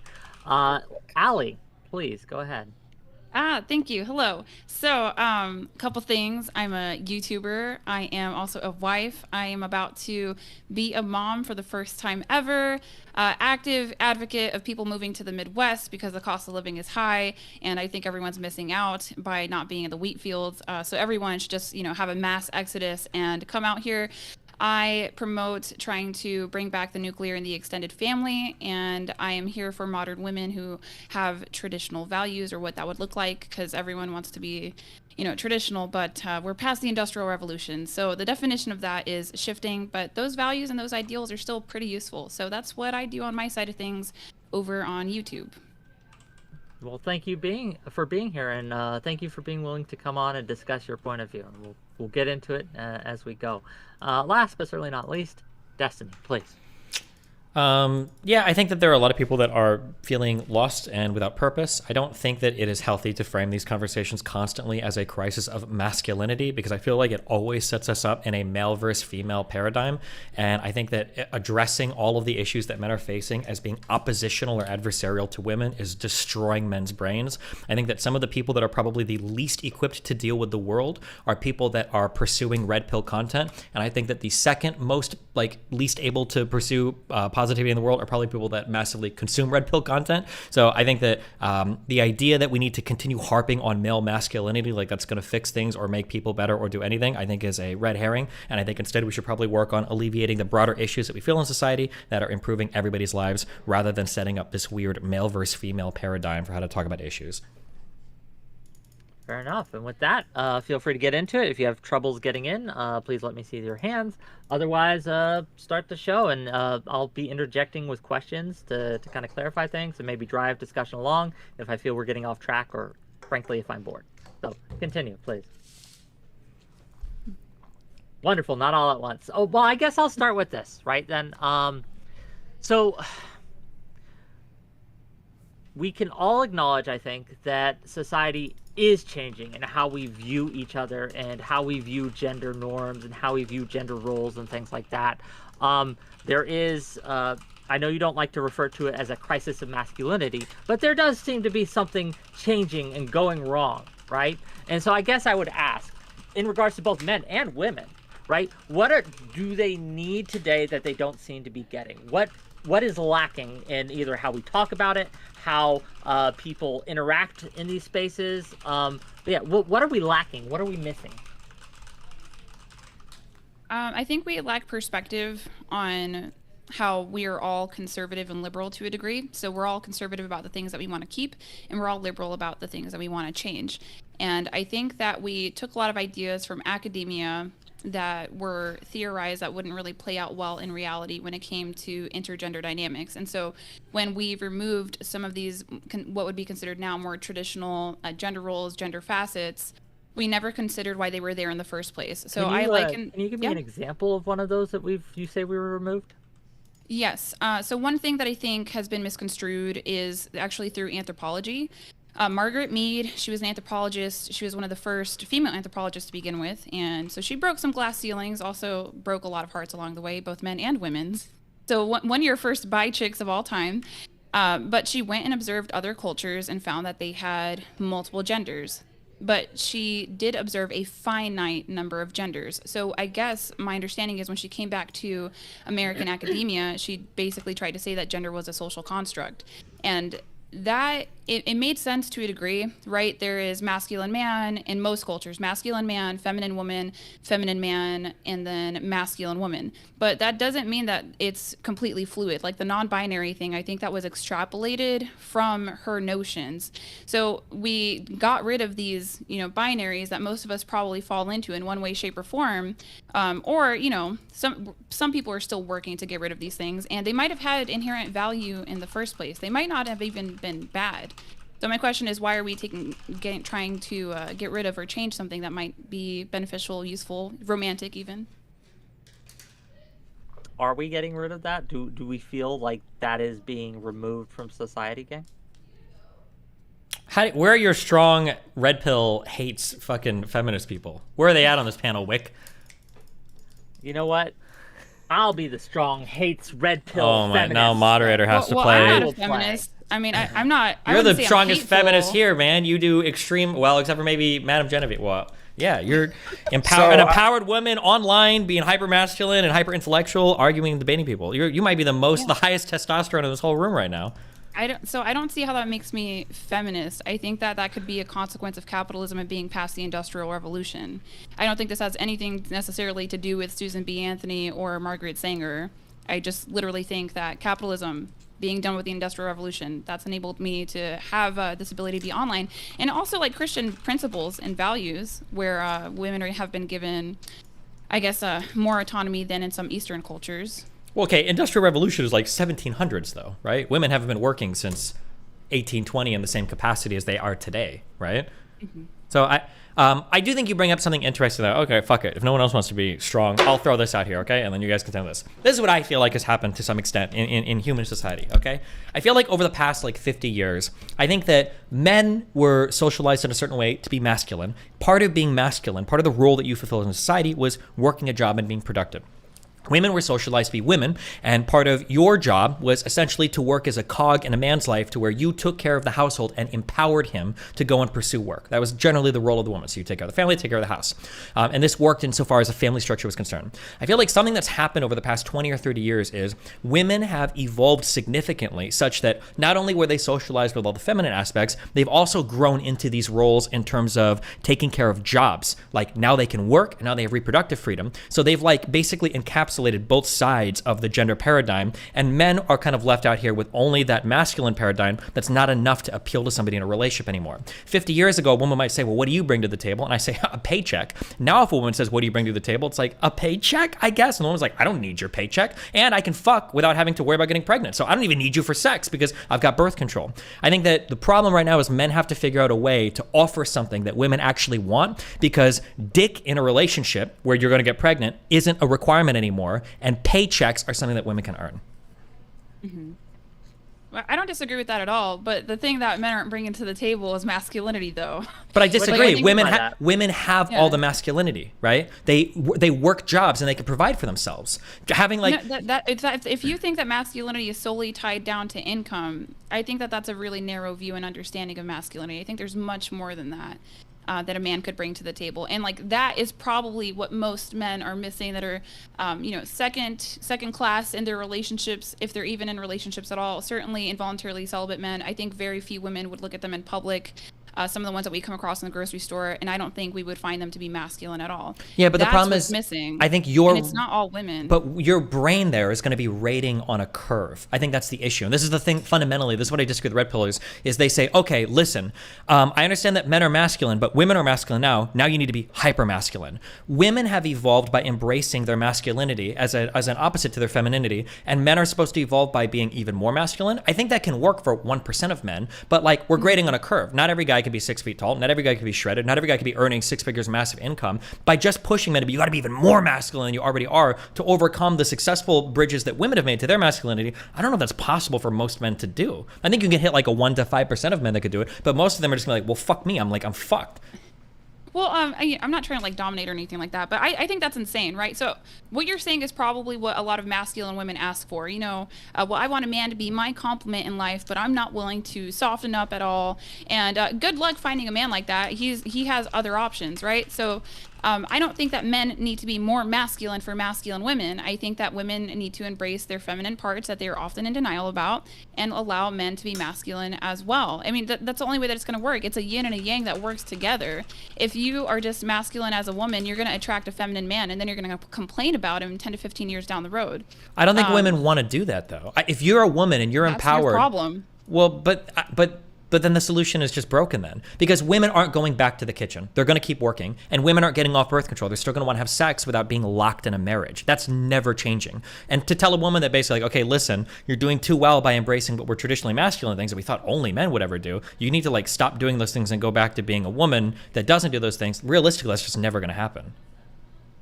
You can be a woman who works 40 hours a week and be feminine. Like I'm very confused about your understanding of masculinity and femininity. Like it crosses all cultures, all religions, and all time. Let's try to like narrow in on this. Like it looks like we have different views of what femininity and masculinity is. So maybe we can drill down on that a bit. And I just again open to the whole panel here. What is a masculine man to you? What are some characteristics of a masculine man, and what are some characteristics of a feminine woman? Ali, you mentioned that feminine women can still work 40 hours a week and be feminine, right?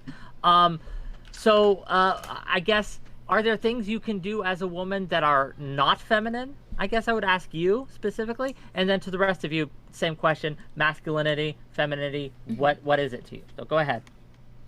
So masculinity and femininity is within all of us. You'll find moments where you go in between yourselves as men. I mean, even Lactoid, I'm sure you've had your softer moments in life. So masculinity is more of a penetrative, show of force out there in the world. So if you insert yourself in situations as a woman, or if you assert dominance as a woman, that would be a masculine trait. Which isn't inherently bad. It depends on the context of the situation. You can do it with tact, but I would say that would be a masculine thing for a woman to perform. I would agree with that. I also want to point out the fact that this is a question. I don't understand the problem with calling it a crisis of masculinity. I think it is, especially when we're having a difficult time understanding what it is. It doesn't necessarily have to be oppositional, adversarial. It can be compatibilistic. You can have a situation where we're talking about how do men discover themselves and how do men discover masculinity without having it be at the detriment of women, but more about how can we improve ourselves. And so, what makes a masculine man? What makes a good man? Well, I think there is one of the reasons for the crisis is you have some people. I would point to some people perhaps to name drop like Andrew Tate or that irk of people who I think are sort of bastardizing the concept and using it to push things, a false masculinity of just like sexual conquest and getting laid and all that stuff, as opposed to what I think is a more important. Putting aside the lizard brain, something more important and like foundational, such as, being independent, right? Understanding what your place is in discovering that. Now, how does that look? Well, I think part of it is, at least having the goals of being successful in the workplace, taking care of yourself physically, learning to improve yourself through, becoming more charismatic, all of these things that I think are critically important. I just for you two, I want to push harder. Give us, what do we mean when we say masculine? Give us some examples. I want to know, because penetrative in the world is quite nebulous. What is that? What do we mean when we say masculine? It's just being forceful, right? Like women are, femininity would be considered more submissive, more docile, right? Unless, Can you give me, when you say, there's context. Yeah, when you give a trait, give an example. What do you mean when you say forceful? Okay, so let's say that I'm in the workplace, actually in prior service military, so I can talk about that, right? Okay, even though I was in the military, there were times where I was the best leader in the room, just among the enlisted folks, even though I was a woman and there were men in the room. But it was very obvious that I was more capable of the situation. So I would just go ahead and take charge because I'm trying to go home at 5 o'clock. I don't care about these other people. I'm gonna do what I need to do to get the mission done. And I would do that. And that was considered a masculine trait. And it's completely okay. It made sense for the context, but it did have some consequences romantically, I would argue. So does that help? Does that clarify? Well, yeah, but I feel like you're giving me an example in my direction, though. In that, like, this was a case where...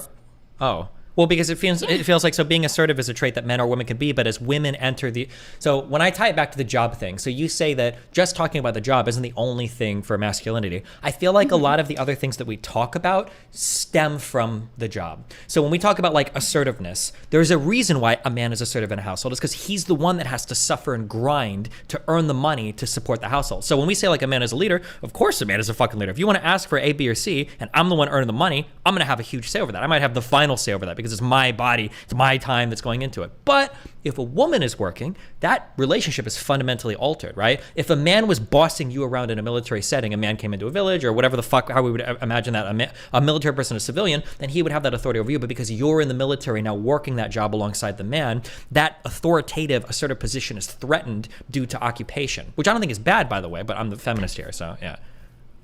Well, I think this is my confusion. I think this is an American perspective, that we think that because women work that they can't be feminine. It doesn't make sense because majority of wives are in fact working. So what their man doesn't get to be the man of the house because she's contributing to the household income, and typically he's out earning her anyway. I think that this is very much an overthought and also very reductive of masculinity. I can give other examples of masculinity too. Like my husband is more than a paycheck. Sure. And I hate to like, draw examples off of my relationship, but in my opinion, like my husband is, or I would say like the most masculine man or one of the most masculine men I've ever met in my life. But there's Can you other give some things examples about how? Yeah.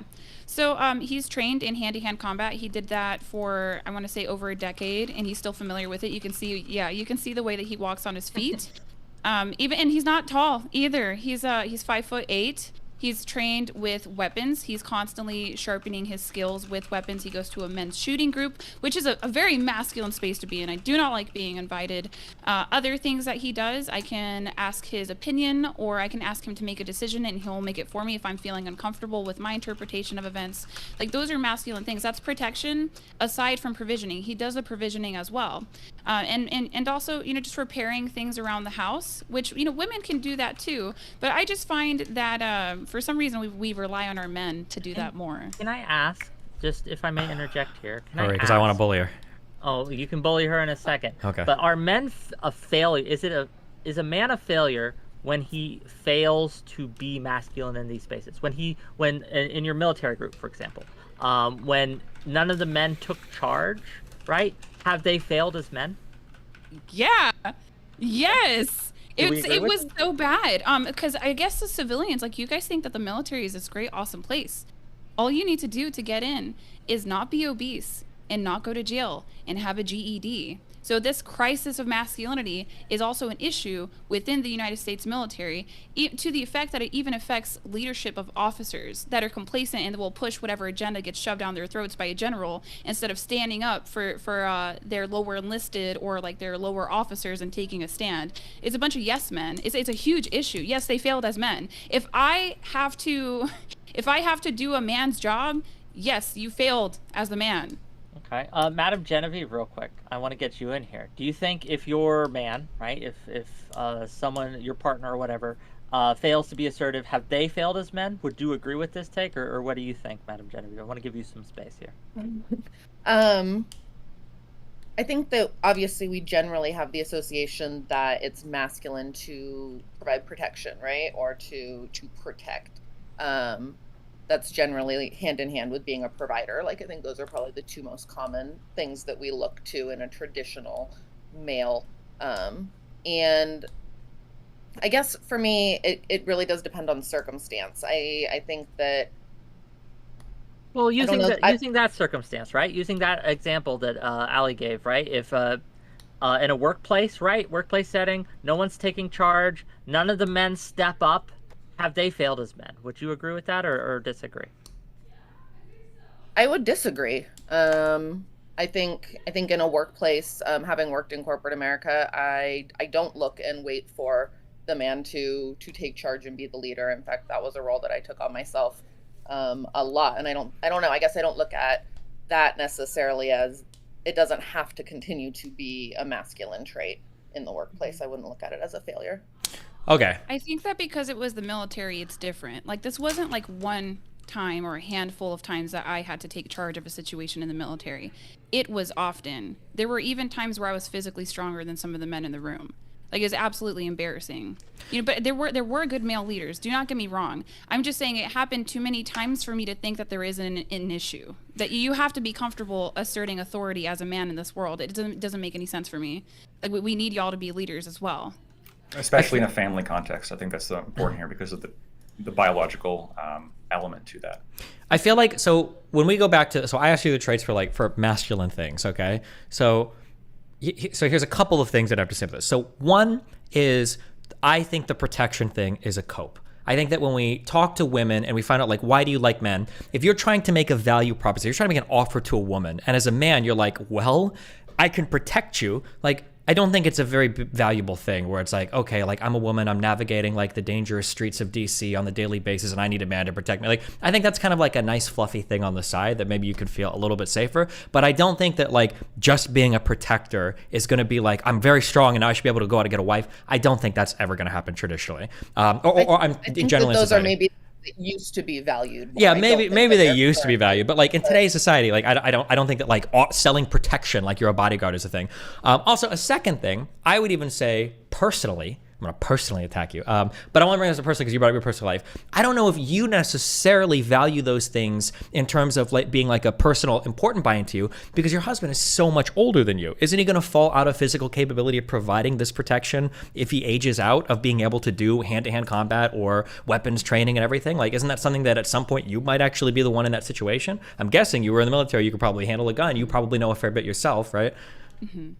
Well, okay. So here's the thing, right? He is older now. He's still very strong. I think that also we don't see a group of men that are from age 50 to 70 that are physically fit, that have been working out for decades. They totally exist and they're capable. The only issue that I could really think would be eyesight. Even strength wise, you're able to retain testosterone.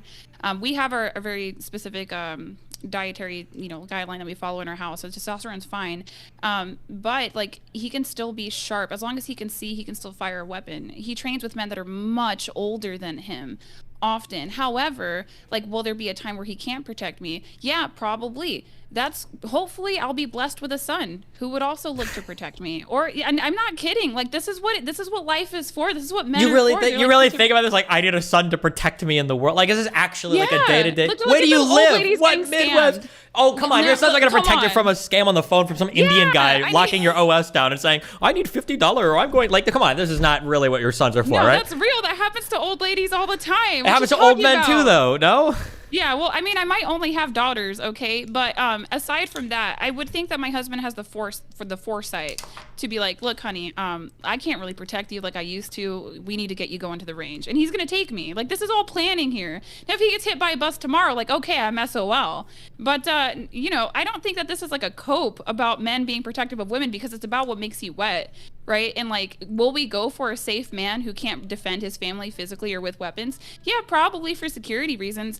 Am I going to be able to be faithful to him 10 to 15 years down the road? I don't think so. I think that's a really big ask. I guess when I think of the traits that you listed, there was, broadly speaking, there was the protection thing, which is, I feel like that can't be a major draw. Just as from what I've seen of you, I feel like there's probably got to be something more there.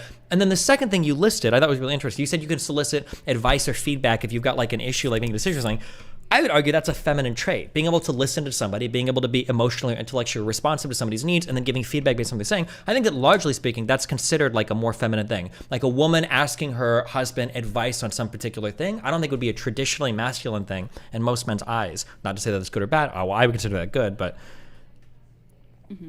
Well, I want to give other people time too. Sure. So. Yeah, so I understand we're not like living in caveman times where dinosaurs are not, whatever the fuck's chasing after us.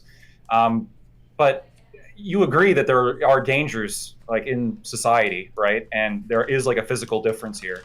And so those physical differences sort of inform the reason why men have the roles of being the protector. And doesn't that make sense, right? I don't acknowledge that. No, I don't acknowledge that. We no, have you don't think like at the bunch bar of some modern- guy is being aggressive and like I think the vast majority of women are not going to be in scenarios where they need like a man to protect them, unless they're like going out and starting fights. I don't think that that's a normal thing for most people. No, I don't think so. I just disagree then. I think that does come up, and I think when it comes up, you should be ready not only to protect a woman, but also your children, right? I mean, that's an element here as well. Because children are vulnerable, they can't defend themselves, and being able to have that sort of protection mindset and the physical capability of doing so, that to me seems like a perfectly fine principle to follow and something that is good to encourage in men. And when we don't, we get problems, right? If every couple that was attacked, I'm sure didn't think they were going to be attacked. Like, you're not planning for what is most likely to occur. You're planning for the exception to the rule, that one bad night. You're not planning your entire life's future relationship and your family and everything around a potential exception. It's one part. It's The one men part. that you know. The men one that part- I know, like I know an atheist anarchist who is fully prepared to physically protect his family and also do that with weapons. That's fine, but I'm just saying that, might like, be your community. You said you lived in the Midwest. I lived in Omaha, Nebraska, and Council Bluffs for my entire life. I don't know where all these people that are getting. Maybe there's really, really rough neighborhoods where some of you guys are just like walking. Chicago, by and large, is a peaceful place to be. There are some parts that are dangerous. Same thing with Detroit. I spent a lot of time in Chicago, a lot of time in Detroit. Most of the city is fine, right? There are parts that are sketchy. Same thing with LA. Like, most of the city's fine. There might be some spooky homeless people in some areas, but it's not like Chicago's like, I got to call a friend because we only travel in groups of 7 or more when we walk to work or something, right? I don't think it's that fucking crazy. But maybe that's just my perspective, right? The average modern person has a lot of tools at their disposal that they can use to minimize risk of danger in their life. And so having this burly security guard follow you around and making that like your primary objective in finding a partner just is obviously, it's irrelevant. It doesn't have to be primary. It could be one element, right? It could be one element. It could be one element. I do agree. I'm not going to sit here and lie and say that a dude that's shredded that could kick like 3 people's ass, that's going to be an attractive guy physically, and there's going to be like I don't disagree with that. But whenever I push on like what are the masculine traits men need to work on, one, we're talking about a guy that's like a top 1%er there that can like take on like multiple adversaries. So it's not realistic for most men to aspire to. And two, it's like the first thing that everybody gives. And when I hear this, I'm like, holy fuck, are we like in Mosul right now? Is there like fucking ISIS around the corner where you're planning your relationship and shit? Where 99% of the time, oh fuck, there's a really good rule for buying shit in your life. And it's like the 10-99 rule or something. Like, I don't remember what it's called, but it's like, you spend like 99% of your money on the things that you spend like 99% of your time on, right? So you get a good bed, a good chair, whatever. The idea that we're planning our relationships around like these exceptional one-off circumstances, like how do you feel about your husband? Like he's a really shitty communicator, he's really abusive to me and everything, but man, if we ever get into a fight, he's gonna fuck somebody up. Like I've never heard anybody say that my entire life before. Well, because it's a caricature. That's why you haven't heard it. It doesn't make any sense. Just because a man is dangerous doesn't mean that he's inherently malicious. It's just that he's capable of ending somebody's life who's trying to harm his, not just his woman, but his children. I wrote an entire article about this, and there's women that agreed that these traits are attractive as well. I think that women who want masculine men,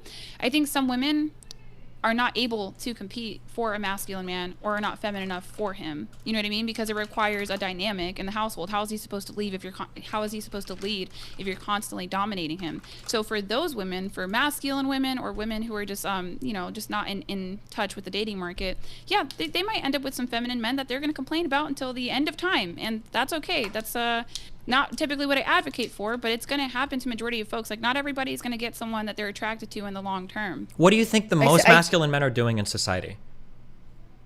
The most masculine men in society are making single moms and they're in jail.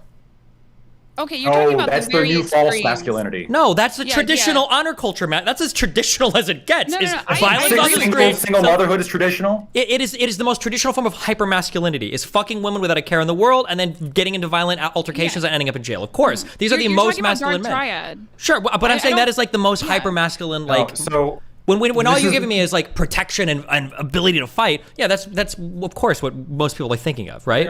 I also am questioning. Hold on, I do have a question for Ali as well. You're advocating for, increased femininity in these relationships. You're anti-feminism, and yet it feels to kind of fly in the face of that belief that you did spend time in the military. How does that? Because that is a very masculine direction to go in. How is that? How do you square those two ideas? So you're right. It was a masculine thing to do, is a masculine thing to do, did masculinize me, and I had to kind of deprogram a lot of these things. But we're also dealing with propaganda. When the United States Army told me that I was strong enough, as strong as a man, and that I could carry a man 6 foot with weapons and armor on his body off of the battlefield, I believed them. This is inherently false. I am 5'4". I was 127 pounds when I joined. I thought that I was signing up for a job that I could do. That turned out to be a lie, and I'm permanently disabled in some ways. I'm functional, but it did change my body for the rest of my life, and I'm not the only woman. There's a lot of women that have the same injuries that I do. I have no problem saying this publicly. I have labral tears in my hips. That's from my time in service. I'm grateful that I did it. It got me financial stability early in my 20s for the rest of my life, but it came at a huge cost. And that was just propaganda. Like, I truly thought that I was able to do my job. So today, do you think women have a place in the military or no?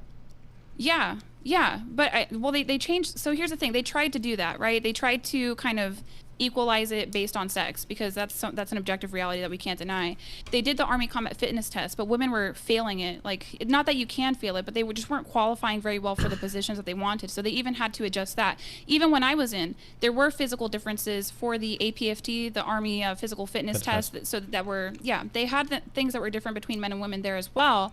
Can you repeat your question one last time? If you believe that women have a place in the military today, after your experience and everything. Right. Yeah. Is that not a feminist ideal though, or a feminist perspective?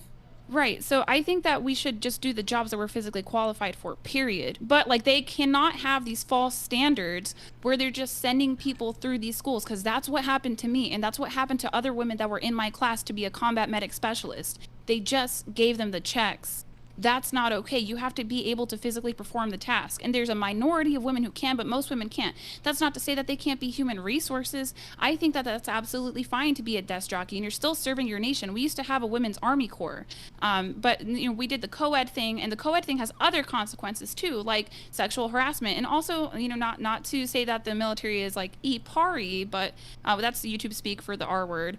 But when these things do happen, it's not handled well internally. So that there's consequences from this co-ed nature. But I don't think that women can't serve. I just think they need to be serving differently in different jobs they're physically qualified for. And that highlights kind of the aim here, which is the goal of equity. They are lowering the standards for women because the reality is the women that can make it are the exceptions.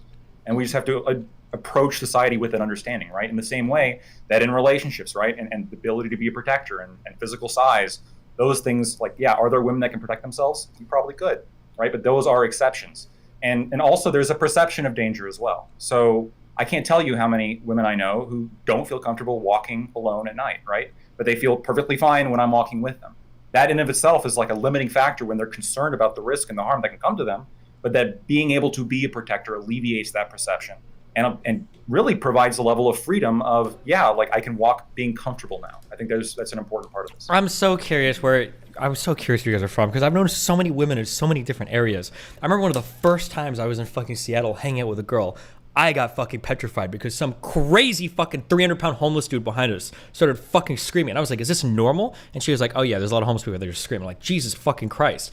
I know so many women in so many cities like this that have no problem walking like to and from work, that like obviously don't go to sketchy sections, but some of them ride the bus, some of them ride the train, some of them just don't give a fuck. Where are these like ultra violent areas in the US where women are like, I can't even go outside, I'm worried that I'm gonna get like abused or raped or whatever? Like, I feel like this is only happening in the context of like going to sketchy parties or bars where you're getting hit on. If you like go literally like to a bar or something alone as a woman, it can get spooky. But I feel like most women are like not dumb enough to do that. But so there's like the practical application, and then there's the romantic application. Women trend higher in neuroses like anxiety and depression in comparison to men.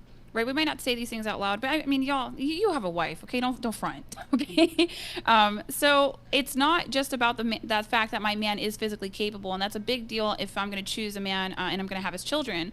But it's also that I can breathe. I don't have to have that high level of anxiety and be on alert because my husband is on alert for me, in a sense. Like, I'll try to be practical, but that's the other thing that it's for. It's not like you're gonna go outside and always get your ass whooped. Like, the statistics don't support that. I think we know that. Sure, but I'm curious, and there's got to be some other thing, because my guess is there's probably the majority of men, like 98%, are stronger than the majority of women, but that's not enough to get a woman to date you, right? And then even in the case where you could select for, and again, if you guys want to give more masculine traits, I'm just working on what's been given so far, even in a case where you could select for the most masculine man, you could find guys that are way more shredded or way more physically capable in their 20s or early 30s that are capable of protecting you. But I think, and I don't know this, but I think you selected your husband for traits that were more important than just this, like, being a protector part. I bet there's other reasons why you're married to him, and it's not just because you found like the first 49-year-old guy that could protect you. Like, the fact that he's so old probably means he's developed so many other traits that I bet you're attracted to as well, would be my guess. Well, let's dig into that real quick. Let's dig into that, right? Like, so we mentioned like protection, assertiveness, to penetrate the world, as we say. What are some other masculine traits, maybe more on the mental side? Like, some things I hear are stoicism, reliability. Yeah, that's what I can think of off my head. What do you guys got? Yeah, I want to talk about stoicism, but somebody else go first. Yeah, I think stoicism is good. I also think being able to provide is good. I think a lot of this kind of comes back to, ultimately the common root here is being able to control a bad situation, or being able to make a good situation even better. So, like, not only in the situation of protecting somebody, but also, being able to provide for somebody who maybe has to take off work to go give birth, and staying home and breastfeeding their child. Like, being able to be in the position to take care of that person is another masculine trait that I think is beneficial for that very reason. Because if you're not able to do that, well, now the child is at a disadvantage. Again, I think we got to get it, because you're saying jobs again. It's got to be something more than jobs, because women can work. It has to be something more than that. Yeah. You're right. No, like you're right. Like you have to be a man if you're gonna have a feminine woman in your life who's comfortable with like building a legacy and a life with you. Like you keep asking like what's missing. Like manhood is what's missing. But you know, yeah, but I'm trying to figure out what that is. Even when you say like stoicism, well, like I'll just, being a stoicism. I got you. Okay, right? get me. Yeah. Every woman wants to be like, oh, you know, we're egalitarian. We can handle the hard stuff. Right. When I see a man crying, I am immediately instilled with fear because ish has hit the fan. You can argue an evolutionary perspective on that, but I'll give you a better example. You're a woman on a flight. There's turbulence. But you don't really care. You know, the stewardesses are moving through, the men are quiet. Now there's turbulence and the men start screaming. Would you not just like urinate on yourself right then and there? Like as a society, I think we rely on men for emotional stability. I think that we really do. And I've had men come out and talk about this as well. And a lot of these things are going to be anecdotal, but you know, there's some studies we could talk about another time. But I've had men come out and say that they had to be strong for a period of time when there's a death and things like that. There's going to be moments in time where a woman is called to be stoic, and I would argue as well, Marcus Aurelius was taught stoicism by his wife. So it can work for both genders, but it is an attractive thing in a man just because of, on average, and that's a fact, women trade higher in neuroses. We look to you guys to be the calm to the storm. And again, with these feminine men that are out here, you know, we've talked about DJ Ack, but anyway, like these guys that just go off hyper emotional, yeah, like that's not masculine, I wouldn't say. Have they failed as men too? I would agree with what you're saying there. Yeah. But I also, I guess, context, right? I push back a little bit on like, because when we talk about like hyper emotionality as the opposite of stoicism, I don't think anybody likes hyper emotional people. Like, if I don't like, even hyper emotional women are probably not good.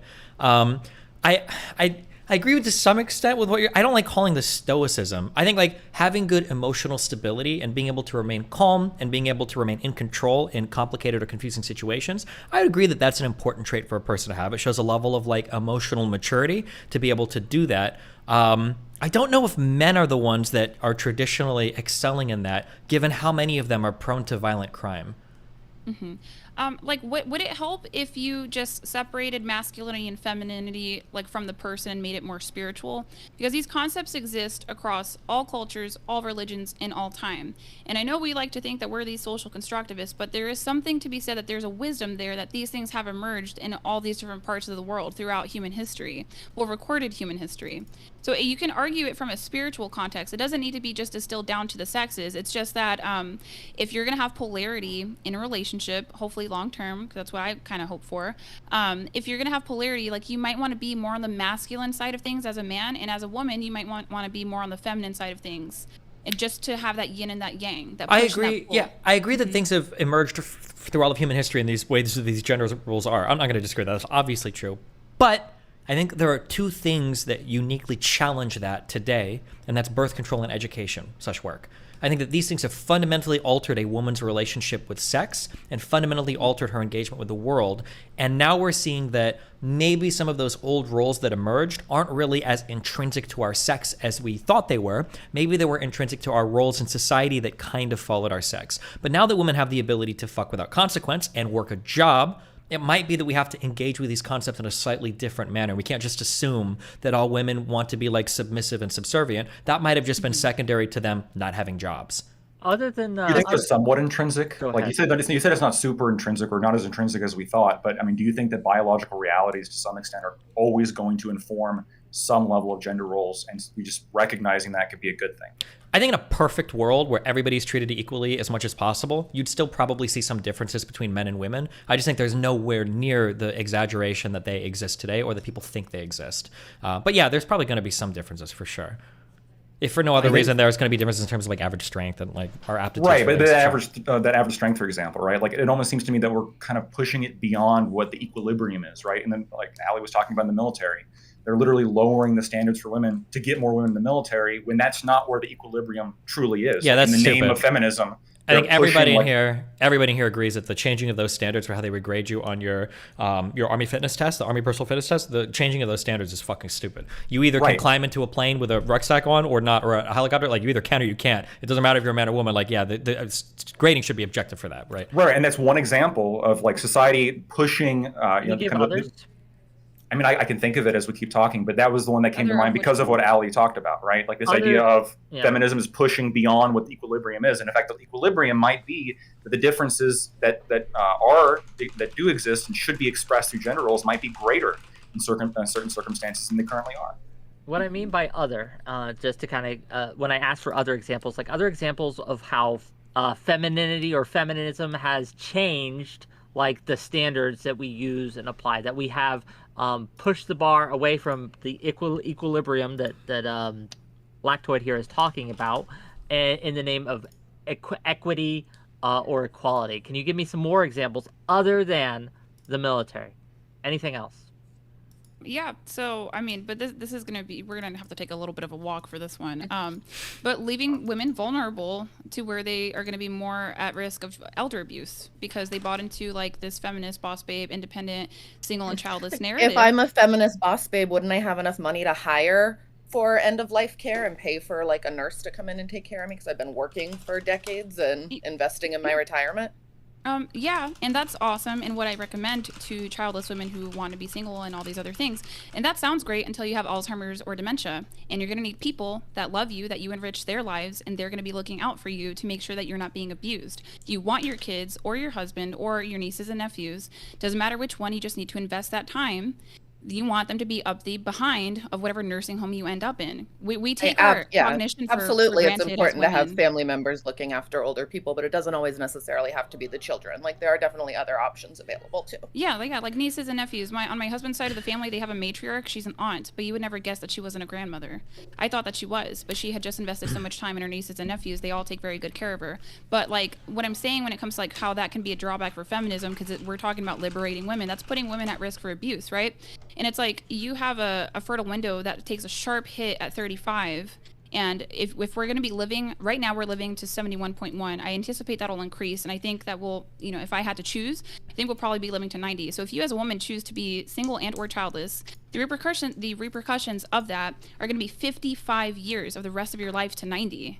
I think something real quick, because I think this is actually a counterintuitive thing. I think if you want to increase your chances of being safe as a woman, I think that you have to remain single, because I think that the highest likelihood that a woman ever encounters violence in her lifetime is interpersonal violence in a domestic abuse situation. That's so the best thing you can do is keep a man out of your house. Like the chance of a guy breaking into your house and like violent robbery or whatever, or burglary or stuff like that is pretty low, but I'm pretty sure a decent number, I'd have to Google it, but I thought it was like 30 to 40% of women have experienced like some form of like intimate partner violence in the household. And it's So you're talking about DV, but I'm talking about how like, how other ways that feminism can be harmful. I'm saying that there's probably going to be a wave of women that are single and or childless that are at risk for being abused in nursing homes that we haven't seen before.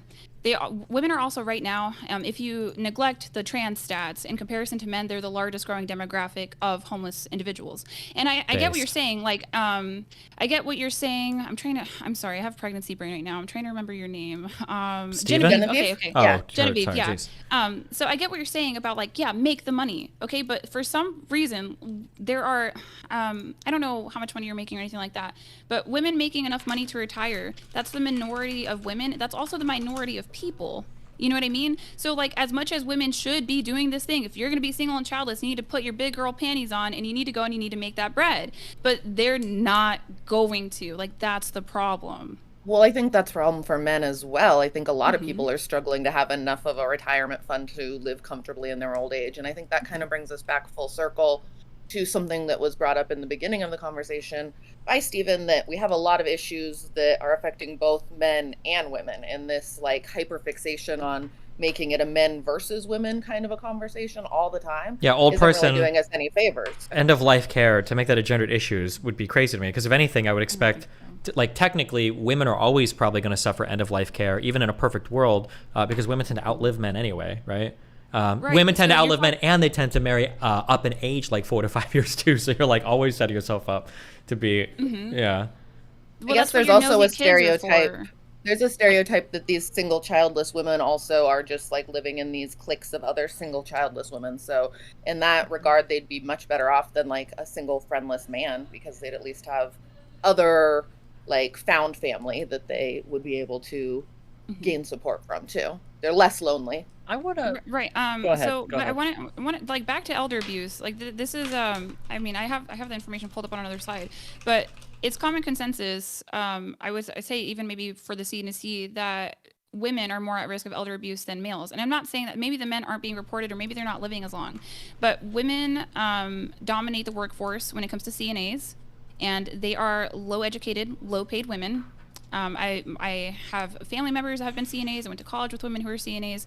It's not the highest professional status job out there, right? So that's already an issue. It's low education and then low compensation.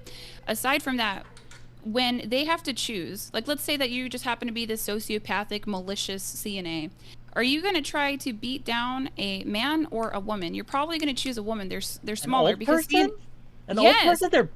They're both equally beatable, downable. I'm Like, actually so curious. If you were to take, if you were to do a fight between 70-year-old men and women, yeah, I can get there if you let me get there, right? No, like older men being strong is true. You can talk to CNAs. They have had like fists thrown at them by not mentally cognizant men, and they land hard. Eventually, yeah, they do get weak, but in comparison to women, there are still sex differences in old age, like that old man strength that we joke about. Like it's actually true and real. Y'all probably got neighbors out there that are like trimming their yard that are 90 years old, but like that's not the point. Women are also at risk more so for osteoporosis, Alzheimer's, and dementia. That's what makes them more vulnerable. Aside from the sex differences, those three things, that's going to leave them to be victimized, in my opinion, by low educated, low compensated other women. That's the danger if you don't set up your life accordingly. If you do, amazing, awesome. Do I think that feminism promotes that? Like I don't think women get practical advice from feminists. Okay, I think this is a good segue to ask about a tweet you recently made, if you don't mind, Allie. Okay. So recently, because you talked about the importance of having children and things like that, I've seen you discuss that on your channel. But recently you tweeted something that I have questions on. And I'm going to read it verbatim here. Surrogacy is evil. Rich women and men rent a poor woman's womb and deprive a baby of the only mother it knew. Do you care to elaborate on what you mean by that exactly?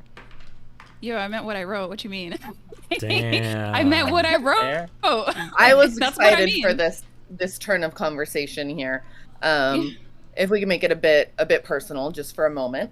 I don't have children currently, but I do want biological children at some point. I'm also an endocrine cancer survivor, and that complicates my medical history so that I'm not able to carry a pregnancy to full term. What would you suggest someone in my situation do who wants biological children but doesn't want to be evil according to your standard here? Don't pull any punches. Go hard. Make her cry. Like, you know, infertility is a common human issue. You know, like it is what it is. Like you can't. This is what we want to plan for everything. We want to make sure that we can get everything that we want. Sometimes you don't always get what you want. You know, if you want biological children, there's ways that you can go about it, but then we have to go into the ethics of IVF. Like I still think and maintain that surrogacy is evil. There are things that you can't plan for. You cannot plan for endocrine cancer that you survived, right? So it just is that you're not going to be able to biologically carry children. So how can we live and operate aside from that? We can go for adoption. That's one thing we can do. I think that, you know, if America adoption was sane, is great, and that's definitely something that I do want to consider as well. But I can't deny that I want at least one biological child or more. And then I do plan on fostering and all of that as well. But are you saying, like, in your worldview, I'm just kind of shit out of luck on the, like, I got dealt a bad hand, sorry. She's always going to be cancer, evil. You had to go through treatment, but you're either evil or you don't get to have kids that are yours biologically. Yeah, and that doesn't Would have it to be also like be evil if one of my sisters were my surrogate? that I don't think so. I think the problem is like the changing of money in hands for labor. Like that's odd. I would pay them. If my sister was my surrogate, I would still pay her. Wait, just real quick, then why are you okay with weird. adoption? If that's your problem, why are you okay with adoption? You know that money changes hands in that situation too. The kid's already born though, right? It's a fundamental. You're not renting womb space. Yeah, and this is usually like upper class women that are renting poorer women's wombs. Like this is modern day slavery that somehow is, you know, allowed and continues the commodification of the female body. It doesn't mean that I don't have like empathy for women who are infertile, but you know, why do we have to be like, oh well, you can't have kids, so let's just rent somebody else to have kids for you? Like sometimes you just take L's in life. I had a miscarriage. There wasn't anything that I could do about that. That is life, and that's okay. We can still have live the despite medical that. abilities to intervene in things. I mean, you could use the same argument that I shouldn't have pursued any oncology treatment in that case. Like, it's kind of That's ridiculous life, it's to assume cancer. that just because I'm privileged and I have access to medical things that other people don't have access to, that I shouldn't take advantage of them or I shouldn't pursue them. You just said it yourself. I'm not take advantage of denying that them. I'm privileged. There is absolutely a privilege there. 100%. Yeah, it's an incredible privilege. I mean, it's absolutely insane. And I mean, I suppose, I don't know if this was an option to anyone who has endocrine cancer, but to have like eggs harvested, you know, beforehand, before you get chemo treatment.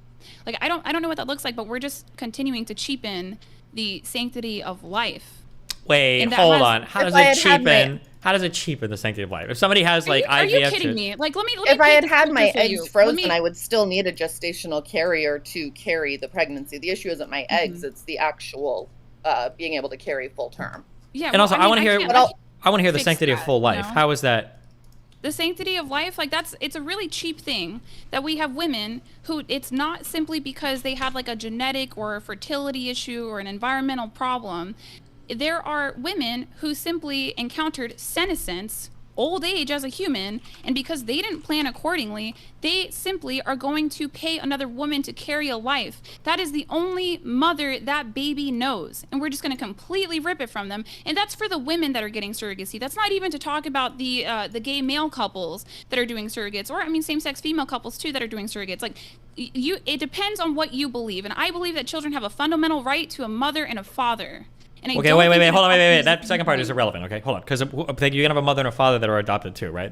I just don't understand how if somebody chooses to do the surrogacy thing, I don't see where the cheapening of life comes from, because they've given up essentially the child they've had like to a prearranged adoption. Does that, like, whose life is being cheapened there? The child and the woman, that takes an emotional toll. Are you like, where are the rich women that are out here being surrogates? They're not Where are doing the it. millionaire Where are the surrogate rich women that women? are out there working McDonald's? That takes an emotional toll too, right? Obviously, if you're being compensated for That's not something the like that, same I never thing. said it was the same thing. But of course, there's going to be some emotional toll. But that's what you're being compensated for, is the emotional toll, right? Oh, I mean, okay, yeah, we're just gonna pay women for the emotional toll of having a child ripped from their We arms. pay for because emotional life was labor all the unfair. Yeah, emotional labor is literally like, damn, when you look at like nursing and like, or veterinarian work, that's some of the most arduous and emotionally exhausting work that happens in panel society. hosts. No, fuck you. But you guys don't, and I mean, people are compensated for the emotional labor there, right? I guess we can say that like that form of compensation is maybe unethical or whatever, but I think that opens you up more broadly. Unethical. It's immoral. Yeah, but I mean, then more broadly, you're looking at a lot of different types of transactions that are probably unethical. Like when we talk about like CNAs working with people in old folks' homes, like that job is emotionally fucking exhausting, and those people aren't compensated that well for it. Or working with older patients with dementia, or working with a ton of things that can be emotionally exhaustive. I don't know if we would ever run down that argument and go like, yeah, I think all forms of emotional exhaustion aren't ethical to be compensated for. I think people love to have these conversations about like surrogacy and abortion, and it's like they haven't, reproduced themselves. I know Destiny is a father, but it's like you get to a point in life where you kind of realize You're people are telling me very I'm blind shit to out of these luck things. about reproducing. What do you want me to, like, oh, hey, God, hey, look, can you go back in time and hook up Genevieve? Like, you get the cards that you're dealt, like, and it sucks. We and don't it's get the not cards. fun. We reshuffle the deck all the time, right? Okay, then reshuffle the deck. Go pay a poor woman and rent out her womb. Go, if you want to, go do it. It's legal. It's unethical. It's immoral. Why is I it? don't condone Well, it. we're trying to figure out why it's unethical or immoral, right? Like you can say like, No, like you're God, my paying a kidney, woman my to use her body, and she's putting her life on the line. Usually for women who didn't plan properly, because infertility, that's a different discussion. We're just like talking about the luxury of it, the constant commodification of the female body. Like nobody's out here trying to like rent. Like it's just How many nonsense people to that me. pursue gestational carriers do you think are doing it just out of pure convenience and not out of any kind of like medical or infertility element? Even okay, I don't That's have probably the a numbers on that. pretty small group of people it at that doesn't point, matter. right? Like It's even still Kim evil. Kardashian had a medical reason to use surrogates. It's still evil. Whether or not you're doing it for infertility or because of senescence, you are still renting out a younger, lower socioeconomic status woman's womb. Is that That's lower not always socio? true. What, like my example of using a sister or a friend or something, I would still pay them. Where's the evilness in that? What if we're she's on an wealthier? equal- Yeah, I was gonna ask, what if she's wealthier? Because you keep saying lower SES. Is that like integral to your argument? I think that that's probably what's happening here. Yeah, but let's say it was just, let's say it was only the wealthiest. That are using the lower SES people. I want to pay $1 million to have Hillary Clinton deliver my fucking future child. Okay, would that be unethical?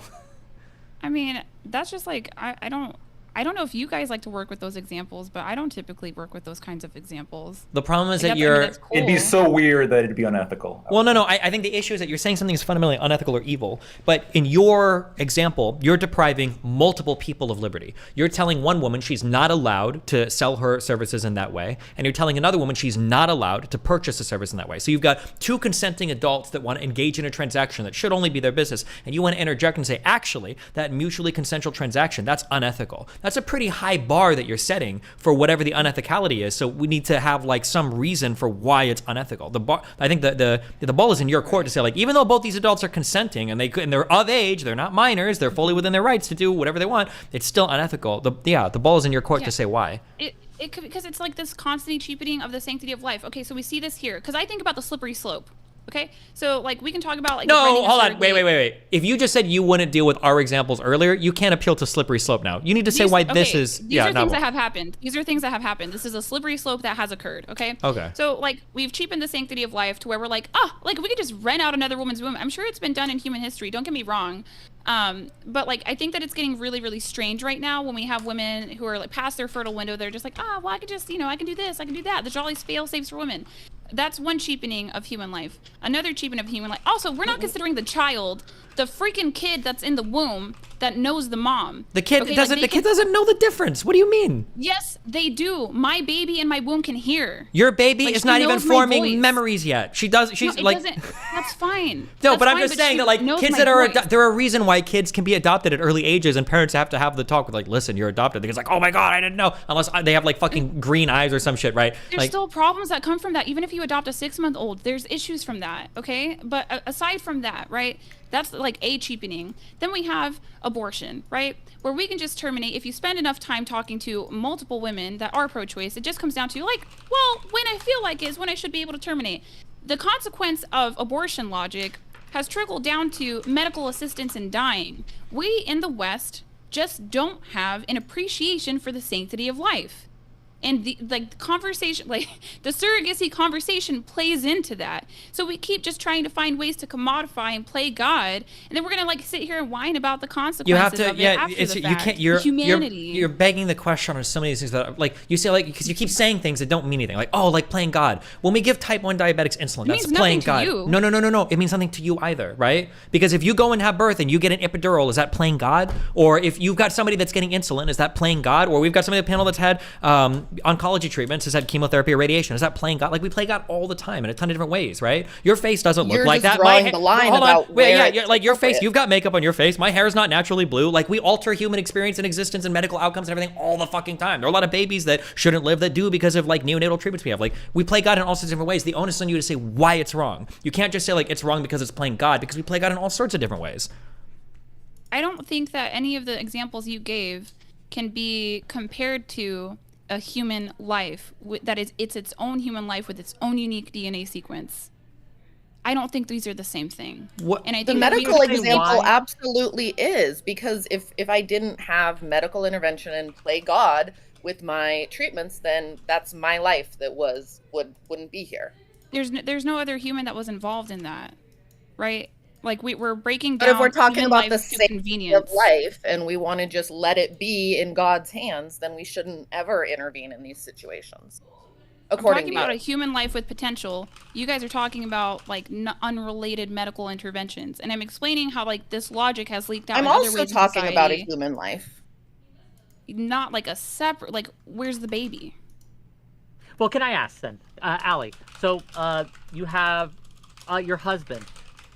He passes out. He doesn't have a DNR or anything. You don't know. Just flow with me in this hypothetical, please. You have to make a medical decision for him in aftercare. You are making decisions, medical decisions, to affect another human life that might be deleterious. They might have bad consequences. Are you just not going to choose to save the person you love because, you know, maybe there's going to be some pain down the road? Like, that's playing with another human life, is it not? Yes, but I wouldn't. So what's the specifically difference? talking about babies. Now, my Oh, it's husband's babies? life. What age is it okay to play with a human life? I don't I don't think we're being reasonable here. We're comparing somebody who's in an accident that was out of their control, right? We're comparing that to a new human life with potential. However, if my Do they have husband, control over that? I am Does the answering his new human- question. I'm answering his question. So if the doctors tell me that my husband still has human potential, because they're going to tell me if there's like brain death or not, if they tell me that he still has human potential, then I'm going to make decisions to extend his life. But if they're looking at me and they're telling me that he's brain dead, he wouldn't want me to extend his life. Like, that's the difference. It's about potential, and we're nailing down human life and its potential and its value down to convenience. And we can see that in other ways. Like, why does the palliative care conversation even end up entering majority of the time when I talk about things like abortion or surrogacy? Like, it's just cheapening human life. Like, I don't know what to say about that. I mean, but Lactoid TV could chime in because I feel like maybe we share similar things here. This is a topic that it's kind of your opinion. I'm gonna let you go ahead and roll with it. Wow, Wick. I think that there are like things that are, you know, manipulative, or, you know, I feel like, you know, we can think of things that involve like using people and or can be manipulative in other ways. Like, I think sex work is a great example. I'm not super sold on the whole surrogacy thing, though. I'm sorry. As long as it's a child being born, I can't, like, as long as a child has a good home and is being cared for and has that initial mother son or daughter bonding at the beginning couple months, it seems like you're respecting the life at that point, right? You're talking about like you would be okay with surrogacy because it's bonded with the mom initially or something like that? Yeah, as long as the kid was because the issue here is like broken houses, right? If the kid is coming up in a terrible house, regardless of surrogacy or you know, a natural birth or anything like this, I think this would be the problem. But if you have a child born to like a surrogate mother, and then, you know, basically given to like the mother right away, and the mother, you know, takes care of the kid, breastfeed the kid, you know, builds a bond there throughout the first like 5-6 months or to a year or 3 years of their life, it would seem to me like the critical part of like motherhood is sort of accomplished. So this is, I mean, no. Like, what the hell? Destroyed. You Like, sound pretty feminine what? right now, Lactoid. Haha, got him. I don't even, here's the thing, like, you get the first 5 years of life to, you know, permanently set this child up and give them a foundation. Whether you adopt children that are born, you know, a couple months after, or, you know, like 6 months or like several years down the road, they still have like trauma and attachment issues, and adoptive parents don't even find out until like sometimes several years down the road, if that. So like there's still damage being done. My perspective is, why do we even need to do the surrogacy? And we don't need to inflict this pain on children. Like, that sounds like child abuse to me. So, and this is where I'm totally open to being convinced. I've seen a lot of empirical evidence on why single parent households are bad. I haven't really seen any evidence that surrogacy has these same issues. I think that I'm not trying to go hard at you. I'm just saying. I think the issue is that if you're talking on a spiritual level, I think that the issue is that there is like a fundamental role that a woman has in bringing a child into this world, and it starts at the moment of conception, and it doesn't end at delivery. It goes all the way to the death of, unfortunately, the child, or ideally the mother, right? That there's this whole thing in parenting that's involved in creating and birthing and raising and having a child, and that when we try to put too many things in between that process, that we cheapen the overall integrity of the process by making it hyper convenient at different points. So like in the same way that you might cheapen the process of raising a child by giving them an iPad all the time, you might cheapen the process of motherhood by offloading all of the labor onto somebody else that like economically would choose otherwise. I think it's like the argument. Mm-hmm. Yeah, well, it's not like it's an option for your average woman. You know what I mean? Like, these are typically wealthy women that are doing this thing in the first place. It is cheap, right? I mean, here's the thing. When we can do some celebrity examples. Priyanka Chopra, she's older, married to Nick Jonas, I think. She wanted surrogacy not because she was infertile or anything like that. She made it very well known that she's fertile. Their schedules simply did not match up with her ovulation window. That's cheap. If you don't have, like, if you are not even willing to go through what it takes to, like, labor and have a child, and you have the ability to, it seems really weird that you'd rent somebody out for that. You know what I mean? Like, adoption, obviously very valid thing, but also, like, we are still neglecting that there is a possibility that children in these circumstances are being abused.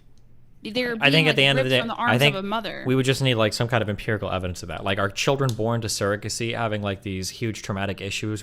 Like, my guess is the outcomes for them are probably way better than the norm because it's parents that are electing to have them via surrogacy who are wealthy and everything too. Like, these are probably the children of the best. It's kind of like how children, I think children tend to do better in gay households because you have to adopt, and it's the idea that you have to jump through so many hoops to go through the adoption process that just by default, like those children are going to end up doing better, not because gay parents are better, but just because of the selection process involved.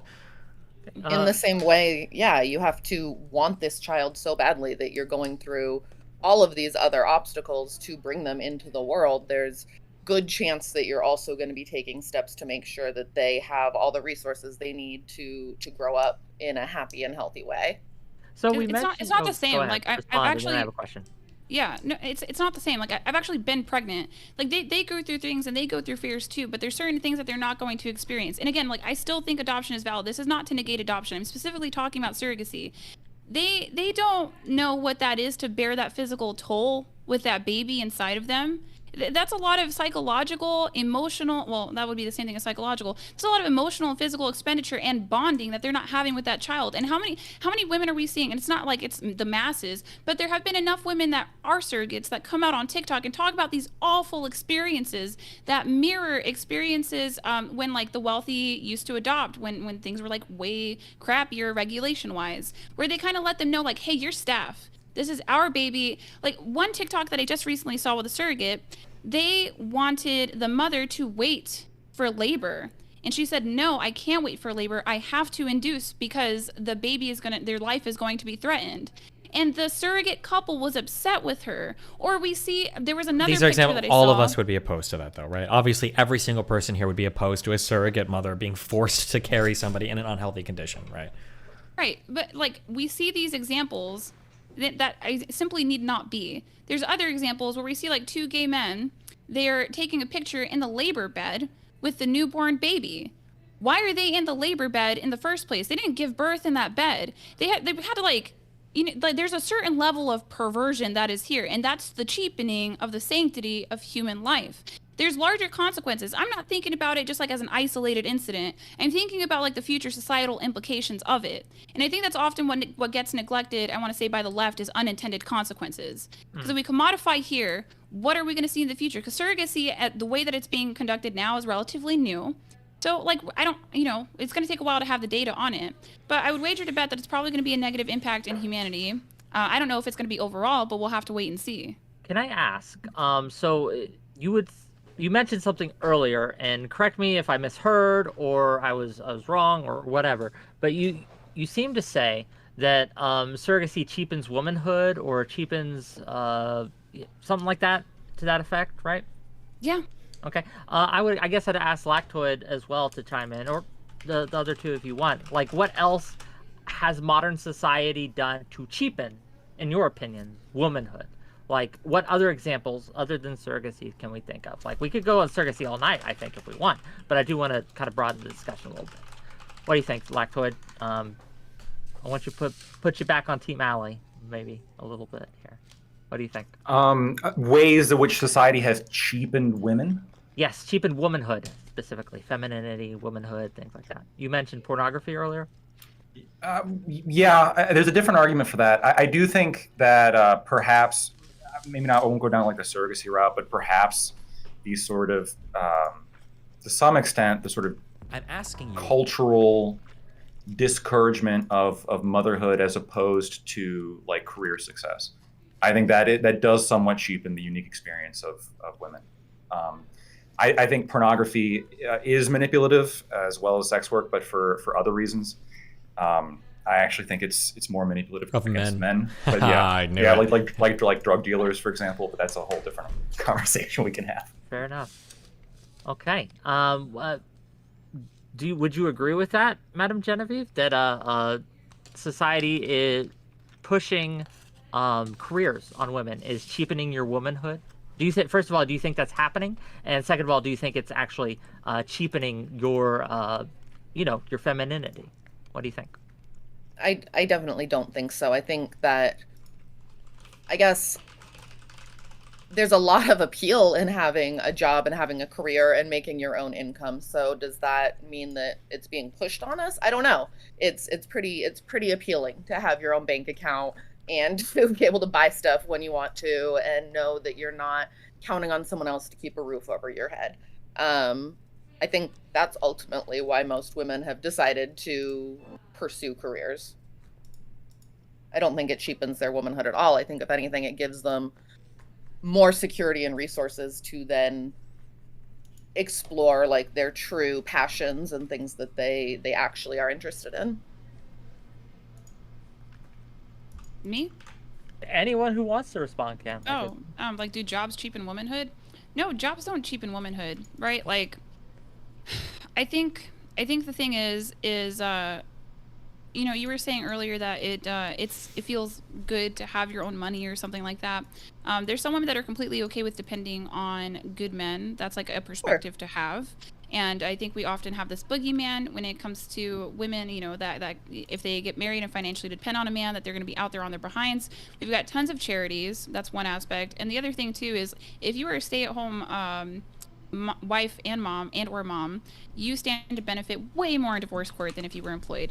But as for, like, you know, a job, a profession, making a woman masculine, that's not true. Like a Proverbs 31 woman, if you want to get biblical about it, she worked. She just kept the family as a priority. And men should be keeping the family as the priority as well. Like, that's not healthy for anybody. Aside from that, I think American women just want to look for all kinds of different excuses about why they can't be, you know, functional in a relationship. Like, oh, I can't be feminine for you because I have this job. Like, that doesn't make any sense. You know, there's lots of women that work and still treat their men like men. I guess to elaborate a little bit more what I said, I'm not necessarily talking about like jobs in general.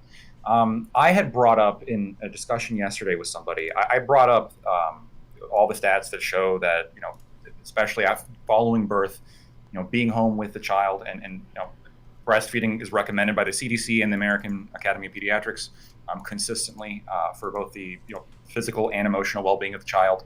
And I brought up how that is a reason, right? That could be a reason why motherhood is something that you know, should be done, I guess. And the very first response I got was, well, that's going to increase the wage gap, right? That's going to mean that women are taking breaks from their career and not making as much money. The fact that that was the response, I think, is sort of what I'm pointing to where the value that is there is sort of kind of being put aside for some kind of greater feminist narrative, or like this sort of idea of, well, we have to like get the wage gap all the way 100%, and we're willing to sacrifice what's best for our children to do so. I think that does cheapen motherhood to some extent, personally. Where we get off thinking that we you know, we need it all, we gotta have it all, the world has to give us it all. We've already been relieved of the miracle of the burden of childbirth. Okay, so we have like birth control, we have economic autonomy. It's like nonsense to me. How much more do women want, right? And the alternative perspective too that gets forgotten, because women just aren't having kids. Okay, 50.1% of women in the UK are childless by age 30. That's unprecedented. Childbearing ends at some point, right? You will have a second half of life, and you're probably going to want to work, unless you're just going to be shuffling your kids around, taking them to different like events, sporting events, what have you. A lot of women end up, you know, working either from home or out there in the regular workplace after they raise children.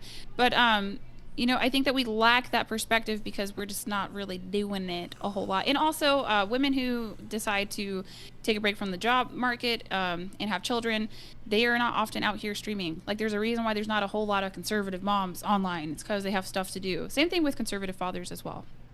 Conservative moms are definitely online. They're just all on Facebook sharing horrible memes with each other, to be fair. Okay, well, I'm not trying to be mean. Like, maybe the decent ones. You know what I mean? Like, all the moms that I respect in real life and socialize with who raise their own kids, they're not online to this capacity or this degree. Do you not respect streamers? That's actually the most base thing you've said. Okay, fair enough. Lactoid, I want to... I got Wi-Fi, that's all it is, you know? Lactoid, I'm curious what your thoughts are on guaranteed paid parental leave. You're obviously in support of parents being able to spend time with a newborn. Do you think that should be something that's guaranteed? So this is a situation in which I have kind of two principles that collide, where in a perfect world, yes, like I would want that, and I would want there to be cultural sort of structures and social structures that encourage people to do that and support people doing that. But that sort of conflicts with like other opinions I have as it comes to government spending, taxation. So no, I would be opposed to those policies, but I agree that Despite the fact that you stated earlier that you are in support of all of the studies and you agree with the fact that it's best for everyone involved. Yeah, no, it is, right? And so the question is, I mean, if we want to get like really libertarian with it, like how much money can we steal to do this good thing? I would kind of step away from that. I don't want to make it a libertarian like taxes, theft, meme discussion. But I mean, that's the reason why. It's the only reason why I'd be opposed to it. You want women to fulfill the role of womanhood, but you don't want to create a society that allows them to comfortably do that. Well, no, I don't want to use coercion to make it so. I would rather it be that we have a culture thus that men wouldn't just leave, right? And I think this is like, when we're talking before, when it was brought up, regardless like of whether or not the man man leaves, a lot of women don't have guaranteed paid leave after they give birth. Like they're at risk of losing their job, whether or not the father is in the picture. Sure, and so we should recognize though that like if that doesn't happen, that's a good thing. But there's always a trade-off. How much are we willing to do to force a good thing to happen? I'm just, there's certain things I'm not willing to do if the offset is not sufficient enough, and I'm not sure it is. I want to ask, there's another tweet, Allie. I'm sorry to pick on you a little bit. No, it's okay. There's another tweet you made about how sexual liberation has been a horrible failure. I don't have that tweet up right now, but yeah, that's the gist of it, right? Oh yeah, like it only, like I can't imagine, because if you're a forward thinker, right, not everybody's gonna have, not everybody just has that personality type. I've always been a forward projector, so like that's what I'm saying. I constantly talk about like the slippery slope of the things that happened. So I'm just trying to think, if you're a logical thinker who can project, and the sexual liberation movement comes on the scene, and you're like, women can sleep with whoever they want, whenever they want. There's no consequence of pregnancy. They're probably not going to vet the men as much as they would if they had more skin in the game. And it's possible that a small pool of men who lack morals might take advantage of this opportunity. Like, you might have been thinking in your head, this sounds like a horrible idea, right? So I think in my mind, it probably only sounded like a good idea to the ignorant, degenerates, and hopefuls. It's the only way that sounded like a good idea. I don't even know if this idea of a small pool of men, this weird hypergamy thing, I don't know if that even exists, actually. I've taken that at face value from red pillars for a long time. I don't think there's ever been any data or study to support that ever. I think people draw really weird predictions off of like Tinder, where it's like 5-to-1 men to women, which is a bad environment to compare anyway. But my guess is going to be that the more degenerate society you're talking about, probably the easier it is for the average dude to get laid, because there's not as much consequence there for a woman having sex with a person. Yeah, I think men want us to be sexually liberated as women, but you're talking about like the small pool of men. So I'm just talking like if I look at hypergamy, I don't look at it just based off of swiping on apps or anything like that. I think about, is it attractive? Yes or no question. If a man is in the top of his field for a competence hierarchy. Because you can have a competence hierarchy in multiple fronts these days because we're past the Industrial Revolution. So I think just like if you set yourself apart as a man in a group of men, then yeah, women might have a proclivity to want to be more romantic with you or to select you. So that's like my understanding of hypergamy. I know that these guys pontificate a lot about dating stats, but that also only holds true to people that use dating apps in the first place. So yeah. Sure, but I'm just saying if there was a huge tie-in to there being like a big consequence for sex for a woman, if you're, or I guess, wait, I don't even know what you disagree with then. Because it sounded like you were saying for the average guy, this might be a worse sexual environment, but I don't think that's the case. It's probably a better sexual environment if you're just looking to get laid. I mean, I think there's hope for sexless men more so now. Like, I don't think men lose with sexual liberation is kind of my thing, right? So because a lot of guys in my chat, I can get there, but a lot of guys in my chat, and it's just cheapening womanhood again, and sexuality again, spirituality. Like, what's the point of being a person if you can buy everything about me? But like even men in my chat, sometimes the incels, they'll come out and they'll say, well, I didn't benefit from the sexual liberation movement because like women don't want me. That's not true. Like, can you or can you not get porn on your phone at a moment's notice? Like, you have benefited from sexual liberation. Now, it's like it can be a hindrance for the majority of men out there, but they benefited to some kind of degree. So I just don't view that to be a dub for women. I view that to be like a huge L. Louise Perry, she's a feminist herself, and she's come out and said that this stuff is trash because like the men that are worth mating with no longer want to commit to us. And so like we're accepting these situationships as women because we'd rather have the guy than be without him. And it's nonsense. We're not even like good negotiators either, because a lot of women probably could negotiate like a more commitment or a marriage out of these guys, but they're just unlikely to do so. I just don't think sexual liberation benefited women. That's just my opinion. I would agree, but I don't think it particularly benefited men either. I think pornography is like a pretty massive detriment on men. I do agree, like it cheapens it cheapens sexuality. I think generally speaking, it sort of put the focus on people to sort of have kind of cheap, fleeting experiences as opposed to trying to achieve some kind of, for lack of a better word, glorious end goal of something more important than just chasing a high, which essentially that's what casual sex is. So what about the rest of you? You think pornography? Let's focus on that for a little bit. And sexual liberation in general, do you think it's made the world a better place for you, Madam Genevieve, now that you're sexually liberated, or do you think you've taken an L here? For me, it's a major win, obviously. For me individually, and for a lot of women that I know, the ability to choose who I have sex with, when I have sex with them, that's just major. I'm obviously a big proponent of bodily autonomy, and that flies right in line with it. I don't see how that could possibly not be a win for women. It just seems so obvious to me. I lack at even explaining how the ability to have choice could possibly be a bad thing. What, like, women could choose who they slept with before? Well, a lot of times, if we're looking at like Saudi Arabia, men setting up marriages for their daughters is something that happened in the United States as well. And how are women doing choosing their marriages now? How's that going? Wait, are we implying that it's going worse for women now than it used to be, or by what metric? I'm implying that there's just like a possibility that it was helpful when we had a father in the home that he vetted the men. I'm not saying it's the end all be all. Like, we just wait, hold on, wait. What is the now? What is the? How are you evaluating that it was better? I mean, I don't have like objective metrics about it. It's just my opinion and position, and lots of women share. Well, on my side. But you have to, even if it's subjective, there's some subjective evaluation. Like if I say I think it's better to have 3 doors in my house instead of 1, you're gonna say why, and it's like, well, it's just subjective. Like, well, no, you probably want more entrances to the house. I'm like, so why do you think it's better for men to vet the partners rather than women?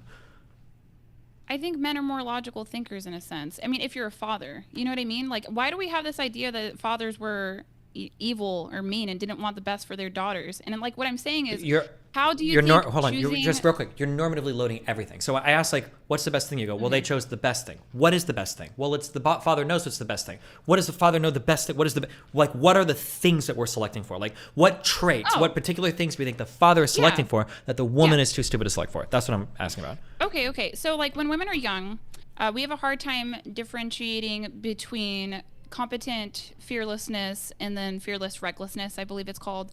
So like if a man is just confident where he's like faking the funk, we'll buy into it when we're young because we just think that that's so impressive, right? Whereas our fathers probably would have been able to see through that and say, he talks a big game, but he doesn't actually have the receipts for it. When women get older, we're able to see through that a little bit better, and we're able to choose mates based off of that if we still have opportunity. But like we just have this constant lens about how fathers used to be or were or even are today, that they're malicious and oppressive and that they wouldn't consider their daughter when they chose these mates. Have there been bad things that happened in arranged marriages? Absolutely, right? And I wouldn't say that that overwhelmingly happened in the United States of America. But I'm not sure that women are doing that well with the men that they're choosing of their own volition. And now, if you have a father, because you still choose as the woman, right? Now, if you have a father, he chooses, if he vets your husband for you, you can ask for that. You know what I mean? So it's more of a collaborative effort. Yeah, this is like one of those. This is one of those cases where I have no idea how this ever ends up as gendered, right? When we say things like fathers know better than their daughters, that's just such a weird. Why not just say like parents will probably know more about their children's partners than the children will? That seems to be ubiquitously true. A father is going to know more than his son about a particular partner. A mother is going to know more than her son about a particular partner. I have no idea how this ends up as like a gender thing. But also, a parent's feedback on a particular thing is way different than a parent selecting a mate, right? Like I imagine parents are always going to be giving feedback. They always do because they're parents. They can't help it. But the thing is there might be traits that the father selects for that the daughter doesn't necessarily want, right? Like parents select for careers that their children don't want, right? For parents pushing children into like being lawyers or doctors and their children would rather do something else. So yeah, I don't know. I think it's always good to solicit feedback from parents. I don't think anybody, like an older person is almost always going to know better than a younger person what's good for them in some regards. But I don't think that gets us any closer to like having old style like arranged marriages or parents actually like picking your partner for you. I just think that it's the common notion that was just always inherently oppressive, as if it's not possible that fathers had the best interests of their daughters in mind. You know, whether or not mistakes were made. Now, like if abuse happens, that's an entirely different conversation, because I have seen women who had arranged marriages and they came out and there was abuse and the parents were like, well, you know, we're not going to help you escape the situation. And I think that that's crazy, right? But that was more so the point that I was making, is that it's a bias to just assume that men were choosing not, you know, helpful, beneficial mates for their daughters. I'm sure that they loved their daughters. Yeah, I don't think that And was. Go ahead, that wasn't Madam my Chair. point, that fathers are always going to make a choice for their daughter without considering her best interest. I think the majority of parents want what's best for their children as a general rule. Regardless, even in a scenario where a father or parents arrange a marriage with somebody who is an upstanding citizen who is not abusive, that doesn't mean that they're going to be the ideal partner for the other person in the marriage. It could still be a very unhappy, unfulfilling, unsatisfying, depressing experience, even if there's no abuse, because maybe you just don't have anything in common with that person. Maybe you don't have good chemistry. Like there are things beyond just, well, they're not going to select somebody who's abusive. Like, yeah, but only the two people involved can really tell if there's chemistry and connection and mutual attraction, and that's why it's important for those two people to be the ones that are making the decision. Yeah, I guess my question is about how. Sorry, I'll just do this real quick. I'm just confused about how sexual liberation plays into, you know, like because women are sexually liberated, their fathers stop choosing husbands for them.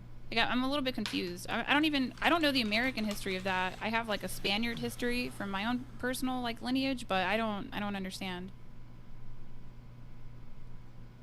Yeah, look, to the point that if sexual liberation ended child marriages or child arranged marriages, I'm not going to disagree. Do I think sexual liberation did that? I don't think so. But yeah, child marriages are bad. We shouldn't be marrying off kids. We should be letting adults choose who they marry. That's sure, baseline. One of the, Wick, you know, you asked about pornography, and this is something that I wanted to touch on, because so often, and I understand why this happens, but we look at sexual liberation and these topics generally insofar as sort of a gynocentric mentality of how does it hurt women. But I think pornography is something, and sex work, which I think are both have been contributed to by sexual liberation and I guess revolution. Both of these things, I guess in my mind, I fail to see how they don't hurt men, how they're not manipulative against men, because you literally have people, like in the same way drug dealers do, who are hijacking the reward centers that exist within men, like sort of like the lizard brains, and fueling that in ways that are detrimental to their customers. Drug dealers do the exact same. I mean, in my view, this is a harm. And I haven't really heard any strong, like from that particular element, I haven't heard any strong argument against it. We always, like, and I agree that like sex workers can be manipulated by pimps and you know, higher up people, and that's wrong. But that also exists in the drug trade, right? Like local level drug dealers are often manipulated or controlled by higher level dealers who then, you know, go back to the cartel and all this stuff. Sure, but they're still on the ground level manipulating their customers into doing something that's not good for them by hijacking those serotonin and dopamine receptors in your brain. That's not good. It's not a good thing and shouldn't be encouraged. Does anyone here believe that pornography or sex work has had a positive effect on men, or are we all kind of in agreement that? Yeah, I think it's based. I think it's cool. It's fun to masturbate to things. It's a recreational activity that we have access to today that we didn't have in the past. I think it's cool. And I think sex work provides a lot of value to society, as it always has for like the entire existence of Can you give me an humans. example? But for example, actually, Lactoid, you're mentioning maybe people who have sex addiction or who are pursuing sex work, pornography in an unhealthy way, with completely skating over the other end of the client spectrum, which could be like disabled men, widowed men, elderly men who otherwise don't have any physical touch or sense of intimacy. And there's a lot of positives in providing that to any human. We all benefit from touch and from intimacy. Though, very useful service. To me, this sounds like, again, like drug dealer apologetics, right? Well, I've talked with these people, right? Like in my career and online, people who sell drugs. And the first thing is, well, not all of them are addicts, right? But the reality is twofold. First of all, this industry preys and profits off of addicts, right? So every time you contribute to it, you're funding that. You're building up that industry and making it more powerful to take advantage of the addicts. But then on top of that, even for people who are non-addicted, you can't tell me that somebody wouldn't be better suited spending their time and money, especially if they're like a poor person or a working class person, spending that time and money doing things that are, grow themselves as a person, help their family. A lot of times it's married men that are doing this, which is causes marital strife and infidelity is not a good thing. So I'm taking a look at the whole industry. Yeah, could you find like in a vacuum some perfect man that's actually benefited from doing this? In the same way that perhaps you could find somebody who's genuinely benefiting from like cigarettes, right? If I recall, there's like one stomach disorder where if you smoke, it actually alleviates some of the symptoms. Sure, you can find me like an example, but the reality is for the vast majority of people who are sort of same thing with like smoking or drug use, sort of pushed into buying the service, it doesn't benefit them, right? The studies I've seen indicate that men who purchase sex work consistently rank themselves psychologically lower than other men, and they also rate themselves lower after buying sex work than before buying sex work, right? It increases risk of STDs, it's a financial drain, it's bad on every level. You're describing every single hobby ever, right? Like, in terms of things that like it profits off of addicts, that's video games. Things where you'd be better spent doing anything else with your time, that's video games. Things where you might feel like shit afterwards, that's League of Legends. You can apply this across so many different. You can apply it to all of gambling. You can apply it to all of watching TV or on like almost everything that this can be applied to. The reality is like all things in life, things have a balance. If you drink too much water, you can die from having like an imbalance of electrolytes in your bloodstream, right? Obviously, there are going to be some negative things if you engage with something in a negative manner, but just like video games, just like TV, just like movies, just like every form of entertainment, you have to engage with it in a responsible manner. I don't think it's fair to say that this is intrinsic to an engagement with porn. If you're somebody that watches porn, has an orgasm, and then goes to sleep, and it doesn't, and you don't like get obsessed with it, then you've had a positive engagement with that hobby. Same way you would with scrolling TikTok or watching TV. Or you can engage with it in a negative way, but I don't think that speaks intrinsically to the harms of the industry. It is intrinsic. It's just not unique, right? So I agree with you. You can point to a number of other things. Gambling you brought up. I think gambling is a great example. Gambling is an example that I think is like a predatory industry. You have people who quite literally are trying to figure out how do we get people in and how do we take their money in ways that are disadvantageous to them, things that don't benefit them overall, things that kind of eat away at important structures in their life and don't make them a better person for it. You could point to things like, I think drug use is an example, alcohol to some extent, cigarettes. There's plenty of other things. It's not unique to sex work, but sex work is part of this.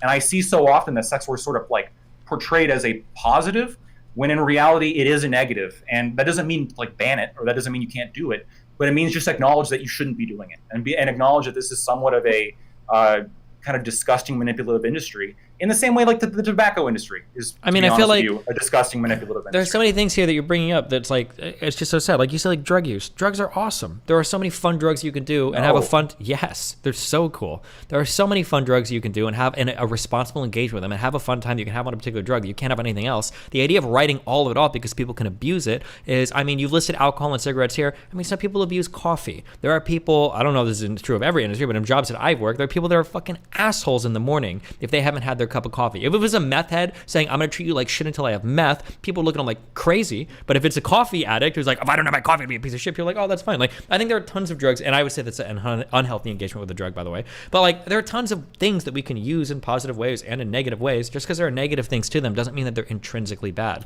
Again, even look at the aggregate, though. Look at the aggregate. Does coffee on aggregate, Maybe you could show me like studies that indicate that on aggregate, coffee is not a good thing for the American populace to be doing. And if you could show that, then I would agree. The coffee industry is like not a good industry, and we probably shouldn't be encouraging it. On the aggregate, off of this. I mean, it depends on what you on mean the by aggregate, drugs are not good for society. On aggregate, American society would be better without any drugs. I mean, it depends on what you mean. Like on the aggregate, I mean, you could probably argue that caffeine's not good, that we should never have it introduced to us ever, that it should only be used sparingly, maybe. But a lot of people like drinking coffee, and a lot of people manage that drug use because it's a way that, you know, makes them happy. And I mean, like, we can argue that we ought to create this pure society where there are no vices whatsoever, or no recreational thing whatsoever. But I think that's unrealistic, and I think it's untenable. I think that the better thing is probably to say, like, there are going to be some vices, and we should engage with them in a responsible manner. Sometimes drinking is fun. Sometimes doing acid, MDMA, LSD, mushrooms, cocaine, whatever. These things can be fun things to do in occasion. Sometimes having a good cigar can be fun in occasion. But the idea that we're going to get rid of all these things that aren't like consistently self-improving our lives, I don't think is a realistic look for any human being. I'm not saying get rid of them overnight, okay? Well, at all.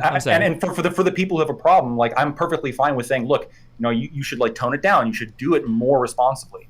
But the reality is, you would never tell like a non-drinker who's like functional and, you know, don't start drinking, right? You shouldn't. I would. Hell yeah! I'd say, fucking go drink it. It'll be fucking fun. Yeah. Sure. So you might, but from what the numbers that I've seen, you know, alcohol is not a good does not provide a good social function for America. Alcohol provides an awesome social function. No, it doesn't though. When you look at like all the costs associated with it, when you look at the crime that stems from that, when you look at all of the bad things in America that come from drinking, the diseases, the mortality rates. Same thing with fast food. What about the benefits These are of things alcohol? that people. Yeah. The benefits are dramatically outweighed by their negatives. But this is the same thing with sex work. You're processing things as a Sure, but you're processing things as a robot. Like, you're giving me like these net negatives, and you're pretending like no positive exists. Like, you're completely discounting the subjective fundamental experiences being altered by every person. That there's a reason why people do these things, and it's not just because they love the negatives. It's because there's a lot of positives associated with them as well. But I'm not saying you should be stopped from doing it. I'm just saying it should be discouraged to do things that don't benefit you in the long run, right? You're literally sacrificing your long-term well-being to satisfy the lizard brain, right? It's anti-human. I want to get the other people, the ladies in here, and Allie's been chomping at the bit. So yeah, Lactoid's been dominating this conversation. Get him out of here. True. You ready? Okay, so, you know, hoe's gonna hoe. There's always been hoes. Hell what yeah. can you do? Based. Right? They come from broken homes, usually. So, like, we can't really do anything about them. Like, I know that people want to all-out ban, you know, like prostitutes and stuff like that. Very wishful thinking. Super wishful thinking. When it comes to porn, I also believe that something that Christian conservatives will neglect is that it's probably kept a lot more sexless married men in marriages than it's broken up marriages. That's a perspective. I'm not arguing like morality in that sense. And the other perspective that I have on porn is the average age of exposure right now is 11 years old. Parents can't actually advise their children about porn or how easily accessible it is. It's my opinion that maybe one day Pornhub will probably be taken down because I don't think they age verify their actresses, and they're also not age verifying their users. The fact that this is legal They do age so far, verify their actresses. Right. Well, I worked in an adult couple store. I don't think it's that hard to get a fake if you really wanted to. If you have to get a fake, then that means the largest adult industry companies in the world, and most of them in this day and age are very good at verifying. And also, if you have to get a fake, by definition, there's verification, because you need a fake to pass the verification, right? They don't verify the users, though, right?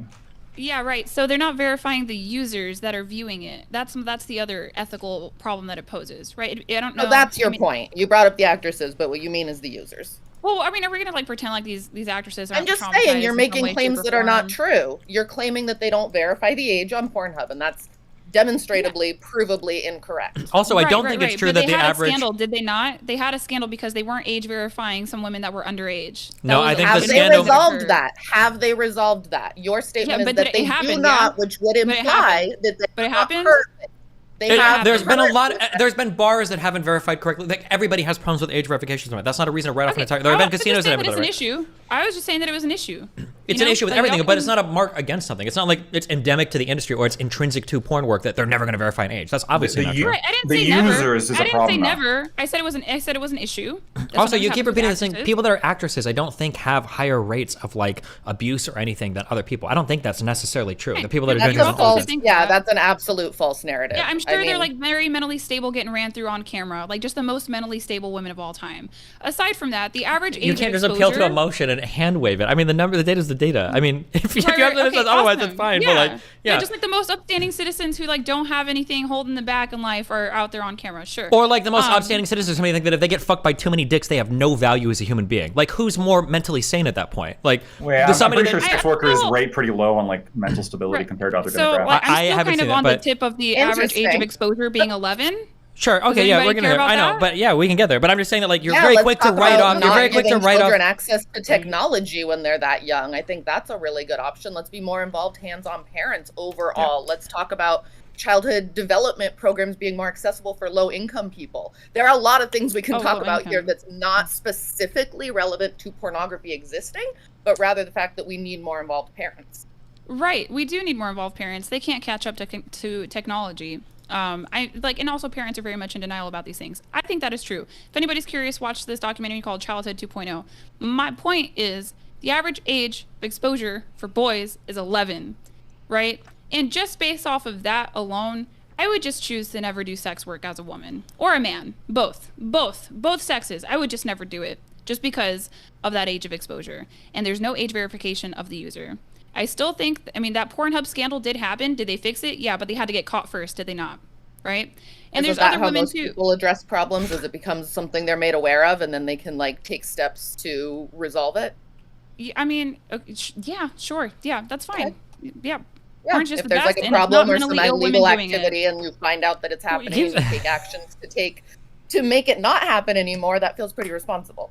Yeah, like all my friends that are married with PhDs that are women, just like, you know, have the best lives ever raising children. They're on there getting True. just And what are the getting made wealthiest men in content. society doing? Taking flights to Epstein Island to go and fuck kids. Like, I mean, come on. Like, we can play don't this like game of them stereotypes either. all I'm just day. saying, You like- can play the stereotype games all day. you Your know- friends have PhDs. Are they going to be teachers? Aren't teachers the ones that molest kids the most out of any society? I hope they don't go anywhere near grade school. Like, you can play the stereotype game all you want. But it doesn't get us anywhere unless we want to appeal to facts and fiction. Like, there are a whole bunch of parts of the conservative mindset towards approaching female sexuality that, in my opinion, make you insanely mentally unstable. Right? The Excuse idea me, that sir, like I'm the all idea, about women getting their women getting their backs broken by their husbands. I yeah, don't know but what you you're think talking that about. it's a violation of the sanctity of life to use a surrogate fucking womb. That's an insane But that doesn't have proposition to do me. anything about a G-spot I orgasm don't- between a man and his wife. It doesn't matter, okay? I'm just saying that like you can't keep deriding and writing off sex workers when you yourself inhabit a whole bunch of areas that a lot of people, I think, could, with compelling argumentation, say are fucking insane. It's not fair to just claim like mentally insane women that are doing sex work. I know all these PhD women that blah, blah, blah, blah, blah. Like, that's great, but that doesn't speak to like the broader reality of what's going on. Yeah, but I'm not sex positive. I'm anti-promiscuity and I'm anti-women commodifying their bodies because it's going to have implications for them later.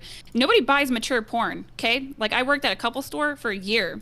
Nobody buys that. The sun sets on that one day. What life are you going to be left with once you That's have a wrinkles major in your And what industry. life? MILF What life porn, are? MILF porn is in Not the MILF. top I three said mature. categories. What life? Mature. What life mature. does? Not what- popular, not gonzo, not MILF. What life does Mature. every single male athlete have after their 20s or 30s? Like, I mean, there are some industries that we partake in that have ultra high risk to the body or reputation, and you can't do them forever. But the compensation is usually there for it. Women that are really successful in porn are compensated 20x more than they would be working as a barista at Starbucks. Same thing with men that endure CTE for football, or men that endure a lot of brain injuries for boxing or MMA. But I mean, like, people ought to be allowed to choose those careers if they want to, unless you have a really compelling reason for them not to. And an 11-year-old have might their- look yeah, at that's porn their sometimes as prerogative. not a compelling reason.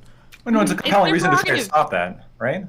It's not a compelling reason not to work in the industry at all. It might be a compelling reason to like restrict children from electronic devices. But like I think TikTok is more harmful for children than porn. I would bet my life on that. 1,000,000%. 1,000,000%. I would rather that like my son get caught like fucking looking at porn than he's on TikTok for 12 hours a fucking day, glued to a fucking phone. I would bet my life on that it has more negative outcomes for children to be addicted to scrolling content than seeing a dick or a vagina, which children have been hunting down in Target and Sears catalogs or in Playboy magazines buried under the fucking bed since the dawn of National whenever porn is. Geographic. Yeah, like this is always. Oh yeah, I'm the not boobs gonna and deny- everything. Yeah, absolutely. I'm not going to deny that Chinese spyware is bad. TikTok is bad. and Or I think Instagram that- Reels, or Yeah, I agree. Keep kids off the phones or whatever. But I do think there's something uniquely bad here when we're talking about exposing children to pornography, to sexuality at that I young don't age. think anybody I was here is 12, looking to right, when I expose first- children to Just real quick. pornography at a young age. Real It's quick, too- we gotta let it's Lactoid tolerating have it, his though. say, then you can respond. I'm- Lactoid, please finish. I'm just saying it's tolerating it. It would be similar to like if a bar in your local neighborhood was like selling beer to 11-year-olds, and you go into them and you're like, who's going to want to work at that bar? When you work at that bar, you're somewhat contributing to the problem. Yeah, but I right? mean, like, it's Children are gonna look, bro. I remember playing StarCraft Brood War maps when I was 12, where you drew Kerrigan naked on the fucking minimap. It was called Kerrigan Naked. Like, kids are always gonna be, this idea that like it's uniquely damaging or whatever, like little boys touch their penises when they're 6 months old. Like kids are, I know it sucks and it's weird to think about, but kids explore their sexuality at really early ages. I don't think porn is like uniquely damaging to a person's mind where it's like, oh my fucking God, my 12-year-old saw porn. It's fucking, I don't I think think porn. so. One last point. I do think porn is uniquely damaging, and I also don't like the argument of, well, kids are gonna be kids and get around the rules anyway, because the reality, like, we could use that argument for any kind of age gates that we have. Well, why cap bars at 21? Because some kid might sneak in with a fake ID. No, you like want to first of all demonstrate to like society that it's not good to do this, but also like weed out as many kids as possible, because we don't want kids engaging in this behavior. Pornography is not good for people generally, and it's definitely not good for children, especially when you're 12 or 11. Your own example is really flawed, because by that same logic, because an 11-year-old or 12-year-old kid could get access to somebody's liquor cabinet and drink that we shouldn't at all have alcohol accessible in our houses. Like that Bukkake compared to whiskey. No, Bukkake compared to whiskey. The whiskey is worse for you. Whiskey actually So- destroys your fucking like life when you're a child. Like it can destroy your brain and your development. Yeah. What do you mean? Both are bad. No, not both are bad. This is a false analogy, though. Oh, wait, well, you hold Your on. First of all, analogy was you that compared nobody it. should participate in I- pornography or sex work because a child might Hold see on, it. for The Ali- same- I can explain. Hey, everyone, all of you, no one can hear you when you're all talking. I like this energy, but you got to go one at a time. Madam Genevieve, finish your point, then you can respond, and Destiny can go, and we can get crazy again. Go ahead.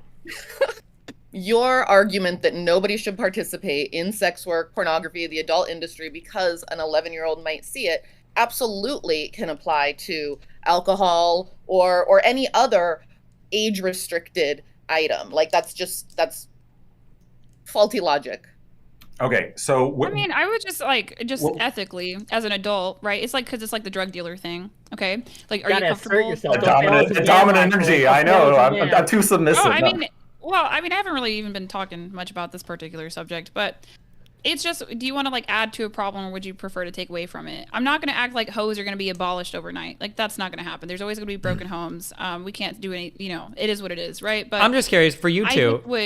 For Ali and Uh-huh. Lecter, would you rather catch your kid, you find out that your kid has been addicted to alcohol for a year at 12 or addicted to porn at 12?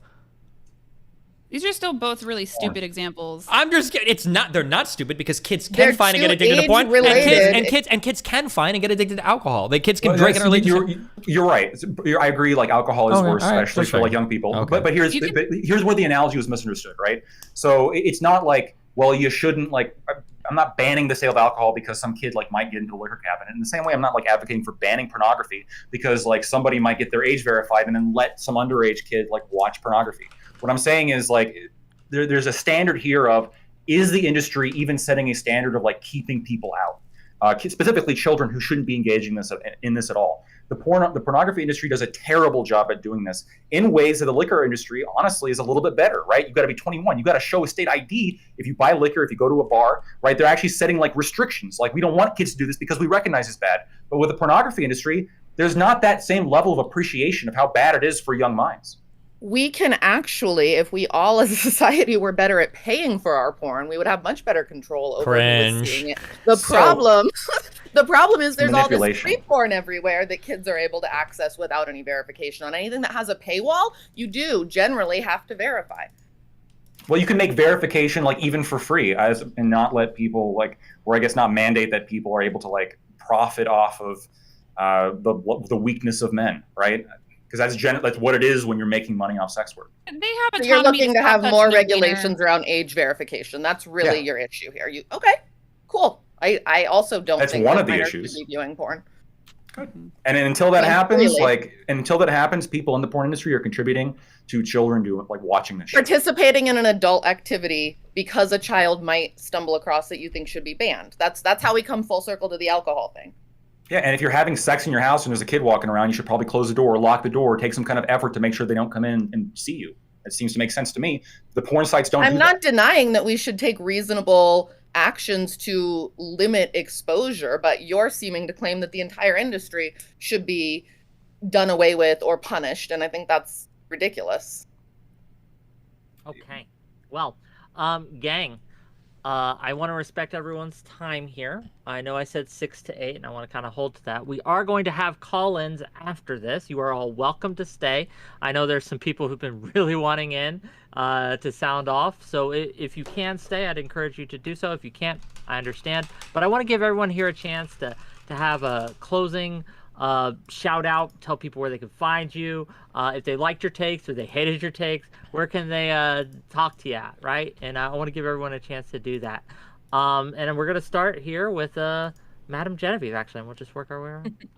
Awesome, because I do have to go. I have to go sell dildos and play dress up with strippers at 6 o'clock Pacific time here. So this has been a fantastic conversation. I'm really glad to have been a part of it. If you want to see more of my degenerate takes, you can find me on Twitter at Madam Genevieve. And I also do stream on Twitch. So I hope to see you guys there. Okay, check her out. Where can they find you at Twitch? Twitch.tv/Madam Genevieve, right? Yep. Okay, excellent. Thanks for being here. Allie, please. So you can find me at Real Femme Sapien on pretty much every platform out there. I have a Substack as well. It's mostly a girl game because I don't think women are being taught how to attract and keep the men that they want or desire. So I am trying to assist women on that front. If you would like to capitalize on, setting yourself up for, future romantic success, I don't have all the answers, but I talk to women who've been married like 20, 30 plus years. I go out and I find these women who can give you guys the answers. So if that's something that's up your alley and you're curious about traditional values, you can check out my platforms. Thank you for being here. I hope you enjoyed it, and I hope you'll come back too, because I think you were excellent content, and we'll talk about that later. Next up, Destiny, please. Go ahead. Yeah, you can find me at Instagram.com/Destiny or YouTube.com/Destiny. There he is, gang. Go give him a follow. He's a great guy. Next up, Lactoid, please. If you like my takes, you can find me at Lactoid TV on Twitch and YouTube and Twitter. Thanks. Okay, so for those of you who must go, we bid thee a fair farewell. Thank you again for coming. Gang, if you liked my content and you're watching this show, hit the like button. That'll help me. If you haven't subscribed yet to my channel, please do so. For those of you watching on other streams, my YouTube is youtube.com/@wick-tv. You could also find me where I do most of my things on Twitch at twitch.tv/WickTV. We have conversations like this all the time. We have call-in shows. It's fun. It's great. And yeah, if you want to be involved in one of these shows, become part of my community, and you can have that opportunity as well. For now, we're going to open it up to call-ins. Madam Genevieve, I know you have to go. Thank you, so Whick. we'll keep Everyone, you... have a great night. Bye. Good night. Just quick before we go, next week's Wednesday show, we're gonna have Kidology on, we're gonna have Shark Zero on, we're gonna have a few others on, and we're gonna be talking about the sensitivity readers and the whole censorship of rolled dolls works such as Willy Wonka and James and the Giant Peach, The Witches, things like that, and that controversy. So tune in 6 p.m. Eastern next week for that. It should be fun. But for now, I'm going to start bringing in people, and we'll do about 2 at a time, and we'll have a few, short discussion with them, and then we'll cycle through. That's going to be the plan, gang. So let's bring them in. Let's get, and let's also get. Okay, hello, welcome. Hey. Hi. What did you have some questions for the guests or comments or anything like that? Me or line? Either Yeah, one. I was just about the Okay, message. Lactoid. I'm really happy that you brought up at the end the point about like closing the door if you have kids in the house when you're having sex with your partner. I'm not sure how what you're saying is a critique of the porn industry online. It sounds like an internet problem that you have an issue with, not like a porn specific issue. So I'm just interested what you have to say about that. Jesus. So it is partially an internet issue for sure. But I mean, look, the pornography industry exists primarily now on the internet. So, Yeah, and it's like in the same way like bars like not checking IDs. Like, is this a problem with like the liquor industry? Yeah, it's also a problem with like the smaller subset of the bar industry. So I can. It's not really equivocal, is it? Because when you talk about sex work like IRL and stuff like that, obviously there aren't many 11-year-olds that goes to brothels and get accepted or have sex with hookers. But if a lot of the porn industry and OnlyFans and sex work is online, then it doesn't seem like you can attack the industry. You can complain about online not having proper guidelines, but that's like, and we need to restructure the internet for that. I'm not sure how it's a unique critique for the porn. But that's the way the industry is marketed, is through online. Like, that's the Okay, only cool. way people get the Allie, media. I have a question for you. Wait, can I respond? Wait, I'm gonna respond. Hold on, I'm gonna respond to that right real quick. So. Oh, okay. Yeah, I was waiting and you didn't say anything. Sorry. Okay. So, I think this primarily is going to be an issue with pornography on the internet because, yeah, it is a partial internet problem, but that industry exists on the internet and continues to push what it pushes, being well aware of the fact that a lot of its customer base and a lot of its consumer base is children. Does this apply as much of a problem to like non-internet based pornography? Probably not. I do personally know multiple people who, as underage, hired prostitutes. They don't really do a lot of vetting. From what I understand, I don't have stats on like how this frequently this happens. I know it does happen, and it's like a problem when it does happen. And then I guess you could also say, well, that's just a problem with people having sex with underagers. It's not even a problem with Wait, like I don't have to stay here, right? I suppose like you could boil down to like every problem within an industry to like some greater problem, but the fact is that industry is involved in that the problem disproportionately. Okay. Well, I disagree with that, but can I ask Allie a question? Wick, is that okay? Yes, you may. One more Okay, question. cool. Allie, you were talking about what you think masculinity is and stuff like that, and we brought up stoicism a little bit. So I have kind of an inflammatory question for you. Do you? I'm warning you in advance. That's fine. Cool.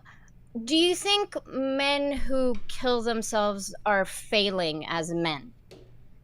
I mean, I think anyone who kills themselves in some way, shape, or form has failed as a human. Right? Like, it's not like they put themselves in...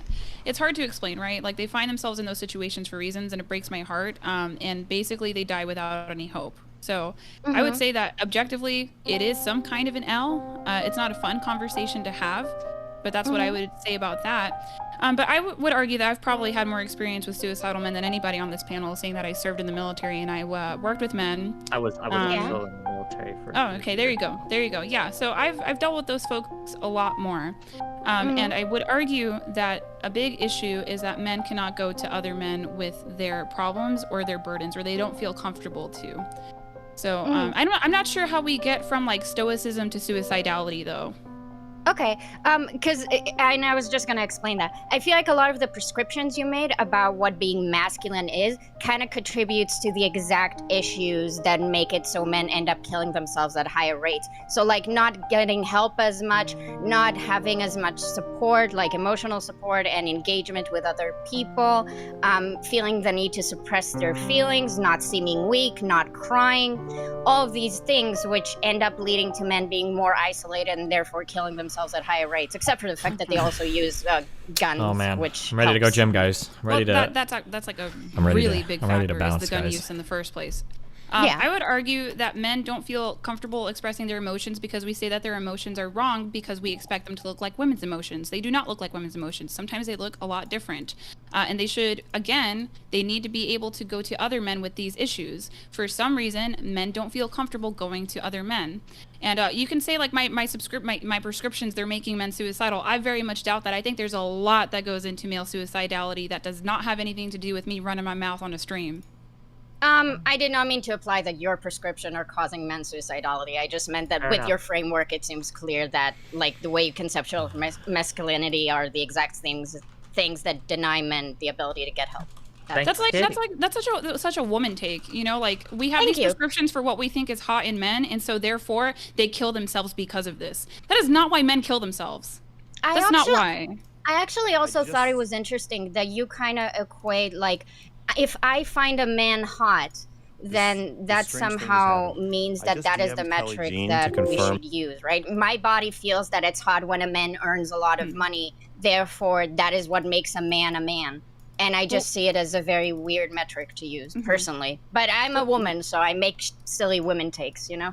Well, I mean, that just wasn't a very good take, you know, and that is something that I think I that is appreciate a it. female lens. Yeah, no, that's fine. But I would just say, like, show me the swipe facts. Like, who are you swiping on? You swiping on brokies? I'm not swiping. I have a boyfriend. Oh, okay. Yeah. So, I mean, you've He selected cries for in front someone. of me, though, a lot, Very, so I very might dump cool. him. Very cool. You might. I don't know. Yeah, probably. Katie, thank Okay, you for good calling to meet in. you. I will see you later. Okay, Lime, did you have a question for anyone here? I was talking to Destiny about the manhood thing. I think that the traits that women typically look for men, you know, older, taller, making more money, is that they want the man to be a Just real protector. quick, do you have a question or is this a statement? Well, I was just challenging like his view on that Go the ahead. man. Yeah, I think that that's either consciously or subconsciously they do want the man to be that protector. I don't think that has just gone away just because we live in like our modern society. I think it is deeper than just they're making more money. I mean, yeah, if you want to feel that way, then you can feel that way. But you're just like sending men down a road of like getting perpetually fucked. Like the reality is that just being a protector is not going to be enough to get any woman in a relationship with you because nobody's realistically making selections like that. There's going to be a whole... Wait, women are looking for older, taller men that make more money? When you say women are looking for taller men, you're describing 99% of men are taller than like most women. So men are already typically taller than women. So I don't know what that means. The average male is like what, 5'9", and the average woman is like 5'4".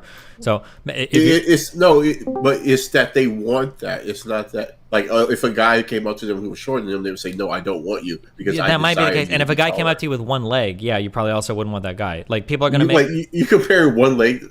Come on, because the chance of being shorter than a woman are probably pretty low. I imagine it's probably what, like 10% of guys or whatever, or lower. No, it's nowhere near that. Are shorter than the average woman? Well, the average man is 5'9" or 5'10", or like 5'9.5". Hispanics are bringing us down based. But it's like 5'9" or around there. And the average woman is 5'4". You're like multiple deviations off the normal male height to be shorter than the average woman. So when you say like a woman is looking for a taller guy, that's going to be true of almost all men. Like that's just by default. But no, I think what he meant is not like taller as compared to the woman, obviously. I mean, that's a big part of it, but just taller, like the taller the better, like over 6 foot.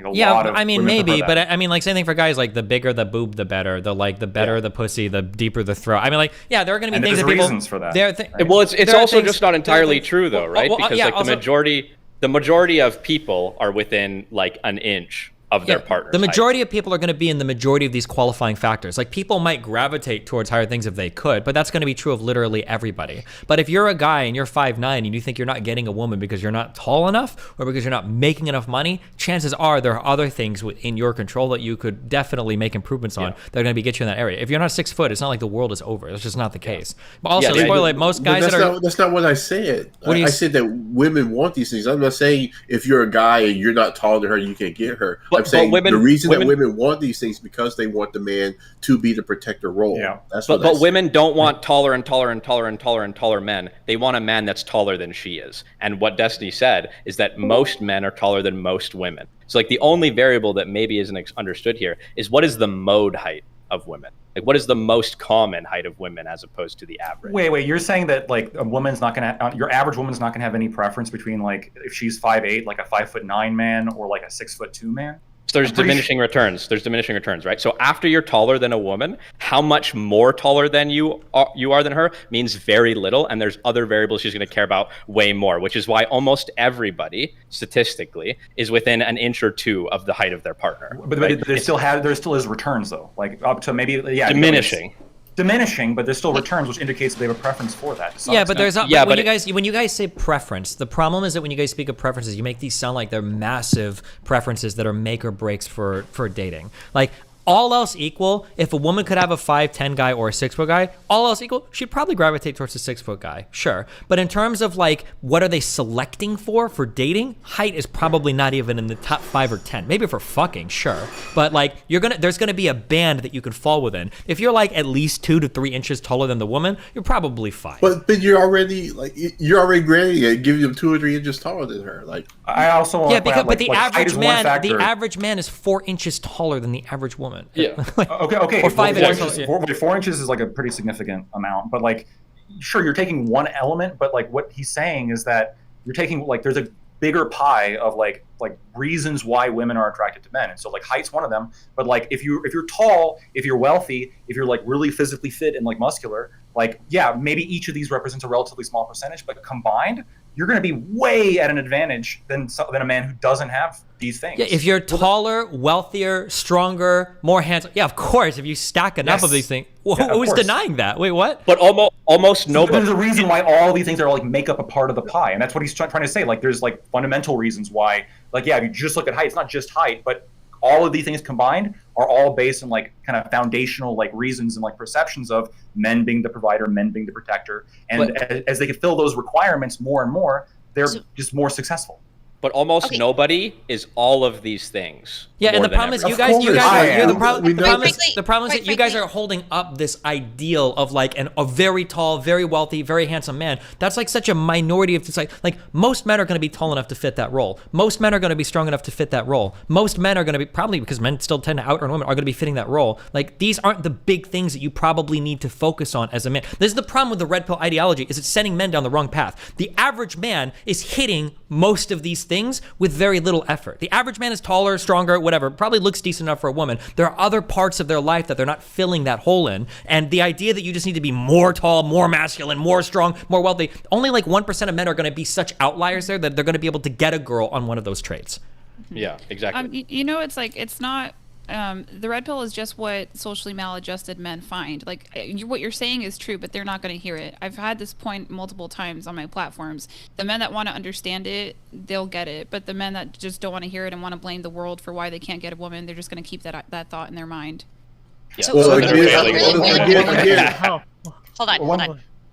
What's being overlooked here, what is absolutely being overlooked here with that red pill ideology is that entire thing, to me as a woman, feels like a complete cope of hating the men who are 6 foot rich, all of the above, and this ideal man that's such a small minority. To me, it just looks like you absolutely fucking despise that guy, and I'm personally happy that that guy is getting what he wants. My concern is that we're all getting what we want as best as we can, as long as it's something that's good for everyone. And one of the things that keeps getting overlooked, and was overlooked in this panel too, is that the vast majority of women have reported that they like men who have something that men are saying is female, nurturing. We like men that are good with pets and good with children. We absolutely adore it. And every single survey, we keep saying it. And it's like everybody's ignoring us and going, oh, they just made that shit up or something. That's something we actually want for men. And that would be considered somewhat feminine, would it not? We want men who like kids, who like animals, who like pets. Like, look at how many more these men who have dogs in their profile pictures, look how much more they're favored, because we know that you're a nice person and that you like, people or anybody who's vulnerable and needs our help. So why are we overlooking that? So I think the reason why it often gets overlooked is because like that advice was given to men for a while as well. And the problem is that if men only embody those things, it also falls flat, because it seems that a lot of women seem to require a minimum level of masculinity before they have the feminine traits, right? So like the feminine traits are also what they want in a partner. They want a guy who seems to embody both of these things. The problem is that if you only give them the advice of like be more feminine, a lot of men like don't have these masculine role models, and they're like struggling to even like have a conception of masculinity in themselves, that they're focusing on the one, because it does seem to be the case that like a lot of like really sweet soft guys tend to like fall pretty flat with women because they don't have like the necessary prerequisite of like masculinity. I don't think I don't think the issue here is, because people keep saying that. I don't agree with that the problem is men are too feminized, because then what we mean when we say that is people are saying feminized implies all of these horrible weak personality traits. When I look at like the average guy that society would consider like feminized, it's not like the guy is like very emotional and he might talk with a little lisp and he's kind of gay, blah, blah, blah. It's usually a guy that's a fucking emotional wreck. And that's not a feminine trait either. Like an ultra feminized guy that's having problems with women probably embodies a lot of traits that women that have problems with men have. A guy that's overly emotional, that is completely and totally unstable, that can't have healthy relationships or conversations, that like gets too obsessed or not obsessed or detached with all these different things. These are not like embracing his femininity too much. It's just being a train wreck.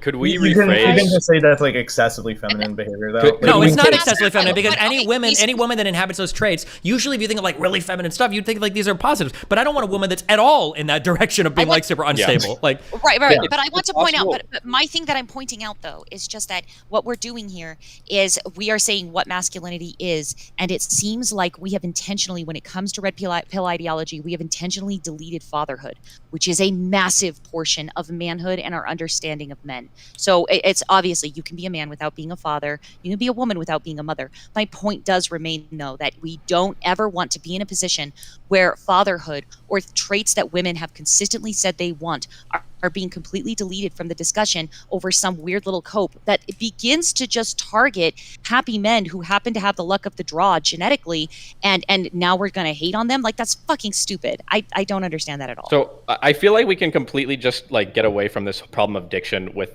feminized men and just swap it to emasculate men. Like, there's nothing masculine about you. It's like if we say masculinity is like having emotional control and being able to handle your shit and yada yada yada, because women can do all of that and we can call it masculine just for like ease of access or whatever. If you have nothing masculine about you, you're a mess. You have no order. You have no control. It's like the yin and yang. So is it possible to just use that diction instead of feminized? I think you can, but the issue then is that like people, I get so triggered when people gender some things that are just so like obviously like these are your fun. Like for instance, we say like my man is so masculine, like he washes his ass in the shower. Like no, you would say like it's basic fucking hygiene that everybody should have, female and male. That's not a masculine trait to have to brush your teeth in the morning, right? But then people will say things like, oh yeah, like he was very feminine and that he was like crying or an emotional wreck every time I saw him. I was like, bitch, I don't want a fucking woman that's like that. I don't think anybody wants a woman that's like crying and screaming all the time. So it's just weird when we talk about that in terms of masculine or emasculine. It's more, there's got to be like fundamental things that most people have to have together in life. And then we could talk about like masculine or feminine traits past that. But like a failure to be just a basic functioning human being, to call that like emasculating or unfeminine is just very strange to me, I think. So do you just not think that there are masculine and feminine things, though? There are absolutely masculine and feminine things. Okay. Well, I think a metric that's often missing from this conversation is maturity, right? Like a lot of things that we're talking about is like maturity or immaturity. Yeah. I think like when it comes to things like emotional, like sensitivity and like expression, I think we still do typically categorize that as a like femme thing, in large part because of like we'll often see like femme people that are more willing to express their emotions, not because I think it's like obviously a biological thing. I think a lot of like trans women would even report this, like when they start going on things like estrogen and progesterone, they start experiencing like heightened like volatility, particularly with negative emotions. So they experience a lot like greater intensity levels of sadness, but like a lot less anger, whereas like anger seems to oftentimes be a way that like more often masculinely emotions expressed. But I would say like in either case, if you're a dysregulated emotional person, you're being a little boy or a little girl. You're not really being like a man or woman necessarily. I want to give space for Allie here, and I just want to lime mashed potatoes. We're gonna move you out and make room for someone else and do some cycling. But thank you for being here. And I can head out too. I just have one question for Allie when she's finished. Okay, that's fine. Yeah, well, I was going to respond to some of the things you said. Okay, so number one, acting childish would imply like a concept of neoteny, which seems to only be attractive in women. That's why it's more accepted when women are emotionally dysregulated. Also, we're kind of given a pass because of our hormonal cycle. Men can be emotionally dysregulated as well, but I would think that that is probably why it's attributed as like a feminine quality. I disagree with that. I think if you act childish, you act childish. Aside from that, when we're talking about like red pill ideology, I'm probably the one person who's like talked to majority of these red pill content creators, not just online, but like behind the scenes, and I've met them in real life. So it's like the libertarian strategy for sex, okay? There's like no morals, there's nothing. It's just a sexual mating strategy for men. That's why you don't see a lot of fatherhood discussed. However, if you go look at old blogs, because the manosphere is like 20 plus years old, if you go look at old blogs, there is content on fatherhood and how to maintain frame as a father and a leader of a household. And I have like a lot of access to some of these things if anyone's curious. But that's why you don't see an emphasis on fatherhood. Aside from that, reproduction rates are what they are. 50.1% of women are childless by age 30 in the UK. If we want to see more of an emphasis on fatherhood, we probably need to start having more babies. As for like, there's feminine traits and masculine traits. These are things that have shown up in all cultures, through all history, through all religions. So, and they're just gendered, and that's okay, and we all have it within us. That is what the sermon part aside, though, for me, one of the most appalling things that I saw today was you did bring. I mean, good job on bringing the woman hate with the tough titty to Jen, and oncology and wanting to have children. I mean, good job there. But I want to actually focus on the man hate, because something that you said about being wet when a woman sees a man could die for her is one of the most disgusting and heinous things I think I've ever heard in my life. I don't know about you, but I actually love men enough. I want them to be alive. I can't actually love a corpse, okay? I don't know why in the world. Keyword willing. Physically, I don't know why in the world you would get physically turned on and tell that to the public that your husband could die. Bitch, he's your man. Do you not give a shit about it? And keyword willing. And then when you turned around and you said that maybe you can have a son who will protect you. I mean, if there's a bear coming at you, you're going to throw your baby infant boy in front of it? Like, what the fuck, bitch? Okay. Men are not disposable shits. What the fuck? Well, I don't know if that was a question. What's the question? Being a cunt. Yeah, why would you dispose of your man? Where is that man hate coming from? Bro, willing. Keyword willing. Willing to. Oh, can you just mute her or something? Like, I can't even respond. We're gonna cycle her out. We're gonna what? No, I'm cycling out right after this. I want to address something she said. Well, first of all, it was willing. I was the one that was addressed, and I was the one that got cursed out. So you might want to wait a minute or two. Okay, so in any case, basically, there are just things that are attractive in men: being physically strong and being capable of ending an aggressor's life. That's it. Would I throw my baby son in the way of a bear? That's honestly retarded. I don't know how you get from point A to point B. Also, I'm pregnant. I don't know anyone else who's married and pregnant on this panel. So maybe that's why you're so dysfunctional and online calling into a panel right now. Maybe you just suck. You dumb cunt. I have kids. Okay. The point remains. Oh, I'm sorry for them, because their mom is dead.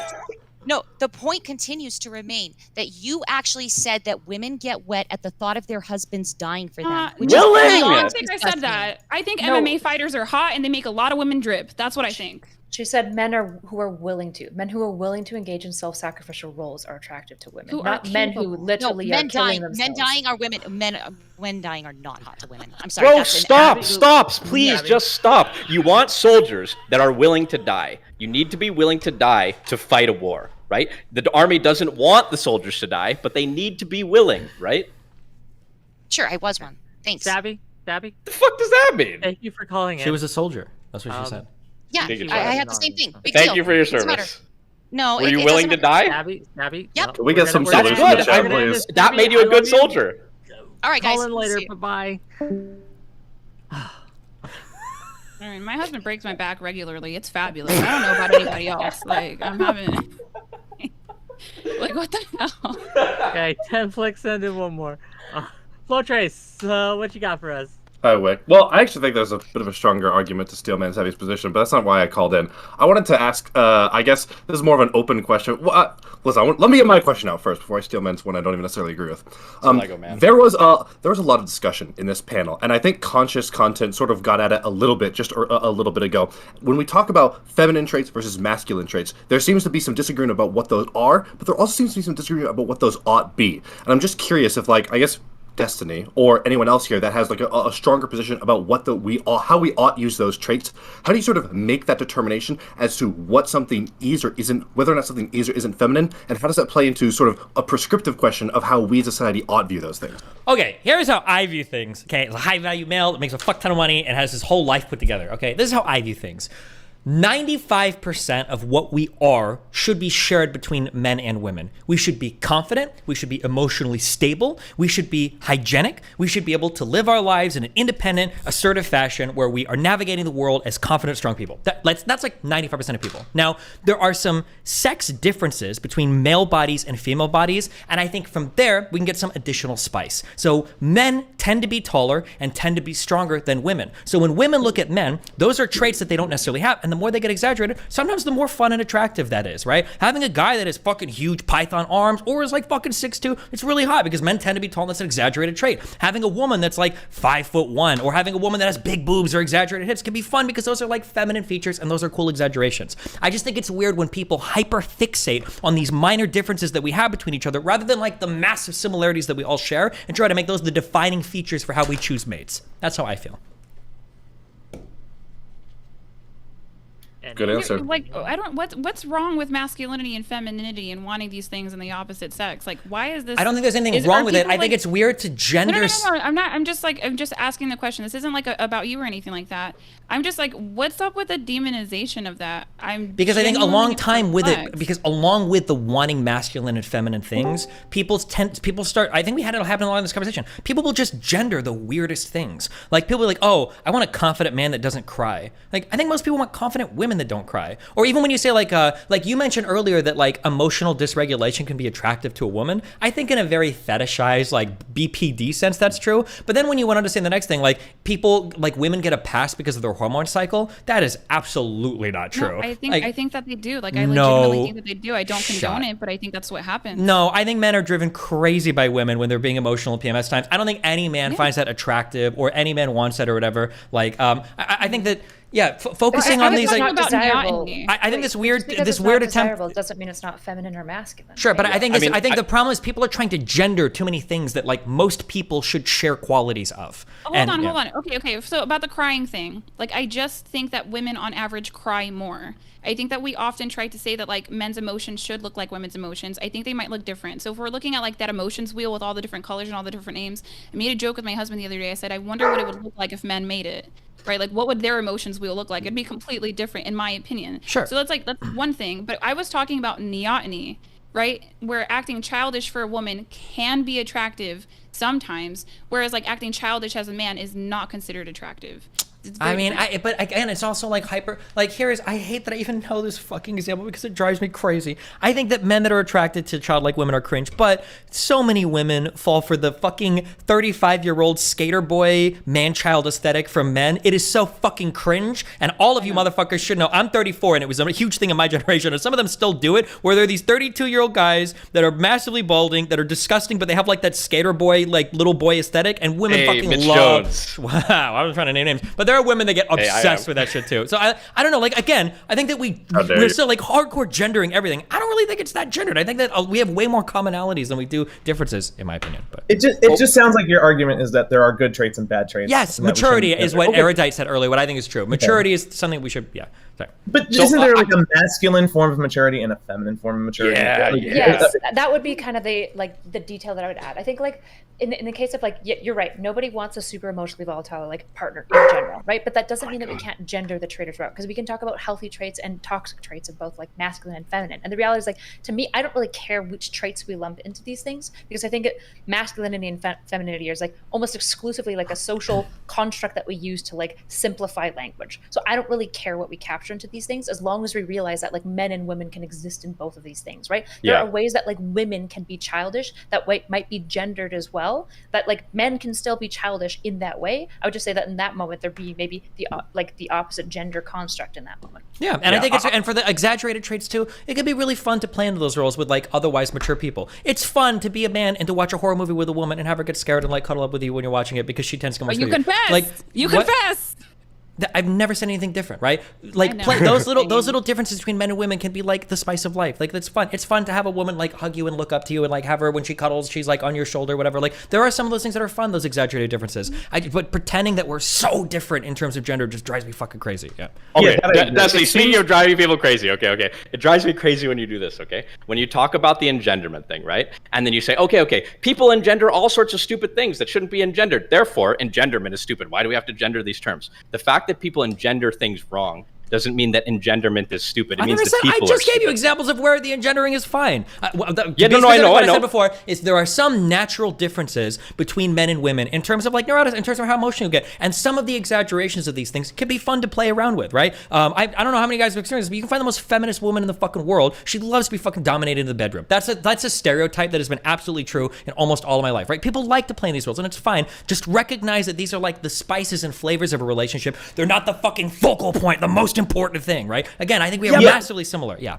People have been engendering things though in like a super deep, important, spiritual way for like 6,000 years, right? So Cringe. It's probably reasonable to suggest that this has made it into our psychology. Not that it's transcended reality and changed the fabric of like ontology or anything, but it has ingrained itself in our psychology. I think the issue that I had before, but this is the problem. The problem is right now. Oh, sorry.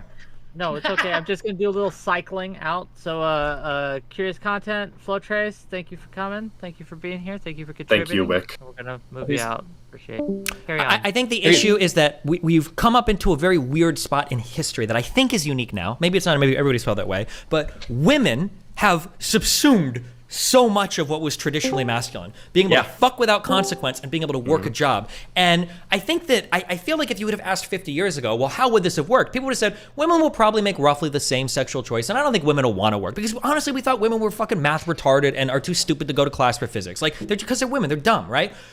But that's not the case. Given these two little changes, education and jobs and birth control, we're starting to find out, okay, well, some things we thought were just biologically ingrained in us were way more socially kind of doctored or constructed than we originally thought. And if women have done all this, like they've got their femininity and now they've completely dominated this masculine role too, where they're earning more money and outperforming us in school, well, as men, now it's like, well, what are we going to do? The answer can't just be more masculine, because that can't be the answer. It's not going to be the case because just having a paycheck isn't going to be enough.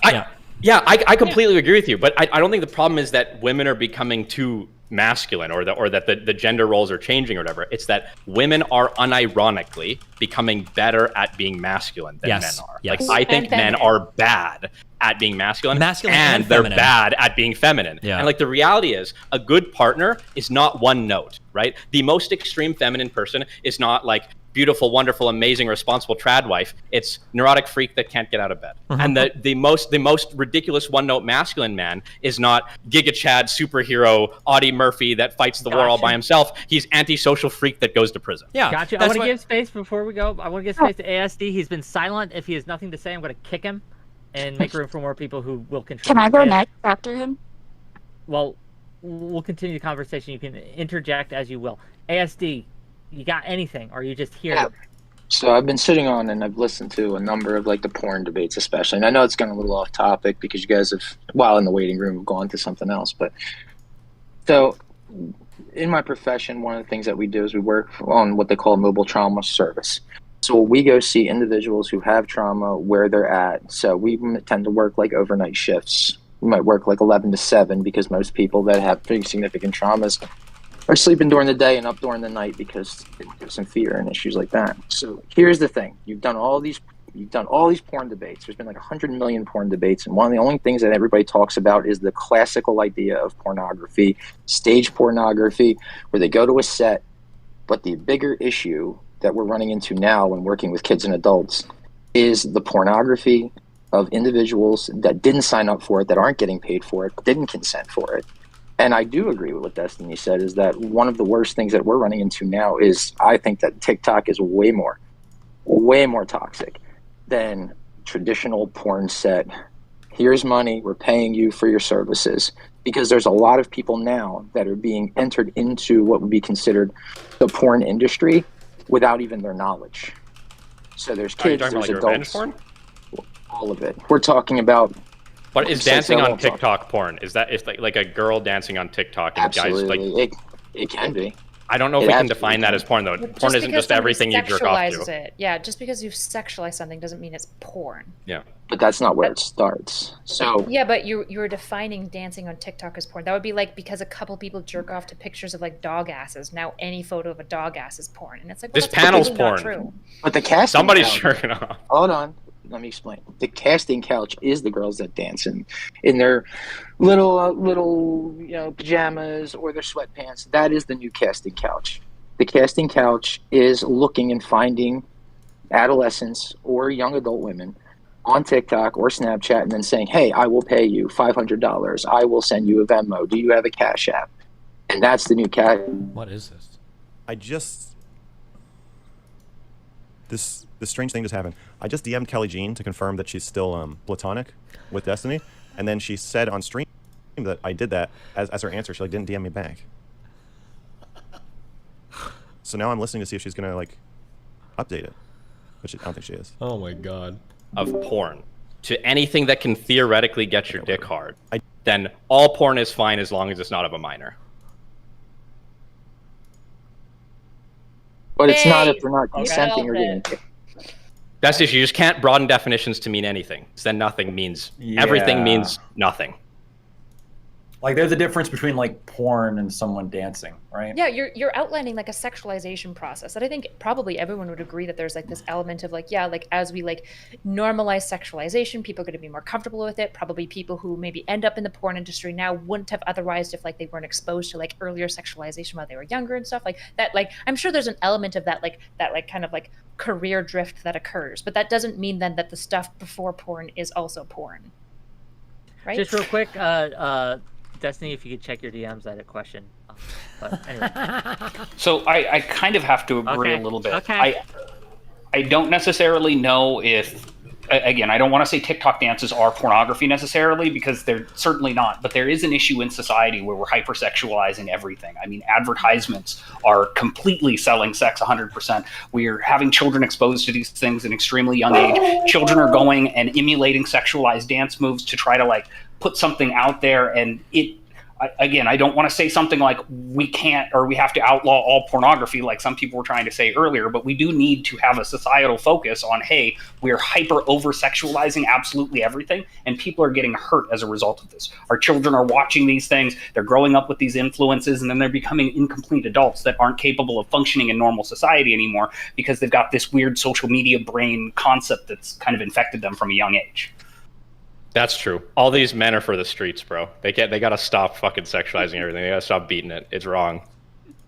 I do tend to agree with you on that. I mean, again, guys at some point are forgetting completely how to interact with people because they don't know what normal social interactions are. We've had a number of people come on here and say things like, well, if you're tall and you need to be a giant person in order to get anybody's attention, and it simply isn't the case. I mean, that's not how social interactions work. Okay, I don't think anybody's saying that you got to be tall and ripped to get attention. I get what the point is, and it's weird that it's like being said, and it was kind of said a lot by everybody before, and just people didn't like address it. What we're saying is that it matters, right? Like being tall, being ripped, being wealthy, like being charismatic. These are all factors that go into like you being an attractive person, and especially an attractive man. And you can say things like, well, these are human traits. These aren't like masculine traits or whatever. But to me, that almost feels like, you know, going to like a diabetic person and saying like, or a diabetic person comes to you and says like, oh, I need insulin. And your response is like, well, everybody needs insulin. Well, yeah, I guess that's true. But this person is like having an insulin deficiency. This person is having like a crisis where they don't know where they're having a difficulty like fitting into the world right now. And they especially need like help with this because it's like the role that they like, because of biological reasons are somewhat predestined to fill, require these characteristics more so than a woman does.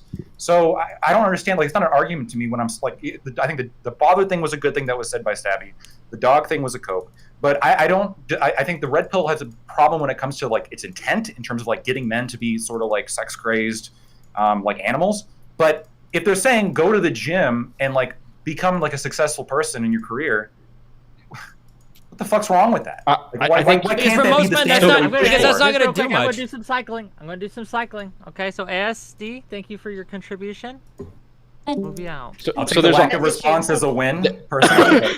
Wait, the reason why that advice itself is really bad is because kind of what Stabby pointed out is that just being masculine is typically insufficient for most long-term relationships. Just being masculine will get you sex a lot of the time, but a lot of women are interested in settling with long-term relationships with men who have both feminine and masculine traits, just like a lot of men are to some degree looking for the same in a female partner. So the issue with giving men the advice of just be more masculine, it's only 50% of the pie. You're just underserving them by saying, especially because in these circles, they say just be masculine and being feminine is bad. That's the problem in these cases. So if we started a circle that removed the word just and says be more masculine, like fulfill these like expectations, then is it okay? I think the two things. I'm not saying being nice. There's being nice is important. If there's three buckets that men need to fill, where it's masculinity, femininity, and maturity, the one thing they need to focus on is probably maturity. Next is probably femininity, and then next is probably some level of masculinity. Femininity. Oh my yes, giga chat. like Yeah, being true. able to have conversations with people, being able to be emotionally available to people, because you're probably already taller, and you're probably already stronger than her. You're already fitting like most of those things. The idea that just becoming more masculine is going to fix some shy, unconfident, unsuccessful dude's life. Like, I'm sorry, but like an auto mechanic that goes to the gym and is otherwise an asshole is not going to start to fucking lay a whole bunch of like high quality fucking women. It's not going to happen.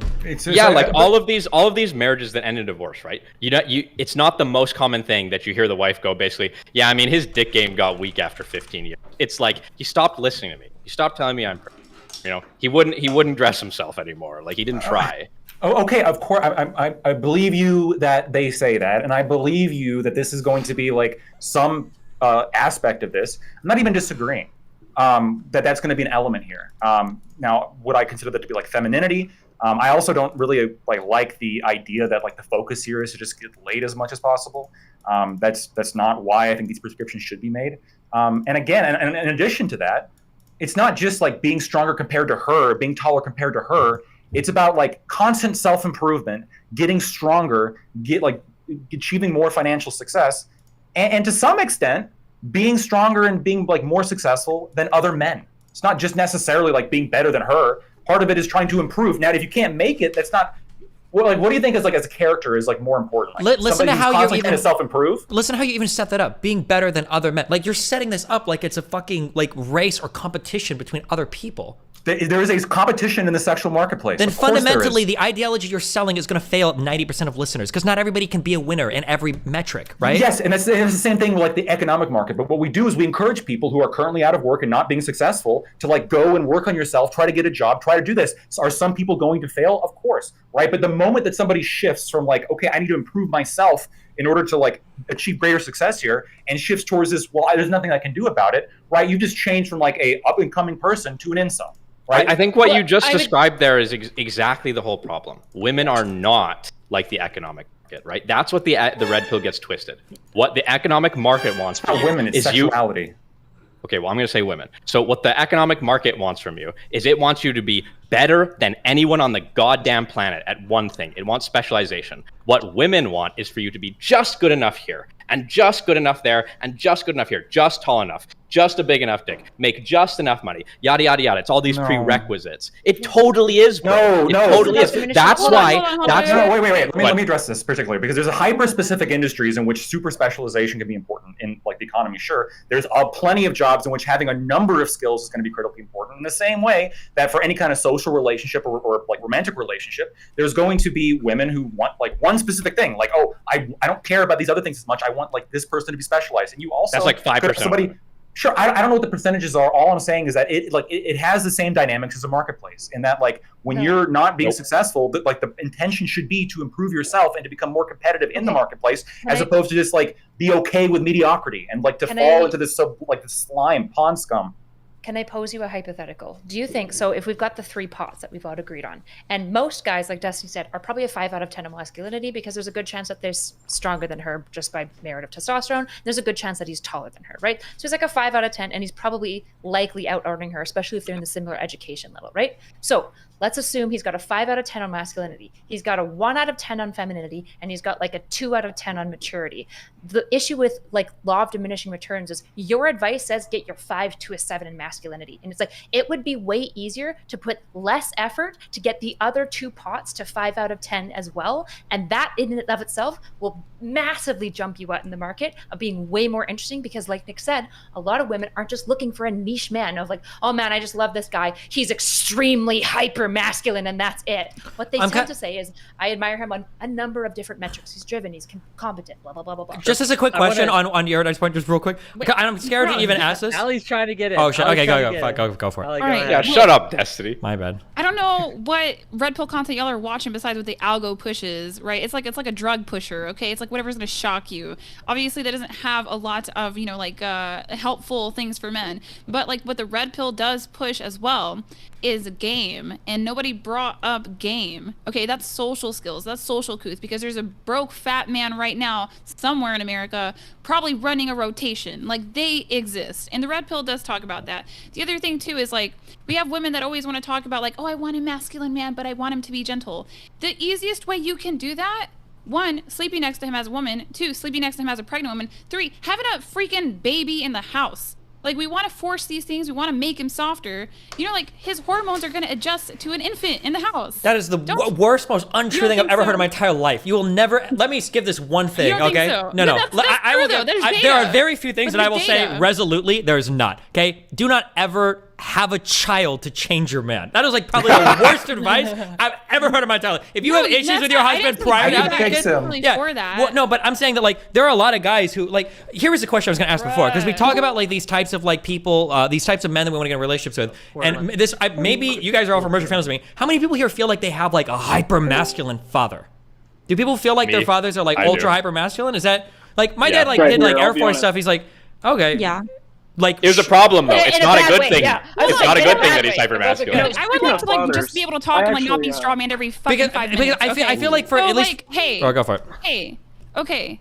Like, objectively, a baby does reduce a man's testosterone. And it's not like you have the baby to change the man. You have the baby because it's the next logical step in the relationship and you both feel comfortable. It's just that a lot of women complain about attracting these masculine men and he's like way too tough. And it's like if you just followed the natural course of your relationship and you didn't overthink everything, then you would see that softness come through almost immediately. A lot of the women that I know that are married who end up, you know, reproducing, having children, or just being pregnant, they see a weird change in their husband. But a lot of us are simply just not having babies to see this other side of masculinity. I mean, if it just was happening, it would be apparent. But I think there's just so many childless people out here that that's presenting an issue. I think you're right, Allie, in a big way, and I feel like at least wrong in a small way. Like, so I think every good guy, regardless of how messy his life is, will adjust, right? He's going to do what he needs to do when the time arises. He's going to be a father when he has a son, right? But that doesn't explain all the single, or sorry, the, what the fuck do you cook? What's the little term? Wick, Will, are you just here to cook? Like, did you just come on here to cook? You know, I was thinking that maybe I would show some feminine values as a man here. That way we could show that well, there's. I'm gonna show you a masculine value. Wait, no. Okay, we're gonna That doesn't explain all the deadbeat dads, right? That it's like they. Yeah, but let's talk from like the context of a reciprocal marriage, right? Like I understand that the degeneracy that goes on and like, you know, single mother homes, like I came from one, like I got it. But I'm talking about like these very normal, that we call them old school, these traditional values. Like y'all ever think that sometimes they work? You know, they might work for Oh, like they a do. considerable amount of people, you know? Almost everybody probably. Well, but they're And you also too, dysfunctional for a dripping considerable amount of people peaches. Are you too. here to just sit, or are you here to talk? Well, I've been trying to talk, but I haven't been ready, so. But if I could go now. So I think that generally what we're getting at is that so society has moved to education, like women doing better in education, and the workforce has generally shifted to service industry and healthcare jobs versus agriculture and like factory jobs. And so men feel a general dysregulation in society. And I've been thinking about solutions. Like I know there's individual solutions, but what can we do systematically? And I was thinking, at least, and I'm going to say affirmative action. I know it sounds cringe. I'm talking when it first happened, not present day affirmative action. Not present day is trash. But in terms of what affirmative action did for women in education in its first, let's say, 20 years, maybe we can do that for men in education, and then they can get degrees or, I don't know, find a place in society, get the income to compete with women, and then build families, and then we're all happy again. I think the issue there, though, is it's the problem isn't that men aren't getting into university. It's that they go to university, fall apart, and don't graduate. I also think that part of that is that the structure of education has always been It's tailored. feminine. Exactly. I'll agree And with that. what we do about that, I don't know. I mean, really, you just restructure all of education and you could make masculine education that suits men and women that tend to be more masculine, and the same for women. But I mean, that just would be a lot of work. So I don't know how you would approach that. But I think that's an interesting concept that did work for a good period of time for women that maybe could be used for men. But I also think that a lot of men would be like, well, that's a woman thing to say, and men don't operate that way, or wouldn't feel good about having, like, I feel like maybe men would see affirmative action as a handout and not feel good about that ruined. Fuck. as an avenue for Zerka them. got Does that him. make sense? Yeah, I agree with you. Like, I've had an overwhelming abundance of access to scholarships being a woman, but also being Latina. And I just don't see the same access for men. I don't know if there's like an argument against that, but I think that if there are men that fall into risk factor categories, I'd be perfectly content to like increase their access to scholarships and things like that. True. But I think the trouble though is that it's like broadly money's not the issue. Broadly getting into school is not the issue. I think broadly is men just suck ass at school. They're just bad at it. And I think this like is a kind of like a kill shot to this red pill argument that like men are just so good in facts and logic, and women are stupid and silly creatures. And it's like, so then why do men just fail school all the time? Well, Why so, they just can't do it? maybe one of the reasons is because there's like less of an emphasis on career success and more of an it's emphasis definitely on like ruined Zerka got and Zerka's gonna liberal position. I mean, this isn't really it though. Like the issue These is that like fucking cowards. particularly in in grade K to 6, we see that we often have like a lot of schooling that seems to cater more towards the way that like girls tend to express in learning, particularly which is internalizing. By the time they get to high school, you should just wait till she's done talking. Right, Why don't you wait till she stops why did you bring talking? this guy in here? What did you do? Wait, oh my God! There's a guy who actually is gonna embarrass the shit out of all of us. We better kick out Zerka. We needed honestly. We needed a red pill alpha Chad to balance the scale. What are you afraid of, Steve? I want to hear erudite. Shush. okay. So the issue is that like by high school, we actually see that this flips, and in many ways, the education actually tailors a little bit more to like what we see like young men's brains are like geared for at that age, and less towards girls. The problem is that like by that time, the damage is done, right? A lot of like really important like relationships to education and to the world is formed in like these really early formative years. So a lot of men like hate school by the time they're getting into like grades 6, 7, and 8 because of like the way that we characterize our classrooms. You say a lot of men hate school, but did you know that most ADHD is triggered because at 4 p.m. a child goes home to an abusive home where their parents are arguing, and it immediately triggers their psyche to being very erratic. It's not just, oh, I was born with ADHD. It's your dumb liberal institutions that actually don't address the problems. The problems are from home, but you guys want to play parent. You dumb liberals want to play parent. And look, what did that get you? The highest depression suicide rate in history? Your progressive retard rainbow flag experiment? It turns out it's not working. So you're just like spending time trying to save lives. You're failing miserably. Good contribution. I'd cook him on the ADHD research. Let's go. I mean, like, think about it. If you look at the cast, look at the cast, look at that guy in the fucking, look at this guy, Nick. Nick looks like he's soulless, like a zombie. What do you mean I look just like you, Zerka? What are you talking about? We're literally spitting images of each other, only I'm 5'6" and you're 6'3". Yeah, but you're 5'6" because you're further away from God. No, I'm 5'6" because I'm further away from the equator. There's too much gravity up here in Canada. I mean, think about what you guys are saying. You really want to blame every institution. I'm not on your side where it's like, oh, this is crazy. The only problem you have with anxiety and depression is separation from church and state, and you know it. That's why Alcoholics Anonymous, they don't tell you, hey, let's science you. They say... Okay, I gotta go jump, guys, because it's like gonna close. So it's been fun. Miss will not give you science. They'll give you a higher purpose, because the true psychology is not your gay 20 years of progressive bullshit. The true psychology is what lasts for thousands of years. That's the first book ever made. That's Christ. Why do you say... Wait, hold on, Zerka, are you Christian? Am I Christian? You just said Christ, right? You said Christ, no, right? think about what you're saying. Your whole moral compass is. I'm Christian. I'm Christian. I'm asking if you're Christian. No. But even if you weren't, your whole moral compass is based. It doesn't matter. It doesn't matter. It doesn't even matter. Your whole moral compass is based off Christianity. Yeah, but I'm also Christian, right? So my whole moral atheist? compass is that whatever God says is true, right? I'm like a... Yeah, I'm well, a, check... I'm a... I don't... Yeah, God Right. said if you want a good psychological upbringing, you should stop trying to pretend. But are you Christian, Zerka? That's what I need to know. I want to give Absolutely. Alex some space here. Am I a Christian? Okay, listen up. Sejin, good friend Sejin, has a survey that he's trying to have filled out for my community. I'm linking it in chat. Take the survey, fill it out honestly. I don't think it'll take you too long. It's like less than 5 minutes. Okay, it's a survey of my community, figuring out some things. Take this. Here you go. Or nopers. You can say nopers, and not enough people take it. I'm not streaming it until I come back from LA on the 3rd. So there you go. If you don't want to take it, you don't have to take it, but take it. Answer honestly. Here you go. Why are you turning down good content to go to the gym? Because good content is not me and Zerka screaming over 9 fucking people for like an hour. This is not good content. This is gonna fucking... the chances that you're actually going to receive help. And then we have like a high rate of like mental illness among mental health practitioners as well.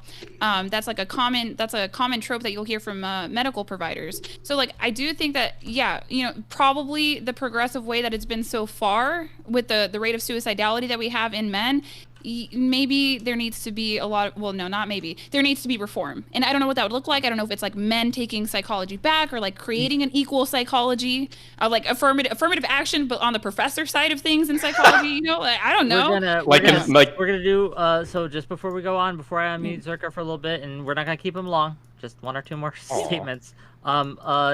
Dripping and Q2, did you have anything else to say? You can cycle me out.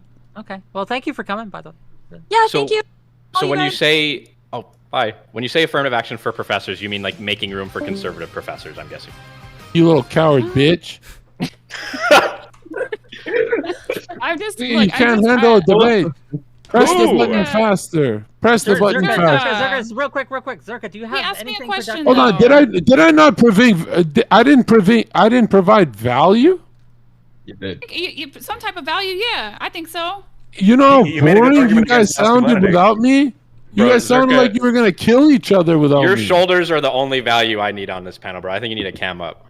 You're hold on. You're telling me my argument is invalid because of why? I don't think anyone's even said that. I mean, Yeah. Allie literally said she agreed with a large portion of your argument. Yeah, nobody said your argument's invalid. But I do think you should cam up. I think you could add more value, even more, if we could see your face, no space. Wait, what was the argument? Could you just repeat for the panel? Here's the argument that no, don't ever repeat it. We heard it. Oh God, we heard it. It's that America is without God. That was the argument. No. It's God. It's the world without God. But raise your hand if something happened to you as a child that formed your shape of thinking and it was a sexual experience. Jesus Christ. Come on, man. Why are you being shy? What are you guys, adults? I want to give Q2. I would give Q2 space. According to Freud, it should be 88% of you raising your hands. Hold on, you can't be quoting those degenerate philosophical psychologists. Studying hookers. Bro, I wanted to ask what he was drinking. You had a good point, Nick. You had a good point. Like, what would affirmative action look like? Like, I'm not. For professors, for professors. Because I think it's just such a feminized field right now. I don't know what that would look like. I think it needs to be liberal and conservative men, and I think that there needs to be conservative and liberal women in the field as well. I don't know if you can affirmative action. What is it? A diversity of thought. If you could, that'd be cool. I don't know how you would prove that, and I don't know what the repercussions would be. But yeah, I'd like some balance because I would be afraid to send my son to a therapist if I'm quite honest, because I don't know like how indoctrinated these folks are. Like I would very much have to rely on my husband, and I think that that's sad. These men should have access to good care. Yeah. I mean, I honestly completely agree with you. I think a lot of our problems would maybe be better if we could get, I don't know about more men, but more masculine role models in education, especially in primary school. I think even more so than university. Yeah, that's probably a pretty good idea. Yeah. Yeah, it's like, how do you get more conservatives in college in general and stuff like that? That's like, well, there's a couple things. There's like the liberal like pressure, like pushing out conservatives in academia, but you also have a bunch of conservative, like large bastions of conservative culture who just like hate science and think that like academia is bad and evil, right? Like I remember growing up Christian and going to university and being warned not to go because they were gonna like steal me away. And so it's like there's this real piece that like there isn't a lot of space for conservative people in the academia. But also there's not a lot of conservatives like raising their kids to want to pursue things like knowledge and education. True. My state recently did like a whole survey on the public university system here as to opinions towards other political beliefs, and like not being welcoming to conservative opinions is an understatement. I think over 70% or over 80% of conservative students, I think for professors it was even higher, but for students, they felt uncomfortable expressing opinions. And on the like left-wing students' perspective, over 70% wanted to actively censor conservative opinions on campus. They didn't think it should even be able to be expressed. So the culture has absolutely shifted towards a very one-sided ideological narrative. But that's a I cultural issue more than anything, right? Like that's not necessarily left wing or right wing dependent. That's just a cultural norm to suppress any ideas right now that aren't part of the current narrative that schools are trying to push. Well, so here's the thing, though. The conservative students in that same poll, did not share this opinion whatsoever. They were extremely tolerant of other people sharing their opinions, and they didn't want to censor them. Right? Sure, but the issue is oftentimes when you're the minority experiencing the oppression, you're going to feel more and more like oppression is bad. The issue is when we had reverse situations where we had a lot more conservatives in power, a lot more conservatives in education facilities, they were actively trying to suppress counter ideas. This is why in many ways people tried to push Christians out of school and public education for kids, because Christians were extremely pushing my school was a Christian school. We literally didn't learn evolution, which is insane. There's no good reason for us not to do this. So this is mostly the song of the oppressed, which I don't think is dismissing the conservative issue in academia. I'm just saying that there isn't evidence to me that conservatives are just way more open arms. It's just they're open arms now because they know what it's like to be crushed. So, I think that's a good point. But conservatives also, on at least the ones in the survey, on principle, believe in freedom of speech more and believe more in people's ability to express themselves. So, Sure. is part of it a siren song of the oppressed or whatever? But at least from I think there's a deep ideological element of this. Sure, As well. but even if we look at personality markers that map onto these traits, right? Openness to experience is one of the best predictors about whether you're going to be liberal or conservative, almost exclusively. And conservatives are very low in openness to experience. So even from personality factors, it's not suggestive that conservatives are just much more natural. Now, the duty to freedom of speech is the thing that's going to offset them, which is great. The issue is that there is no evidence to me that when conservatives are the majority, that they're just much more open in free speech. So I don't even think conservatives are for free speech. I know that they like to pontificate that, but I just haven't really seen true evidence of that. I think in some aspects, I think conservatives would like to pull back, because people forget this. You used to not even be able to curse on public radio. That was the conservative position. It's only recently that it's had to flip, where the liberals were censoring speech, so conservatives are now we're free speech. I don't think that's true. What I think conservatives get frustrated about with the pushback on the left, they're well, if you want academia to be more in your favor, then you guys need to flood the schools. It is so hard to sit there and just be a public whipping post in academia if you're verbal, if you're extroverted, and you share your thoughts. I just graduated last year. I went to school in the Midwest, y'all. 76% white county. And just because I was a conservative Latina and I was in the military, okay, I was having weekly panic attacks on campus. That is how angry these folks are. And Gen Z is not, I don't know how old you guys are on this panel. Gen Z is not like the students of student past, okay? These people will shout at you if you say empirical data or truths that are not political leaning at all that they don't like. And that happened to me. And it's you got me all the way messed up. You're a whole white liberal telling me how to be brown. Okay, it's weird. So I just think it's not right, or it might not be fair, and life isn't fair, that's fine, to say well, conservatives need to take back academia. Why would we? Maybe it's better if we just try to pursue things in the private sector, because I would not recommend for conservatives to go to college if they're going to be extroverted and share their thoughts, unless you can just great rocket. No, that's I don't see how Wait, conservatives I ever gotta take off. I love you. It's could been take fun. back it. I'll see you later. Pick up again. Destiny, thanks for coming. Thanks Good luck, for coming guys. by. Bye. We'll go. Okay. Jesus. All right. I love you guys. It's been fun. Fuck. We had things we are going to do today. Tomorrow, we're going to choose a second streaming platform. I'm thinking it's going to be Facebook, okay? You have the opportunity to persuade me off. We're going to go through. We're going to clean up our position space. I thought Lav was joining, but I guess it ended up not happening. She'll be back on stream, guys. I can feel it. We're going to be in a panel or something. It's going to happen, guys, okay?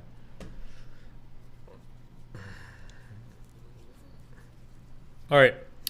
I love you guys. It's been fun. Ripper and a cappuccino, pappuccino, cappuccino, cappuccino, cappuccino, I do this. I will catch you guys next streamer.